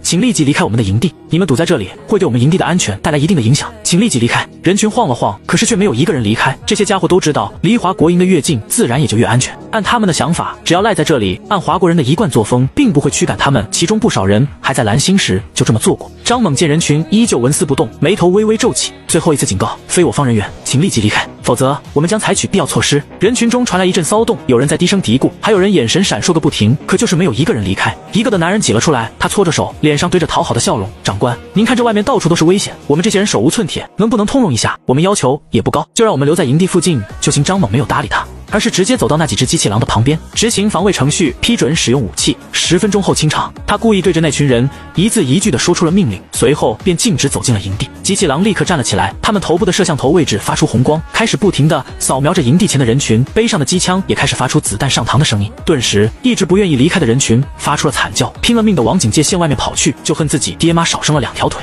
华国军人会跟他们讲道理，这些冷血的机器可不会。闹剧结束，一直看完了全部过程的陈立峰目瞪口呆。营地中除了和他一样的新人，其他大部分人都仿佛没看到一样，对于门口的闹剧视若无睹。这时，先前那个小护士似乎忙完了，又蹦蹦跳跳的从他身边经过，看到陈立峰还待在原地，便笑嘻嘻的拍了拍他的肩膀：“大叔，怎么还不去休息？发什么呆呢？”陈立峰这才回过神来，指了指营门口的方向，那些人就这么赶走了，万一他们真的需要帮助呢？小护士撇了撇嘴，一脸不以为然：“得了吧，那些不要脸的家伙。就是想蹭咱们的保护，凭什么把我们辛辛苦苦建立的营地分出来给他们？就凭他们脸大？兵哥哥们早就清理了周围的危险生物，又不是活不下来，外人就去外人自己的聚集地啊。”他顿了顿，又压低声音道：“再说了，咱们的手环检测机制可不是摆设，刚才的姐姐的确实是我们的同胞，身份信息骗不了人。其他人嘛，哼，谁知道是哪冒出来的？”陈立峰若有所思的点点头，他忽然想起什么，问道：“对了，那些机器狼真的会开枪吗？”小护士扑哧一笑：“你猜？”他眨了眨眼睛，神秘兮兮地说：“反正我去过好几个营地了，还没见他们开过火。不过嘛，他做了个抹脖子的动作。据说有个营地有一群家伙想要硬闯，直接被打成了蜂窝。好了，大叔，我要继续工作了。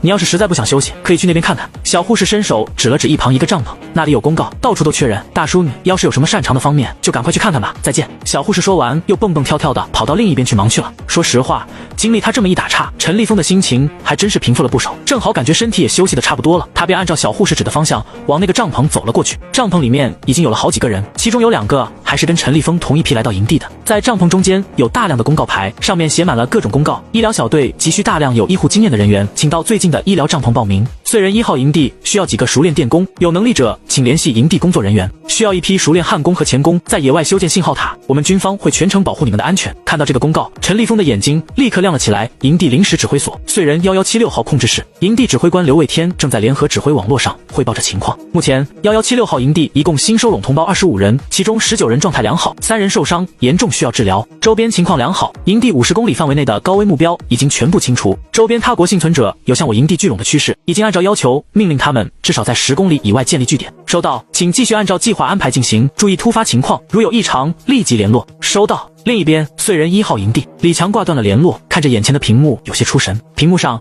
13个大亮点已经连成了一片，接近2700个小亮点就分布在这一大片区域里面。随着穿越批次越来越多，燧人系统并网的效率也开始明显提高，甚至说每一批新的穿越者都有可能带来一台燧人出现在区域以内。目前他们这一个区域的燧人所能覆盖的面积已经接近了30万平方公里，共计收拢同胞2765人。手环和范围的分布并不均匀，有几个区域甚至一次性找到了几百个同胞。除此之外，他们还找到了396个已经失去了主人的手环。即便是按照现在的数据来做一个最保守的估算，这里的面积至少也是地球的5倍以上。是时候开展第2步的计划了。89筑巢李强走出了燧人1号的控制室，来到营地中间的一处木屋外面。此时木屋里面正忙得热火朝天，不少人在屋子里商讨并争论着。由于13个燧人系统组网后将燧人1号围在了里面，再加上燧人1号特殊的编号，这里就被当成了策划中心。13个燧人区域的专家还有各种学者都聚集在这里，为以后的发展出谋划策。他们都是百工计划认证的精英，配合燧人系统中存储的预案以及预案的预案，正在讨论着当前的发展计划。根据无人机和现场考察情况，我们初步怀疑这些地方可能有矿产资源，可以在准备充足后进行勘探测试。这是地质专家在做矿产分析。按照土地肥力，我们将周围区域划分成了1到3级，1级土地不比我们老家的黑土地差，这里的气候、光照都非常适合我们携带的种子生长。实验田已经发芽，预计会有一个很好的收成。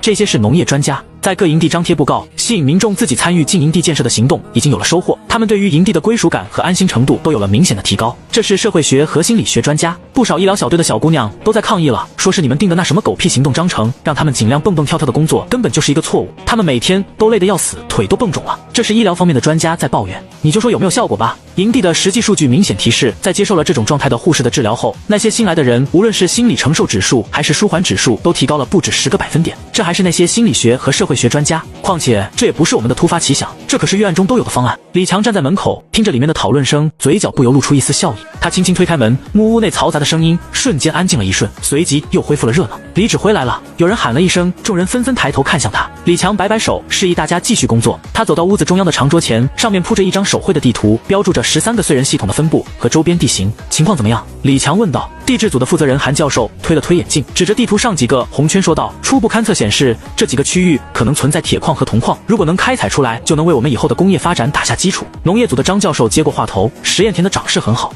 但我们需要更多的劳动力来扩大种植面积。现有的粮食储备虽然充足，但要为长远考虑。对了，我们已经确认了这里好几种动物可以食用，而且营养价值和口感都还不错。这时，社会学专家刘敏插话道：关于劳动力的问题，我们正在试想推行积分方案，招募那些在我们营地周围建立聚落的非华国人进行田地的开垦和参与一些重体力劳动，然后可以将其折算成积分发给他们，积分可以向我们换取食物和生活必需品，足够多的积分还可以换到一个附属营地的居住权限。我们正准备向指挥组提交这个提案，如果通过，可以在很大程度上缓解劳动力缺乏的情况。李强点点头，这个我会在会议上面提出的。随后他的目光扫过众人，医疗组那边的情况呢？医疗组的周医生苦笑着摇头，护士们还在抱怨那个蹦蹦跳跳工作的规定，虽然数据显示效果不错，但确实增加了他们的工作强度。这个方案是心理组根据燧人系统中的预案提出的，李强解释道。在资源匮乏的初期，民众的心理健康同样重要，一个微笑，一个活泼的举动，可能就会给绝望中的人带来希望。他顿了顿，环视众人，我知道大家都很辛苦，但现在正是最关键的时期，我们不仅要生存下去，还要为未来打下基础。周医生点点头，其实这些我也知道，我以前工作的儿童医院就有差不多的规定，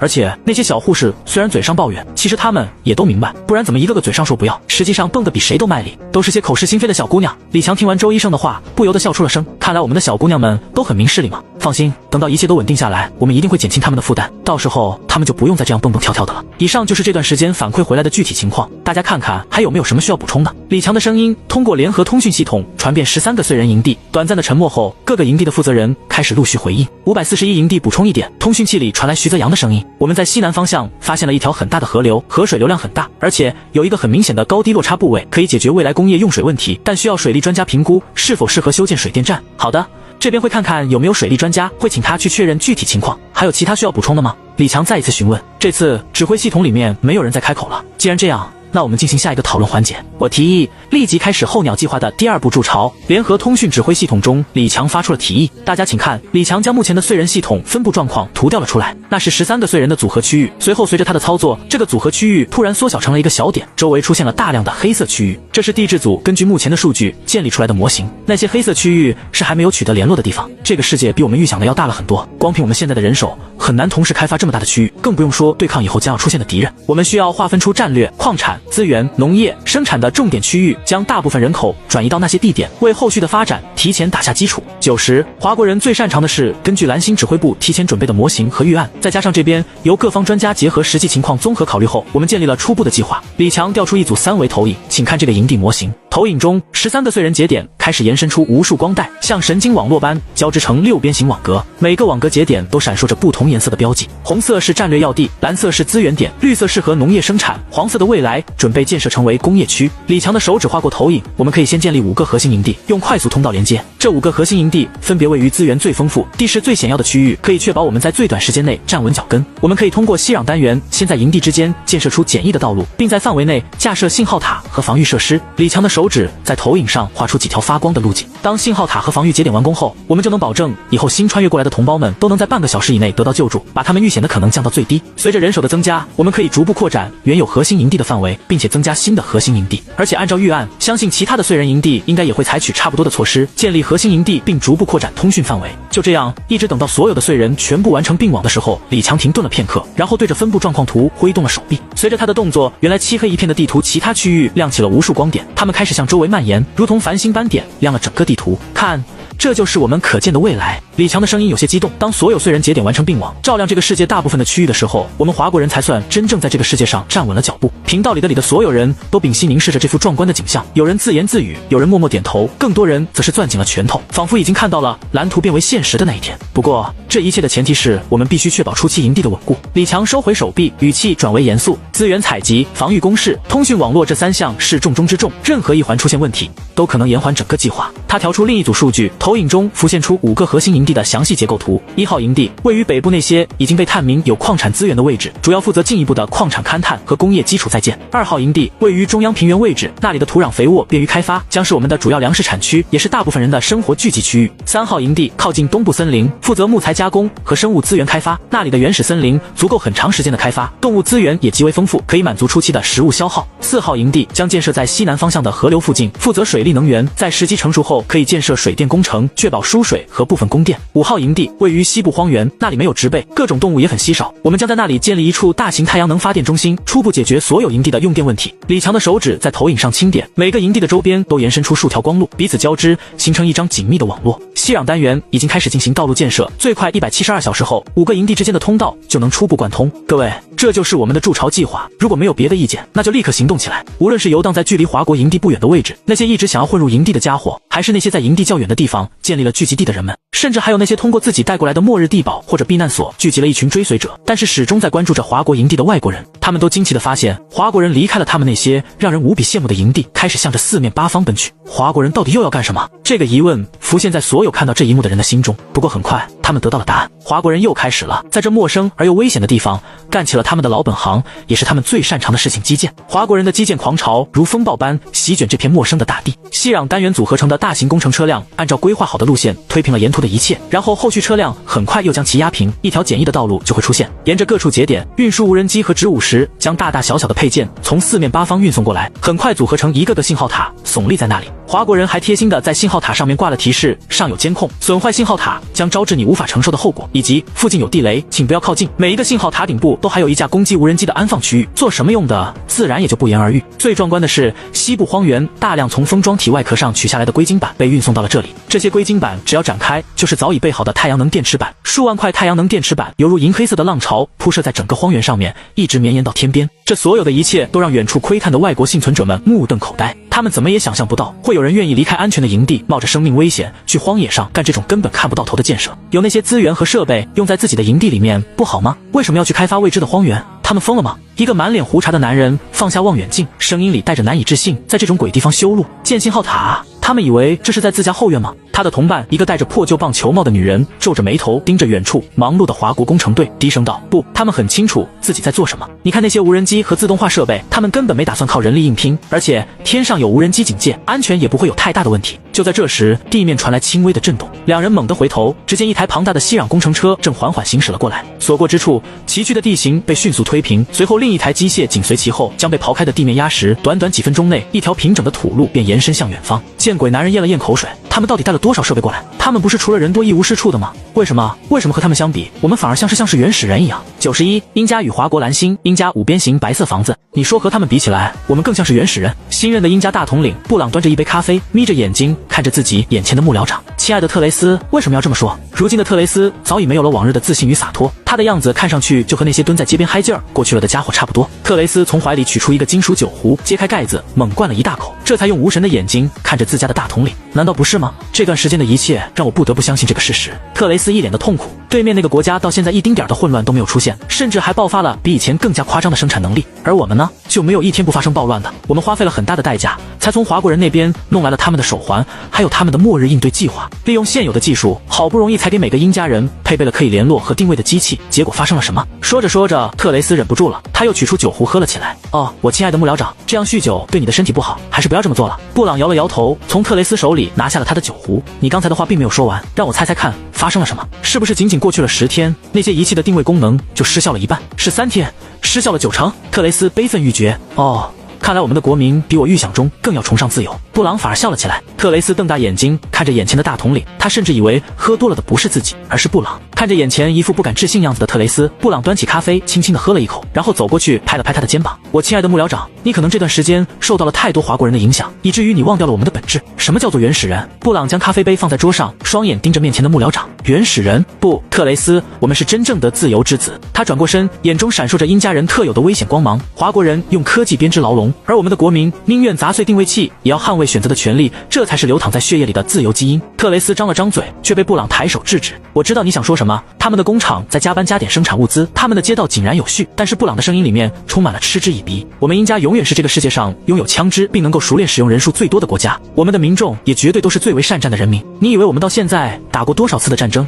你以为我们就没有任何的准备？是的，华国人是准备了很多，而我们却连让国民按照要求带上定位和通讯器都做不到。但是那又如何？我们早就从全球搜集了足够多的粮食和资源，这些都存储在众多的末日仓库当中，这些都分布在各大家族和财团的手里，他们当中的精英将会带着这些东西前往那个世界。我们只需要等待一个机会，等到对面那个国家因为那个愚蠢的想要保住所有国民的想法而自爆的机会。以我对人性的了解，我相信这个机会很快会来临。到了那个时候，我们大可以凭借手里的一切卷土重来，毕竟我们有太多的同类，不是吗？布朗指着自己的皮肤笑了起来。与此同时，异世界在距离华国营地差不多10公里的地方竖起来了大量的牌子，上面用多国语言写着：华国欢迎所有愿意为人类新家园的建设出力的人类伙伴，我们会给你相应的报酬，还会保护你的安全。这些牌子被安放的到处都是，有些甚至放在了那些聚集地的边上，时不时会有些游荡的幸存者看到牌子，他们有的对于牌子上的内容不屑一顾，有的甚至还会对着牌子唾弃，但是还是有不少人会两眼放光地看着牌子，然后看向很远的一个方向，那里是华国人特意圈出的其中一个区域，处于华国发展计划区域的外面，他们在那里建造了一个营地，专门用来接纳前来投奔的各国幸存者。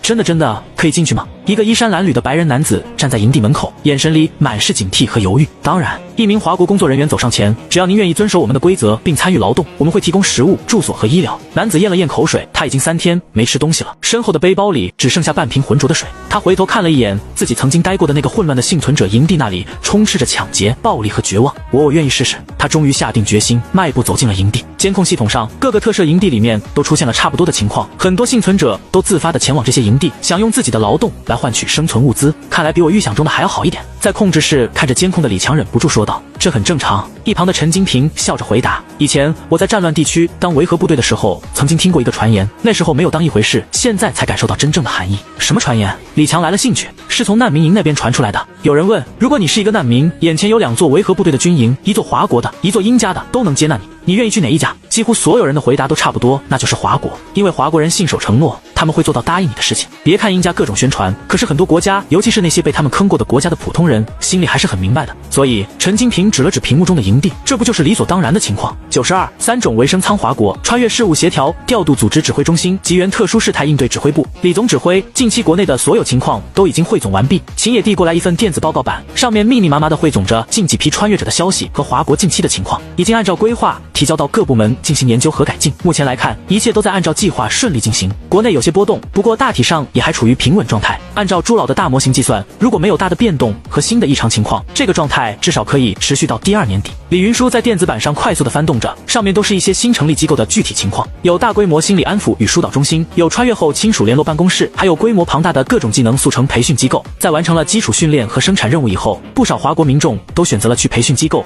掌握一门速成的技能。以无人机械操控为最受欢迎的项目，还有大量的焊工、瓦工、电工等实用技术培训。这些技能在穿越后能够让他们迅速在那边发挥出各自的作用。突然，李云书滑动屏幕的手指停了下来，那是一张特殊的照片，照片上是10来个婴儿，这些婴儿有大有小，都在接受统一的照顾。照片旁边还有备注：已穿越者后勤服务中心。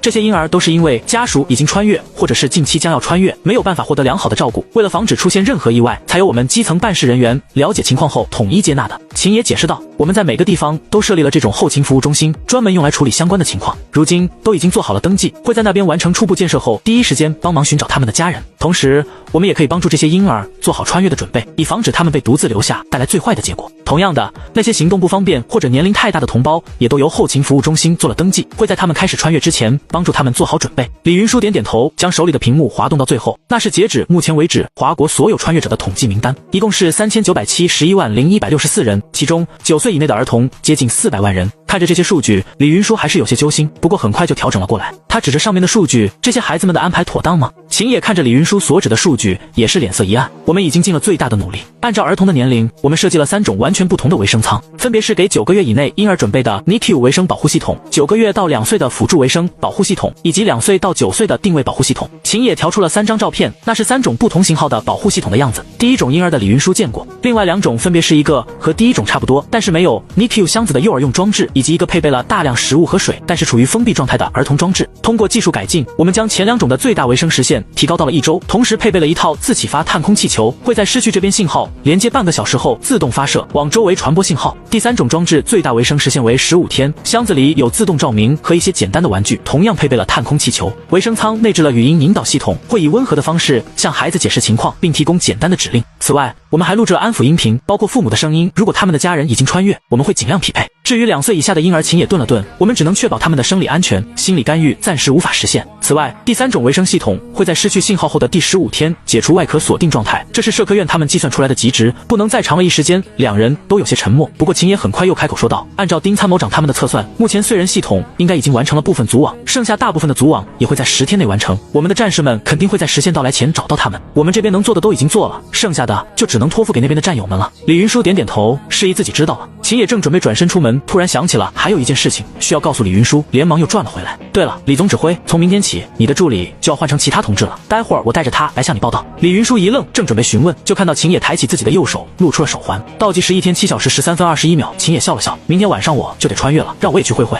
那个世界到底是个什么情况。李云舒盯着秦野手腕上的倒计时，喉咙突然有些发紧。他看着这位一直辅助自己的工作表现得极为出色的特勤，声音比想象中低沉。为什么不提前去准备？这都还有1天的时间了。李云舒的声音里带着一丝责备，但更多的是关切。秦野却只是笑了笑，眼神坚定而平静。该准备的早就准备好了，李总指挥。他晃了晃手腕上的倒计时，这里的工作比什么都要重要，我毕竟是最熟悉这些环节的人。不过你放心，江建我已经带着他熟悉了很长时间的工作，他也很能干的，一定不会耽误指挥中心的工作。你知道我说的不是这个意思。秦野愣了愣，随后脸色变得极为认真起来。他对着李云舒端端正正的敬了一个军礼。李总指挥，请放心，我很强的，我一定会在那边活下来，完成任务。等到总指挥你过来的时候，我们一定已经完成了所有的计划，到时候我还当你的助理。93没有白费。穿上自从被调入特勤就再也没有穿过的军服，秦野一时间有些恍若隔世。说实话，这段时间真是他这辈子以来遇到的最为荒谬的事情，可是却偏偏就是真的。秦野深吸了一口气，再次检查了自己的装备以后，就快步来到另一件行李面前。那是一架崭新的空中3蹦子，算是他专门要求的。根据参谋部大模型的测算，目前那边应该初步完成了封装体的展开和运输工作，应该已经可以满足一定程度的燃油消耗了。结合异界实际可能存在的问题，从最近2批穿越人员开始，大部分军人都不再配备猫猫车，而是改成了这种空中3蹦子。秦野熟练地检查着空中3蹦子的各项参数。作为特务连出身，这东西他在部队里面经常使用，如今这个也不过就是增加了航程和一些火力模块罢了，没什么大的区别。这架轻型旋一机通体迷彩涂装，两侧加装了简易武器挂架，后座堆满了补给箱。虽然看起来简陋，但理论上在异界那种复杂地形中，这种灵活的小型飞行器反而比笨重的装甲车更实用。很快，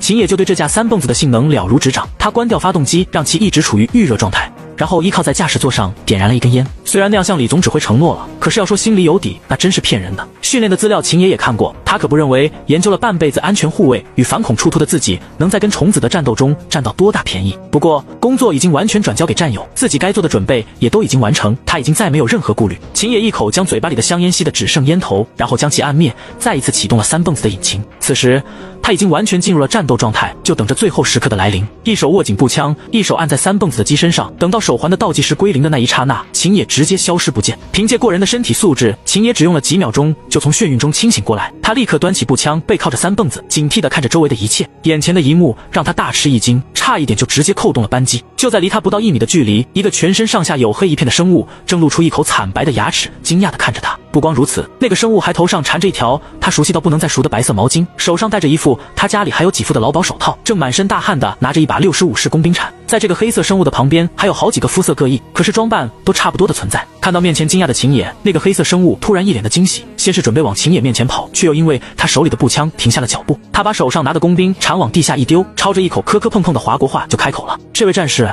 你是华国人吧？我叫奥鲁瓦，华国名字叫阿彪，要不要让我带你去你们的营地？”一边说，他还一边手舞足蹈的瞪着身边的其他人：“这个是我先看到的，你们不能跟我抢，积分是我的。”说完又讨好的看着眼前的秦野，这位战士，你可要看好啊！真的是我第一个看到你的。秦野一时间有些眩晕，异世界传送都没能让他感到难受，可眼前的一切真的让他有些不真实的感觉。就在这时，他的手环上响起了联络的声音：“战友你好，这里是碎人0138号营地，我是指挥官袁峰，你的状态如何？需要帮助吗？”一边警惕着周围的情况，秦野一边打开了通讯，这才在通话中弄清楚了自己的位置和现在的情况。他松开按在扳机上的手指，摇了摇脑袋，靠在三蹦子上面，放眼往周围看去。只见周围是一大片正在开垦中的农田，几十个各种肤色都有的外国人正在忙碌着，他们要把一片新挖出来的农田中的石头全部清理出去。自己所处的位置是1号联合营地的外围农业区域，那些外国人是被营地招纳来完成开垦工作的。至于先前那个黑人之所以看到自己很高兴，是因为营地承诺每一个帮助新来的华国人的行为都可以获得积分，在手环上填写了那个黑人的名字和编号。看着他一副兴高采烈的样子，又去挖地，秦野不由得摇了摇头。收好武器，秦野发动三蹦子，按照手环导航向营地驶去。一路上，秦野看到了一条正在开挖的人工河，好几台吸壤单元正在忙碌着，周围还有不少的车辆在帮忙运土。远处的天空中可以看到好几架和他一样的三蹦子正向四面八方飞了过去，地面上已经有了不少简易的土路，也有车辆正沿着道路疾驶，到处都可以看到竖立起来的信号塔，周围就仿佛无人区一般，没有任何活物接近。而在西边，那大范围的银黑色反光显然就是太阳能发电厂的样子。随着他渐渐接近0138号营地，手环上响起了新的提示音：注意，你即将进入管制空域，请按照提示完成降落。秦野立即降低高度，就看到地面上亮起了导航灯带。当他按照指引降落在停机坪时，发现这里已经停着5、6架同型号的三蹦子，几个地勤人员正用维护工具对他们进行维护，时不时还会有一辆新的三蹦子飞过来，带来一名一看就是和秦野一样刚穿越过来的华国同胞。他们的脸上满是新奇，显然这个未知世界并没有带给他们太大的恐慌，反而是乘坐三蹦子的旅程更让他们为之震撼。看着眼前的一切，再回想起自己在路上看到的那些情况，秦野终于忍不住露出了笑容。这举国亿万人、上百个日日夜夜的辛劳，指挥部所有人的呕心沥血，还有李总指挥带回来的奇迹，总归没有白费。华国人终于在这边站稳了脚步，他挺直腰板，以标准的军人步伐走向迎接过来的营地指挥官，用格外洪亮的声音喊道：“报告首长，原特务连战士，现特勤分队队员秦野，奉命报道，请指示。94特殊目标秦野的报告声在营地中回荡，营地指挥官袁峰快步上前，郑重地回了一个军礼：“欢迎秦队长。”袁峰的声音里带着掩饰不住的激动，没想到这么快就能再见到你，更没想到秦队长你穿越过来的位置就在我们营地旁边。说实话，刚才看到你的手环资料的时候，真的把我吓了一跳，到现在都还不敢相信。秦野作为李云舒的副手，很多战士们都曾经见过他，有不少的指令和计划也是由他来传达的，甚至还有很多申书和预垒队员的选拔，秦野也曾经作为评审官参与过，袁峰就是其中之一。打过招呼，秦野跟着袁峰穿过停机坪，眼前的景象让他不禁放慢了脚步。营地外围，数十名肤色各异的工人正在华国技术员的指导下搭建新的信号塔，不远处几台吸壤单元正协同作业，将一片洼地改造成蓄水池。天空中，无人机群和三蹦子如同蜂群般有序地穿梭往来。看到秦野的样子，袁峰颇有些向长辈介绍自己的成绩的自豪，尤其是这个成绩还算不错的情况下，都是所有人一起努力的成果。袁峰骄傲地看着秦野：“我们建立了5个核心营地，并根据情况开始了筑巢计划。那些外国人是我们招募的工人，我们在营地外围建立了附属营地，专门用来吸引这些还算友好的外国人过来工作。他们付出劳动换取积分，积分可以在我们这里兑换物资，足够的积分还能让他们获得附属营地的居住权限。所以那个自称阿彪的黑州人才那么热情。”秦野笑着回了一句：“对，就是这么一回事。”袁峰也笑了起来，虽然想要获得附属营地居住权限需要很多积分，还是有很多人都把那个作为了目标。要知道，我们华国的营地哪怕是附属营地，可都要比那些自封为自由人士的家伙的营地要安全了太多。对了，秦队长，刚才你在骑空中三蹦子的时候看到那片银黑色反光了吧？那是我们的太阳能发电厂，已经能满足5个核心营地的用电需求。目前从6个封装体上取下来的太阳能电池板全部都用在了那里，这里的光照时间很长，再加上光照烈度足够强，现在的发电量已经接近1吉瓦，足够所有的营地和信号塔使用。说话间，两人走进指挥帐篷，巨大的全息投影显示着整个区域的实时状况，代表5个核心营地的光点在地图上闪烁，连接他们的道路网络已经初具规模。按照计划，我们将在3天内完成最后一条道路的连接。袁峰在投影上画出一条光路，届时整个核心营地的物资运输效率将提升1倍。秦野的目光被投影一角吸引，那里标注着儿童收容中心的字样，旁边实时显示着37这个数字。这些孩子都是我们找到的穿越儿童。袁峰的声音柔和下来，最大的7岁，最小的才2个多月。这些维生舱的保护系统很完善，孩子们都很健康。秦野的眼眶有些发热，他想起了工程院那些日夜改造维生舱图纸的工程师们，想起了社科院专家们为录制安抚音频和设置对应程序熬红的双眼。此刻，所有的付出都有了意义。秦野深吸一口气，努力平复内心的触动。他走进全息投影，手指轻触儿童收容中心的图标，详细数据立即展开。37个孩子的照片、年龄、姓名、健康状况、手环编号等信息全部包含在内，每个人的档案都记录得一丝不苟。这些档案将会在他们未来寻找父母的时候起到关键的作用。我们专门组建了一支保育团队。袁峰补充道，有医生、护士、幼师和儿童心理专家。虽然条件有限，但孩子们的生活和教育都没有落下。他顿了顿，又补充道，对了，秦队长，你要不要去看看他们？孩子们对营地里的叔叔阿姨都很亲近，尤其是我们这些穿军装的。有时间我会去的。秦野笑了笑，等到袁峰将营地的其他情况全部汇报完毕，秦野这才正色道，联系所有的营地指挥官，我有非常重要的事情要通知他们。联合通讯指挥系统全燧人系统线上会议。秦野站在摄像头的中间，面对所有的营地指挥官。他先是面向摄像头，然后缓缓抬起右手，向所有屏幕前的营地指挥官尽了一个标准的军礼。同志们，我代表指挥部向你们致以最崇高的敬意。秦野的声音极为有力，在如此艰难的条件下，你们不仅建立了稳固的根据地，甚至还远远超出了我的想象。我知道你们为此付出极为惨重的代价，但是你们的努力和牺牲为所有同胞争取了宝贵的生存空间。秦野的声音微微颤抖，双眼盯着一旁的名单，那是失去主人的手环的明细记录。名单共计476个，有接近100多名是华国军人，其中还包含了17名申书队员和2名狱垒。现在我要传达指挥部的最新指令。他深吸一口气，从自己的手环中调出一份加密文件，输入密码解锁后，全息投影上立即浮现出一行行醒目的红色文字。未来的10天将会有更多的燧人系统和鸿雁系统被携带过来。指挥部要求我们尽一切力量加速燧人系统并网，争取在10天内完成大部分的并网行动，做好迎接移山计划2阶段封装体的准备。同时，在燧人系统完成并网后，绘制出这个世界的完整地图，然后通过比对，尽快找到特殊目标所处的位置。秦野又调出了一份地图，在那份地图的正中间的位置有一个醒目的红色标记，将一块特殊的地形圈在了里面。一旦确认了特殊目标所在的位置，附近的营地立即开始建立前进基地，为后续行动提供支援。此次任务优先级为最高，所有营地需全力配合。95第2阶段的准备中枢海特别会议中心，按照现在的速度，最迟10天以后，我们网易世界送出的燧人系统将达到5000台，鸿雁系统的数量将会突破1万。通过现在9章结合各方面的数据生成的大模型来测算，哪怕是只有1半的燧人系统被激活，我们也能够得到一个超过80%的异世界地图。到那个时候，随着通讯指挥网络的彻底建成，后续穿越人员的遇险可能会降到最低，所有同胞的转移和集中也会逐步完成。接下来，资源不足将会成为异界发展最大的制约因素，因此我在此提议，从即日起开始移山计划第2阶段的准备工作。李云舒指着投影中的资料，郑重地说道：第2阶段的封装体将不再都是各种基础物资，而是以各种一体化生产设备和能源供应设备为主，配合已经成型的营地，初步完成先期工业再造。凭借已经初步建设完成的燧人网络，他们可以在第一时间找到这些封装体的踪迹，防止贵重的生产设备遗失。而通过筑巢计划的实施，可以提前做好矿产资源的勘探和初步开采准备，等到生产设备到位，就可以开始工业化生产。此外，当燧人系统并网完成，我们就可以开始寻找特殊目标。特殊目标？听到李云舒的话的钟叔开口了，就是你说的那个遗迹，里面有台机器，能够将孩子们送回蓝星的那个。对，李云舒点点头，只有那个地方，我敢保证我的记忆绝对不会出现一丝一毫的误差。我已经将那一块的地形和特征在地图上标注了出来，等到燧人系统完成全世界地图测绘，就一定可以通过比对把那个位置找出来。一旦找到遗迹，并从中得到了那个机器，我们就有可能拥有一条哪怕是最坏的情况也能使用的后路。不光如此，万院长在一旁补充起来，这一次我们如果能够在保有大量研究人员和能力的前提下找到那东西，说不定就能真正找到控制它的办法。到了那个时候，无论是返回蓝星还是别的什么目标，都不再是什么不可能的事情。会议室内陷入短暂的沉默，所有人都被这个可能性震撼了。如果真能找到那个传说中的遗迹，并掌握其中的技术，人类在异世界的处境将发生翻天覆地的变化。钟叔沉吟片刻，手指轻轻敲击桌面。云舒同志，关于特殊目标位置的可靠性，你有多少把握？李云舒深吸一口气，认真的回答：100%。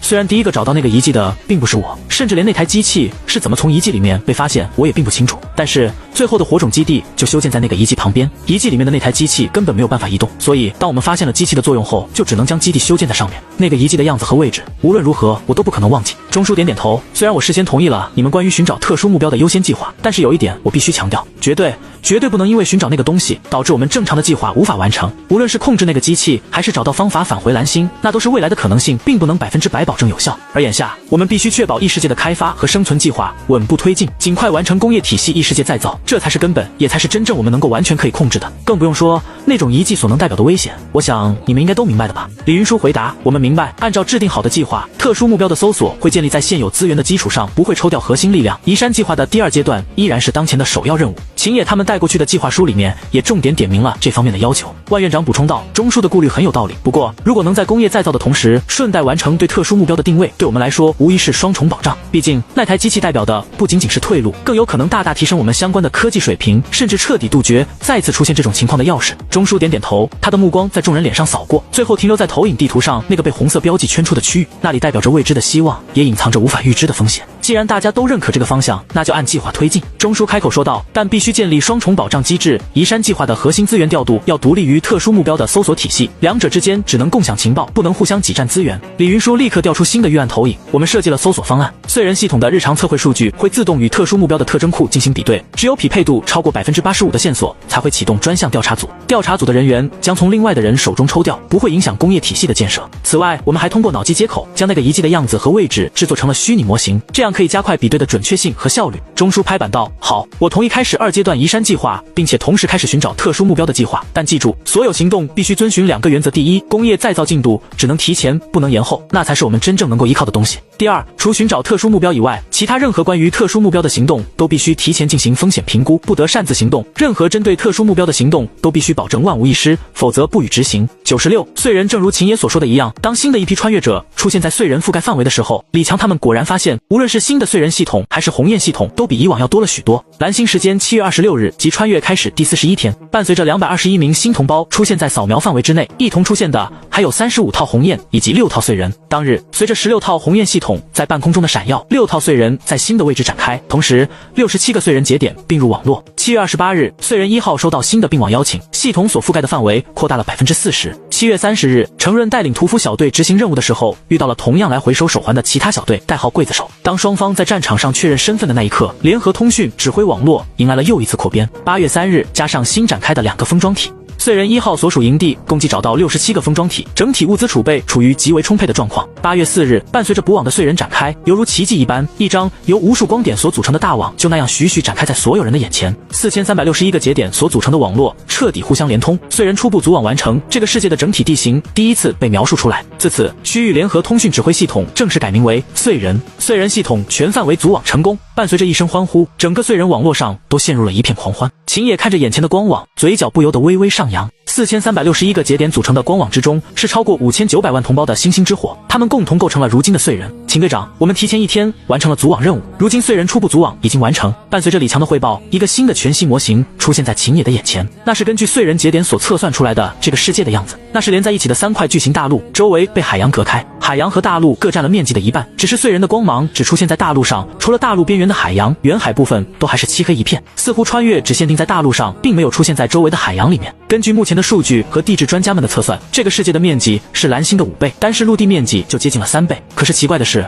我们并没有感觉到这里的重力要比蓝星大，虽然按照体积来算，它的重力至少也应该是蓝星的2倍以上，具体原因还在测算。不过地质专家初步怀疑这个星球的密度可能不大，因此重力并没有大到能够让我们明显感受出来的程度，和我们一开始的预测不太一样。穿越过来后并不是平均分布的，在沿海地区穿越人数至少是内陆部分的3倍以上，就仿佛那些本来应该穿越到海里的部分都被转移到了沿岸一样。我们已经做了确认，除了少许因为各种原因掉落在浅海的手环以外，并没有任何手环出现在远海区域。目前我们对于海洋部分还是一无所知，也没有任何相关的观察手段。由于燧人的控制范围最多只能在沿海200公里，无人机并没有在对应范围内发现有岛屿的存在。据沿海位置的据点汇报，他们还尝试过用探空气球去海洋深处探查，可是这里的海洋上空似乎普遍都有向着陆地的强气流，探空气球很难深入到深海位置。按照专家组的推测，人类穿越后流落在海洋深处，岛屿的可能性非常低，可以忽略不计。目前除远海外，陆地范围的 93% 已经处于燧人节点的范围之内，还有 7% 的区域无法探明。秦野果然在放大后的光网上看到了几个缺口，就是这些缺口吗？有没有弄清楚到底是个什么情况？秦野指着光网上的几处空洞问道。李强调出详细数据，解释道，根据初步分析，这些区域可能存在某种干扰源，导致燧人信号无法穿透，因此处于这些区域的燧人系统无法与我们并网。我们尝试过派遣无人机前往侦查，但是这些区域有的无人机一旦进入就会失去信号，有的是极端环境，危险程度太高，暂时不作为探测对象。最奇怪的是，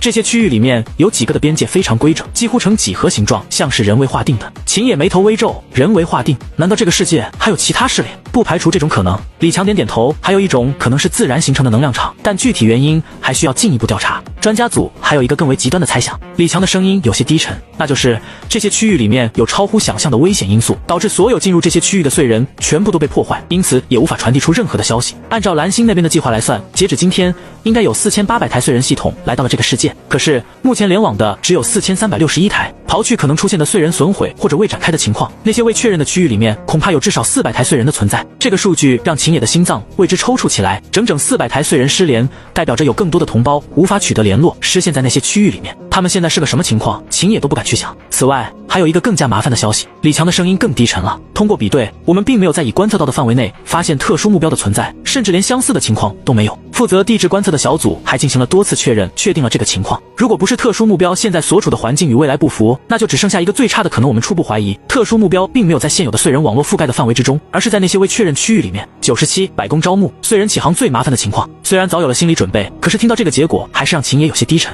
果然没有那么简单吗？他忍不住喃喃自语。那就按照预案优先进行第2阶段的计划，这些区域做好预警，靠近区域的各个营地可以在一定程度上进行探索，但是不能影响到后续计划。等到2阶段完成，我们再想办法解决这些地方。随着燧人正式开始运作，一个比较完善的指挥体系也终于构建完毕。按照蓝星指挥部的构想，新的指挥体系被分为资源开发、后勤保障、军事防御3个部分，在保障人们生活的前提下，全力开发异世界的资源，重建工业体系。然后加强军备建设，无数早已做好预案的新部门逐渐开始运转。遍布在各个营地的华国人惊讶地发现，一夜之间，那些以往毫不在意，甚至有些嫌他麻烦的机构再一次出现了。这一次，没有任何人会觉得他们麻烦，而是感到无比的安心。人们蜂拥而至，挤在各个新开张的机构窗口前，询问着自己最为关心的问题。资源配给中心的牌子被重新挂起，工作人员穿着熟悉的制服，开始在各营地登记人口，按需分发资源。卫生防疫站得帐篷前排起长队，医护人员正为每位身体不适的同胞做着检查，然后制定治疗方案。就连街道、查调、营地办事处都重新开张，开始统计所有人的具体情况，并帮忙协调解决各种困难，提供相应的帮助。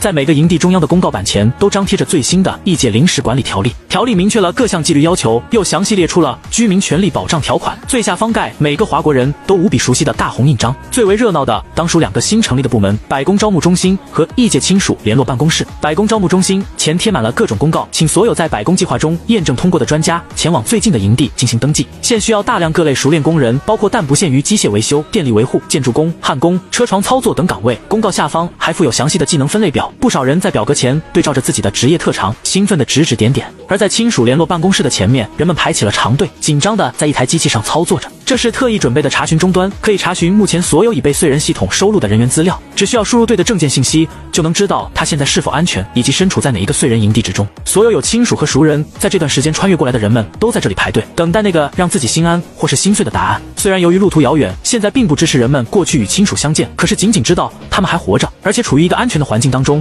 就已经让人们热泪盈眶。许多人在查询到亲人信息后，当场就抱头痛哭起来。工作人员不得不维持秩序，提醒大家保持安静，让后面的人也能尽快查询。当然，也有小部分人查询得到了一个灰色的结果，手环已回收，确认死亡，或者是未找到对应手环，疑似失踪或者死亡，这就让他们顿时就瘫软在了地上。守候在一旁的心理安抚小队会第一时间将那些人带到一旁去安抚，帮助他们度过眼前的难关。林晓峰站在营地中央的公告板前，双眼盯着那张盖着红印的异界临时管理条例。异世界特有的3个太阳的光线照射下来，在那鲜红的印章上投下淡淡的光晕。那抹红色如此熟悉又如此陌生，它代表着秩序，代表着希望，也代表着他们可能永远回不去的故乡。至少我们还活着，还能像模像样的活着。从他身后传来一个沙哑的声音。林晓峰回过头，看见一个满脸风霜的中年男子正盯着公告板出神。那人穿着脏兮兮的工装服，左臂上缠着绷带，绷带边缘渗出暗红色的血迹，似乎是注意到了林晓峰的视线。男人笑着举起了自己受伤的手，在外面被人打的那些家伙想抢我的背包，你是不知道外面那些营地里面有多乱。不过他们没敢下狠手，就是点皮肉之苦罢了。好在那些家伙很快就被他们营地的管理者揍了一顿，不光把背包还给了我，还把我送到了咱们自己的营地这边。男人此时的声音里面充满了自豪，多亏了他们啊。男人边说边往一旁看去，在那里一众工作人员正忙得热火朝天，登记人员分发物资，周围还有几位战士在帮忙，在他们上方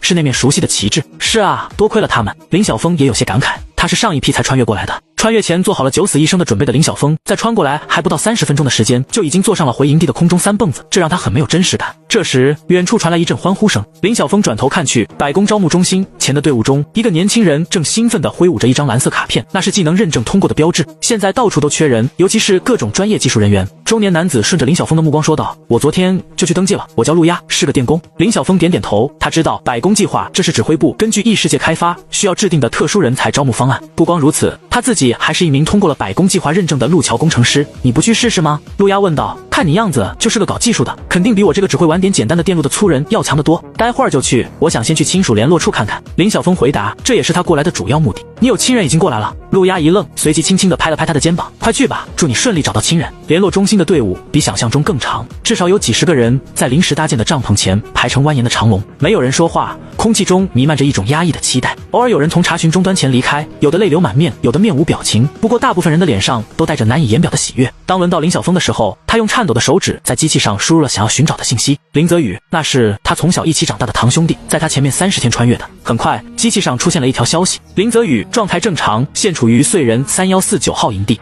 参与长河水利工程的建设当中。98暴力施工长河水利工程施工现场，作为辐射面积超过2000平方公里的巨型水利计划，长河是这片区域最重要的基础工程之一。这里是3条大型河流的交汇之处，也是长河工程的核心区域。所谓长河，就是将这些水域彻底连通起来，建造一个绵延上千公里的间隔式蓄水工程，为后期的生活和工业化生产提供用水支持。当然，由于人手不足，加上施工材料和机械并不足以完成建设，现在只是在进行初期的勘探和设计阶段。林泽宇作为水利工程专家，负责这片水域的勘探工作。远处数十架无人机正在河岸两边巡逻，时不时还会对着下面开火，将那些突然从水边冲出来的各种水兽击毙。这里的兽群密度相当高，为了后续施工建设的安全，必须将其清理到一个很低的程度。河道两边已经被息壤单元彻底推平，这里将作为一个蓄水节点，等到人员和物资到位，就会正式开工。林泽宇站在临时搭建的观测台上，手中的全息平板不断更新着无人机传回的数据。通过燧人系统的地形扫描，他已经得到了这片水域的分布情况，如今只需要补充足够的细节，就可以完成初步的工程设计方案。他微微皱眉，目光扫过全息投影上标红的几处区域，那里是水下暗流交汇点，地形复杂，且传感器显示有大量高能生命反应，这意味着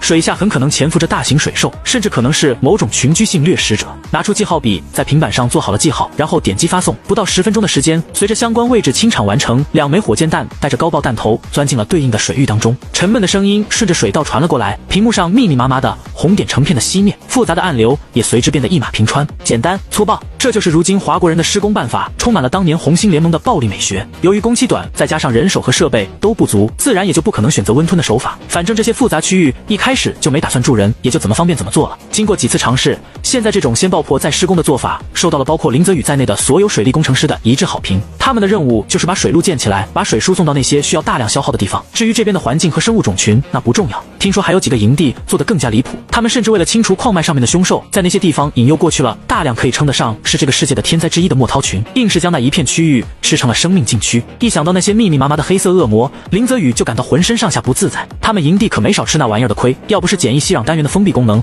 他早就尸骨无存了。也不知道他们准备怎么解决那些被引过来的墨涛，就不怕那些大爷们来了就不走了。平板上滴滴滴的警报声将林泽宇的思绪拉了回来。无人机又发现了一处需要改造的特殊水域，他熟练地将其圈上，标注清除问题，然后发送了坐标。那是水下岩层的天然裂缝，若不处理，将来可能导致蓄水区渗漏。很快，一枚钻地弹头钻进了裂缝区域，将那里变成了一个小小的地下湖。在距离林泽宇接近400公里的地方，燧人1139号营地指挥官马一龙正盯着眼前的屏幕，他要负责周围5个发射阵地的指挥，为辐射区域的施工队伍提供帮助。3号矿区要求火力支援，他们那个山谷里发现了大量的毒性昆虫，这些东西攻击性很强，会对施工现场造成一定的威胁。马一龙盯着屏幕上闪烁的红色标记，3号矿区前方山谷里面密密麻麻的红点几乎连成一片。3号矿区已经探明了一个巨大的煤矿矿脉，是未来发展必不可少的基础资源。山谷附近植被茂密，如果引起了山火，就会耽误施工。准备使用云爆弹。思考了片刻，马一龙按下通讯键，3号矿区所有人员请从目标区域撤离，10分钟后开始攻击。耳机里传来工程队的确认声。马一龙迅速接通发射阵地，锁定了3处最佳打击点和打击顺序。10分钟后，随着发射指令下达，3枚带着橙红色标记的火箭弹向着目标飞去。第1枚火箭弹在山谷中央50米处炸开，化作一团白色云雾，将那些虫子全部笼罩在内。紧接着，第2枚火箭弹钻入云雾中心，瞬间引爆，巨大的火球笼罩了整个山谷，冲击波将周围的植物全部都掀上了天空。第3枚火箭弹则精准地落入已经开始燃烧的山谷上方，超高温的火焰瞬间抽干了方圆100米内的氧气。随着一阵狂风席卷，火灭了，虫子也全部消失不见，山谷里面一时间变得极为安静。说实话，当了这么多年的兵，马一龙还是第一次这么使用这些装备。一开始他还是有些抵触的，节约武器弹药几乎被刻在了他的灵魂当中。可是当上级以工期短、弹药储备充足为理由，命令他照做的时候，候，他也只能服从命令。可是随着时间推移，他渐渐发现这种火力覆盖式施工的效率高得惊人。按照蓝星的经验，需要数周甚至数月才能清理完毕的危险区域，如今只需要一轮精准打击就能彻底解决。那些盘踞在矿脉、河道、森林中的凶兽群，在现代化武器面前根本不堪一击。更不用说，在一次次红星市施工之后，周围那些外国聚集地变得极好说话，无论是招募劳动力，还是要求他们转移位置，那叫一个配合。结果如今，他也迷上了这个感觉。报告，3号矿区确认目标清除完毕，请求继续施工。通讯器里传来工程队的声音。批准。马一龙简短回复，随后调出下一个任务列表。99，两个坚持者，他们这是在犯罪。在距离1139号营地大概30公里的地方，一位白人女性看着时不时划破天际的火箭弹，扯着嗓子喊道，她的手指紧紧攥着望远镜，指节因用力而发白。这样肆意的屠虐这里的野生动物，他们会遭天谴的。她叫伊莎贝拉，是蓝星一位声名狼藉的动物保护组织成员。看着她咆哮的样子，这个聚集地里的人全部都下意识地远离了她的周围。这要是骂得太过头，一不小心让一枚火箭弹偏离目标，可就完了。伊莎，算了，现在真的不合适。一位还算与他相熟的营地成员扯了扯他的衣服，想要让他停止谩骂。我们现在自己活着就很艰难了，真的不是考虑这些东西的时候。再说了，你在那边不是还能灵活变通的吗？我记得你连霓虹捕鲸都毫不在意的，那能一样吗？捕鲸是为了研究生态，而这些华国人，他们只不过是为了自己的便利而已。伊莎贝拉的脸色有些狰狞，恶狠狠地说道。看到他的样子，周围的人纷纷摇头，不再理会他的歇斯底里。伊莎，冷静点。那未相熟的营地成员压低声音，试图拉住他。你难道没发现吗？这里没人会在乎你说的那些话，我们连明天的食物都不知道在哪，谁还顾得上什么野生动物？再说了，那些野兽不是差一点就吃了你吗？要不是那些华国人在清理凶兽的时候顺带救了你，你早就死了。这里的凶兽有多离谱你也知道，不清理干净，恐怕连我们这个营地都不可能建立起来。你这样谩骂根本没有任何的意义。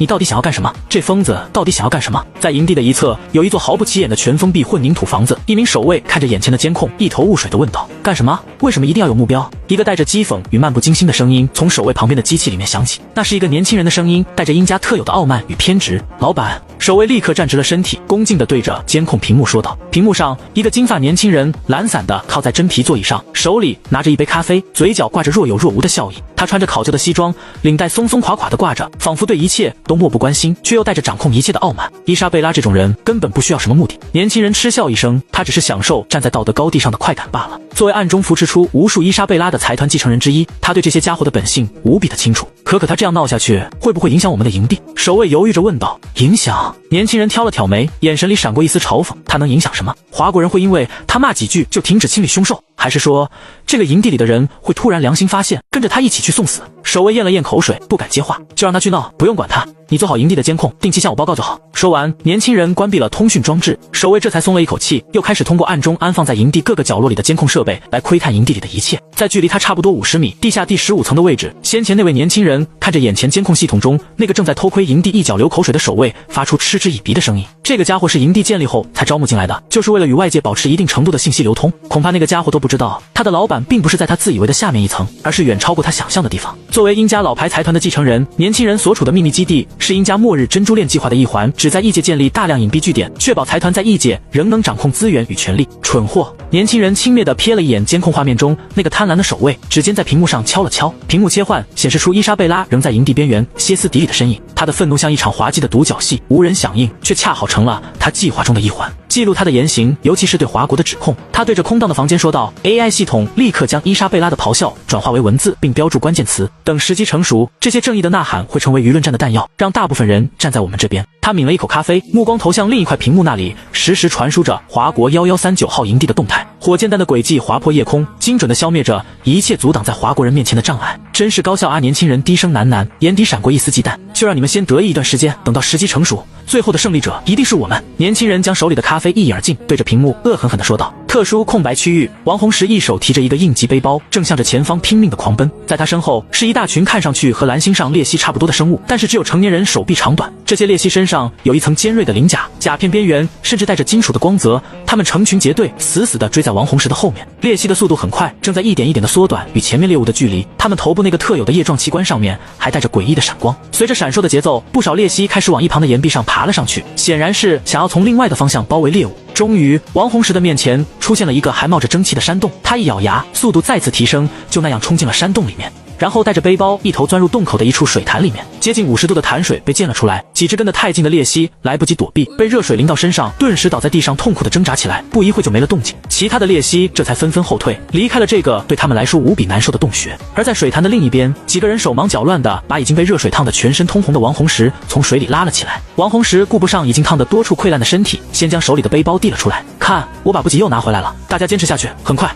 我们的战士们就一定会来帮助我们的，放心吧，一定会的。100，这是我的职责，王教官你先不要说了，我先来帮你包扎一下伤口。李思睿赶紧从其中一个背包里面取出急救包，他先是将一块破布塞进王红石嘴里，然后颤抖着撕开已经粘连在伤口上的军服，将黄胺粉撒在那些已经开始溃烂的伤口上。王红石咬住破布的牙齿，发出咯咯的响声，太阳穴上青筋暴起，冷汗顺着他的脸颊滚落，可是整个人就仿佛钢塑的一般纹丝不动。山洞里的3个人都屏住了呼吸，不敢发出一丁点的声音。年龄最小的庄一凡甚至扭过头去不敢再看。李思睿虽然也是第一次处理这么严重的伤口，但是作为一名军校生，他的手却异常稳。深吸一口气，李思睿用纱布轻轻覆盖注洒满黄胺粉的伤口，再用绷带一圈圈缠绕固定。等到全部伤口都处理完毕，王红石吐出嘴巴里的破布，他的脸色早已白得吓人，呼吸也极为粗重，但是眼神却依旧坚毅。同志，来一支，好歹能让你感觉舒服一点。一直站在旁边的甘振华连忙从自己怀里摸出一包皱皱巴巴的烟盒来，颤抖着点燃一根塞进王红石嘴巴里面。王红石深吸了一口烟，辛辣的烟雾在肺里转了一圈，似乎稍稍缓解了伤口的疼痛。他缓缓吐出烟圈，露出一丝笑容，声音沙哑的开口：老甘，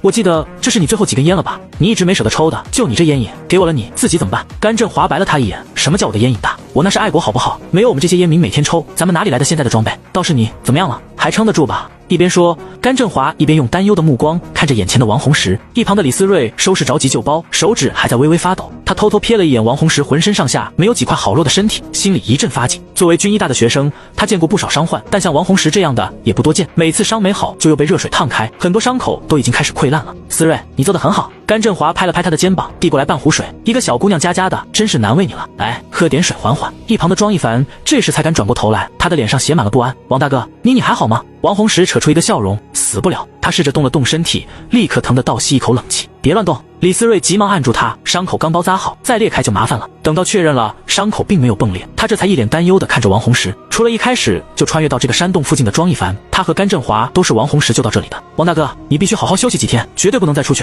有那2个应急背包里的食物，我们几个省着点，至少也能维持1-2个月。真的不要再冒险了。王红石缓缓地站了起来，伸手揉了揉他的脑袋。放心吧，丫头，我没事的。说完，他看了看洞口的方向，外面肯定还会有我们的同胞，至少也要把回避那些东西的办法告诉他们。可惜手环没办法用。一边说，王红石一边抬起右手，手环上面的屏幕乱成一团，就仿佛各种颜料混杂在一起一样。这个区域有极为严重的地磁异常现象，他们所有的通讯装置都处于故障状态，就连无人机都没办法使用，飞出去就会失控，然后坠毁。王红石穿越过来就遇到了那些鬼东西，越打越多，好不容易才冲出一条血路。要不是远远的看到了在山洞口对着他喊叫的庄一凡，恐怕他也得栽在那群鬣蜥手里。后面他才慢慢搞清楚那群鬣蜥的习性，他们会追逐并攻击一切出现在视线中会快速移动的东西，会被声音吸引，还能通过一种器官联络周围的同伴。那些蜥蜴皮糙肉厚，爪子和牙齿的撕裂性极强，至少他身上的军服挡不住。一旦彻底激怒他们，或者被标记成了猎物，不把你撕成碎片，根本不会停下。好在那些东西有一个特性，极为怕热，超过40度的温度就能要他们的命。这也是他们几个能在这个山洞里面活下来的根本原因。洞口那个水潭是一处地热温泉，水温接近50度，导致整个山洞里面的温度也超过30度。那些东西根本不愿意靠近这里，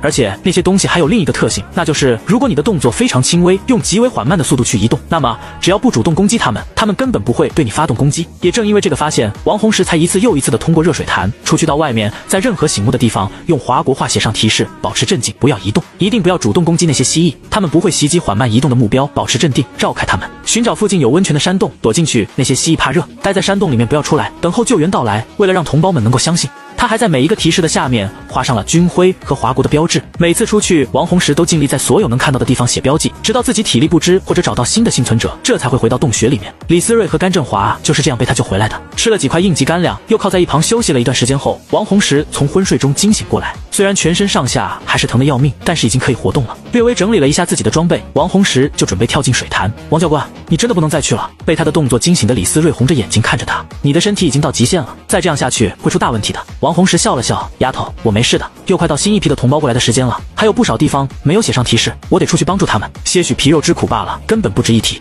你就安心的等在这里，我可是申叔啊，一定会回来的。说着，王红石还指了指自己肩膀上早已被血迹糊满的肩章。你也是半个战士，照顾好其他人，我去就回。101，这些东西有大用。王红石从水潭里探出头来，小心翼翼地观察周围的情况。那些蜥蜴似乎很讨厌这里的环境，因此并没有在这附近聚集。王红石深吸一口气，强忍着伤口被热水浸泡的剧疼，缓缓地从水潭里爬了出来。他贴着岩壁，像一只壁虎般缓慢移动，每一步都谨慎至极。很快，当他离开了洞穴区域后，眼前又出现了鬣蜥的踪迹。远处的空地上，几只鬣蜥正懒懒散散地趴在地上，随意地甩动着尾巴。它们头顶上的冠状器官还在时不时地闪烁着，就好像正在交流一样。头顶的岩壁上传来窸窸窣窣的声响，王红石立刻屏住呼吸，整个人如同雕塑般凝固在原地。他能感觉到冷汗顺着脊背滑落，但连抬手擦拭的动作都不敢有。一只体型硕大的鬣蜥从岩壁另一侧中探出头来，分叉的舌头在空中颤动。它距离王红石头顶不到3米，腐烂的腥臭味扑面而来。王红石死死盯着地面，目光避开那双充满攻击性的眼睛，这是他摸索出的另一个规律，不要与他们对视。漫长的30秒后，鬣蜥似乎对这个静止的物体失去了兴趣，转身爬到了岩壁顶上。王红石又等了5分钟，确认周围再无动静，这才以最轻微的动作继续前进。他的目标是5公里外的一处开阔地，那里视野良好，是穿越者最可能出现的区域之一。前几次外出时，他已经在另外几个区域写上了提示，但现在需要在剩下的区域补齐。这个鬼地方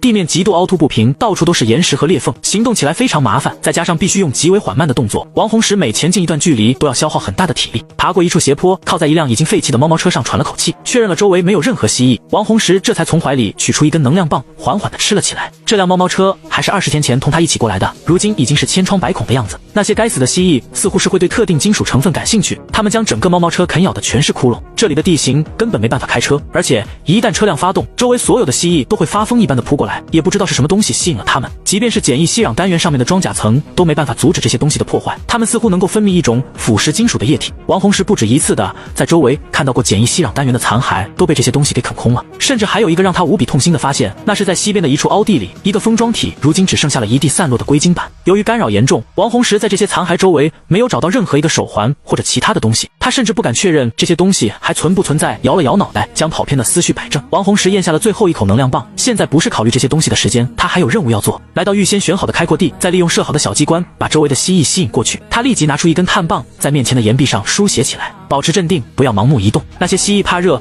躲到最近的温泉洞穴里面。突然，一声枪响从他右侧的方向传了过来，熟悉的声音，是同胞。王红石立即停下手中的动作，竖起耳朵仔细聆听，枪声在沉闷而又寂静的山谷里面回荡，显得格外清晰。紧接着又是一连串急促的射击声，伴随着熟悉的叫喊声：“万教授，快走！那些东西围过来了！”王红石的心跳骤然加速，有同胞在附近，而且正在与鬣蜥交战。他迅速将碳棒塞回口袋，猫着腰朝声源方向移动，每走几步就停下来观察四周，确保没有被那些该死的东西发现。穿过一片嶙峋的乱石群后，王红石看到了令他血液凝固的一幕：2名穿着军服的战友正在向着周围的蜥蜴群开火，阻挡他们前进的步伐。而在他们身后，一位老人和一个年轻人正蹲在一只鬣蜥旁边忙活着什么。随着蜥蜴群越来越近，2位战士正在不停地后退，他们一边开火一边在催促着让老人赶紧离开。可是那个老人却完全不为所动。该死！眼看着蜥蜴群就要把那几位同胞彻底包围起来，王红石再也顾不得隐藏自己，他猛地从藏身处冲了出来，一边狂奔一边从腰间取下最后2个燃烧瓶，用牙齿咬开瓶口的布条，在岩石上擦燃。低头，他大吼一声，将燃烧瓶狠狠掷向鬣蜥群最密集的位置。轰的一声，炽热的火焰在蜥蜴群中炸开，那些怪物发出刺耳的嘶鸣，纷纷后退。趁着这个空档，王红石冲到4人身旁，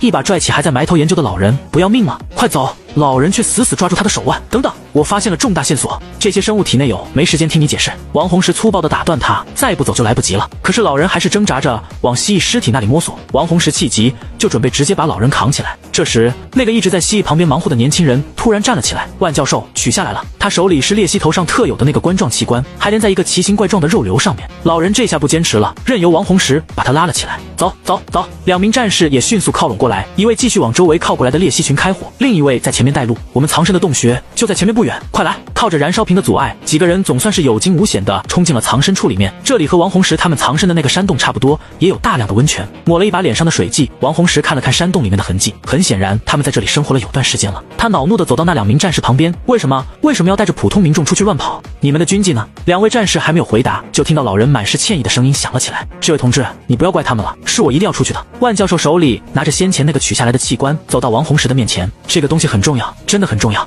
他有大用，对我们整个华国都有大用。102，这是希望先自我介绍一下，我叫万海勇，是一名生物物理学家。万教授指了指自己，我知道不应该冒险，可是这东西真的很重要。王红石皱起眉头，盯着老人手中那个还在微微颤动的冠状器官，肉瘤表面布满细密的血管，在昏暗的光线下泛着诡异的蓝紫色光泽。这东西能有什么用？他压低声音问道：“您知道外面那些东西有多危险吗？”万教授没有立即回答，而是小心翼翼地将器官放入一个特制的容器中，然后打开了容器的电源，容器内壁立即泛起一层薄霜，显然保持着极低的温度。这东西很脆弱，一旦本体死亡，最多半个小时就会彻底变质，必须马上取下来保存在低温容器里面才能保持特性。王红石这才反应过来，那个容器有些眼熟，刚才那个年轻人背后似乎就背着一个，只顾着逃跑了，没顾得上问。似乎看出来了他的疑问，万教授指了指箱子，这是我特意带过来的样品保管箱，一共有3个，刚才那个估计是撞到了，坏掉了。这东西到底有什么用？值得您冒这么大的风险？王红石忍不住又开口问道。这个东西很有可能就是我们人类寻找了很久的常温超导体。万教授一脸的兴奋，能够凭借自身低功率的生物电，无视这里异常的地磁效应进行长距离信息交流，这绝对不是一般的材料能够完成的，这很有可能就是常温超导那个，我听不太懂。王红石有些尴尬地打断了万教授的介绍。可是即便是这东西再重要，你也不能这样蛮干啊，刚才多危险，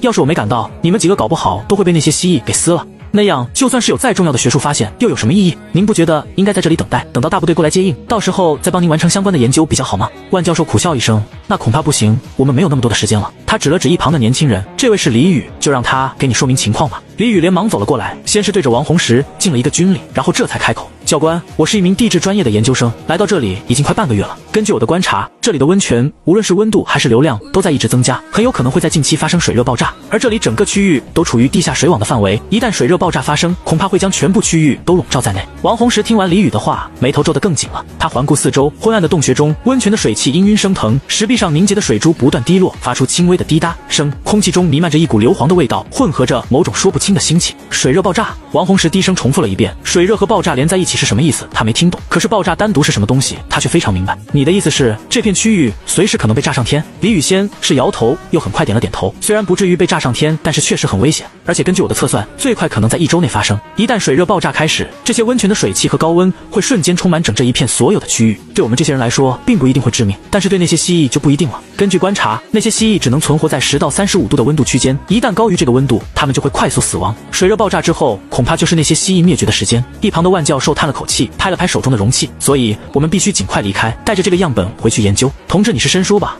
那么你肯定知道未来我们可能会面对什么，我们必须抓住一切可以提升我们力量的机会，只有这样才能战胜那个绝望的未来。这东西有可能会大大提升我们的科技，让我们的实力得到巨大的提升，绝对不能让他们就这样无声无息地消失在这里。这时一直没有开口的2位战士也走了过来。我们不懂万教授说的东西，可是我们看得出来他的态度。其中一名战士从怀里取出了一张纸条，这是万教授提前写好交给我们每个人的，上面写了他的猜想。他还说，一旦样品到手之后，万一被围住了，就不要管他，带着样品想办法冲出去，这比什么都要重要。只要我们任何一个能够把样品带出去，交到大部队手里，他就算是死在了那些蜥蜴手里，那也是笑着的。说着说着，这位战士的眼睛有些红了。先前我们不答应带他出去，他就说他自己去，甚至还想要跪下来求我们，他还一直交代我们不要管他的死活。样品最为重要，我们万教授王红石接过那张皱巴巴的纸条，上面密密麻麻写满了公式和数据，还有一些他完全看不懂的专业术语。纸条最下方那行潦草的字迹却写得格外清晰：此物或可改变人类命运，请务必带回交予指挥部门。万教授此时也挤了过来，他一脸期冀地看着王红石，这位同志，那些写在各个地方的提示就是你留下的吧？多亏了那些提示，我们几个才能活到现在，真不愧是申叔，就是厉害。同志，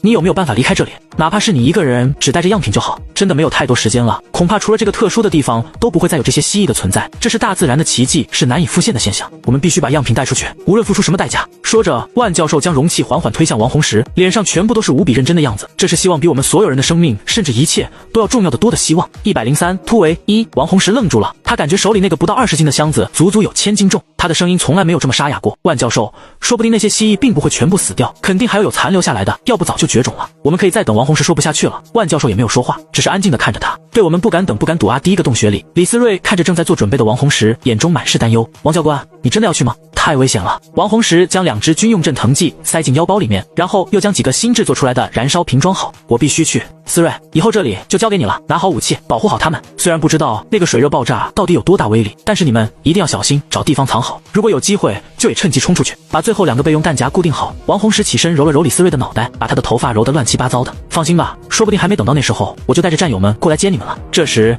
一直没开口的庄一凡走了过来，他一脸的忧虑。王教官，能不能不去？我有非常不好的预感，真的。放心吧，没事的。见王红石还是坚持，庄一凡急了，我的预感从来没有出错过，我真的有非常不好的预感。你要是去了，庄一凡话没有说完，不过所有人都明白了他的意思。王红石没有回答，只是笑着拍了拍他的肩膀，便准备转身离开。老王，这个你带着。甘振华将他的最后一根烟塞进了王红石的怀里，活着出去完成任务，我还等着你还我一包烟呢。王红石伸出拳头与甘振华碰了碰，便直接跳进了水潭。东子、党生，你们准备的怎么样了？王红石回到了万教授他们所在的洞穴。此时2位军人也早已完成了最后的准备。身体比较强壮的东子背着装着样品的盒子，王党生带着另一个空盒子备用。王队都完成了，随时可以出发。王红石点点头，来到李宇和万教授旁边。事关重大，我们就不留人在这里保护你们了。李宇，万教授就靠你了。一旁的李宇抱着步枪，虽然脸色有些发白，可还是用力的点了点头。万教授紧紧地握住王红石的手，同志，一定要把样本带出去，不用管我们，我这把老骨头只能当个累赘，全靠你们了。他把一个笔记本递给王红石，这里面是我这段时间所有的猜想和验证，可以的话帮我交给国家。你就放心吧，保证完成任务。王红石对着万教授敬了一个军礼，出发。他转身对着东子2人说道。3人小心翼翼离开山洞，不知道是不是因为温度更高了，现在温泉附近基本没有任何蜥蜴出现。王红石用手比着山洞判定了一个方向，这是李宇告诉他的，按照温泉的分布和水流，那边最有可能是离开这个山谷的方向。3人组成标准的战术小队，王红石打头阵，东子背着装有样本的金属箱紧随其后，王党生负责断后，这样可以随时确认方向，防止走偏。每隔一段距离，王红石还会留下一个记号，帮助他们固定方向。随着离温泉越来越远，周围渐渐地出现了蜥蜴活动过的痕迹。不对头，王红石比了个手势，示意小队停下。远处的岩石上，几只鬣蜥正伸长了脖子，四处张望着，它们头顶的冠状器官也在不停地闪烁着。其中一只器官闪烁的速度最快的鬣蜥，它面对的方向明显就是小队所处的位置。被发现了？为什么？一滴冷汗从王红石太阳穴滑落，他保持绝对静止的姿势，远远地看着那只鬣蜥。鬣蜥头顶上的闪烁越来越快，它甚至开始向着小队所处的位置爬了过来。该死，到底是什么问题？为什么这么远就会被发现？王红石飞快地思考着一切，左手慢慢向着腰间的燃烧瓶那里摸去。突然，他想到了问题所在。东子，立即关掉盒子的电源，快！他压低声音对着后方的东子命令道。虽然东子不明所以，不过立即按照他的命令关掉了盒子的电源。这时，那只一直在靠近的鬣蜥动作明显慢了下来，头顶的冠状器官也不再发出闪烁，它也开始和其他鬣蜥一样四处张望起来，最后往另一个方向爬了过去。果然是这样。这些东西对于大一点的电信号非常敏感，任何启动的电动设备都有可能吸引他们的注意力。想到这里，王红石不由有些后怕，难怪这些东西喜欢追着一切发动的车辆，原来是这个原因。幸好为了方便行动，外骨骼早就被他们弃之不用，不然恐怕出来就被围了。王队，现在怎么办？东子焦虑地看着王红石，压低声音问道。关闭电源后，样品最多只能维持半个小时的活性。没事，这个可以等我们走到外围了再说，到时候想办法再抓一只就是。我问过万教授了，知道该怎么取样品。王红石深吸一口气，示意小队继续前进。他们贴着岩壁，尽量避开视线被遮挡住的地带，每一步都走得极为谨慎。很快，大半天的时间过去了，他们已经走出了很远的距离，附近已经没有太多的山洞和温泉的迹象，只有看不到尽头的各种岩堆。当他们走到一处开阔地带的时候，眼前的一幕让他们都呆住了。这里的蜥蜴群落密度大的惊人，甚至一块岩石上面就能看到5、6只蜥蜴挤在一起。王红石的心沉了下去，眼前的情况比预想的还要糟糕，蜥蜴的数量远超预期，几乎把路挡得水泄不通。这一片似乎是蜥蜴的巢穴，至少绵延几百米的样子，周围是岩壁和断崖，想要绕过去不知道得花多少时间。104，生与死的界限，王队我们怎么办？看到眼前的景象，东子2人也呆住了。这种密度根本就不可能挤过去，一旦不小心在兽群中引发攻击，我们逃都没办法逃。要不我们绕路吧？东子指了指另外一边的方向，那是远处的一大片石林，看上去似乎蜥蜴不多的样子。王红石看了看东子指的方向，摇了摇头，不行，太远了，而且那边的环境过于复杂，我们很难在没有任何导航工具的前提下确认方向，到时候很容易就迷路在里面，我们的时间和物资都经不起那样的浪费。王红石努力地思索着，想要找到一个破局的办法。用火不行，手里的燃烧弹就那几个，根本不可能燃起太大的火海，这里湿度太大，短时间想找到足够的燃料根本就不可能。用燃烧瓶的材料弄个火环套着冲过去也不行，这些东西虽然怕火，可是也焰火，万一发疯了会不顾一切的把火焰堆灭，到时候还是死路一条。想办法把这些东西引开，还是不行，周围到处都是这玩意儿，一瞬间就会被他们给围死，难不成只能绕路了？而就在这个时候，一直没有说话的王党生突然有了动作，他先是把手里的步枪递给了王红石，又取出自己的补给交给东子，最后还从怀里摸出来一个朴素的荷包，连同自己的手环一起将其放在王红石的手里。队长，请你帮我把这个带回去，可以的话交给我娘，就说孩儿不孝，不能陪在他老人家身旁了。等等，党生，你要干什么？发现不对的王红石连忙伸手去拉他，可是却扑了个空。王党生已经往后面退了几步，他对着2人敬了一个军礼，随后便往另一个方向狂奔而去。周围的蜥蜴立即发现了新的猎物，他们开始向着王党生的位置爬了过去。也就在这个时候，王党生将背着的备用盒子抱在怀里，打开开开关，直接将功率推到最大。顿时，方圆100米所有的蜥蜴一瞬间全部立起了脖子，它们头顶上的冠状器官闪成了一片，开始全部向着王党生的位置飞快地冲了过去。来吧，你们这群畜生，老子不怕你们！来啊，都给老子过来啊！他一边喊着，一边还抱着盒子飞快地奔跑着，把涌过来的蜥蜴群引到更远的地方，直到被其他方向围过来的蜥蜴堵住了为止。队长，你们快走，去完成任务！王党生的声音戛然而止。至于下蜥蜴啃咬东西的咔嚓声从已经叠成了一堆的蜥蜴群里面传了出来。走，不能浪费这个机会！王红石把荷包塞进自己怀里，死死地咬住自己的嘴唇，强忍着悲痛，拉起东子向前冲去。两人趁着蜥蜴群被王党生吸引的空隙，迅速穿过原本被堵死的路径，耳边还能听到远处蜥蜴群撕咬的声响，可他们不敢回头，只能拼命地向前跑。东子的眼眶通红，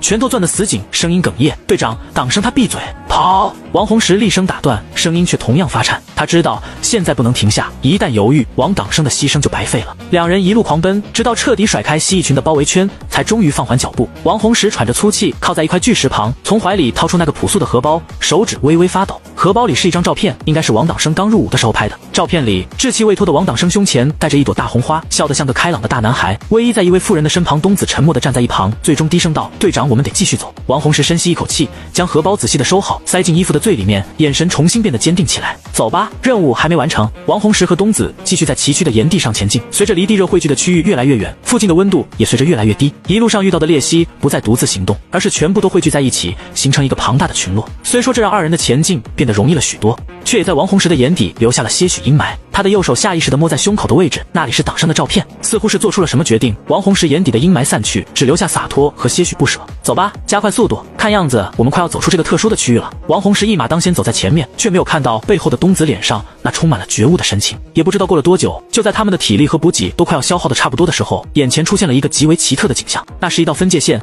两边的土壤和植物完全不一样，一边就是他们周围那些低矮而又扭曲的植物，而另一边却是无比的正常。在交界线的一侧，有一个超大型鬣蜥群落正懒懒散散地趴在一起，就在距离交界线大约200米的地方。交界线的另一侧，起码凭借他俩的目光所及，并没有任何一只鬣蜥的存在。两人先是小心翼翼地绕开那个蜥蜴群落，缓缓地来到了另一侧，然后这才蹲坐在地上休息起来。另一侧的蜥蜴似乎发现了两人的存在，可是仅仅伸了伸脖子，并没有其他任何反应，就仿佛对他们不感兴趣了一样。王红石看了看手环，虽然还是花瓶的，但是花瓶的程度好了很多，看来到这里地磁异常的程度就开始减轻了。那些东西应该不会到这边来。东子，休息休息，一会儿我们想办法引一只蜥蜴过来，宰了它当做样品，在这边应该就可以放心的使用箱子了。王红石的声音里面带着些许庆幸，说不定可以不用走到最后一步了。说着，他还特意打开了箱子的开关。果然，即便是把功率开到最大，那些蜥蜴也只是四处张望，根本对这边的二人没有丝毫的兴趣。105，狼烟稍作休息，两人就开始计划捕捉蜥蜴的办法。可是无论他们如何引诱那些蜥蜴，他们都是一副不为所动的样子。只有当他俩冒险接近到一定程度的时候，那些东西才会倾巢而出，但是也不会追远。队长，这样下去不行啊！东子喘着粗气，看着一旁的王红石，这些蜥蜴根本不会单独出来，数量多了我们又扛不住。没事，我们再想想办法。王红石抹了把额头的汗，眯着眼睛看着远处的蜥蜴群。这一次我去吸引他们的注意力，把他们引过来，你在这边等着，等到蜥蜴靠近到一定距离以后，直接开枪打伤一只试试。还是我去引你来开枪吧。东子有点不好意思，我对自己的枪法没信心，要是把那东西打烂了就没意义了。王红石拍了拍东子的肩膀，咧嘴一笑，那行，那这次换你来当诱饵，不过记住别靠太近，就往这边跑，听到枪响就加速冲过来，保证完成任务。随后王红石在附近找了一个视野开阔的地方架好步枪，东子缓缓地往蜥蜴群那里摸了过去。当他靠近那个距离临界点的时候，蜥蜴群一下子安静下来，然后向着他的方向冲了过来。东子拔腿就跑，蜥蜴群在后方穷追不舍。为了不让他们很快退回去，东子还特意控制了自己的速度，保持着与蜥蜴群的距离。再近一点，再近一点。王红石屏住呼吸，手指稳稳地搭在扳机上。他透过瞄准镜紧盯着蜥蜴群前方一只体型稍大的个体，他的头顶的冠状器官格外艳丽，应该是个好目标。就在蜥蜴群距离东子不到10米时，王红石扣动了扳机，砰！子弹精准地击中了那只蜥蜴的后腰，腾起了一团紫色的血雾。随后那只蜥蜴开始在地上翻滚起来，却怎么也站不起来。另一边，听到枪声的东子立刻加快了速度，很快便拉开了与蜥蜴群的距离。蜥蜴群渐渐停止了追击，开始往一开始的位置退了过去。王红石从瞄准器里盯着先前那只蜥蜴倒地的位置，如今密密麻麻的蜥蜴覆盖在周围，他已经找不到那只受伤的蜥蜴了。东子气喘吁吁地跑回他身边，队长，成功了吗？王红石摇了摇头，他已经有不好的预感了。果然，当蜥蜴群全部撤退之后，那个地方什么都没有，只有一小片还沾着些许血迹的地面。那些蜥蜴恐怕把受伤的成员直接当成了食物。该死，行不通！王红石皱起了眉头，时间已经不多了，也不知道离水热爆炸还有多少时间，不能再拖了。他咬咬牙，暗中下定了决心，正准备对东子交代几句，就看到东子也和党生一样，把自己的手环递了过来。队长，我知道你想要做什么，还是我来吧。我就是个普通的新兵，除了有一膀子力气，别的啥都不会。你让我自己想办法突围出去，那真的是难为我了。王红石盯着东子递来的手环，喉咙发紧。他比谁都清楚这意味着什么。东子打算像党生一样，用自己的命换一个取得样品的机会。胡闹！王红石想把手环推出去，我是队长，听我的安排。可是东子却死死地按住了他的手，力气大得惊人。队长，任务要紧，没时间了。东子和王红石一前一后往蜥蜴群那边摸了过去，两人之间差不多相隔20米的距离，眼看着快要进入蜥蜴群的警戒范围了。东子突然停下脚步，他认真地看着身后的王红石，举起右手，进了一个端端正正的军礼。队长，我走了，请你一定要完成任务。东子的声音里面还夹带着些许颤抖，可是却异常的清晰。说完，他就径直走入了蜥蜴的警戒区。无数的蜥蜴再一次向着东子扑了过来，不过这一次他却没有逃跑，而是摆出姿势，反握着匕首对着他们，同时将一针军用镇疼剂扎在自己的脖子上。速度最快的几只蜥蜴已经扑了过来，对着东子发动了攻击。可是任凭蜥蜴如何撕咬，东子只是对着其中一只挥下了匕首，他将那只蜥蜴的头冠连带着脑袋一起切了下来，然后拼尽全力丢往了王红石的位置。队长，快走，去完成我们的任务！东子嘶吼的声音从越来越多的蜥蜴群里面传了出来。王红石捡起蜥蜴的脑袋，最后看了一眼那个已经快要消失在蜥蜴群里的身影，不敢有任何的停留，直接往界限的另一端跑了过去。燧人3276营地，新的搜索队员刚刚出发。作为离这一个异常区域最近的营地，燧人3276弹负起了对其进行搜索的责任。由于这片区域根本没办法使用无人机，稍微深入一点，就连联络都做不到，他们只能采用最笨的办法，在外围放置一个探空气球作为定位坐标，以小队的规模一点一点往里面搜索。林一飞正带着自己的小队前往第3个区域，3人一组分散式搜索，注意安全，不要过于深入。这片区域我们还没有办法使用联络装置，以外面的探空气球为限，一旦看不清楚它的所在位置，立即停止搜索退回来。都听清楚了吗？林一飞喊道。明白。很快，队员们便准备组成小组，按照一开始分好的方向分散，开始探索。这时，其中一名队员突然指着远处的天空喊了起来：“队长，你看，狼烟！”林一飞连忙往他指的方向看去，果然看到了3道正在缓缓升起的狼烟，一粗两细，那是申叔队员约定好的暗号。重大发现以及10万火急，看狼烟样子，距离并不是太远。林一飞立刻做出了决定，全体注意！林一飞的声音骤然拔高，立即组成战斗队形，向狼烟方位全速前进。注意保持警戒。106，任务完成。林一飞带领着小队成员在嶙峋的岩石间快速穿行。为了提高速度，他们甚至放弃了不方便移动的支援车辆，而是打开了外骨骼的全功率模式步行前往。队员们默契地保持着3角队形，远处那3道狼烟在灰暗的天空中格外醒目，时不时传来的几声熟悉的枪声更是让他们的心都揪了起来。随着越来越接近狼烟的位置，前方侦察兵打出警戒手势，所有人立即蹲伏隐蔽。林一飞快步走到最前方，放下头盔上的战术护镜，观察了起来。被拉近的画面中是让他呼吸为之一闭的场景，在狼烟所处的位置，一位全身上下已经被血迹糊满，几乎都快看不清衣服本来颜色的战士正倚靠在一棵大树前面，举着枪射击着那些被狼烟和血腥味吸引过来的凶兽。立即清场，救人！随着一声令下，早已按耐不住的队员们顿时冲了出去。A 组掩护， B 组立即救人！林一飞大喊道。他注意到那个发现他们出现的战友的枪声已经停止，握枪的手正无力地垂落下来。医疗兵王磊第一个冲到树下，还有呼吸！他大喊着，撕开伤者被血浸透的军服，却又愣在了原地。伤者身上遍布着大大小小的伤口，有些都已经开始溃烂，在靠近胸口的地方有一道巨大的新的撕裂伤，可是却看不到多少血液渗出来。兄弟，不用管我早就没救了。王红石拼命地睁开了眼睛，用虚弱到极点的声音缓缓地开口：“看到那个定位气球，我就知道你们一定在附近。你们果然来了，太好了！那里！”他用尽最后的力气抓住王磊的手，指了指一旁一个被浮土覆盖的位置。这时，林一飞他们也完成了清场，迅速围了过来。后面就靠你们了，要快！随后，王红石的脑袋慢慢地垂了下去，再没有任何的动静。王磊的手在王红石的颈动脉上停留了几秒，最终缓缓收回，沉重地摇了摇头。他走了。林一飞沉默地摘下头盔，身后的队员们也纷纷低头致意。随后，林一飞戴上头盔，立刻把东西取出来，会让战友这样舍命保护的，绝对不是什么一般的东西。小心点，千万不要造成损伤。很快，在王红石所指的位置，一个盒子被挖了出来，盒子上面放着2枚手环，还有一个荷包和2本册子。他还特意把身上那只香烟撕碎了，丢在上面，防止虫子接近。队长，你看，一名队员把2本沾满了血迹的册子递到林一飞手里，只是翻开册子，略微看了几眼，林一飞的手就猛地一颤，瞳孔剧烈收缩。所有人带上我们的兄弟，立即返回营地，快！燧人网络紧急线上会议。2本册子的扫描件已经分发给了指挥部的每一个人，其中1本是万教授的研究笔记，另1本是王洪石沿途画的战术地图。那个特殊的器官已经交由专家测试，目前给出的结论是符合常温下超导体的可能是 98.62%， 基本可以确认无误。时间紧急，30分钟内给出一个确实的行动计划，立即展开行动。秦野率先开口了。根据王洪石的笔记记录，他走出那片区域用了超过4天的时间，其中离开蜥蜴聚集的区域以后就用了3天。按照地图推断，即便是算上他的状态不好和环境不熟的前提，那片区域离最近的燧人据点也有超过100公里以上的距离。再加上那里地磁异常，我们没办法开直升机过去，只能走陆路。那个区域车辆也很难开进去，光凭3276据点的人手，很难在时限内赶到并获取大量样本。这是3276据点的指挥官杨缺，人手已经在从附近的营地调派，我们动用了附近1半以上的重型直升机，3个小时之内将会有超过1000名战士前去支援你们。你们的任务就是先行进入区域，按照战术地图的提示开路，并建立前进营地。速度要快，听明白了吧？是，保证完成任务。3276据点的指挥官随即下线报告，我们这边的专家组有一个建议。1号营地指挥官李强表示有话要说。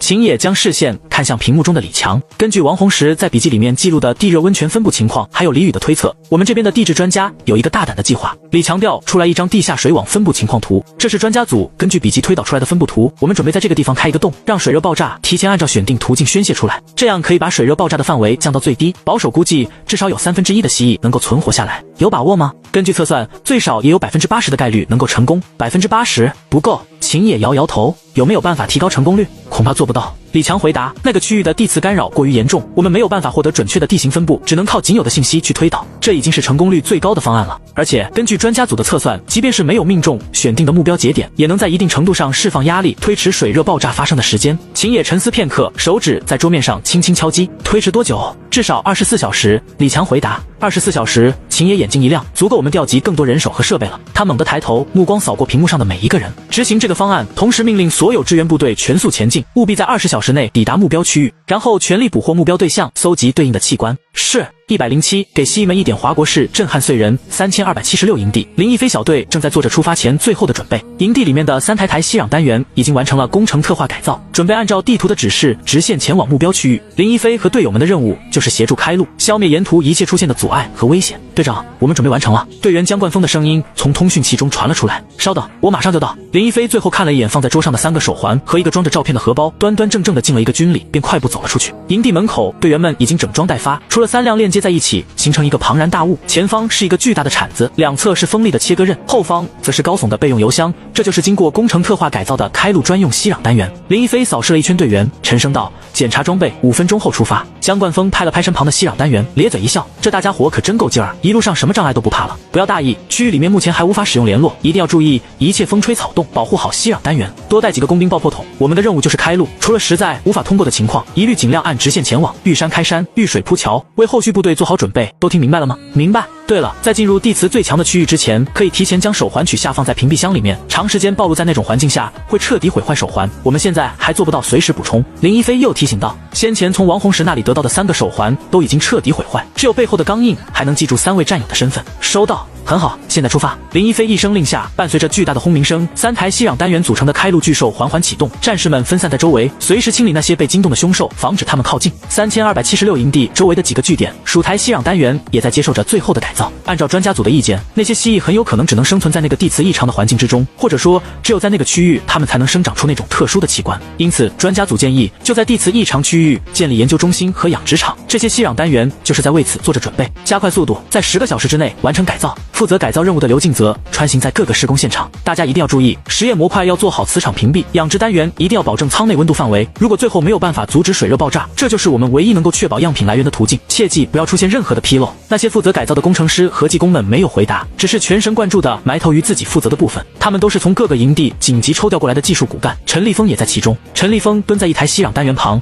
手中的焊接枪喷吐着蓝色的火焰，精准地将一块磁场屏蔽板固定在实验模块的外壳上。汗水顺着他的额头滑落，在高温下迅速蒸发。他眯起眼睛，透过防护面罩检查焊缝的质量，确保没有丝毫缝隙。不远处，几名工程师正在安装紧急冷却系统。如果因为水热爆炸使养殖舱内部温度超过临界值，这套系统能在3秒内释放冷却液，迅速降温，以避免内部温度过线的风险。所有人注意！刘敬则提高了声音，养殖单元的隔离层必须完全密封，任何微小的泄漏都可能导致样本死亡，我们承担不起这样的损失。这时，他肩膀上的通信系统响了起来，情况怎么样？能不能按时完成任务？请指挥部放心，按照目前的进度，我们将在8个小时以内提前完成改造，届时就可以出发。很好，切记绝对不能因为抢进度导致出现纰漏，一丝一毫都不行。是，保证完成任务。燧人2537营地，这里是离目标区域最近的一处火力支援据点。此时也是一片繁忙的景象，3辆 WS3 型火箭炮正在做着最后的调试，他们都已经换好了穿地高爆弹头，负责完成这一次的开动任务。负责这一次任务的是指挥官秦于飞，作为援华国远程部队王牌指挥官之一，他已经将 WS 系列玩到了出神入化。此时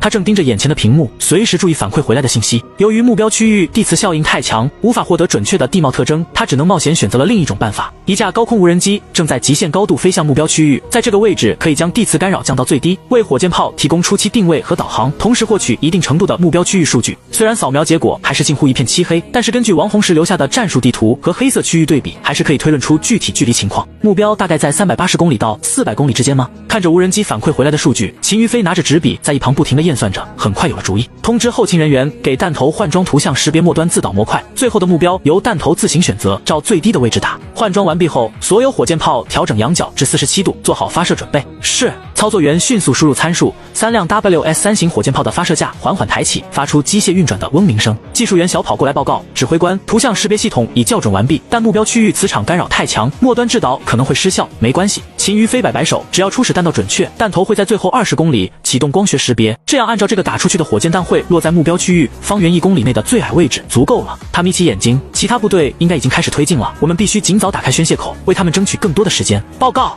，1号炮准备完毕，2号炮就位，3号炮装填完成，发射。108，出来混是要还的。地磁异常区域，甘振华抹了一把脸上的汗，举起右手给自己扇起风来。自从2天前山洞里的温泉的温度就开始直线上升，他们就不敢再留在洞里面了。如今水温已经超过了70度，连带着周围的温度都高了很多。好在那些蜥蜴也受不了这里猛涨的气温，提前离开了周围区域，即便是没有温泉的阻碍，倒也还能算得上安全。也不知道王兄弟他们现在怎么样了。甘振华从怀里摸出一包早已空掉的烟盒，放在鼻子前面猛吸了一口，这才又将其放了回去。甘大叔，周围确实没有任何蜥蜴存在的迹象了，我按照王教官给的地图找到了万教授他们。这时从一旁传来了李思睿的声音，甘振华往声音传来的方向看去，只见李思睿背着步枪，一身的汗，后面跟着一位老人和一个年轻人。这2位是万教授和李宇，就是王教官先前说的那2个人。趁着现在周围还算安全，我就去把他们也接过来了，大家凑一起商量商量，也好定个计划。欢迎欢迎！甘振华连忙迎了上去，将3人带回他们准备的临时窝棚里面。等到安置好2人，他一脸赞叹地看着李思睿，好啊，丫头像个真正的战士了。另一边，庄一凡也背着一个新的背包赶了回来，这段时间都是他负责去周围找点物资。不得不说，这小子的第6感还真有点东西，硬是让他找到了好几个被剩下的背包。庄一凡一进窝棚就大口大口地喘着气，不行，我们必须马上离开这里，我的感觉越来越差了，恐怕留在这里只有死路一条。一旁的李宇也是一脸的愁容，地热的增长幅度超出了我的预期，按照这里的水温判断，恐怕这一次的水热爆炸会非常剧烈，周围的温度很有可能突破60度，我们留在这里确实必死无疑。那我们怎么办？冲出去？甘振华问道。先不说那些蜥蜴并没有离开太远的距离，就算是没有那些蜥蜴，你能确定我们能够走出水热爆炸的范围吗？万教授也在一旁苦笑道，要是能走，你们几个赶紧离开，我这把老骨头是实在走不动了，把这个带上就好。说着他把一个新的小册子递给了李宇，这里面是我这几天新的研究成果，只要能把这个带出去我就满足了。万教授，这李宇看着眼前的老人不知道该怎么开口。就在这个时候，一阵尖锐的呼啸声从众人头顶的天空中传了下来。什么东西？众人连忙从窝棚中出来，就看到天边有3道火线带着呼啸声划破长空，朝着视线的尽头坠落下去。是流星还是导弹？庄一凡瞪大了眼睛，下意识就要往地上趴。不对，甘振华一把拉住他，这声音太明显了，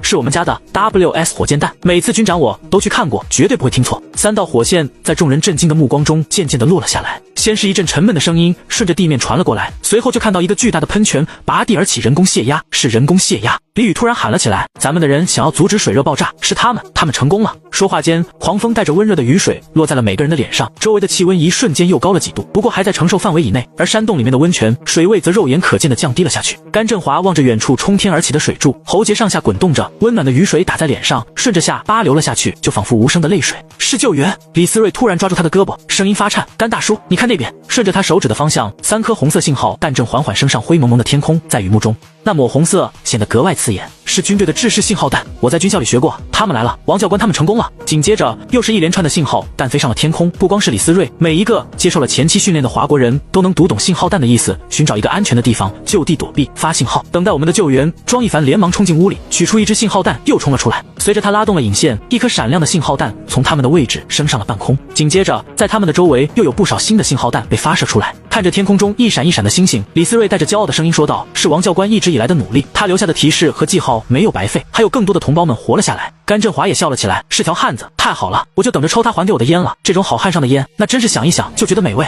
好了，都别废话了，赶快回去躲着。虽然蜥蜴是不可能过来了，可这雨水冲多了，还真有点烫。另一边，一条笔直的大路也逐渐修到了那条边界线的门口。随着一声巨响，最后一排大树被掀翻倒地，一个庞然大物冲了出来，让边界线这边本来就骚动不已的蜥蜴群变得更加混乱。报告，现已发现目标，是否进行下一步计划？侦察兵快步跑到林一飞面前汇报，已经可以目视到大量目标聚集在前方，请指示。林一飞看了看不远处的蜥蜴群，又看了看远方天空中的信号弹，还有那个巨大的喷泉。泄压计划已经成功，很快会有更多的蜥蜴会被赶到这边，先行清理掉面前的这一批，搜集材料并做好保管，等待后续部队到达再进行捕捉。注意不要损坏关键部位，行动起来。是。随着一声令下，早已按耐不住的战士们立即组成战斗阵型围了上去。密集的火力之下，在这片区域称王称霸的蜥蜴们遭遇了前所未有的灭顶之灾。仅仅10分钟的时间，整个群落就被清理了大半，剩下的则都仓皇逃窜到了深处。大量装载着保管箱的车辆顺着开辟好的道路行驶过来，开始搜集蜥蜴身上的冠状器官。109，王洪石的信从远方传过来的枪声和轰鸣声持续了很长一段时间。甘振华他们一直藏在窝棚里面，既激动又有些担心。不过好在，除了周围的积水越来越多以外，温度并没有继续大幅度提升。远处的大喷泉还在持续，完全看不到丝毫减弱的迹象，这让李宇更加后怕了。地下水网无论是能量积蓄还是规模，都比他预想的要大得多。如果不是被泄压了，他们绝对必死无疑。就在这时，远方又是3颗信号弹升上了天空，一红二绿，挂在天边不停的闪烁。救援已到位，请标注自己的位置，等待接应。李思睿连忙点燃了早已准备好的信号烟，橙黄色的烟雾在雨中顽强的升腾而起，为搜救小队指明他们的位置。随着温度越来越高，周围已经没有任何蜥蜴的存在了，并不用担心吸引过来什么别的东西。没有过去太多的时间，雨幕中传来一阵急促的脚步声，一支全副武装的小队出现在他们的视野当中。他们全员身上都满是泥泞和紫色的痕迹，可是依然掩盖不住肩膀上的那一抹艳红。目标位置幸存者已经确认，迅速改变阵型，帮助他们准备撤离。李思睿连忙迎了上去，正准备说些什么，却被小队的队长阻止。如果不是什么非常重要的事情，就等到撤退之后再说，这里并不安全，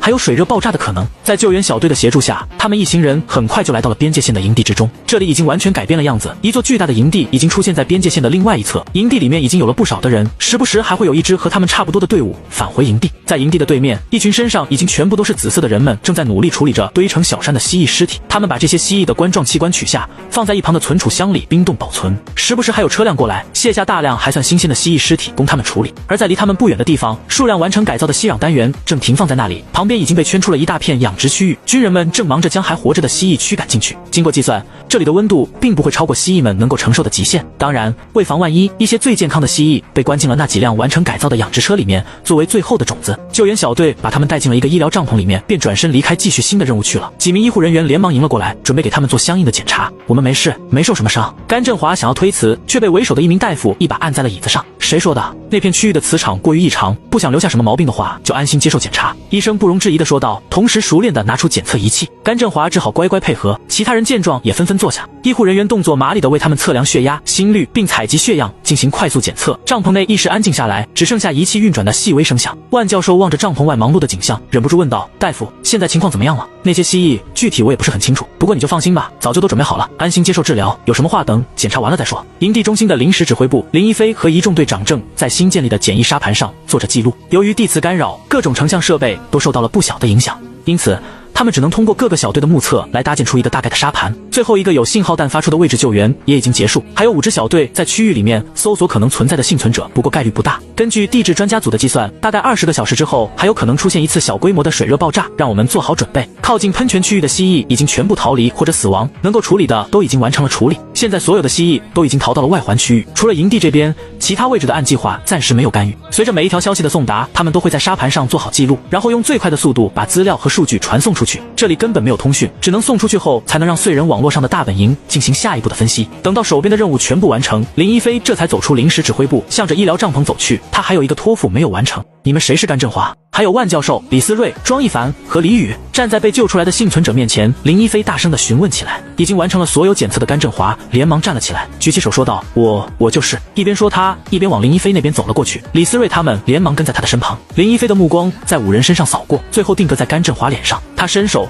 从怀中掏出一包烟，将其递给了甘振华。这是王洪石托我给你的，说是他答应给你的。甘振华接过烟，立刻就取出一支，不过并没有点燃，而是夹在鼻子下面闻了起来，脸上满是陶醉的神色。这英雄给的烟就是香。对了，王兄弟他还好吧？林一飞的表情微微一滞，随即垂下眼帘，声音低沉了几分。王红石同志为了保护样品突围，身受重伤，牺牲了他从怀里小心地取出了一页纸，那是王红石在笔记本上撕下来的，这是他留给你们的。说着，他把那页纸递给了甘振华。甘振华的手微微颤抖着接过那张纸，纸张边缘还带着血迹，他深吸一口气，缓缓展开，上面是王红石潦草却有力的字迹：老甘、万教授，各位，如果你们看到这封信，说明你们已经安全了。我答应过要把你们带出来，现在总算没有食言，别为我难过。那些样本和数据比我的命重要，他们关系到我们所有人的未来。老甘，烟我专门跟战友提了，如果有的话，一定会给你，省着点抽。万教授，您的研究一定要继续下去。小李，你是个好苗子，以后一定是个真正的战士。李宇，你的地质知识救了大家，以后也要坚持。庄一凡，你小子命大，以后别再靠着直觉冒险了。记住，活着的人要替死去的人多看几眼未来。可以的话，替我去看一眼故乡的云贵高原吧，我已经太久没有回家了。110西河基地与后续者燧人网络指挥中心报告，根据前进营地发送回来的消息，初步情况已经统计完毕，通讯员将从前线传递回来的信息迅速发送到了指挥部的每一个人手中。目前已经搜集蜥蜴相应器官8万多份，并且圈养蜥蜴3万只左右吗？不错。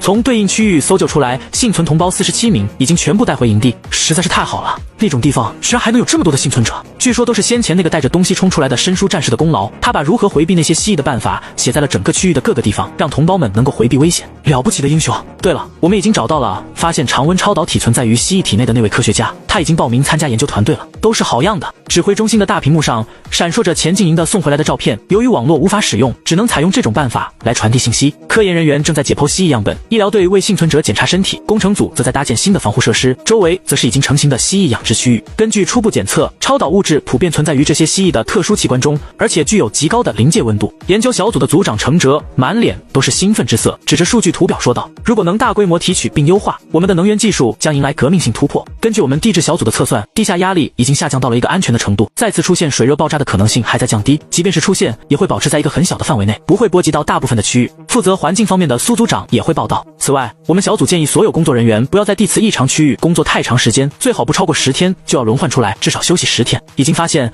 那里的地磁效应会对人体带来一定程度的影响了，这个影响还会随着时间增加而加剧，尤其是核心区域影响更是非常明显。这是负责医疗队伍的刘教授。地磁影响的具体症状是什么？总指挥秦野开口问道。刘教授调出一组脑部扫描图像，因人而异，短期暴露会导致头痛、失眠和轻微的方向感错乱，但最令人担忧的是他放大了图像，海马体和前额叶皮层出现微观结构变化，类似于长期暴露在强磁场中的效应，未来很有可能诱发老年痴呆和脑萎缩，那么将研究基地往后搬不行。秦野的话还没有说完就被程哲打断了，绝对不可以，那些蜥蜴不能离开那个区域，否则很快就会死亡，那些特殊器官也只有在那个区域里面才能保持最佳的活性，研究基地不能后撤，常温超导体提纯后可以运到后方进行下一步生产，但是初期工作必须在那个区域完成，更不用说还有蜥蜴的养殖，我们短时间很难人工合成那种物质，这就是唯一的来源，些许不适合未来可能出现的疾病罢了。比起那些英雄的表现，又算得了什么？秦指挥，我们现在最缺少的就是时间。秦也皱起了眉头，看着屏幕中的研究组的成员们真挚的目光，不光是组长程哲，差不多每一个组员都是一样的表情。半晌，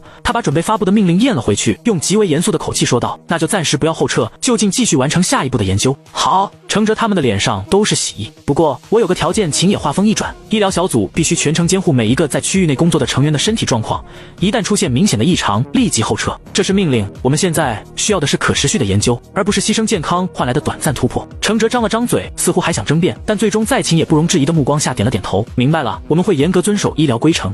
那就好。秦野点点头。现在我以指挥部的名义宣布，将目标区域的等级提升到一类甲级，为目前最重要的基地之一。基地名称暂定为西河，周围的一切据点全力支援西河基地，无论是人员还是物资。工程组想办法扩宽与西河基地连接的道路，保证物资输送的畅通。技术组尽快解决信息通讯方面的问题，不能一直这样靠人力运送出来才能完成信息传递。抽取军中骨干，建立保卫队伍，那里面无法发挥我们无人战斗系统的优势，一定要小心。西河基地全力攻克常温超导体的提纯和制取，为后续相关研究提供物资支持。秦野的命令迅速传达下去，整个燧人网络中各个据点全部如同精密的齿轮般运转起来。工程组的重型机械连夜开赴西和基地外围，开始拓宽崎岖的山路。技术组在沿途架设有线中继站，尝试建立稳定的通讯链路，而医疗组则在基地入口处搭建起临时监测站，每个工作人员都要接受严格的脑部扫描。林一飞带着队友将整个基地周围全部武装的像是一个刺猬，而李思睿也成功报名加入，成为为了一名随军队医，而万教授则直接加入了研究队伍，成为了一名领军人物。李宇则加入了地质小队，随时注意环境的变化。甘振华凭借自己以往经营商会时对于物流管控的经验，成为了基地物资输送的指挥人员之一。就连庄一凡也报名参加了后勤保障人员的名单。只不过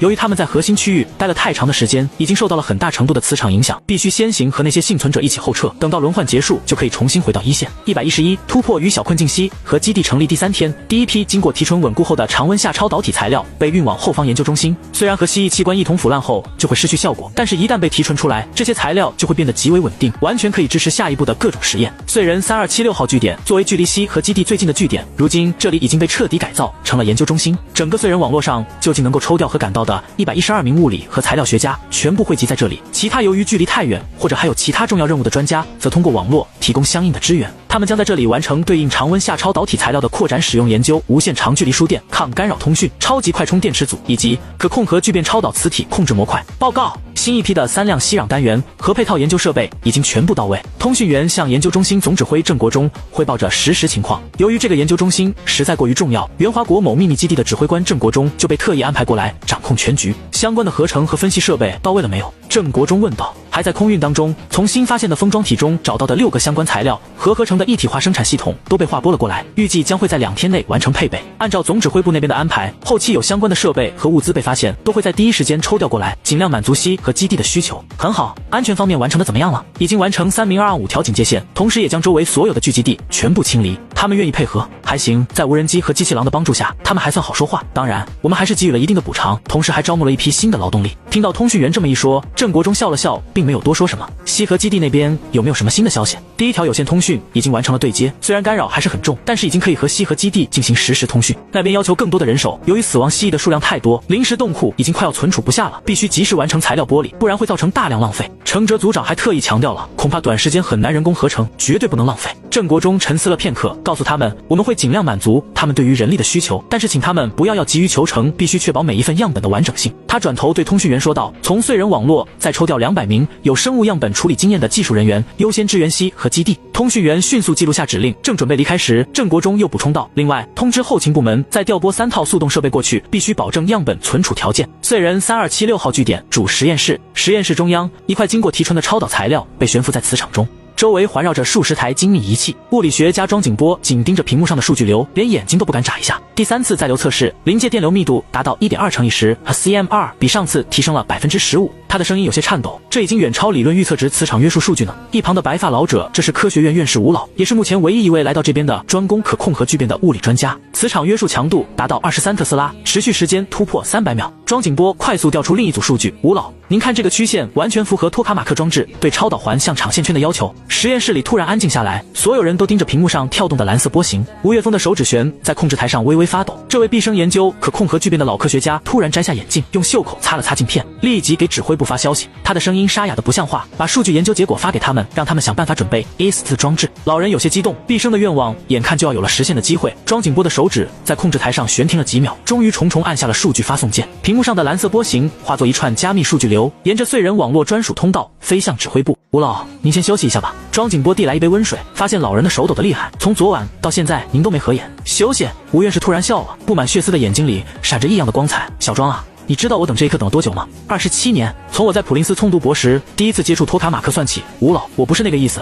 您还是先休息休息吧。虽然常温下超导体得到了突破，可是配套的其他设备真的不是那么快就能完成的，毕竟这里不是我们老家，不是吗？庄景波看着眼前激动的老人，只能这样说道。老人一愣，随后露出一丝苦笑，是啊，这里不是我们老家，不是想要一套 EST 装置没有那么简单，它很可能就不会在短时间的封装目录里面。从无到有建造一套，也不是我们现在能够做到的。老人叹了口气，不过很快又振奋起来。那我们就继续完成现在力所能及的研究，完成所有磁约束和传导模块的设计，等到 EST 装置完成，第一时间就可以进行下一步计划。燧人网络指挥中心，秦野他们很快就收到了研究中心传递过来的消息，已经确认了常温下超导体材料的稳定性比预想的还要好。按照吴老的说法，完全可以支撑我们一直以来的可控核聚变理论，只要提供一整套 EST 装置，它就能进行下一步的实验，甚至完成可控核聚变系统的整个设计。可是我们现在到哪里去弄一套 EST 装置？那东西根本就不在2阶段的封装目录里面。秦野露出无奈的神色，双眼注视着远方。他知道指挥部的计划，这些东西不可能在这个时间段就送过来，看来只能等待或者另想办法了。112家乡的准备蓝星某训练基地，王虎正在这里做着最后的准备。今天就是他穿越的日子。作为门神计划的负责人，他将和最后一批申书队员一起穿越。按照指挥部的计划，截止到现在，异界应该已经完成了初步的探索和布局，申书小队理论上已经完成了他们的使命，往后还会有玉垒队员携带新的封装体执行任务，但是申书小队将不会再有新的成员。老王，这次新的计划和布局就托付给你们了。李云舒拍了拍这个老战友的肩膀，作为洪阳平的老对手，他对王虎的能力再清楚不过，是最适合成为这个阶段过去完成兵力统一指挥的对象。不光是王虎，还有20名精挑细选的指挥人员也都肩负着差不多的任务。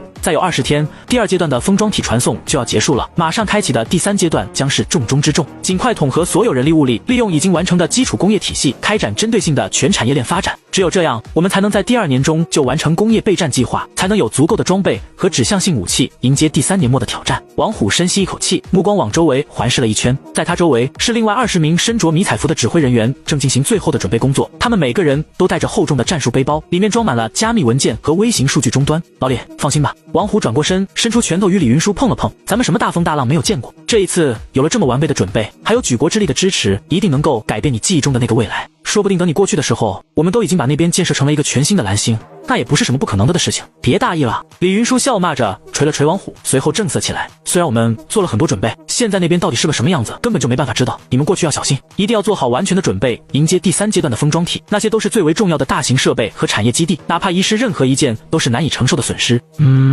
王虎很认真地点了点头。这时，从基地的一侧响起了熟悉的机械女声：“请注意，距离新的穿越时间还有30分钟，请所有人员确认自己的时间，完成最后的穿越准备。”好了，我们出发了，我在那边等你过来。一路顺风，战友。等到送走了王虎，李云舒迅速赶回了中书海。今晚这里还有一次极为重要的会议，特别会议室虽说还是坐满了人，可是很明显已经少了好几个熟悉的面孔。现在会议正式开始，中书再一次宣布会议开始。李云舒迅速调整状态，将注意力集中到眼前的议题上。根据最新的穿越数据统计，第2阶段封装体传送已完成87%，剩余部分将在20天内全部完成。万院长调出一组全息投影数据，第3阶段的大型设备和产业基地封装体已经准备就绪，都是些至关重要且短时间根本没有办法补充的。我们需要确保异界那边的接收工作万无一失。丁参谋长点点头。王虎他们过去后，首要任务就是整合现有力量，建立更加完善的指挥体系。按照计划，可以完成第3阶段的封装体接应。万院长继续说道，如果计划顺利完成，异界的基础工业体系已经初步搭建，但产业链仍不完整，必须尽快补全关键环节。我们根据已经完成传送的封装体的数量和内容，建立了模型，并试着加入了超过20%的随机损失，然后计算出了可能存在的薄弱环节，这一些将会在剩余20天内着重补充。很好，就照这样去做。中书肯定道，绝不能留下任何可能成为漏洞的薄弱环节，一定要做到100%的万无一失。国外现在的情况如何？他又看向现在负责这方面的董部长。按照我们目前搜集来的信息，现在全球基本上都已经处于一种平衡状态，各国都已经接受了事实，正在为穿越做着最后的准备。英家已经启动了末日珍珠链计划，还将天文数字的军火分散到了民间，他们的海外基地也都在全部撤回，同时还带走了大量的驻扎地的资源。红星联盟采用了和我们差不多的对策，他们也建立了自己的通讯回路和简易吸壤单元。他们叫它笼子，只不过产量方面还有点问题。白象目前还是一片混乱，不过据说也在以他们自己的风格做着最后的准备。北方联盟再一次互相签订了互助协议，具体能够起到多大作用，还要看未来的发展。其他各个国家也都有不同的应对计划，这里就不一一列举了。对了，英家他们在国联再次提出了一个新的全人类互助协议，希望我国能够签署。签？为什么不签？中书笑着回答，通知那边的代表完全可以签下来，不过需要补充一句具体的实施方案，将以我国在那边的具体情况为准。交代完毕，中书又看向了郝部长，他是在朱老前段时间穿越过去后接任他的位置的。国内的情况如何？目前来看，虽然随着穿越者的增多出现了一定程度上的混乱，但是还是处于可控的范畴。按照社科院的意见，我们根据李顾问的记忆专门制作了一些宣传电影，像是异界之战、华国人在异界的开拓、绝不后退等都取得了很不错的效果。总之，现在国内都攒着一股劲，想要等到穿越异界后将那股劲给完全发泄出来。很好，继续保持。中书的声音提高了几分，国内的稳定才是最重要的前提，这个一定要做到最好。明白。郝部长大声回答。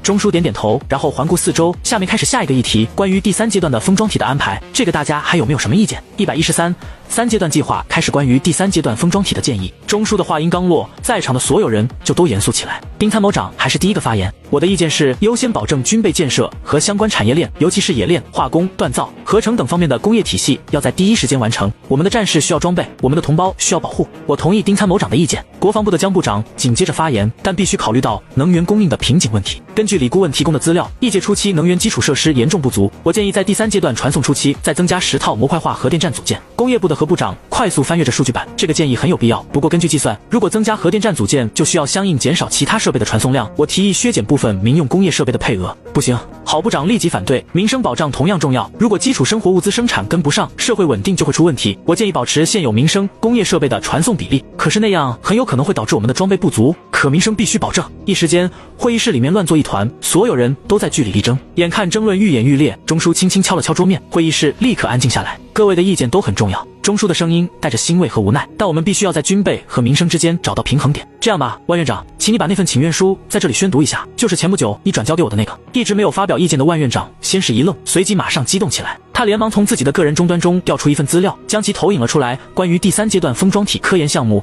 优先传送的请愿书至尊敬的决策委员会。我们科学院下属各研究所共计1287名科研工作者，经过充分讨论与联合审议，郑重提出本请愿书。在全面分析一届开拓战略及现有科研瓶颈后，我们认为当前部分重大科研项目受限于人员流失，甚至还在进一步加强，本世界资源、环境或技术条件短期内难以突破，但其长远价值不可忽视。若能在第3阶段封装体传送中优先纳入此类项目，借助异界可能存在的独特的物理条件、能源环境或未知资源，可能实现关键性突破，从而为人类文明整体发展提供战略级技术储备，包括且不限于 EAST 和 BEST 装置、二氧化碳淀粉合成、超长距离无线输电等。其中任何一项研究一旦能够取得实质上的进展，都会让我们在异界的实力得到飞跃的提升。备注：此版本已根据李顾问提供的异界相关资料做过推论和调整，确保可行性。看着眼前的请愿书，会议室里面一下子安静了下来。看看我们的科学家，大家有什么感想？钟书的声音在会议室里回荡，带着一丝感慨。丁参谋长沉默片刻，缓缓开口：这份请愿书确实出乎意料，但仔细想想，科学技术的突破往往能带来战略性的改变。如果我们能在异界实现无线输电技术，能源分配效率将大幅提升，军备和民生的矛盾也能得到缓解。江部长点点头，补充道：核聚变装置更是如此。异界的物理环境或许能让我们突破现有的技术瓶颈，一旦成功，能源问题将不再是制约因素。工业部的何部长眉头紧锁，可问题是，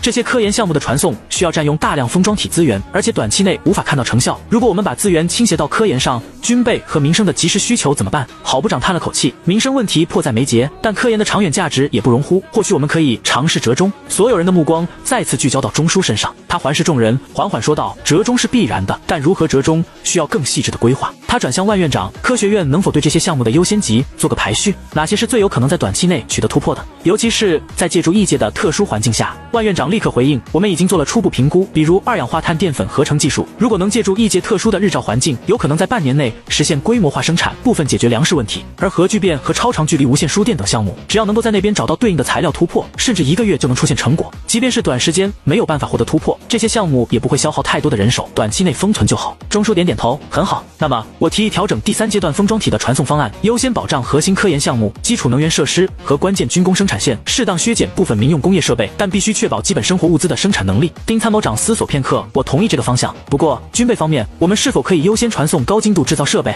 这样既能满足军工需求，也能为科研项目提供支持。何部长眼睛一亮，这个思路不错，高精度机床、3D 打印设备、材料合成装置，这些既是军工的核心，也是科研的基础。江部长补充道：能源方面，模块化核电站可以保留原计划的数量，但增加2套聚变实验装置，这样既不耽误当前的能源供应，也能为长远发展铺路。郝部长终于露出一丝笑意，如果科研项目能快速转化成果，民生问题反而更容易解决，我也支持这个方案。看到众人逐渐达成共识，钟书的眼中闪过一丝欣慰。那么我宣布3阶段的封装体计划就按照这个实施，从现在起，全国各部门开始配合做好一切关于第3阶段封装体的筹备工作。同时，国内所有生产部门进一步加强生产。既然民用产业链暂时不能带过去，我们就在这边先行完成生产储备，将成品带过去也是一样。6个月内，我们要完成3阶段计划，在那边重新建立起我们华国的全产业链。114门神计划的下一步，一阵剧烈的眩晕中，王虎发现自己来到了一个完全陌生的地方。不远处的些许声音立即引起了他的注意，王虎往声音传来的方向看去，果然看到了几只从来没有见过的野兽正在打量着自己。看样子是些凶兽，王虎立刻做出了判断，那几只动物一看就是食肉的，8成把自己当作猎物了。他端起步枪就准备先下手为强，这时那几只凶兽似乎认出了什么，眼中全部都是恐惧的神色，几乎是一瞬间便夹着尾巴逃跑了。就在王虎感到些许困惑之际，他的手环亮了起来。半个小时后，燧人2189据点，欢迎你的到来，王虎首长。据点指挥官将王虎引入了燧人控制室。作为门神计划的总负责人，王虎一眼就认了出来，这是他手下的兵申书小队其中一名小队长刘啸天。我记得你是上个月穿越的，我还去送过你们。对，首长。见王虎认出了自己，刘啸天显然有些激动。好小子，干得不错。王虎笑着拍了拍刘啸天的肩膀，不愧是我的兵。刘啸天一脸的自豪，他可是在王虎还是洪阳平基地蓝军指挥官的时候就一直在他麾下。这边已经把首长你过来的消息上报给了指挥中心，很快就会有人过来接你。趁着还有时间，我先给你介绍一下这边现在的具体情况吧。也好，王虎点点头。虽然刚才过来的路上看到了一部分，但是整个局势还是没有什么概念。现在正好先了解一下。刘啸天指着一块屏幕，首长你看，这就是我们现在的燧人网络。只见屏幕上是一个由数千个光点组成的虚拟的星球投影，其中一片区域正在不停的闪烁，这片区域就是我们现在所处的位置。刘啸天指着闪烁着的区域，如今整个燧人网络被划分成了100个区域，由对应区域的燧人节点负责管理，每个节点负责周围的人员管理、资源统计，尤其是新穿越同胞的接应。据点会定期处理区域内可能存在的各种危险。只不过这个世界太大，各种生物的密度惊人，短时间内不可能完全控制。不过我们还是尽量让这个世界的凶兽记住了一点，那就是我们人类是一个极为危险的目标。王虎一愣，随即反应过来，难怪先前那几只野兽看到自己就想跑，估计是被打怕了。这时刘啸天指了指屏幕上方的一串数字，只见上面显示着新一批穿越者实时接应情况。根据已接应人员携带数据显示，当期华国穿越数量共计1503901人，当前已确认数量1487632人，当前已确认比例为98.92%。我们现在接到新一批的穿越同胞，都会第一时间通过他们了解这一批次的总体穿越人数，然后尽快展开搜救工作。刘啸天解释道，目前这一批次的接应率已经达到了98.92%，剩下的1.08%我们还在全力搜寻。王虎微微颔首，目光扫过屏幕上密密麻麻的光点，这些光点代表着那些新穿越到这个陌生世界的同胞。仅仅过去了不到1个小时，就已经有超过98%的人得到了接应，这已经比他最好的预想还要好了很多。这时王虎看到了屏幕上的一处空白区域，那里几乎没有光点分布，这片区域是怎么回事？刘啸天的表情变得凝重起来。那是未知区域，我们称之为死亡地带。根据目前的情报，这些区域都是一些极为特殊的环境，要么那里根本没办法进行通讯，要么就是环境恶劣到人类无法生存。王虎眉头紧锁，也就是说我们还有同胞可能被困在那里。那1%多的未确认对象就在这些区域。是的，首长。刘啸天点头。但我们目前的实力还不足以深入这些区域，我们的人手严重不足，只能通过周边据点在一定程度上对那些区域进行探查。王虎有些无奈，相关的制度制定的时候他也在场，知道这是特定时期无奈下的选择，可是一想到那些区域里面的同胞，还是让他感到揪心。对了，王虎突然想到了一个很重要的问题，那个特殊目标确认了吗？刘啸天摇了摇头，没有，目前还没发现任何关于特殊目标的消息，也许指挥部会知道的更多一些，等到首长你过去了就能知道。王虎沉思片刻，正想继续询问细节，控制室的门突然被推开，一名通讯兵快步走进来，立正敬礼，报告，指挥中心派来的接应直升飞机已经抵达据点。刘啸天看向王虎，首长，看来您得准备出发了。3号大陆燧人网络指挥中心。王虎一进门就看到了许久不见的朱老，正在对着面前的通讯设备大声说着，尽快完成新穿越同胞的统计与安置，尤其是已经有亲人提前过来了的，确认后立即让他们互相联络，这一点非常重要。所有完成与亲人间联络的都在手环通讯系统中公开，按照社会学模型，这个会对整个局势的安定起到极为关键的作用。在朱老的身旁是一幅巨大的虚拟地图，上面是一个完整的大陆，按照不同的颜色划分成了许多的区域。地图的最下面标注着3号大陆节点分布图以及不同颜色所对应的情况的具体说明。王虎静静站在门口，直到朱老结束通讯才轻咳一声，报告。王虎前来报道。朱老猛地转身，脸上的皱纹舒展开来，好小子，可算把你盼来了。他大步上前，用力握住王虎的手，门神计划完成的好啊，真的实在是太好了。怎么样，既然过来了，那么新的计划是不是已经完成了？接下来我们该做些什么？115悼念与展翅全体都有鸣枪。随着一声令下，所有的燧人据点，但凡是没有任务的申书和玉垒战士们，全部都对着天空举起了自己的配枪，砰砰砰，一枚枚或由战友托付，又或者是被自己保管已久的空包弹被他们压入枪膛，对着天空扣动了扳机。他们还把这些空包弹的弹壳全部搜集了起来，未来将专门用这些搜集起来的弹壳铸造一块丰碑。每一座燧人营地都有一面投影对着营地里面的所有人，上面播放着这一刻其他营地的场景。王虎站在3号大陆指挥中心的广场上，主持着这一次的悼念活动。在他的旁边是一面刻着密密麻麻的名字和手环编号的虚拟纪念碑，这上面全都是截止到现在确认牺牲和失去联络的同胞们。报告，申书小队合计20万人，阴道20万人，实到167651人；玉垒小队合计4万人，阴道4万人，实到38411人。报告，华国军队截止目前阴道16532103人，实到16378971人。报告，华国同胞截止目前阴道171112121人，实到165477345人。3声报告，3个越来越大却又逐渐递进的数字，代表着华国人终于在这块土地上站稳了脚步，也代表着华国人为此付出的代价。王虎站在虚拟纪念碑前，那上面每一个闪烁的名字都像一道光刻在他的心上。他缓缓抬起右手，向那些再也无法回应的名字敬了一个标准的军礼。他的手臂微微颤抖，那是因为这些数字背后代表的重量。全体都有默哀3分钟。广场上100余名战士同时低头，远处的各地投影中，所有的华国同胞也同步垂首。风卷着这颗星球特有的红色尘埃从广场上掠过。像是无数看不见的魂灵正在人群中穿行。那些华国人又在干什么？所有关注着华国营地的其他国家的人们都被此时营地的氛围所震撼。无论是在华国营地周围出力换取积分的外国友人，还是一直通过各种手段观察着华国营地的一举一动的幕后者，甚至还有那些一直对于华国人始终看不对眼的特殊人群。只不过他们此时即便有再多的疑问，再多的好奇，哪怕是那些平常敢在任何方面对着华国人大放厥词的家伙，都不敢去打扰这场庄严肃穆的仪式。华国营地内沉默如同实质般蔓延，3分钟的默哀仿佛被拉长成了一个世纪。投影画面中，各地的华国人都静静地站着，有人紧握着拳头，有人无声地流泪，还有人轻轻抚摸着自己的手环，那上面刻着他们最真实的名字。他们在哀悼。一处聚集地里，一名金发男子低声说道，他的目光复杂地望向华国营地的方向。哀悼？身旁的同伴皱眉，为了什么？他们明明已经在这颗星球上站稳了脚跟，甚至比我们所有人都活得更好。正因为如此，金发男子摇了摇头，他们记得每一个倒下的人。同伴沉默了一会儿，最终嗤笑一声，愚蠢的情感，在这种地方活下去才是唯一重要的事。金发男子没有反驳，只是继续望着那片肃穆的营地。他忽然想起自己的国家也曾有过这样的时刻，那些年在任何灾难降临的时候，人们还会为逝者点燃蜡烛，念出他们的名字。可后来各种凭空出现的暴论将人们划分成了不同的存在，生存的压力碾碎了一切，哀悼成了愚蠢，甚至成了弱点。而现在华国人却用这样一场仪式向所有人宣告，他们从未忘记哀悼。礼毕，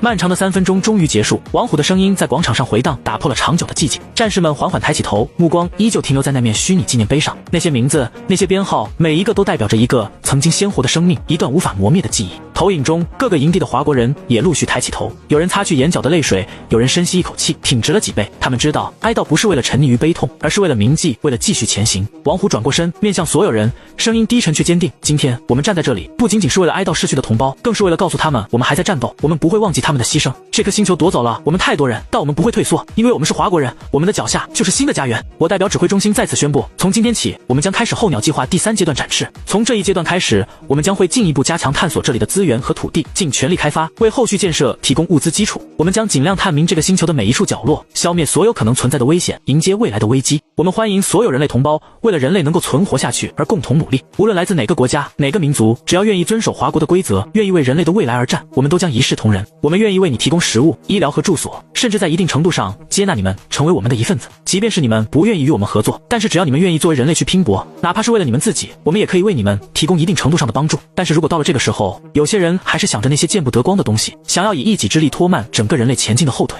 那么我想告诉他们，这颗星球已经足够残酷，人类不需要更多的敌人的存在。116战略收缩，根据我们的多次比对和推论，特殊目标最有可能存在的地点就在3号大陆。燧人网络指挥中心内，新成立的参谋团正在进行着紧张而有序的讨论。全息投影仪在会议室中央投映出3块大陆的立体地图，参谋人员们围绕着影像来回踱步，不时用手指划出重点区域。经过对李总指挥提供地图的反复比对，虽然尚未发现特殊目标的明确踪迹，但基本可以确认地图标注位置与3号大陆高度吻合。参谋人员苏雨生调出一组数据对比图，海岸线曲度、地势特征等关键指标的相似度达到了 87.3%， 这个数字已经远超统计学意义上的巧合。另一位参谋解德群补充道，我们动用了所有可用手段，对未探索区域进行了初步测绘，但至今未发现任何与特殊目标相似度超过 30% 的地形特征。综合研判，秦野总结道，特殊目标很可能尚未显现，我们预测在未来1年内可能会发生大规模地质变动，比如地震或其他未知现象，导致特殊目标最终现身。由于一直找不到特殊目标，再加上这个世界的面积实在是太大，人员分散太过夸张，在追悼仪式以后，指挥中心决定进一步收缩核心范围，选取3个大陆中的一个作为华国核心区域，仅在另外2个大陆上建立控制节点。因此，经过比对，最有可能存在特殊目标的3号大陆就成为了目前唯一的选择。除特殊情况外，计划将另外2个大陆上的华国人员和设备，只要是能够运输的，全部都运输到3号大陆，在3号大陆上集中完成下一步的建设。真是可惜啊！朱老看着屏幕上面另外2个大陆的地形分布图，忍不住发出了感叹：这么大的土地，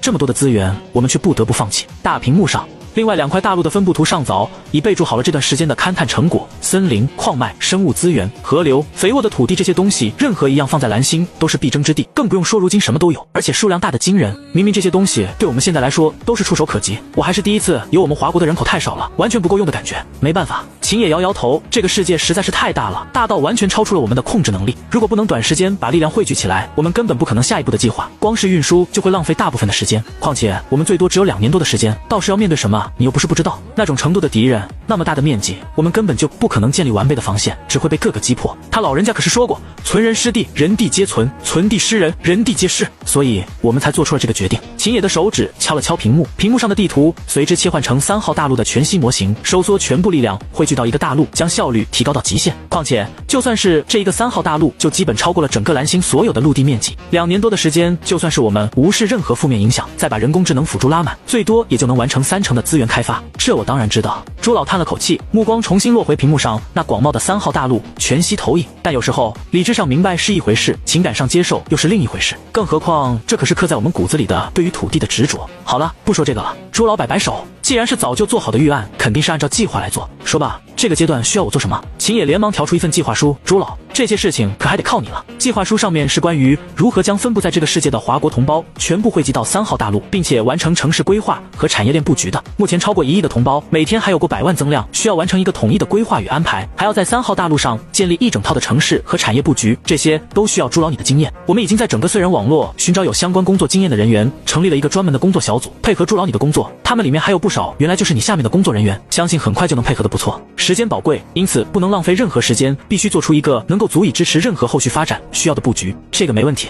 朱老点点头，各种预案加上我以前的相关经验，应该可以做出一个合适的规划。但是光有计划是不够的，我还需要具体实施手段，尤其是运输方面。他看着一旁的秦野，现在主要的远程运输手段是靠直50和空中3蹦子，虽然地面道路已经初步完成，但是速度太慢。秦野将另一份资料调了出来，人员输送还好说，未来的大型设备和建筑很难长距离运送，尤其是在跨大陆的情况下。秦野又将地图换回了全球分布情况，3块大陆上有一条虚线，沿着大陆连接的位置连在了一起。由于海洋部分我们现在的信息几乎是一片空白，按照参谋团的推论，最好不要从海洋上空通过，只能在陆地上方飞行，所以也限制了通路选择。目前3块大陆最远的地方超过4万公里的距离，使得将那些地方的同胞带回来成为了一个非常困难的工作。如果仅用直50和空中3蹦子，几乎是不可能完成的任务。朱老皱了皱眉头，我们其他的运输手段还没有完成吗？秦野摊开双手，虽然已经在最新的封装体里面获得了一定数量的鲲鹏，但是配套的机场还在修建当中，能够覆盖的位置还很少。未来肯定会有更多的手段，但是至少现在就只有这些选择。117超级铁路的构想，朱老沉思片刻，用手在地图上画出了一道道虚线，还是要用陆运为主，空运不现实。过来前交通规划部的老孙也跟我聊过，他认为其实这是一个很好的机会。你们都看过指挥部关于第3阶段交通规划的预案书吧？秦野点点头，还特意将对应的预案书都调了出来。不是这个，是更加激进的3号备用预案。朱老笑着摇了摇头，3号备用预案。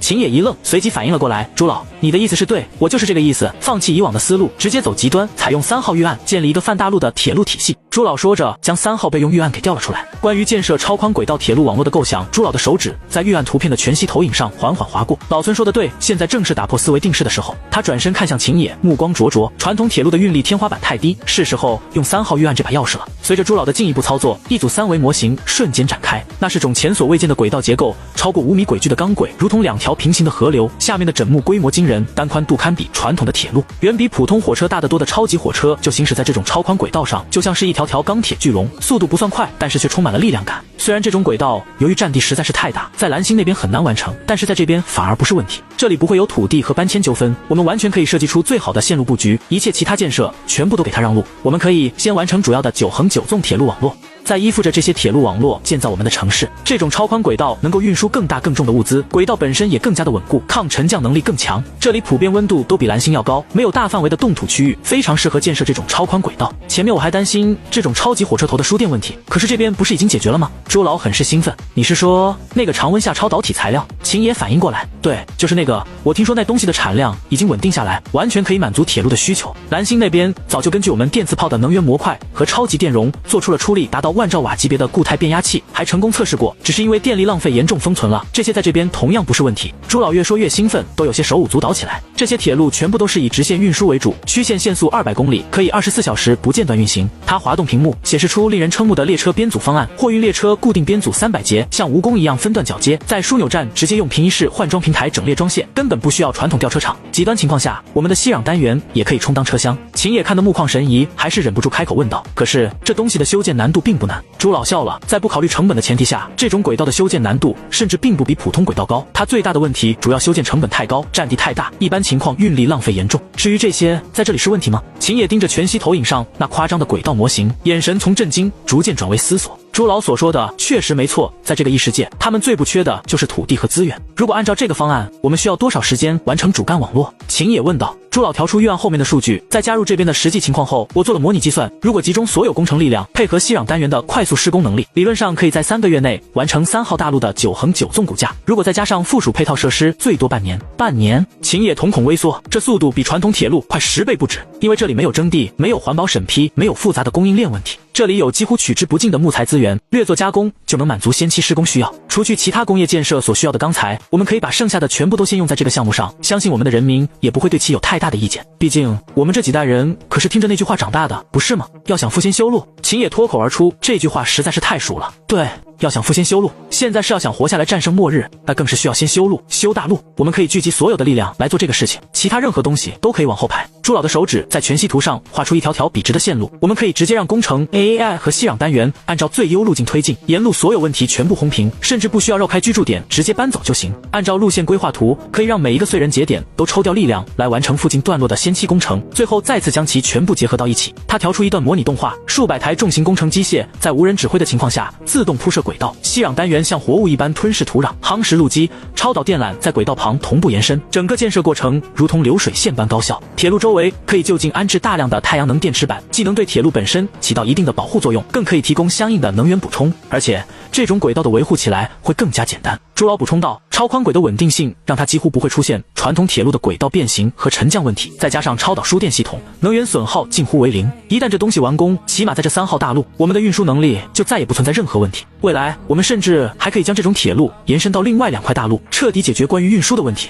118招人与开工头，那些华国人又过来了，还是上次那个要求。在距离华国一处营地不远的一个外国人聚集地里，一位守卫跌跌撞撞的冲进了聚集地首领的小屋，他们又过来招人了，这一次给的条件比上次还要好。老哈利他们几个在想办法阻挠，可是营地里不少人都有些动心，再这样下去，我们这里的劳动力可就会被那些华国人给挖空了。马克猛地从他那张破木椅子上站了起来，满脸都是狰狞的神色。那些华国人呢？进到我们的营地里了没有？守卫连忙摇了摇头，他们没有进来，只是在营地门口张贴布告和播放消息。老哈利他们没有开门，华国人也没有硬闯。听到华国人没有进来，马克的脸色稍缓，为什么又来？他们不是上周才过来过的吗？这一次他们又招人做什么？听说是要修铁路。修铁路？马克一愣，随后一脸不屑。就我们聚集地这里的那些大爷，可能会去帮华国人修铁路。头儿，这次他们开出的条件确实很诱人。守卫小心翼翼地补充道，不仅包吃包住，还有医疗保障，甚至承诺干满3年可以申请华国边外国籍。最关键的是，华国人还承诺，只要你获得了华国边外国籍，他们就会想办法帮助你找到你的亲人，甚至还会帮你把亲人接过来跟你一起生活。放屁！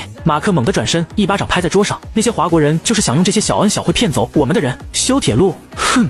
谁不知道那是卖命的活儿？守卫低下头，不敢再说话。虽然嘴上那么说，可马克心里清楚，聚集地的情况已经糟糕到了极点，食物短缺，疾病蔓延，越来越多的人开始动摇。如果华国人再来几次，恐怕真的会有人铤而走险。尤其是华国人最后那个承诺，如果说有谁真的可以在这个世界找到一个不知道在哪里的人，那恐怕也只有建立了通讯网络的华国人了。说实话，马克自己都有点动心，更不用说那些营地里当苦力的普通人了。可是，一旦下面这些干活的人都走了，那他们这些享福的该怎么办？难道也去修铁路？去，把老哈利他们叫来。马克阴沉着脸说道。不一会儿，几个满脸横肉的壮汉走了进来，他们是聚集地的打手，专门负责维持秩序。头儿，有什么吩咐？老哈利咧嘴一笑，露出满口黄牙。华国人又在招人了。马克眯起眼睛，趁着他们还没进来，这次你们得给他们点颜色看看，让他们绝对不敢有那个念头。老哈利搓了搓手，眼中闪过一丝狠厉。明白，我这就带人去劝劝那些想走的家伙。夜幕降临，聚集地里弥漫着紧张的气氛。几个年轻人偷偷摸摸地朝营地门口摸去，却被老哈利带人堵了个正着。这么晚了，想去哪儿？老哈利阴阳怪气地问道。我们只是出去透透气。一个年轻人结结巴巴地回答。透气？老哈利一把揪住他的衣领，我看你们是想去投奔华国人吧？没有，我们真的没有。老哈利冷笑一声，挥了挥手，给我打，打到他们长记性为止。惨叫声在营地里面回荡，其他蠢蠢欲动的人都被吓得缩了回去。然而第二天一早，华国人却派来了一支小队，带着医疗物资和食物，径直来到了聚集地门口。听说昨天这里有人受伤了，我们特意带着医疗队伍过来看看。人类本是一家吗？领头的程润笑眯眯地说道，他身后的机器狼群的摄像头也同样闪烁着诚挚的光芒，让马克完全不好意思拒绝无数同样的场景在3号大陆每一个小型聚集地周围上演。报告，目前我们已经完成了与周围所有聚集地的接触，人员招募情况超出预期。随着各个营地的实时数据被传送到碎人网络，秦野看着屏幕上不停跳动的数字，忍不住嘴角上扬。那些大的势力怎么样了？我们应该已经把部分计划告知了他们。朱老问道。目前除了华国，也有几个其他国家或者团体靠着事先做好的准备，建立起了大型势力。虽然说跟华国目前没法比，但是也聚集了不少人。他们接受了我们3个大陆各占一块的提议，虽然还是抱有一定的提防，但是同意了我们关于人员互助的要求。我们将会把在另外2块大陆上那些无法运输的封装体里面的资源交给他们，换取他们留在3号大陆的同等物资。秦野看着手里的资料回答，目前英家选择了1号大陆，北方联盟那里的人一部分也选择了1号大陆，剩下的很多人选择了2号大陆。大部分的小国家和以往就跟我们关系不错的，基本上都选择了留在第3大陆。按照目前的进度，初期工程的准备已经就绪，马上就可以正式开始铁路网络的建设了。粮食供应没问题吧？朱老问道。现在这种情况，可别在这些方面搞出什么问题来了，尤其是粮食。放心吧，这里的生物资源多到离谱，大部分都是可以食用的类型。我们组建了不少的队伍，对营地周围的兽群进行大范围的清除，既收获了足够的食物，也能降低野外作业和新穿越过来的同胞的遇险概率。另外，农科院的专家们根据这里的气候特征，总结出来了一整套的种植方案，已经推广到了所有的农业区域。这里的日照实在是太适合农业生产了。秦也有些感叹，差不多3个月就能收获，而且产量比蓝星要高出30%以上。目前我们的第一波收获已经完成，未来的产量还会进一步提升，足够支撑我们所有人的消耗。太好了！朱老一脸的欣慰，一切都在超乎计划的完成，真是等不及看到李云舒那小子过来后那一脸震惊的样子了。119，团团圆圆哦。对了，还有一件事情。看到朱老准备离开，秦野连忙叫住了他。朱老闻言转过身来，还有事？他拍了拍手中的文件袋，现在还有比修铁路更重要的事情吗？秦野深吸一口气，眼神变得柔和。事情确实不大，但我觉得意义非凡。他顿了顿，声音又轻了几分，特别是对我们的普通同胞们来说，这可能是最温暖的消息了。到底是什么事情？朱老被他慎重的态度感染，不自觉的也放低了声音。秦野眼中闪过一丝光彩，就在上一批穿越者中，我们找到了第一位婴儿的母亲。看到朱老疑惑的表情，他连忙解释，就是燧人系统中记录的第一个获救的婴儿，一个叫晨晨的孩子。当时他才3个月大，现在已经满半岁了。在今天穿越过来的同胞里，我们找到了他的母亲乔安。秦野的声音很轻，这是第一个找到母亲的婴儿。说来也巧，那位母亲穿越的位置也在3号大陆，离晨晨所在的燧人1号营地只有不到1000公里。专家组的社会学家和心理学家都建议我们。秦野说到这里突然停住，他打开了燧人系统的远程通讯模块，将屏幕调整到一个特定的频道。我们都认为应该让所有同胞都见证这个时刻。朱老的目光也变得柔和起来，所以我们派了专机去接他，让他去燧人1号营地与宝宝团聚。秦野转过身，眼中闪着光，现在应该快到了，朱老要不要一起看看？这可能是我们来到这个世界后少有的温暖时刻了。在一架直50直升飞机上，乔安此时还是一种犹如做梦一般的神情。穿越过来不到半个小时，就有军人过来接应自己，还带着自己来到了一个虽然不大，但是感觉就很安全的营地之中。还没等他在营地里面安顿好自己，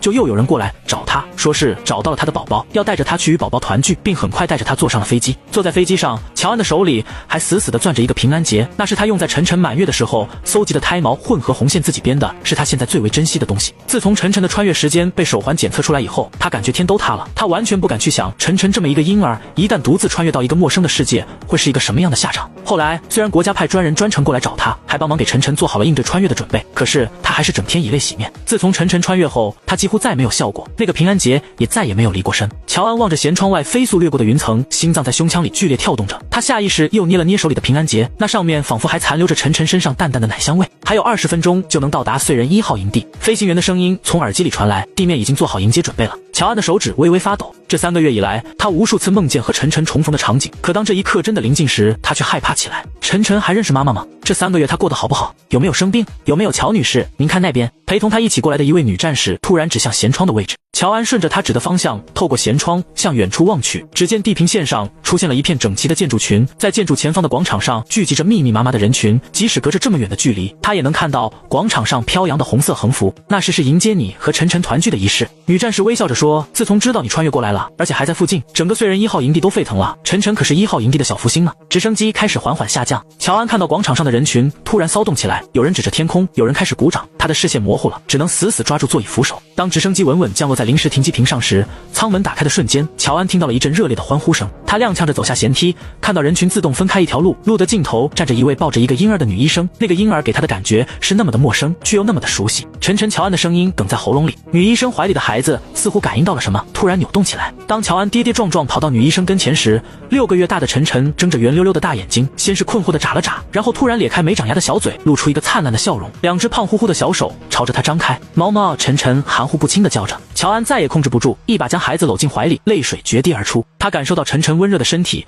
闻到他身上熟悉的婴儿香，听到他咿咿呀呀的声音，这一切都在告诉他，这不是梦。广场上响起雷鸣般的掌声，一直盯着屏幕的朱老擦了擦眼角，对身边的秦野说：“你说的对，这确实是很重要的事，真的很重要。”秦野点点头，看着相拥的母子，这不只是一对母子的团聚，更是给所有穿越者希望告诉我们，在这个新世界，失去的亲情还有机会找回。现在这里没有电影院，没有游乐场，甚至没有一顿像样的家常饭，大家都绷得太紧了。但看到这一幕，我相信每个华国人都会重新燃起希望。当晚，燧人系统的每个公共屏幕上都在循环播放这段重逢的视频。在工地的营房里，有人红着眼眶，一遍又一遍地看着重播。在野外的篝火旁，素不相识的穿越者因为这个画面而相视一笑。在临时医院里，医护人员指着屏幕互相鼓励。无数人开始一遍又一遍地回想自己亲人的穿越时间，等待着，计算着，期盼着到了那一天，也迎来属于自己的重逢。120，绝地与愤怒铁路网络的建设比朱老的预测还要顺利得多，仅仅过去了20天，就已经有了一个大概的框架。不光如此，最主要的3条线路甚至都已经开始铺设轨道了，人们拼足了力气，就为了尽早完成铁路网络。这样的话，如果以后有了亲人过来，也方便第一时间过去团聚。数以千计的小型炼钢炉被修建在各个营地周围的矿脉附近，这些都是由封装体带过来的小型炼钢一体化设备，虽然产量和质量都不是太高，但是胜在容易架设，而且不挑原料。生产出来的粗钢会被运到大型冶炼基地，在那里通过最新的短流程电炉炼钢进行下一步的处理。西河基地提纯出来的大量常温下超导体材料被送到各个产业基地，用于制造高效能的电动机和传输线路。这些设备的性能远超传统铜线圈设备，能耗却大幅降低，为整个工业网络提供了强劲而稳定的动力支持。虽说蜥蜴们的存货快要被压榨到一滴不剩，不过程哲组长他们已经有了眉目。他们在区域附近发现了一种特殊的矿物成分，结合蜥蜴体内那种物质的构成方式，已经开始摸索着人工合成新的常温下超导体材料，相信很快就能有所收获。依托着最新的铁路网络布局，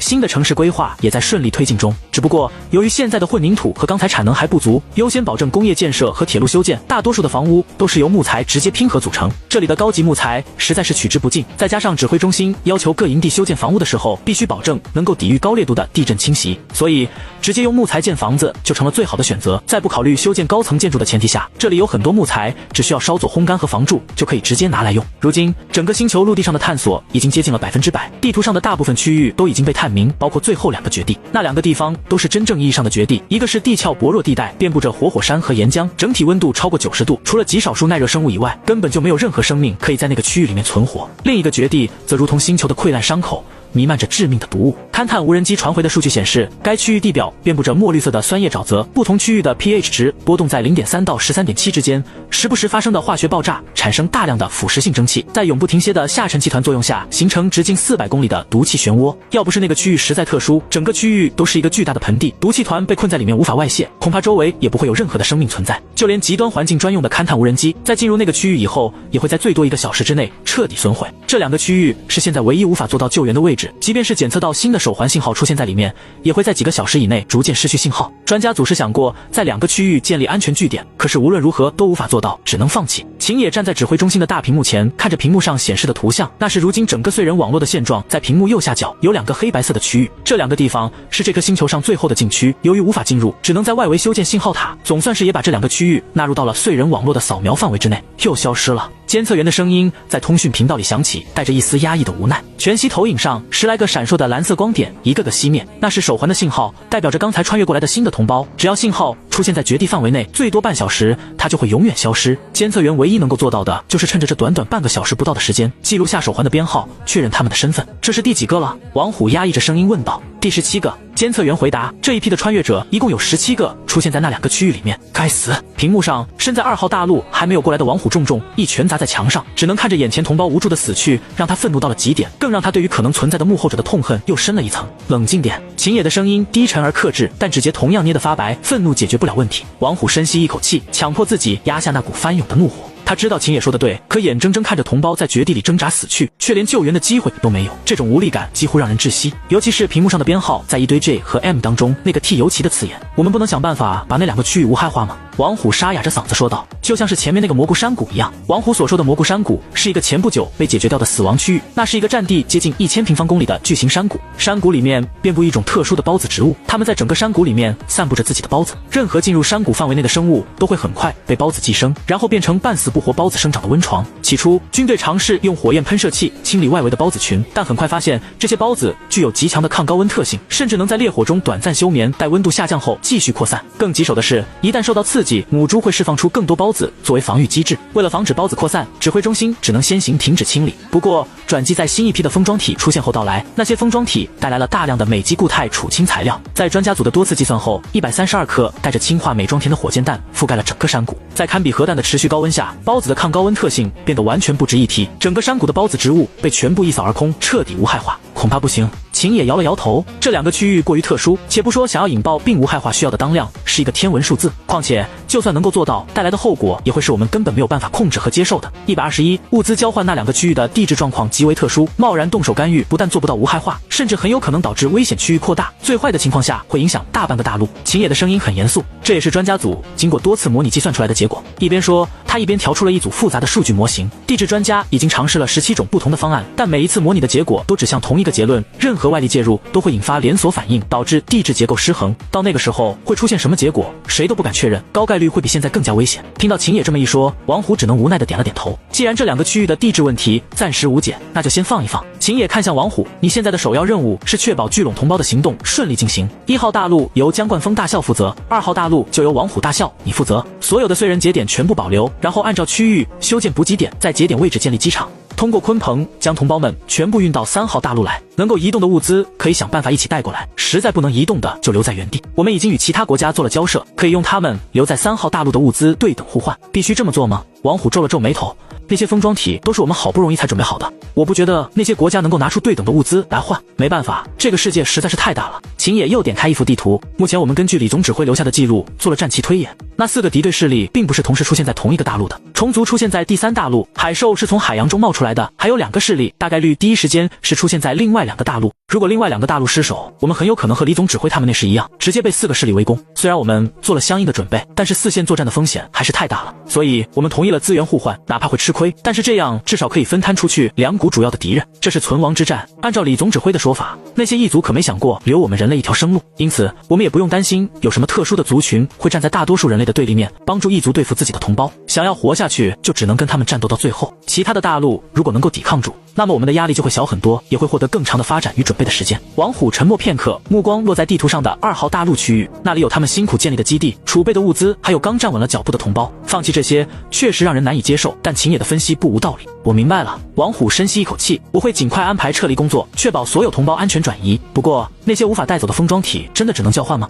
这是目前最稳妥的方案。秦野叹了口气，短期内根本没办法将那些封装体完成跨大陆转移，与其浪费时间，还不如直接用来换取现在急需的资源。你可别小看其他国家，他们虽然比不上我们全面，带过来的东西绝对不少。至少我们目前所确认的英加在3号大陆的167个末日珍珠链基地，那可都不比一般的封装体要差。燧人1139号营地附近，外国人聚集地那座毫不起眼的小房子里面，阁下考虑的怎么样了？华国代表郭伟笑眯眯地看着面前的屏幕，请阁下将整个地下基地所有的操作权限和物资全部转交给我方，我方在接收完毕后将会为阁下提供一份清单，那是我方留在1号大陆的封装体物资，可以用来作为交换。同时我方还会负责将阁下还有阁下所有的手下全部送到1号大陆，并提供相应的物资。屏幕上那个金发的年轻人没有了平常的懒散与傲慢，脸色铁青地看着另一端的郭伟，在他身旁，地下基地的防护系统上不停地闪烁着红色的警告标志，警告，警告，检测到火控雷达锁定，检测到火控雷达锁定，地下基地位置已暴露，请立即展开反制。而在屏幕对面那个笑眯眯的华国人的身旁，一块平板故意开着屏幕对着摄像头，屏幕上数十台 WS3 型火箭炮已经做好了发射准备，看火箭弹的样子显然是钻地弹头，而且还专门在一旁标注了镁基固态储氢装药。虽然年轻人对自己的地下基地有信心，可是面对那么多号称无核核弹的钻地弹头，他的脸色还是变得极为难看。我只不过是想安安稳稳的在这个地下基地里面活下去。年轻人咬牙切齿的对着郭伟喊道，这我当然相信，末日珍珠链嘛，不就是为了活下去？郭伟一副理所当然的样子，那你们为什么要这样逼我？阁下认为呢？郭伟摊开双手，这里未来将是我国核心区域之一，换成是阁下，会让这么一个危险的基地留在这么近的地方吗？这个基地里面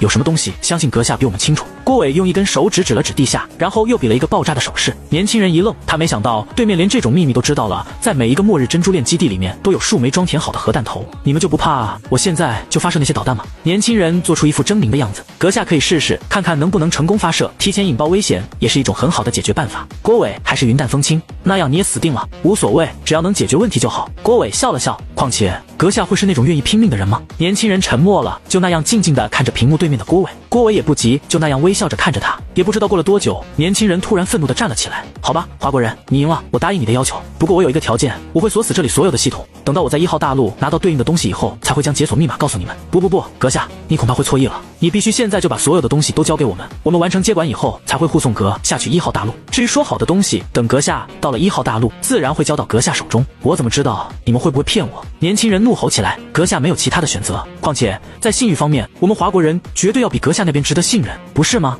而且有句话我得先告诉阁下，这一次我们接触的并不止阁下一个人，而是包括贵国位于3号大陆所有的末日珍珠链基地，共计167个，我们提供给你们作为交换的封装体是固定的，先到先得，最后还能剩下些什么东西，这我方可就不能打包票了。而且阁下应该有自己的联络方式吧，完全可以与其他珍珠链接点联络一下。作为第一批交换的成员，先去探路，看看我们会不会信守承诺，说不定其他人还会感谢你，不是吗？年轻人死死盯着屏幕，手指在桌面上无意识地敲击着。郭伟的画像一把钝刀，一点点割开他最后的心理防线。你们华国人，他深吸一口气，突然笑了，真是够狠的。郭伟微微颔首，这是生存之战，阁下，我们都很清楚，在异族面前，人类没有内斗的资本。年轻人沉默片刻，突然将手按在身旁的仪器上，启动紧急移交协议，授权码 Alpha 7931。那个仪器先是亮起了一道蓝光，然后一个视网膜检测探头伸了出来，照在年轻人的双眼上。身份检测中检测完毕，确认为最高权限持有者，请再次确认是否移交最高权限。确认。系统提示：最高权限移交中，地下基地的灯光突然变成了幽蓝色，所有防御系统自动开启。郭伟发现自己面前出现了一道通往地下的洞口，一个和年轻人面前差不多的仪器升了上来。输入你的个人信息，准备接手这个基地的最高权限吧。年轻人蕴含着些许异样情绪的声音传了过来。郭伟也不在意，径直走到那个仪器旁边，将自己的右手按了上去。权限转移完毕，指挥官，请更新命令，解除所有防御系统的战备状态，静默并锁死，开启所有通道，将整个基地的物资清单提取并展示出来。指令已执行，基地防御系统进入休眠状态，物资清单生成中。随着机械音的播报，整个地下基地的灯光恢复了正常的白色，原本闪烁的红色警报也彻底熄灭。郭伟面前的屏幕上迅速滚动着密密麻麻的数据，详细列出了基地内存储的所有物资，从武器弹药到医疗设备，从能源储备到食物供给，甚至还包括几枚处于待命状态的战略级武器。年轻人看着这一切，脸色阴晴不定，他咬了咬牙，最终还是开口道：现在你们满意了？郭伟微微一笑，抬手示意身后的技术人员上前接管系统，同时对着通讯器低声说了几句。很快，远处传来引擎的轰鸣声，数辆息壤单元缓缓驶来，准备接收基地内的物资。明智的决定，感谢阁下的配合。郭伟语气平和，我们的人会在1小时内完成基地交接，之后会安排专机护送阁下和您的手下前往1号大陆。至于承诺的封装体，一会儿您可以在飞机上自行挑选，等您抵达后，自然会有人将其转交给您。希望你们能够信守承诺。年轻人冷哼一声，没有再说话，只是转身走向自己的私人房间，显然是要收拾最后的个人物品。郭伟看着他离开，随后收敛笑容，在面前的仪器上敲击了几下，屏幕上的摄像头立即就对准了离开的年轻人，将他的一举一动都标记出来，防止他在最后的时刻搞什么小动作。随后他对身旁的副手说道：通知总部1139号节点旁的珍珠已成功接管，可以开始下一步计划。副手点头，迅速通过碎人网络传达指令。1小时后，整个基地所有的系统都已经被华国自己的设备接管，大量的物资开始通过车辆往外面运输。与此同时，一架涂装低调的鲲鹏降落在附近的临时跑道上，年轻人带着他挑选出来的手下登上飞机。临行前，他回头看了一眼这座曾经被他视为最后堡垒的地下基地，眼中闪过一丝复杂的神色。聚集地里的大部分人都已经离开，有些是被华国人招募过去干活，有些是不愿意听从华国人的安排，自行选择了去往其他大陆。如今基地里面除了少数还在观望的外国人，基本上都是华国人的面孔。这些华国人有军人，也有一看就是普通人的存在，他们就如同辛勤的蚂蚁，将整个地下基地里面的所有物资一点一点地搬了出来。可是即便是面对基地里面数量庞大的各种物资，面对这如此的胜利，那些华国人却都是一副理所当然的样子，没有惊讶，也不存在欣喜。年轻人站在机舱门口，望着远处忙碌的华国人，心中突然涌起一股难以言喻的挫败感。他们甚至没有多看一眼那些足以让任何势力眼红的战略物资，只是高效冷静地执行着任务，仿佛这一切早已在他们的计划之中。这就是差距吗？他低声喃喃，他甚至有了一种荒谬的感觉，自己一直以来深信不疑的一切都只是个笑话，真正能解决这个末日的就只有眼前这些华国人。122发射卫星碎人1973号营地，新建立起来的火箭发射场地正在做最后的准备工作。自从在新的封装体里面找到封装好的火箭发射设备和附属的卫星系统以后，在这个世界发射同步轨道卫星就被列入了首要事项当中。如今终于完成了发射前期准备。按照碎人网络的测算，这个星球的半径大约是蓝星的2.23倍以上，同步轨道在27000公里左右。凭借华国目前的火箭发射技术，完全可以满足同步轨道卫星的发射。由于封装体里面的火箭发射设备一旦完成部署，就无法再次移动，位于3号大陆最接近赤道位置的穗人1973号营地就成为了最好的选择。情况怎么样了？火箭发射总指挥乔伊北站在控制中心的操作台前，看着屏幕上正在做着最后一次检查的工程师们，目前一切都按照章程顺利完成，火箭燃料加注已经完成95%。推进系统自检通过，温度正常，风速比预测的高了7%，但是还在允许范围之内。主控台的工程师李岩回答，预计15分钟之后就可以进行发射。很好，继续检查，一定要保证任何一个环节都不能出现纰漏。乔一北点点头，说实话，虽然原来在蓝星就已经是火箭发射部门负责人之一，同样的发射任务不知道经历了多少次的乔一北，此时也有些紧张。毕竟现在和在蓝星不一样，这是人类第一次在一个陌生的星球上面发射同步轨道卫星，不像是蓝星那已经被研究了无数遍的大气层和重力环境，这里的每一个参数都是陌生的。更不用说还有很多根本没有弄清楚的奇特天文现象。在这种前提下，发射同步卫星就仿佛是在一片未知的迷雾中摸索前行，任何微小的误差都可能导致灾难性的后果。他们目前一共也就只有3枚远行5号火箭，容不得任何浪费。乔总指挥，气象组刚刚更新了数据，通讯器里传来气象员的声音，高空风力有轻微变化，但仍在安全阈值内，建议按原计划发射。各小组汇报最终状态。乔一北沉声下令，燃料加注完成，压力稳定，导航系统校准完毕，轨道参数锁定，发射塔架脱离程序就绪，卫星载荷状态正常，供电稳定。乔一北深吸了一口气，通知指挥中心，我们将按照预定计划进行发射。指挥中心回复同意发射，预祝一切顺利。进入发射前最后一次检查程序，发射场所有人员做好撤离准备。倒计时开始，1098点火，伴随着一声巨响，第一枚远行5号运载火箭喷吐着赤白的尾焰腾空而起。一级发动机工作正常，推力达到预期值，火箭姿态稳定，偏航角 0.3 度，正在自动修正。随着火箭不断爬升，作为中序的一个个探空气球和无人机节点被远远地抛在了下面。当高度突破100公里时，雷达屏幕上突然出现一片雪花状干扰。乔一北猛地站起身来，怎么回事？是电离层扰动。雷达观察员交化飞快调出频谱分析图，比我们预估的等离子体密度高出40%，但还在火箭抗干扰范围内，但是等离子密度还在逐渐提升中，即将超出火箭抗干扰能力极限，我们马上就要失去与火箭的联系了。话音刚落，所有雷达屏幕上彻底只剩下了大量的雪花点，那些显示火箭和卫星状态的仪器也纷纷报警起来，所有设备全部显示与火箭断开连接，整个控制中心一片死寂，所有人都屏住了呼吸，双眼死死地盯着面前的屏幕。现有的仪器和装置并不完整，尤其是在没有足够的远望节点以及联络雷达的情况下，会出现火箭升空过程中丢失信号的情况，大家早就做好了心理准备。火箭早已设置好了程序，哪怕失去与控制中心的联络，也会在到达对应的高度自动开启下一个阶段，只要能够顺利到达同步轨道，就有可能顺利完成卫星发射任务。时间1分1秒过去，就在所有人的心都沉到谷底的时候，一个亮点突然出现在屏幕之上，穗明1号到达预定位置，太阳能电池板展开完毕，全系统运转正常，申请接入穗人网络。控制中心先是一片寂静，随后爆发出震耳欲聋的欢呼声，工程师们互相拥抱，有人甚至激动地把一旁的同事举了起来。乔一北感到自己的手指都有得微微发抖，他深吸一口气，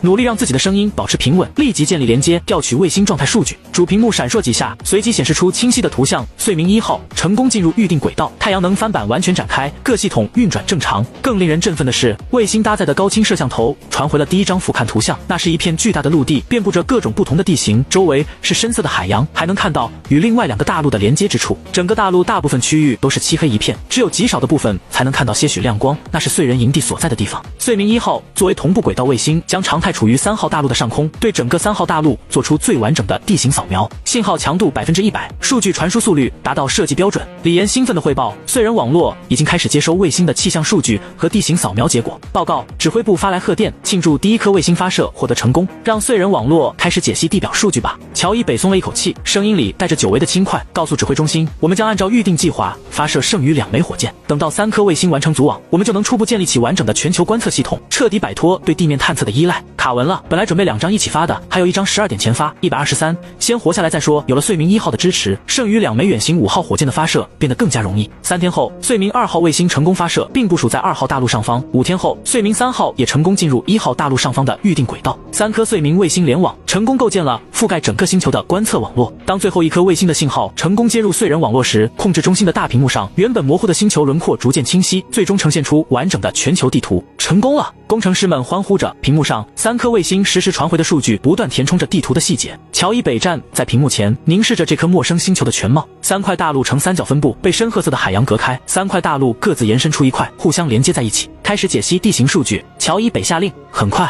卫星扫描的高精度地图被投射到屏幕上，山脉、河流、平原、森林一切地貌都被清晰地标注出来。通过与燧人系统前期取得的数据互相补充，一张前所未有的精密地图在屏幕上徐徐展开。而一直以来没有任何信息的海洋部分，也第一次在人类面前揭开了它的神秘面纱。这颗星球的海洋部分与陆地部分总体面积差不多，但是海洋平均深度极深。根据卫星的初步探测，几乎在距离海岸线超过10公里以后，海洋的平均深度就会急速提高到超过1万米。也正因为这个原因，整个海洋区域没有任何一座岛屿存在。燧人网络指挥中心关于星球环境的讨论会议上，卫星扫描的结果被显示在网络上，供所有的专家组进行参考。这构造太不自然了。地质专家刘洋率先发表了意见，我很难想象一颗自然生成的星球会是这样的构造，海洋部分和陆地部分就仿佛两个互不相干的模块，只是在外力的作用下拼接在一起。3块大陆的板块结构完全独立，与海洋部分没有任何过渡带，就像有人把3块大陆强行插进海洋里一样。会不会是某种我们不了解的地质现象？另一位地质专家韩教授问道，毕竟我们对系外行星的地质活动知之甚少。不，这绝对超出自然形成的范畴。刘洋调出一组数据投影，看这些板块边缘的应力分布完全不符合任何已知的地质模型，而且他放大海洋区域的扫描图，海洋的平均深度超过12000米，但海岸线附近却异常平缓，这种过渡在自然界几乎不可能存在。秦野盯着屏幕上的海洋数据，皱着眉头说道，外力拼接有没有可能这颗星球曾被改造过？这话一出，会议室陷入短暂死寂。虽说早就有了人类全体穿越是因为高维文明的干预，可那毕竟是个猜测。如今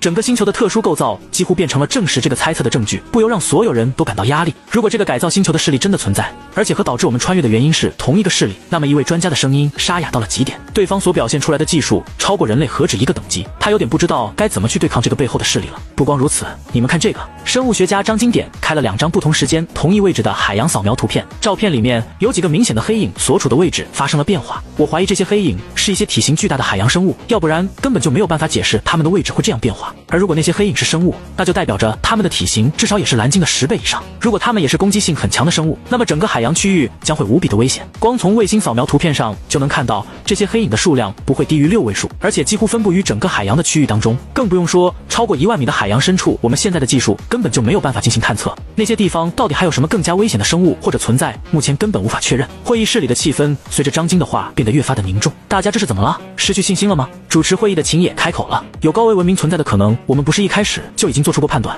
现在只是又有了新的证据罢了。各位，从我们开始穿越到现在已经超过3个月了，从最初的混乱到现在的初步稳定，每一步都是靠我们的同胞们付出无数代价拼出来的。即便真有高维文明存在，难道我们就要投降？我们华国人从来不知道投降是什么意思，哪怕是面对高维文明。况且根据指挥中心的推测，那个所谓的高维文明很有可能并不会直接对我们出手，我们目前面对的敌人还是2年多后即将出现的虫子和其他势力。如果连眼前的危机都无法战胜，我们又何必去考虑那个不知道什么时候才会出现的高维文明？关于这个，我们这边有一点新的补充。地质专家刘洋又开口了，他将整个星球的图片再一次缩放出来，尤其是3块大陆与海洋的连接之处。根据我们的初步测算，这些区域的地质模块已经至少形成了超过1万年，然后并没有任何新的超出星球自身演化的现象出现。也就是说，那个将这个星球改造成如今的样子的那个可能存在的文明，已经至少有1万年没有再次出现，或者说对这个星球进行干预。秦野点点头，接过刘洋的话头。这说明无论改造星球的文明出于什么目的，至少短期内我们不需要直接面对他们，这就给了我们发展的时间和机会。我们当下的目标就是全力发展，把自己武装到极限的地步，至于以后会遇到什么，那就等我们先活下来再说。124，科学家们先活下来再说，这才对嘛，发展才是硬道理，其他的等到时候再说。西河基地外围休养中心，一直在屏蔽室中参与会议的程哲满意的关掉了面前的屏幕。燧明卫星联网完成后，所有营地的负责人和专家组都参与了这一次的会议。作为西河基地的负责人的程哲自然也不例外，他离开屏蔽室，快步前往研究中心。常温下超导体的人工合成就差最后临门一脚，他必须回去工作。研究中心门口负责看守入口的战士看到程哲，露出了无奈的表情。程组长，我记得你休息的时间还不到5天吧？现在可不能过来，你得去磁场平稳区域休息才行。谁说的？程哲瞪大了眼睛，是你才来了5天。我可是在你来之前就出去休息了，不信你看。程哲说着，将自己的身份认证卡片塞进了一旁的读卡器之中。滴的一声，一盏绿灯亮起。程哲，距离上次打卡已经满10天，符合轮休条件，允许进入。守门的战士有些疑惑，他记得自己刚来到基地的时候就看到过程哲，怎么就满10天了？战士挠了挠头，还想再说什么，程哲已经大步流星地走进了研究中心，显得格外匆忙。等到再也看不到门口战士的身影，程哲这才松了一口气，果然行得通。自从答应秦野按照10天轮休一次之后，程哲就一直在考虑该怎么才能蒙混过去。开什么玩笑，这么要紧的研究还要10天轮休，那怎么能行？要知道，常温下超导体的人工合成目前只能在这个地方才能进行。他们模拟了那些蜥蜴冠状器官里的物质合成过程，发现其只能在地磁异常区域才能顺利完成，而且地磁异常越强，合成的速度越快。如今各个环节对于超导体材料的需求越来越高，光凭蜥蜴身上那点东西，很快就满足不了建设需要。怎么说都得赶快完成人工合成的计划。在了解了负责把关的战士也是10天一次轮休之后，程哲就有了计划。他利用自己研究中心主管的权限，暗中修改了读卡器中关于自己轮休时的时间单位，将自己的在外面的一天设定为12个小时。这样，只要他每次都和轮换过来的执勤人员错开，就能很容易的蒙混过去。至于医疗小组的身体检测，程哲知道短期内根本就不会出现过于明显的异常，而长时间以后的事情，那根本就不是现在需要担心的。程哲快步穿过研究中心的走廊，边走还边为自己的小机灵感到有些开心。走廊尽头，超导实验室的灯光从封闭门的窗户洒出来，透过窗子可以看到几名研究人员正围在一台精密仪器前忙碌。程哲推门而入，立刻被一股熟悉的味道所包围，那是培养液的味道，用来人工制造蜥蜴那个器官里的特殊环境。程组长，助理研究员林半月第一个发现了他，惊讶地喊道：“您怎么来了？不是还在轮休期吗？”“哦，我经过医疗小组的检测，没有任何问题，他们就同意我提前过来了。”程哲编了个理由。对了，现在情况怎么样？眼见林半月还想说些什么，程哲轻巧地带过了这个话题，边说边径直走向中间的仪器。首席研究员张晶抬起头，他的双眼里面布满血丝，却闪烁着兴奋的光芒。程组长来得正好，我们刚刚在第31到37号配方中都观测到了麦斯纳效应，红石矿绝对就是一切的关键。我们在30号以后的配方里面都加入了红石矿里面提取的特殊成分，果然新生成的样品全部都获得了超导体的特性。所谓红石矿，是在这个地磁异常区域发现的一种特殊矿物。在研究蜥蜴的时候，养殖人员发现这些蜥蜴会定期去寻找一种特殊的矿物当作食物，连忙将这种特殊的矿物收集起来进行研究。经过比对实验，大量喂食这种特殊矿物的蜥蜴，它的冠状器官的生长速度要比那些没有喂食的蜥蜴快了很多。很显然，这种特殊矿物就是蜥蜴能够生成常温下超导体的关键之一。这种矿物被研究中心按照那位将样本带出后牺牲的战士王红石的名字命名，被称作红石矿。程哲感觉全身的血液都沸腾起来，他3步并作2步冲到监控屏幕前，回放着刚才的实验数据。果然，在屏幕上一条清晰的曲线跃动着，标志着麦斯纳效应的出现，这是超导体的决定性特征之一。太好了！程哲深吸一口气，努力让自己冷静下来。纯度呢？稳定性呢？张晶的语气中带着一丝遗憾。目前纯度最高的37号样品达到了87%，但稳定性仍然不够理想。在脱离强磁场环境后，超导特性会逐渐衰减，最长只能维持3小时。只有当纯度和蜥蜴身上提取出来的一样，超过95%以上的时候，这种物质的性质才会稳定下来。找出问题所在了吗？到底是什么原因导致纯度不足？程哲问道。还在测试中，我们已经在尽量保证与蜥蜴体内的环境一致了，可是纯度始终无法继续提升。我们怀疑样品的纯度与磁场强度有关，可是纯度最高的37号样品甚至不是在最高的磁场中生成的。目前没有一条准确的思路，只能用穷举法不停的实验下去，直到找到正确的方法为止。那得需要多少时间？不知道，只能看运气。也许明天，也许张晶没有把话说完，可是所有人都明白他的意思。我们没有那么多的时间，现在外面到处都需要超导体材料，这关系到我们未来的战略布局，必须尽快找到办法。程哲的语气很严肃，大伙儿都思考思考，看看到底是不是有什么环节被我们忽略了，一定要找出原因。这时，一直没有开口的林半月突然举手：“程组长，我有个想法，蜥蜴体内的冠状器官是在动态变化的磁场环境中生长的，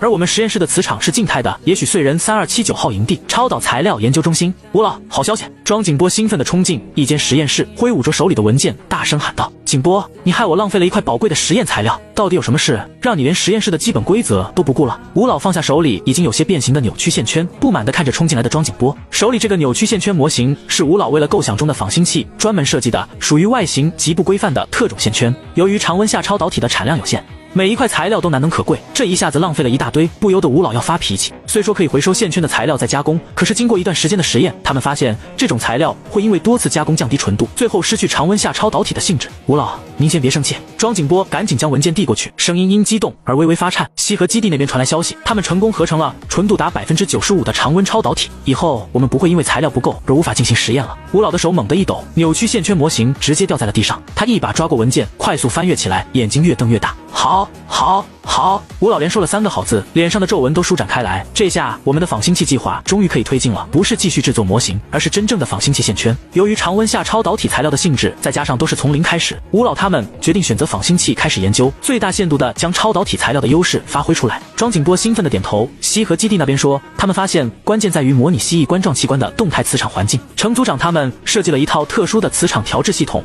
完美复现了生物体内的磁场变化规律，如今已经可以保证超导材料的稳定生产。吴老弯腰捡起掉落的线圈，眼中闪烁着兴奋的光彩。快通知所有研究小组立即召开紧急会议，我们要重新规划仿星器的设计方案。话没说完，吴老突然晃了晃，差一点摔倒在地上。一旁的庄景波连忙过去搀扶住他，让他坐在一旁的椅子上。吴老，您必须要休息了。庄景波的眼中满是担忧，你已经持续工作了太长的时间，身体扛不住的。吴老摆摆手，勉强笑了笑，没事，就是有点头晕。现在正是关键时刻，我怎么能休息？庄景波急得眼眶发红，你已经连续工作26个小时了，再这样下去，26个小时算什么？吴老打断他，当年我们搞 BEST 的实验，3天3夜不合眼都是常事，我这把老骨头还撑得住。刚才就是起身快了点，有些贫血，放心吧，稍微休息一下就好。就在这个时候，另一位成员任翔猛地也冲了进来。吴老，好消息，好消息啊！话没说完，任翔看到实验室里的情况愣住了，他连忙走到吴老身旁。吴老，您没事吧？没事没事。吴老似乎缓了过来，对着任翔挤出一丝笑容。倒是你的好消息，你也知道西河基地人工合成常温下超导体材料成功了，正好去通知其他人，我们准备开一个紧急会议。什么？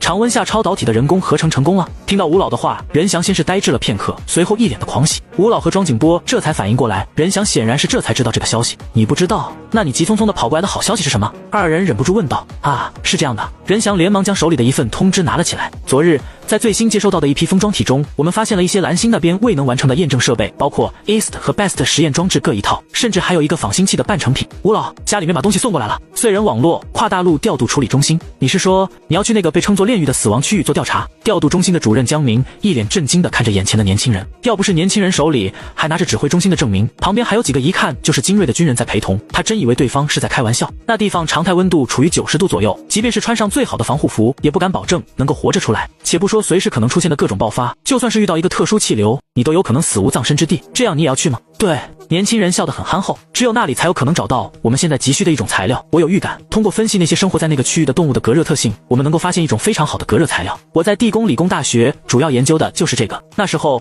我们通过解析一种生活在温泉里面的温泉蝇的外壳，成功的发现了一种特殊的碳化硅材料，能够抵御几千度的高温。那还只是一种仅仅能在40度左右的水温中生存的温泉蝇。这个区域里面据说有能够无视90度左右的高温生活的生物，它们的外壳一定更有研究的价值。你是地工理工的博士，专门研究这个的？江主任有些好奇。我确实是在地工理工专门研究这个的，不过我没拿到博士学位。为什么？祖国需要就回来了。江主任一瞬间便明白了面前这位年轻人是在什么情况下回到的华国，以及他为什么会没有博士学位。他打开联络装置，接通了附近的鲲鹏调度中心。我会给你安排一架鲲鹏，将你们送到离那个区域最近的燧人营地。太好了！年轻人也就是邓强喜出望外。不过你要答应我一个条件。啊，什么条件？邓强愣住了。活着回来。江主任对着邓强伸出了右手。活着回来，同志。改了半天，这2张还是适合合在一起发。125，仿星器小心点，千万不要损坏了设备。看着面前缓缓展开的封装体，吴老忍不住提醒了起来。在接到消息以后，吴老立即带队来到了这个位于3号大陆的封装体所在的位置。这里是一处荒原，距离西河基地大概4000多公里的样子，也是3个封装着可控核聚变验证设备的封装体中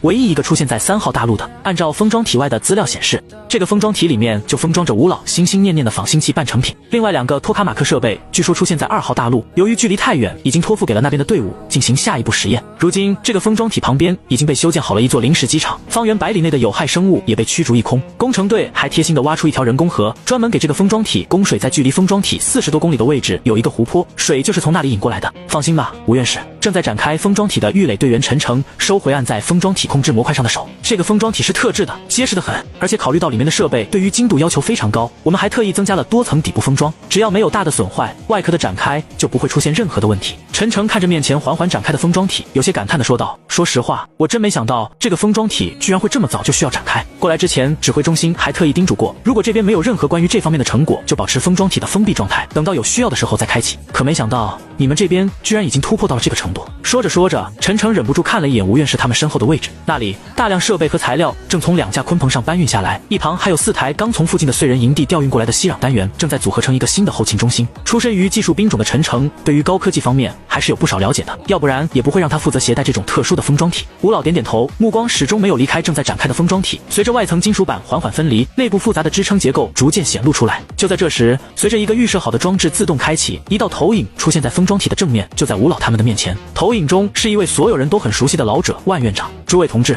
既然你们看到了这段影像，那就说明这个封装体已经被打开。虽然我不知道现在已经是穿越开始后的第几天，但是我由衷的希望时间并不长。关于这个封装体，我有一点很重要的话要说，如果你们现在完成了可控核聚变任何一项必须的前置研究，或者有了超乎想象的巨大发现，那么请打开这个封装体完成你们的研究。如果你们并没有完成上述任何一项，那么请终止开启封装体。这个封装体是特制的，可以从展开状态回到封闭状态。我们的时间宝贵，容不得半点浪费，必须把精力花在短时间能够看到效果的项目上。这也是我们科学院所有还没有开始穿越的同僚的共同意见。这个封装体里的仿星器半成品是我们基于最新的磁约束理论设计的实验装置，它的核心部件超导磁体系统并没有完成，只能在特定实验条件下才能产生达到要求的磁场。它只是一个验证平台，大部分的设备都是凭借猜测和推论完成的，并非完整的反应堆。如果你们已经掌握了关键的超导技术、等离子体控制方法，或者找到了更高效的加热隔热方案，那么这台设备可以帮你们快速推进到下一步。否则贸然展开它只会消耗宝贵的资源。投影到这里突然停顿了一下，万院长的表情变得严肃起来。最后我必须强调一点，如果没有突破，请务必立即封闭这个封装体。如果长时间开启，封装体内部设备的真空密封和聚变材料的保存状态可能会受到影响，所以请务必谨慎决定。话音落下，投影缓缓消失，只留下封装体展开时机械结构运转的轻微嗡鸣声。吴老深吸一口气，转头看向身旁的团队成员，看来万院长他们早就考虑到了各种可能性。他低声说道，不过既然我们已经掌握了常温下超导体的制备，那么这个仿星器就是我们现在最需要的。话音刚落，随着最后一层金属板展开，封装体里面的东西彻底展露出来。那是在场任何一位科学家都无比熟悉的建筑样式，土的掉渣的外表让人根本就想象不到，它的里面装载着人类最为前沿的科学装置。这时建筑门口的扫描装置亮了起来，说明随着封装体完成展开，里面的设备已经开始自动供电。吴老快步走到建筑门口，站在了扫描装置的前面，扫描通过，确认为科学院院士吴岳峰。解除最后一道封锁，华国仿星器研究基地夸父3号恢复正常工作状态。吴院士，欢迎你。伴随着扫描装置的声音，建筑的大门开了，一股冷气吹了出来，显然建筑里面一直都处于极低的温度。吴老也不废话，带着团队赶紧走进了建筑当中，在门口换上无尘服，轻车熟路地穿过几个回廊，来到了建筑最中心的核心位置。那是一台巨大的仿星器核心，不过明显可以看出还没有彻底完成。环形结构的主体部分看上去就像是一个不规则的圆环，外部缠绕着密集的线圈，整体被固定在特制的减震平台上。在仿星器旁边的一个小房间里面，有5个约莫行李箱大小的密封舱，庄景波透过透明观察窗能看到里面整齐排列着数十个真空封装的小型容器。这是他凑近查看，突然倒吸一口凉气，老天，这些都是川化锂颗粒。不光如此，在隔壁的另一个房间里面是一个红色的大型密封舱，标签显示里面封存着足200公斤高纯度的浓缩刀，封装很完善。万院长他们这是把家底都放进来了啊！吴老感叹不已，还等什么？赶快动起来，我们一定要把太阳的光芒彻底掌握在人类的手中。126，华国工匠吴院士放下手中的电子笔，揉了揉发酸的眼睛。全息投影上，仿星器最后一部分线圈的设计图还在缓缓旋转，那些复杂的螺旋结构在投影中显得格外繁琐，就仿佛一个看不到尽头的迷宫一般。吴院士，您向指挥中心申请的人员已经过来了。通讯器里突然响起后勤主任的声音，打破了研究基地的寂静。吴院士愣了一下，随即想起2天前自己确实提交过申请。仿星器的线圈加工遇到了瓶颈，靠着基地里面以前的设计方案和推论，结合他们这段时间根据新材料性质完成的研究，仿星器磁场线圈的理论设计已经完成。但实验室的工程团队表示，现有设备和技术难以达到要求的精度，根本做不出来。他不得不向指挥中心请求支援，调集目前最优秀的技工来帮助完成设计。这么快啊！吴院士有些惊讶，他原本以为至少要等上1周的时间。是特批的，仿星器项目目前优先级最高。后勤主任解释道，指挥中心通过百工计划的资料，找到了所有在3号大陆且没有重大任务需要把关的高级技工，把他们全部都召集了过来，一共36个人，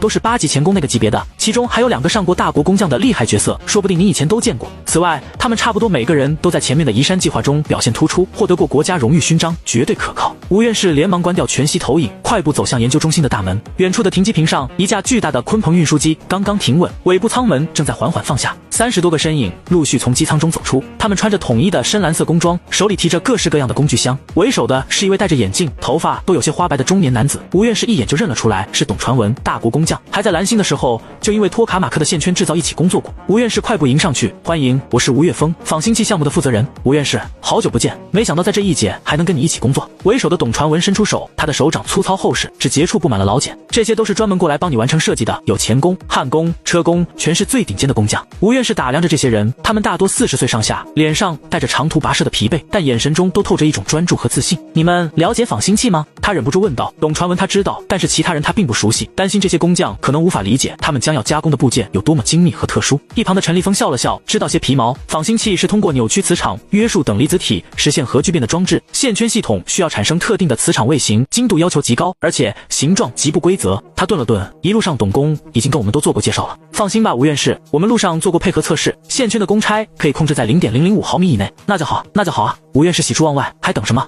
我们赶快开始吧。研究中心的会议室里，全息投影再次亮起，这次展示的是完整的仿星器线圈系统，上百个形状怪异的线圈部件彼此交错，形成复杂的几何结构。如你们所见，吴院士指着投影说，仿星器的线圈与传统托卡马克完全不同，每个线圈都是三维扭曲的，而且必须严格按照设计加工，任何微小的偏差都会导致磁场卫星失真，影响等离子体约束。董传文和其他工匠围在投影周围，表情严肃。一个戴着眼镜的女焊工小声嘀咕，这比我们想象的还要复杂，主要难点有3个。吴院士继续说道，第一是精度要求，每个截面的形状误差不能超过0.01毫米。第二是材料特殊，用的是新发现的常温下超导体材料，这个材料有些脆，加工时容易产生应力变形。第三是线圈的几何形状复杂，传统加工方法难以实现，可能需要手搓。会议室里一片寂静，只有全息投影发出的轻微嗡嗡声。吴院士，董传文突然开口，你有实物样品吗？图纸上看是一回事，实际摸到材料感觉会不一样。吴院士点点头，从旁边的柜子中取出一个小型线圈样品，这是他们之前试验加工的失败品，形状略有偏差，但材质相同。董传文接过样品，在手中仔细端详，然后递给身后的工匠们传看。他们的手指轻轻抚过线圈表面，像是在阅读盲文一样，又仿佛是在利用手指上的皮肤来感受线圈的形状。材料确实棘手，董传文最终说道，这种材料我们接触的很少，对于其性质掌握的不够，但并非无法解决。我们需要样品练习，还需要根据练习情况定制专用刀具，调整切削参数，可能还要设计新的家具与焊接装置。你们需要多长时间熟悉设备和材料？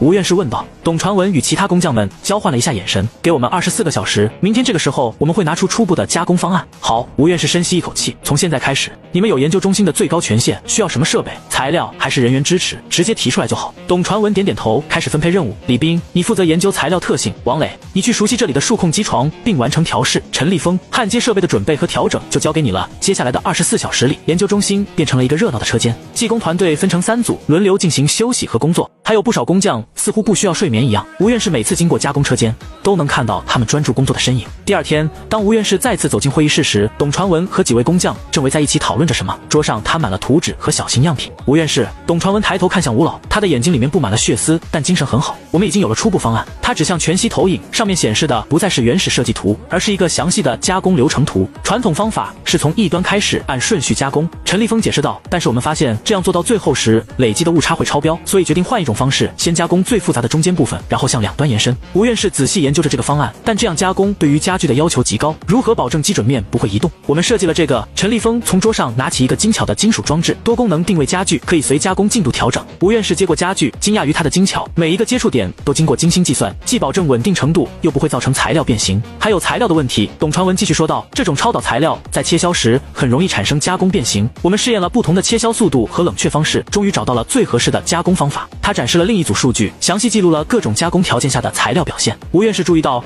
这些数据不仅包括常规参数，还有一些他从未考虑过的细节，比如刀具磨损对表面光洁度的微观影响。这些都是你们一晚上完成的？他有些难以置信地问。董传文笑了笑，万变不离其宗，我们本来就擅长这方面的东西，再说这也不是我们第一次合作了。他跺了跺脚，其实这个特殊的封装体就是我们中的好几位一起设计并完成的。吴院士突然意识到自己之前可能低估了这些技术工人的能力，他们不仅手上功夫了得，对材料和工艺的理解也达到了相当高的水平。他们也许并不懂得那些复杂的科学道理，可是他们的经验和眼光能够弥补一切。那么什么时候可以开始正式加工？吴院士激动起来，现在就可以。董传文回答，我们已经准备好了第一个线圈的加工程序，正想请您一起做个最终确认。6个小时后，伴随着研究基地响起的欢呼声，第一个线圈确认制造成功。127火中取栗1仿星器磁场线圈设计完成，正在进行第一次试做，实在是太好了。看着手环上燧人网络里面最新的公告，邓强忍不住握紧了拳头。如今每当出现什么重大发现或者是突破，都会第一时间在燧人网络向着所有华国人公布，也算是一种振奋精神的办法。大伙儿，我们得抓紧了，仿星器线圈一旦完成，就等着一种能够抵御超高热量的材料来做反应炉外壳，很有可能就得靠我们这次发现。在他的身旁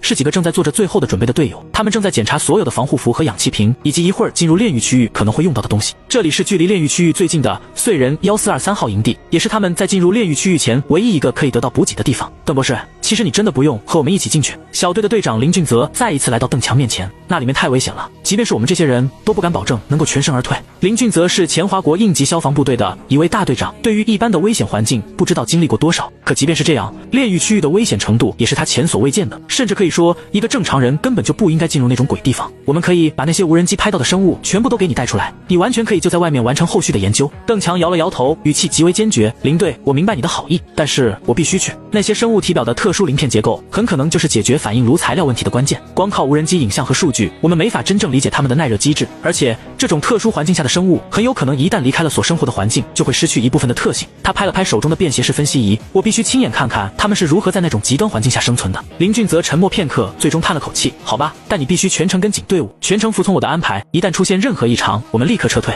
2辆经过特殊改装的吸氧单元离开营地，带着小队前往目标区域。随着离目标越来越近，周围的温度也越来越高。当距离目标区域还有20公里的时候，外面的温度已经提升到了超过50度。所有人穿上防护服，戴好你们的头盔。再往前前进10公里，温度就会突破60度，会严重损伤你们的肺部。先使用单元供应的氧气，气瓶里的等进去后再用。善园里的一行人连忙穿上笨重的隔热防护服，还把那个跟宇航员头盔差不多的头盔也戴了起来。为了隔绝一会儿的高温，他们身上这一套重型防火服看上去跟轻薄一点的宇航服差不多，加上电池和氧气瓶，重量直逼50公斤。要不是有外骨骼的帮助，一般人根本连腿都迈不开。林俊泽检查了每个人的装备，确认无误后，吸氧单元继续向炼狱区域前进。透过单元的小窗，邓强看到外面的景象逐渐变得扭曲，高温让空气产生了剧烈的折射，让远处的一切都变得扭曲起来。地面上到处都是皲裂的缝隙，偶尔从缝隙中喷出暗红色的火舌，就仿佛大地本身正在燃烧一样。经过改造的吸氧单元在这种环境下开得极慢，不光要躲避那些巨大的裂缝，还要小心随时都有可能出现的火焰风暴。在视线的尽头是一片由黑红色的火山岩堆积而成的特殊区域，那里就是被称作炼狱的特殊区域，一个由熔岩、高温气体和未知生物组成的死亡地带。我们到了。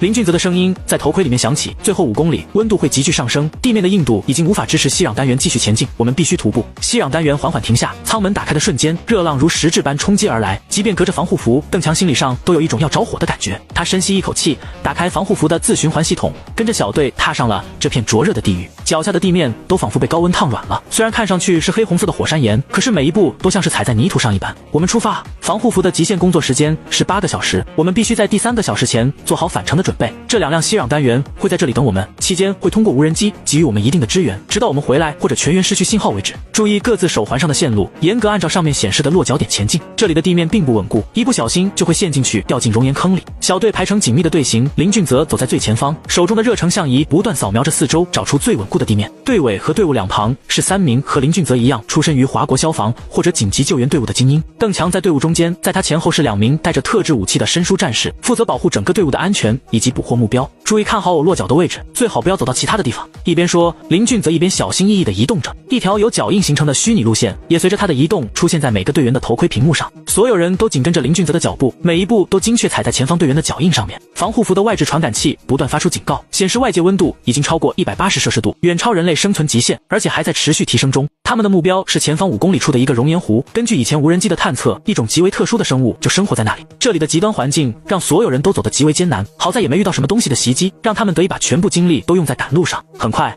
他们就来到了距离目标不到1公里的地方。这时2架无人机从他们出发的位置飞了过来，一架悬停在他们的头顶，另一架则先向着目标区域飞了过去。这里是吸氧单元，我们来帮你们确认目标区域的情况，请注意已经过去了2个小时，你们的时间不多了。128火中取栗。2林俊泽抬头看了一眼盘旋在上方的无人机，收到，请将前方的情况及时反馈给我们。前方的无人机很快传回了实时画面，熔岩湖周围的景象清晰地显示在每个人的头盔显示器上，暗红色的岩浆在湖中缓缓流动，时不时冒出几个气泡，爆裂时引发的熔岩像是雨点一样洒向四周。目标出现了，邓强的声音突然激动起来。只见熔岩湖边缘的黑色岩石上，几只形似放大了上千倍的水熊虫一样的生物正悠闲地爬行着，它们的体表覆盖着一层细密的黑色鳞片，鳞片之间互相交织在一起，在高温下闪烁着金属般的光泽。最令人震惊的是，这些生物竟然直接踩在温度超过500摄氏度的岩石上，仿佛毫无感觉，这简直不可思议。邓强迅速调整头盔上的画面，放大观察那些鳞片的结构，它们的鳞片排列方式非常特殊，组成了一种极为特殊的多面体空腔，似乎能形成某种隔热层。就在这时，无人机传来的画面上突然亮起了红色的警报，注意，检测到温度急剧上升。操控无人机的队员大喊，画面中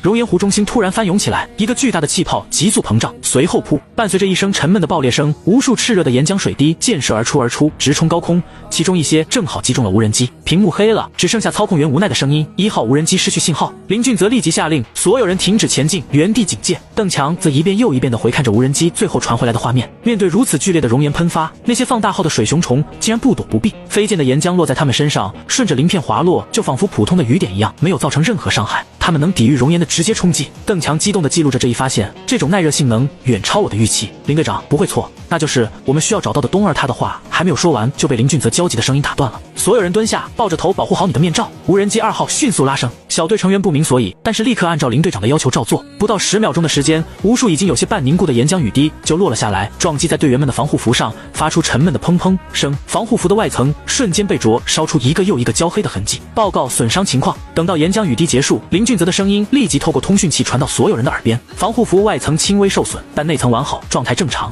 所有队员迅速回应，林俊泽这才松了一口气。他缓缓地站起身来，和其他队员一起清理着飞溅在防护服上的岩浆残渣。这时，2号无人机也降了下来。刚才幸好按照提示迅速拉升了高度，才没有像1号机那样被岩浆雨滴从天上砸落下来。林队长，你们没事吧？从头盔里传来西壤单元指挥官汪立伟的声音。林俊泽皱着眉头看了看熔岩湖的方向，我们没事。请将2号无人机也飞到熔岩湖那边继续观察，防止出现先前那种情况。对了，刚才的影像应该已经同步发送到指挥中心，他们怎么说？2号无人机也向着目标飞了过去。地质专家确认了熔岩湖已经处于活跃时期，以后那种情况很有可能会越来越频繁。林队长，我们得赶紧过去。邓强连忙说道。如果那个熔岩湖彻底爆发，那些目标很有可能会变更生活区域，其他的类似地点距离更远，会导致难度倍增。我们应该趁着现在赶紧过去捕捉样品。林俊泽没有回答，而是看了一眼头盔屏幕上的时间，从他们进入炼狱区域已经过去了2小时27分钟，他们走到熔岩湖附近至少还要20分钟，也就是算上极限状态，他们也只有不到半个小时的时间可以用来捕捉样品。这时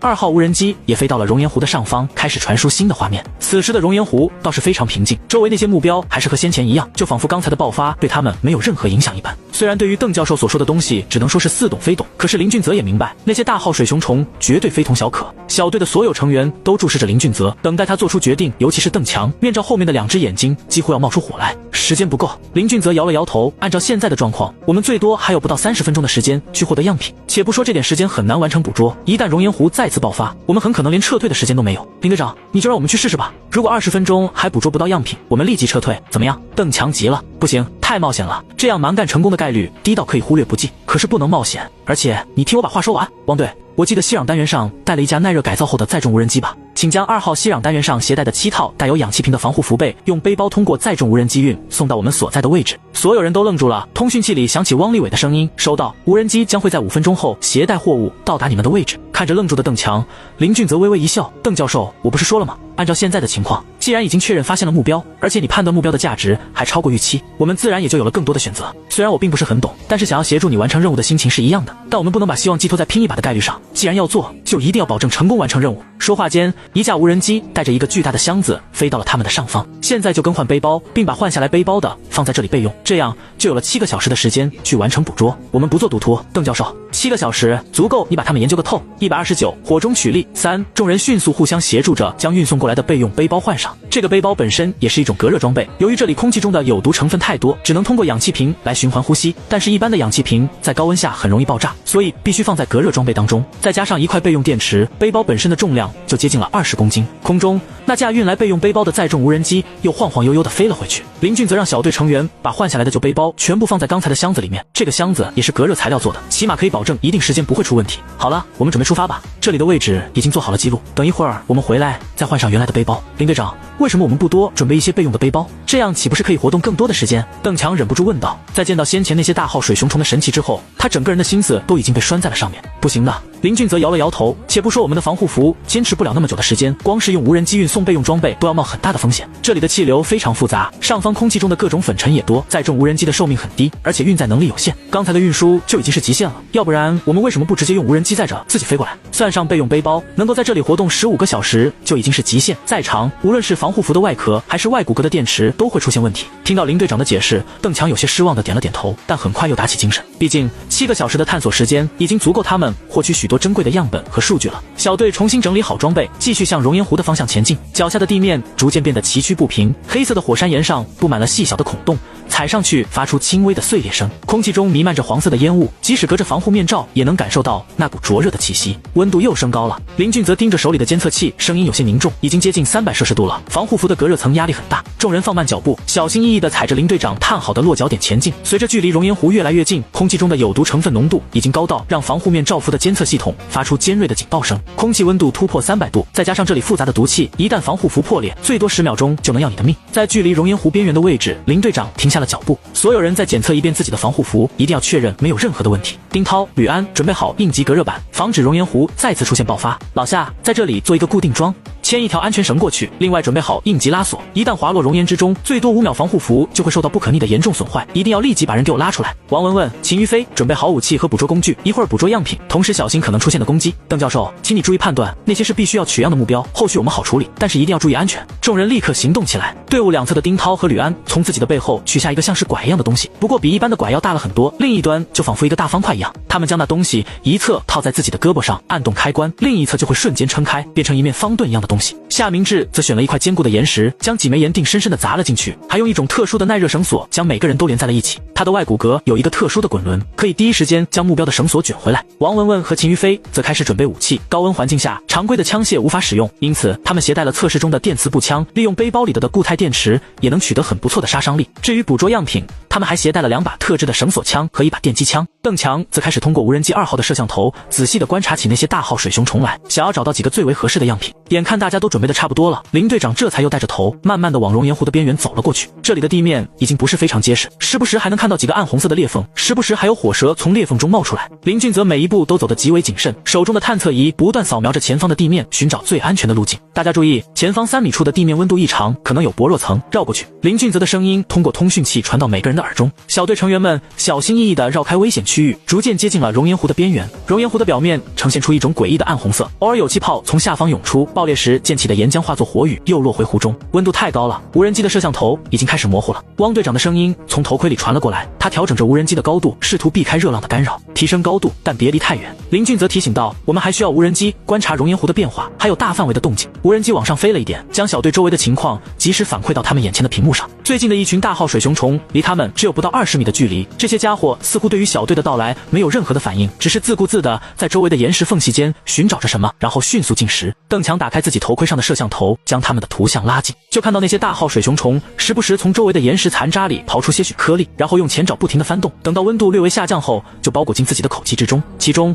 有一只目标并没有处在群落之中，而是单独出现在种群的前面，离其他的大号水熊虫差不多有5-6米的样子，就是它了。先把这个弄过来，注意不要惊扰到其他目标。130，火中取栗4。邓强立刻选定了目标，他在屏幕上做了标记，然后传给其他队友。林俊则凑近看了一眼屏幕，这东西的适应性远超我们的想象。王文问准备捕捉那只正在活动的个体，注意别惊动其他，小心点，说不定这东西比我们想象的还要危险。王文问应了一声，举起了特制的绳索枪。这种枪发射的是一种耐高温的合金丝，末端带有缠绕固定装置，可以在不伤害目标的情况下将其捕捉回来。锁定目标，发射。王文问扣动扳机，合金丝瞬间射出，精准地缠绕住了那只水熊虫的躯体。水熊虫似乎察觉到了危险，开始剧烈挣扎，但合金丝已经牢牢固定住了它。拉回来！林俊则下令。王文问迅速收回绳索，将水熊虫脱离熔岩湖边缘，向着众人所在的位置拉了回来。秦于飞端着电磁步枪，紧张地看着那只水熊虫后面的种群，生怕他们一股脑地袭击过来。好在虽然目标挣扎得很厉害，但是其他的水熊虫并没有任何的反应，就仿佛被抓走的并不是他们的同胞一样。果然，邓强松了一口气，这些家伙生活的地方环境过于极限，导致他们根本就没有任何外敌，所以他们对于突然出现的攻击也没有集群反应。眼看那只水熊虫就要被拖到众人面前，老夏甚至已经准备好了一个特制的盒子，准备用来装样品。这时，那只一直在剧烈挣扎的水熊虫挣扎的幅度更大了，一根与它鳞甲边缘接触到的合金丝猛地断裂开来。该死，这东西的外壳比我们想象的还要锋利，快，它要挣脱了！邓强连忙催促起来。话音刚落，越来越多的合金丝因为水熊虫的挣扎断裂开来，眼看着那个目标就要彻底挣脱束缚。秦于飞用电击枪让他安静下来。林队长发出了命令，秦于飞连忙换上电击枪，然后对着目标扣动了扳机。第一发探针带着电光扎在了目标身上，可是却连一点动静都没有。那玩意儿的外壳是绝缘的，电流进不去，瞄准他的口气，啪，又是一枪。不过这一枪秦于飞直接射进了水熊虫张开的口气之中，噼里啪啦，伴随着一阵电光闪烁，那只水熊虫抽搐了几下，彻底不动了。捆在他身上的合金丝已经只剩下不到一半，不过好歹把他给拉了回来。老夏连忙打开盒子，就等着把那只水熊虫给装进去。可就在这个时候，那只水熊虫身上鳞甲的光泽肉眼可见的暗了下来，紧接着便冒起了一股青烟，整个水熊虫迅速的干瘪下来，就在众人眼皮底下化作了一团残渣。众人目瞪口呆的看着地上的残渣，一时间陷入了沉默。这王文文咽了口唾沫，他自毁了，还是说电击枪的电压太高，一不小心给弄死了？邓强蹲下身，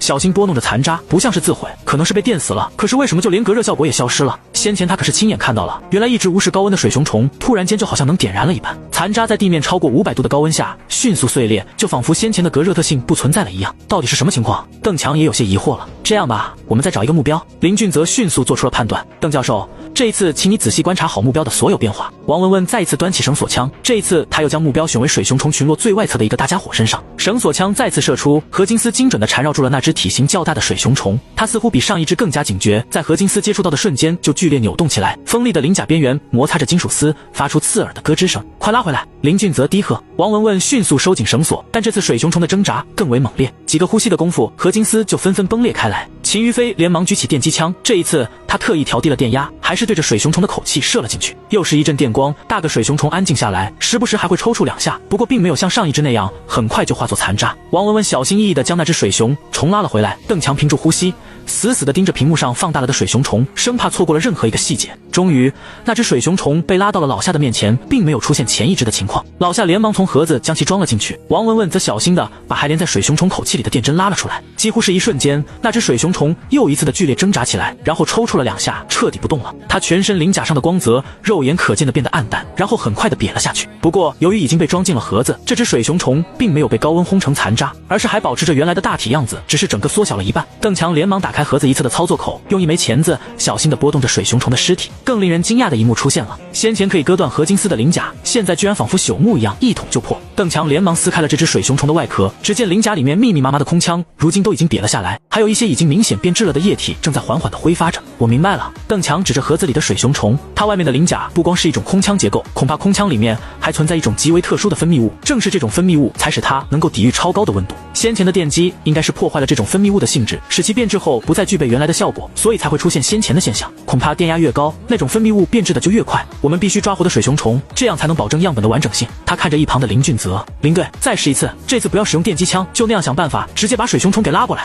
131，火中取速。完，新的方案很快敲定。这一次负责使用绳索枪的是老夏，这位特殊救援队出身的老兵，对绳索的掌控早已炉火纯青，配合外骨骼上的滚轮装置，他有把握在水熊虫割断合金丝前将其拉回来。王文文接过老夏递来的样本箱，丁涛和吕安手持护具分立两侧，3人形成稳固的品字阵型。老夏眯起眼睛，瞄准虫群中一只趴在凸起岩石上的水熊虫，虽然体型中等，但胜在位置合适。嗖的一声，金属丝破空而出，精准缠绕住目标。水熊虫立即剧烈挣扎起来，甲靠与合金丝膜擦出刺耳声响。老夏没有急着收线，而是先试探性的扯了扯绳索，感受着另一端传来的力道。他要了解一下水熊虫的重量和它挣扎的力度，好判断自己出力的程度。确认无误后，他果断将绳索扣在滚轮上，双腿微分，腰背发力，双手抓住绳索，猛地一拉起。伴随着老夏的吼声，他手臂上的滚轮也飞速转动，绳索瞬间绷直。那只水熊虫在巨大拉力下腾空而起，划出一道抛物线，向着3人的位置落了下来。就在他即将坠地的刹那，老夏手腕一抖，和金丝如莲花绽放般散开，同时卸去了水熊虫下坠的冲击力。漂亮！丁涛低喝一声，与吕安同时推出护具，特制金属护具展开，瞬间拼接成一个斜角，将水熊虫困在里面。王文文连忙将样本箱对准缺口，被困住的水熊虫无处可逃，一头栽进箱中。砰！箱盖合拢的瞬间，里面就传来剧烈的撞击声。透过观察窗可以看到，水熊虫正疯狂冲撞着箱壁，锋利的钩爪在特种玻璃上刮出令人牙酸的声响。箱子内侧全部都是划痕。见鬼！邓强凑近观察，脸色骤变。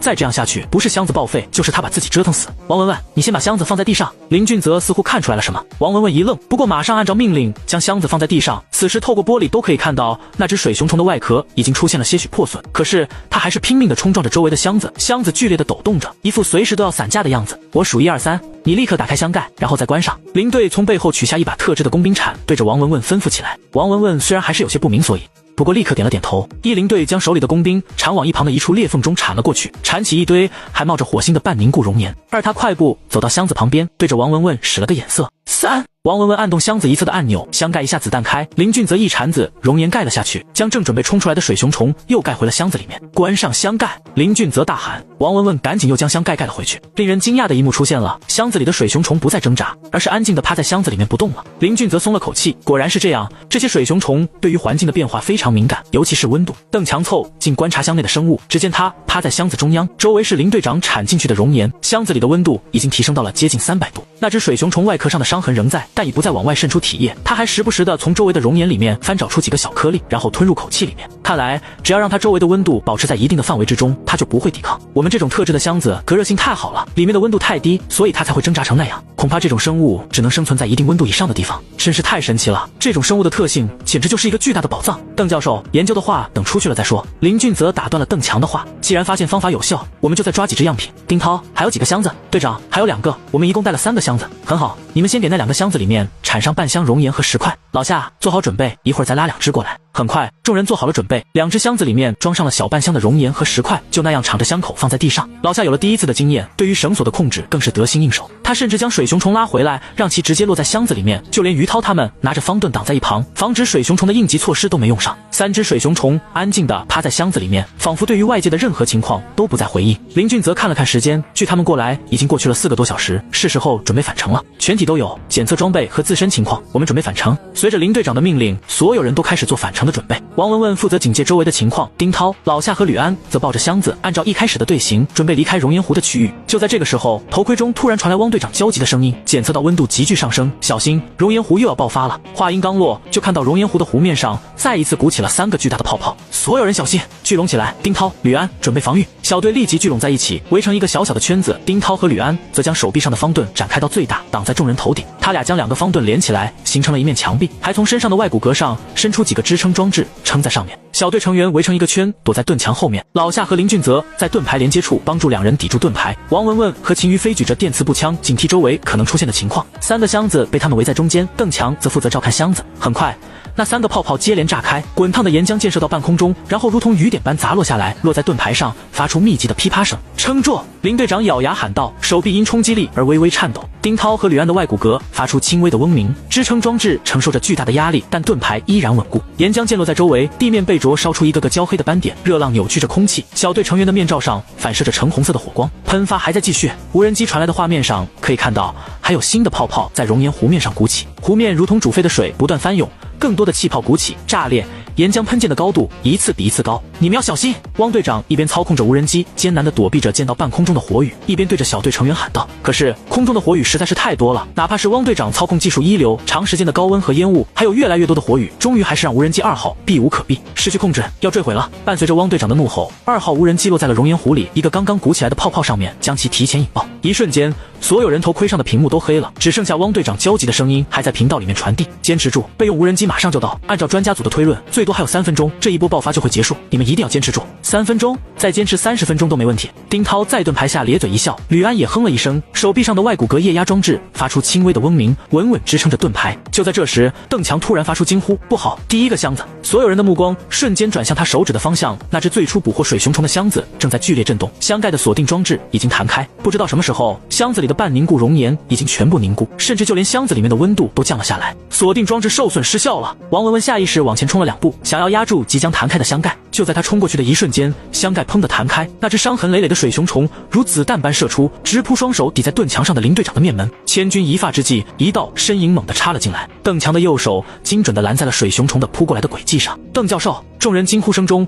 只见那只水熊虫的6只钩爪深深刺入了邓强的防护手套，然后深深地刺入进去。邓强闷哼一声，秦于飞连忙冲过去，双手死死地扣住水熊虫的背部甲靠，用力一扯将其拽下。重体离手的瞬间，邓强右手的防护手套已经被划破了很大一片，露出下面血肉模糊的手掌。快！秦于飞咬牙将挣扎的水熊虫塞回箱子，一旁的王文文立即补上一铲了熔岩，然后扑上去用身体压住箱盖。老夏单手维持盾牌，另一只手从腰间抽出应急锁带扔了过去，用这个，王文文一把接过锁带扣在了箱子上面。另外2个箱子里面的熔岩也出现了异常冷却，不过好在量大，还没有导致温度过低。熔岩雨仍在倾泻，盾牌上不断传来令人牙酸的撞击声。邓强踉跄着靠在秦于飞身上，全身不受控制的痉挛，他的脸色通红，头盔显示防护服里面的氧气正在急速泄漏。秦于飞慌忙取出应急喷雾，先是喷在邓强手掌上的破口处，形成了一层新的覆膜，然后迅速隔断了他手臂与其他部位的空气循环系统，并用隔热绷带将他整个手掌全部都缠了起来。邓教授，坚持住！秦于飞的声音在通讯频道里发颤，他迅速检查着邓强的生命体征，防护服破损导致的高温气体正灼烧着他的右手，而更可怕的是那些渗入伤口的未知毒素。邓强已经开始发烧了，岩浆气泡炸裂的声音逐渐停止，盾牌上的撞击频率也明显降低。林俊则从盾牌的缝隙中看到橙红色的火雨正转为零星飘落的灰烬，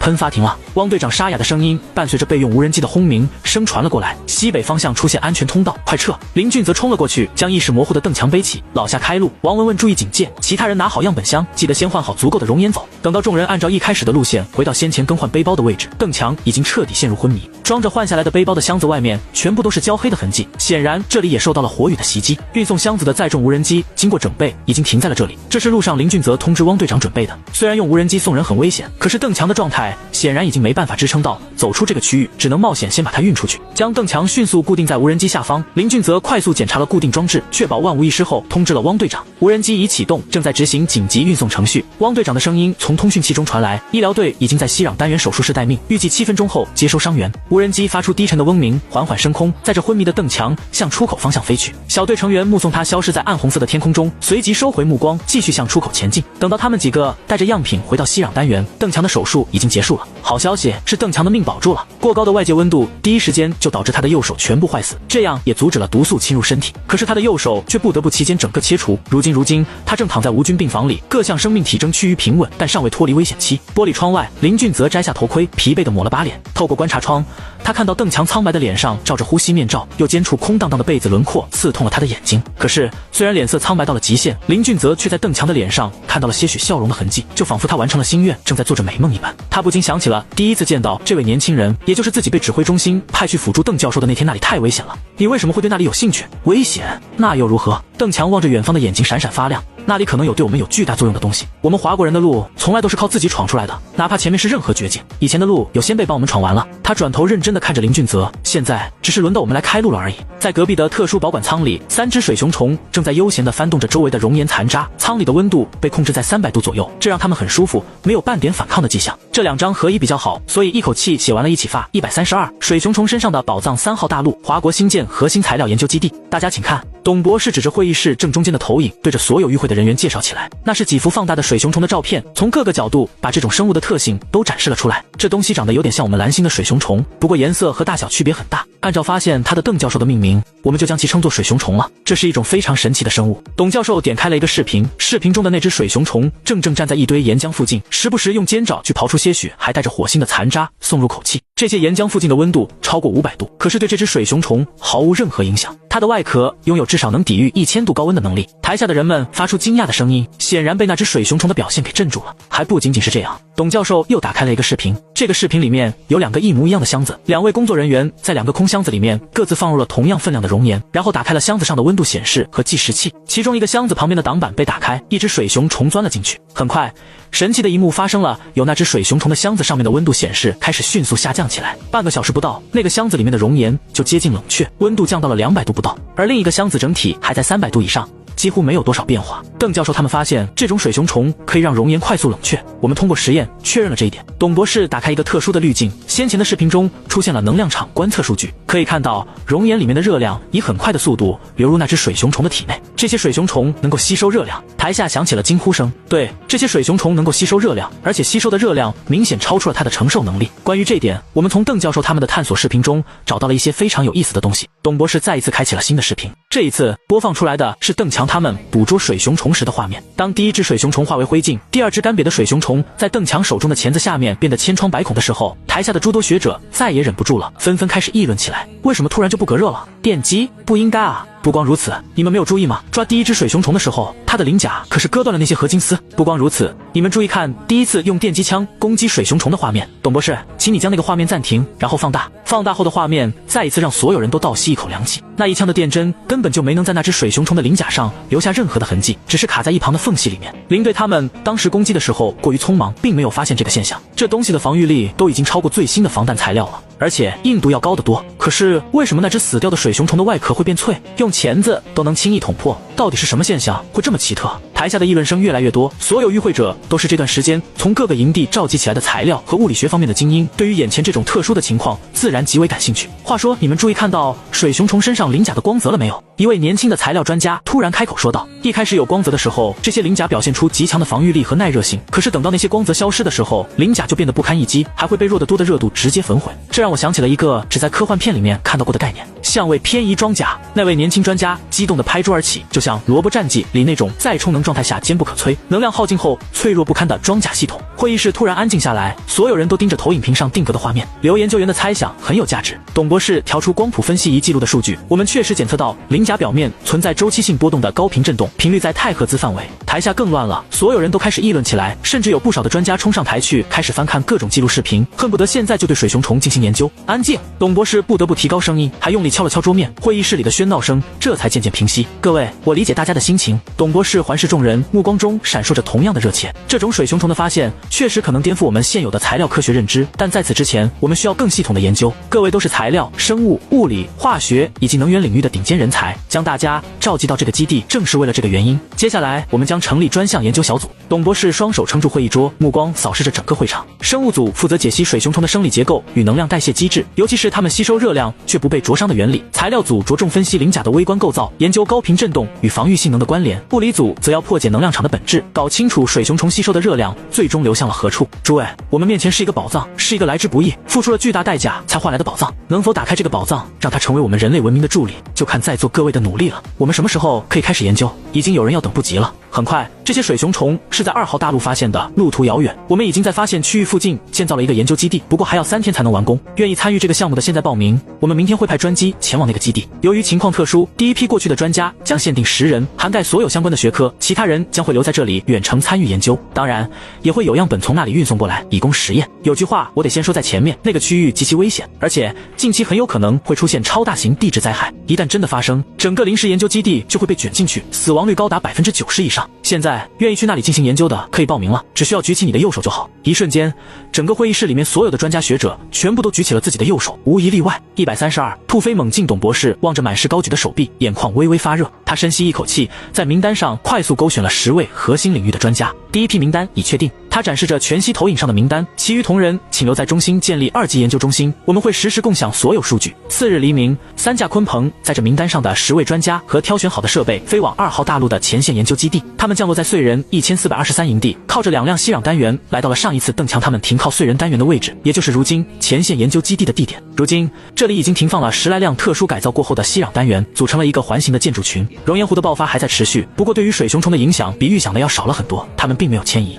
而是还留在那里。基地每天都会派出精锐队伍，冒着生命危险前往熔岩湖捕获水熊虫，以供研究。留在材料研究中心的专家们也同步建立了2级研究中心，他们收到前线基地的数据后，将会进行进一步的分析和研究，同时也会有部分水熊虫样本被送到2级研究中心进行比对实验和其他数据分析。在前线基地开始对水熊虫进行全面研究之后，夸父3号基地开始充能。吴老的声音里面是压抑不住的激动。庄景波拉动电力供应拉杆，开始提升电压。整个控制室安静的能听见呼吸声，30几位工程师的目光都聚焦在中央屏幕上。80%、90、95，电压达到预定幅度，线圈开始生成磁场。所有人紧盯着屏幕下方显示的那组银白色的环形装置，人类历史上第一组完全由常温下超导体材料制造的仿星器线圈。吴老调出了仿星器线圈的实时应力分析图，银白色的超导线圈在磁场强度突破10T 后，依然没有出现任何结构形变，磁场稳定在12T，等离子体约束完美。庄景波的声音里带着一丝难以置信，完全没有任何波动，几乎看不到这个线圈的极限。先别急，吴老沉声道，我们需要确认这种材料的长期稳定性。他转向另一侧的工程师，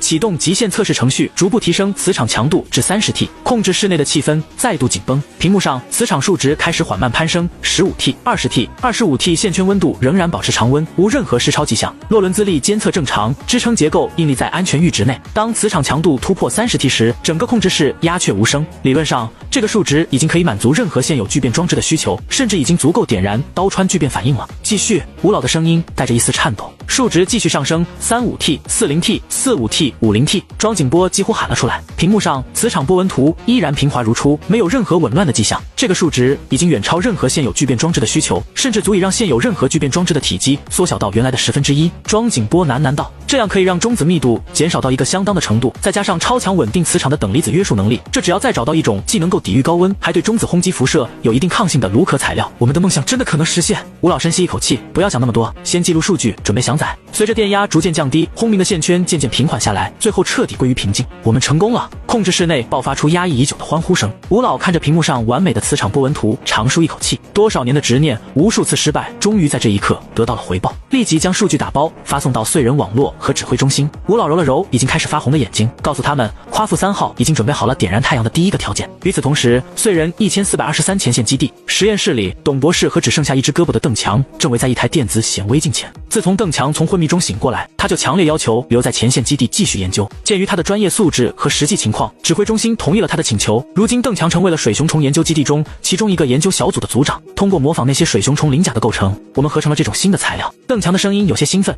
你看这些纳米陶瓷颗粒的排列方式。董博士凑近屏幕，那些微小的纳米陶瓷分子形成了无数个微小的多边形空腔，就仿佛水熊虫身上的一样，就像天然的隔热瓦。董博士喃喃道。不仅如此，更强调出另一组数据，我们提纯了水熊虫产生的那种特殊的体液，并将有效成分填充到纳米陶瓷空腔之中。测试显示，当这两种材料组合在一起以后，对于热量的阻隔达到了惊人的 99.99%。所以那些小家伙能在熔岩边活蹦乱跳，就是因为这个。理论上是的。邓强点点头，虽然我们还没有彻底弄清楚其他特性，但是隔热方面应该就是这个。此外，还有一个非常重要的发现，前不久不是从那个区域检测出了定期出现的中子辐射吗？邓强的脸上露出一丝悲伤之色。在对熔岩湖区域进行了多次探索后，基地这边惊讶地发现了，有时候随着熔岩湖的爆发，会出现惊人的中子辐射。一开始的无人机探测并没有发现这个现象，所以也就没有做好相应的防御准备。而当他们发现这个现象的时候，一批批探索队伍已经对熔岩湖区域进行了多次探索。普通的防护服并没有预防中子辐射的功能，他们都或多或少地受到了辐射伤害。轻一点的只是可能会造成未来癌症几率的增加，可是还是有不少人已经受到了极为严重的伤害，甚至出现了急性辐射病的症状。尤其是经常带队进去的林队长经过测试，这些水熊虫的外壳甚至可以阻挡中子辐射。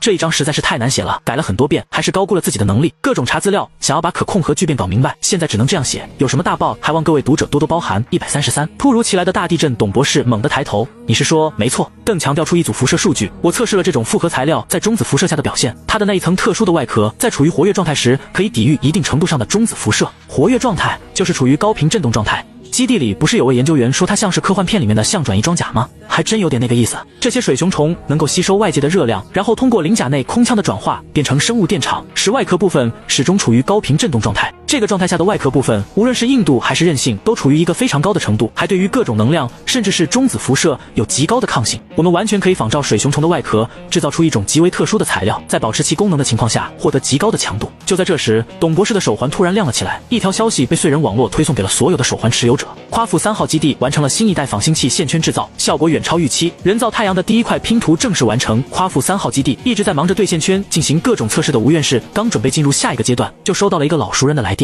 是董博士，同属于华国科学院的他们关系还不错，以前也多次合作过。通讯刚一接通，董博士急切的声音就传了过来：吴老，你们完成仿星器的线圈设计了，能够做到什么程度？吴院士笑了笑，用无比自豪的语气回答：比预想中最好的状况还要好得多。老董，我们的超导线圈已经突破了50T 的磁场，而且极为稳定，现在距离实现我们的梦想就只差……他的话还没有说完，就被通讯器那边的董博士打断了。还差耐高温抗中子辐射材料。董博士几乎是喊出来的：我们刚刚发现水熊虫的身上就有这种材料。通讯两端同时陷入诡异的寂静，一时间就仿佛断线了一样。水熊虫耐高温还能抵抗中子辐射？怎么可能？吴老一脸的莫名其妙。水熊虫他知道，也曾经去研究过，除了耐火点没什么特别的，怎么突然就能抵御中子辐射了？不是地球那个水熊虫？似乎是知道吴院士的想法，另一边的董博士连忙解释起来：算了，这样说不清楚，吴老，我把实验报告发给你，你看一眼就明白了。吴院士还在疑惑中，就看到自己的个人终端里面收到一份新的邮件，这些资料是真的。对，你们已经能够人工合成那种特殊的物质了。还没有，不过快了。所以吴老的声音因为激动而嘶哑。我们是不是真的可以？没错，我们立即开始新一代仿星器核心炉的设计，请尽快将那种材料提供给我们。通讯结束了，在被挂断前的最后1秒，还能听到那边吴院士兴奋的喊叫声：同志们，我们真的要造出太阳了！董博士深吸一口气，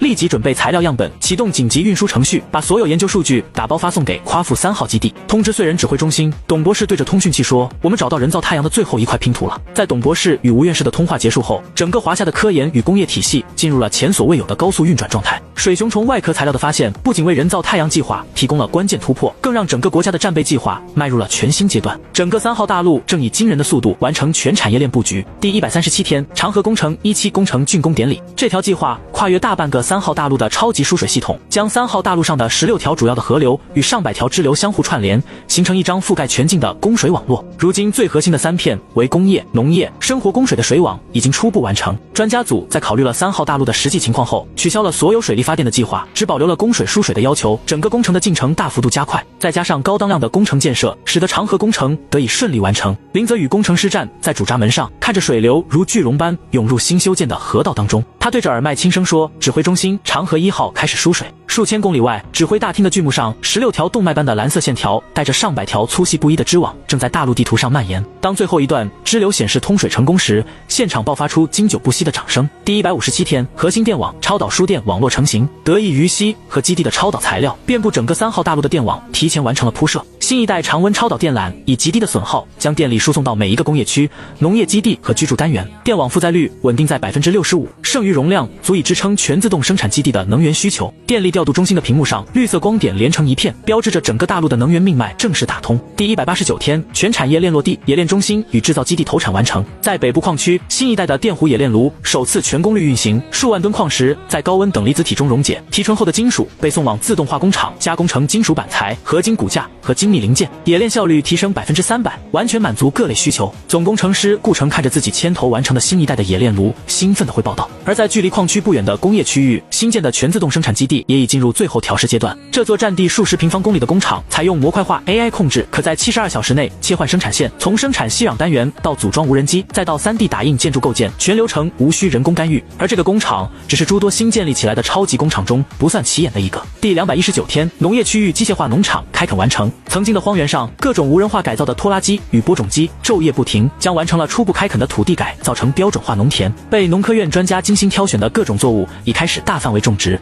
整个流程基本全部采用无人化机械管控，并由农业专家全程使用无人机关注生长过程，做到实时调控和辅助。首批小麦已进入抽穗期，预计30天后可收获。农业指挥中心的屏幕上，一眼望不到边际的农田正长势喜人。不仅如此，新的超宽轨道铁路也完成了主网的最后建设，正在修建与之相连的各支线网络。铁路沿线的城市布局也已经有了初步规模，数十座超级城市正在一点一点的显露出来。就在所有人都以为3号大陆的建设即将圆满收官时，灾难毫无征兆的爆发了。第237天，异界时间凌晨3点17分，燧人网络发出最高级警报，警告大陆东北区域地壳异常活动，判断为大范围高烈度地震，地震中心区域震级预估8.1，震源深度15公里134，特殊目标出现一瞬间，3号大陆所有的燧人节点全部进入1级战备状态。新组网的燧明卫星开始变轨，向着地震发生的区域移动过去，数十架大型侦察无人机第一时间从周围还算正常的燧人节点起飞，进入震区，开始详细的勘察。燧人指挥中心线上紧急会议，情况怎么样？朱老焦急的面容出现在屏幕上，目前情况比预想的还要严重。应急救灾总指挥张森调出实时监测数据，全息投影上闪烁着刺目的红色警报。卫星监控发现震中区域地壳位移达到7.3米，引发连锁性地质塌陷，受灾最严重的区域已经彻底失去联络。长河工程东北段部分损毁，出现溢流的情况，震区电网1/3受到严重损坏，震中区域供电已经瘫痪，铁路网络涉及震区的2条路线显示断开，现已停止一切开往对应方向的列车。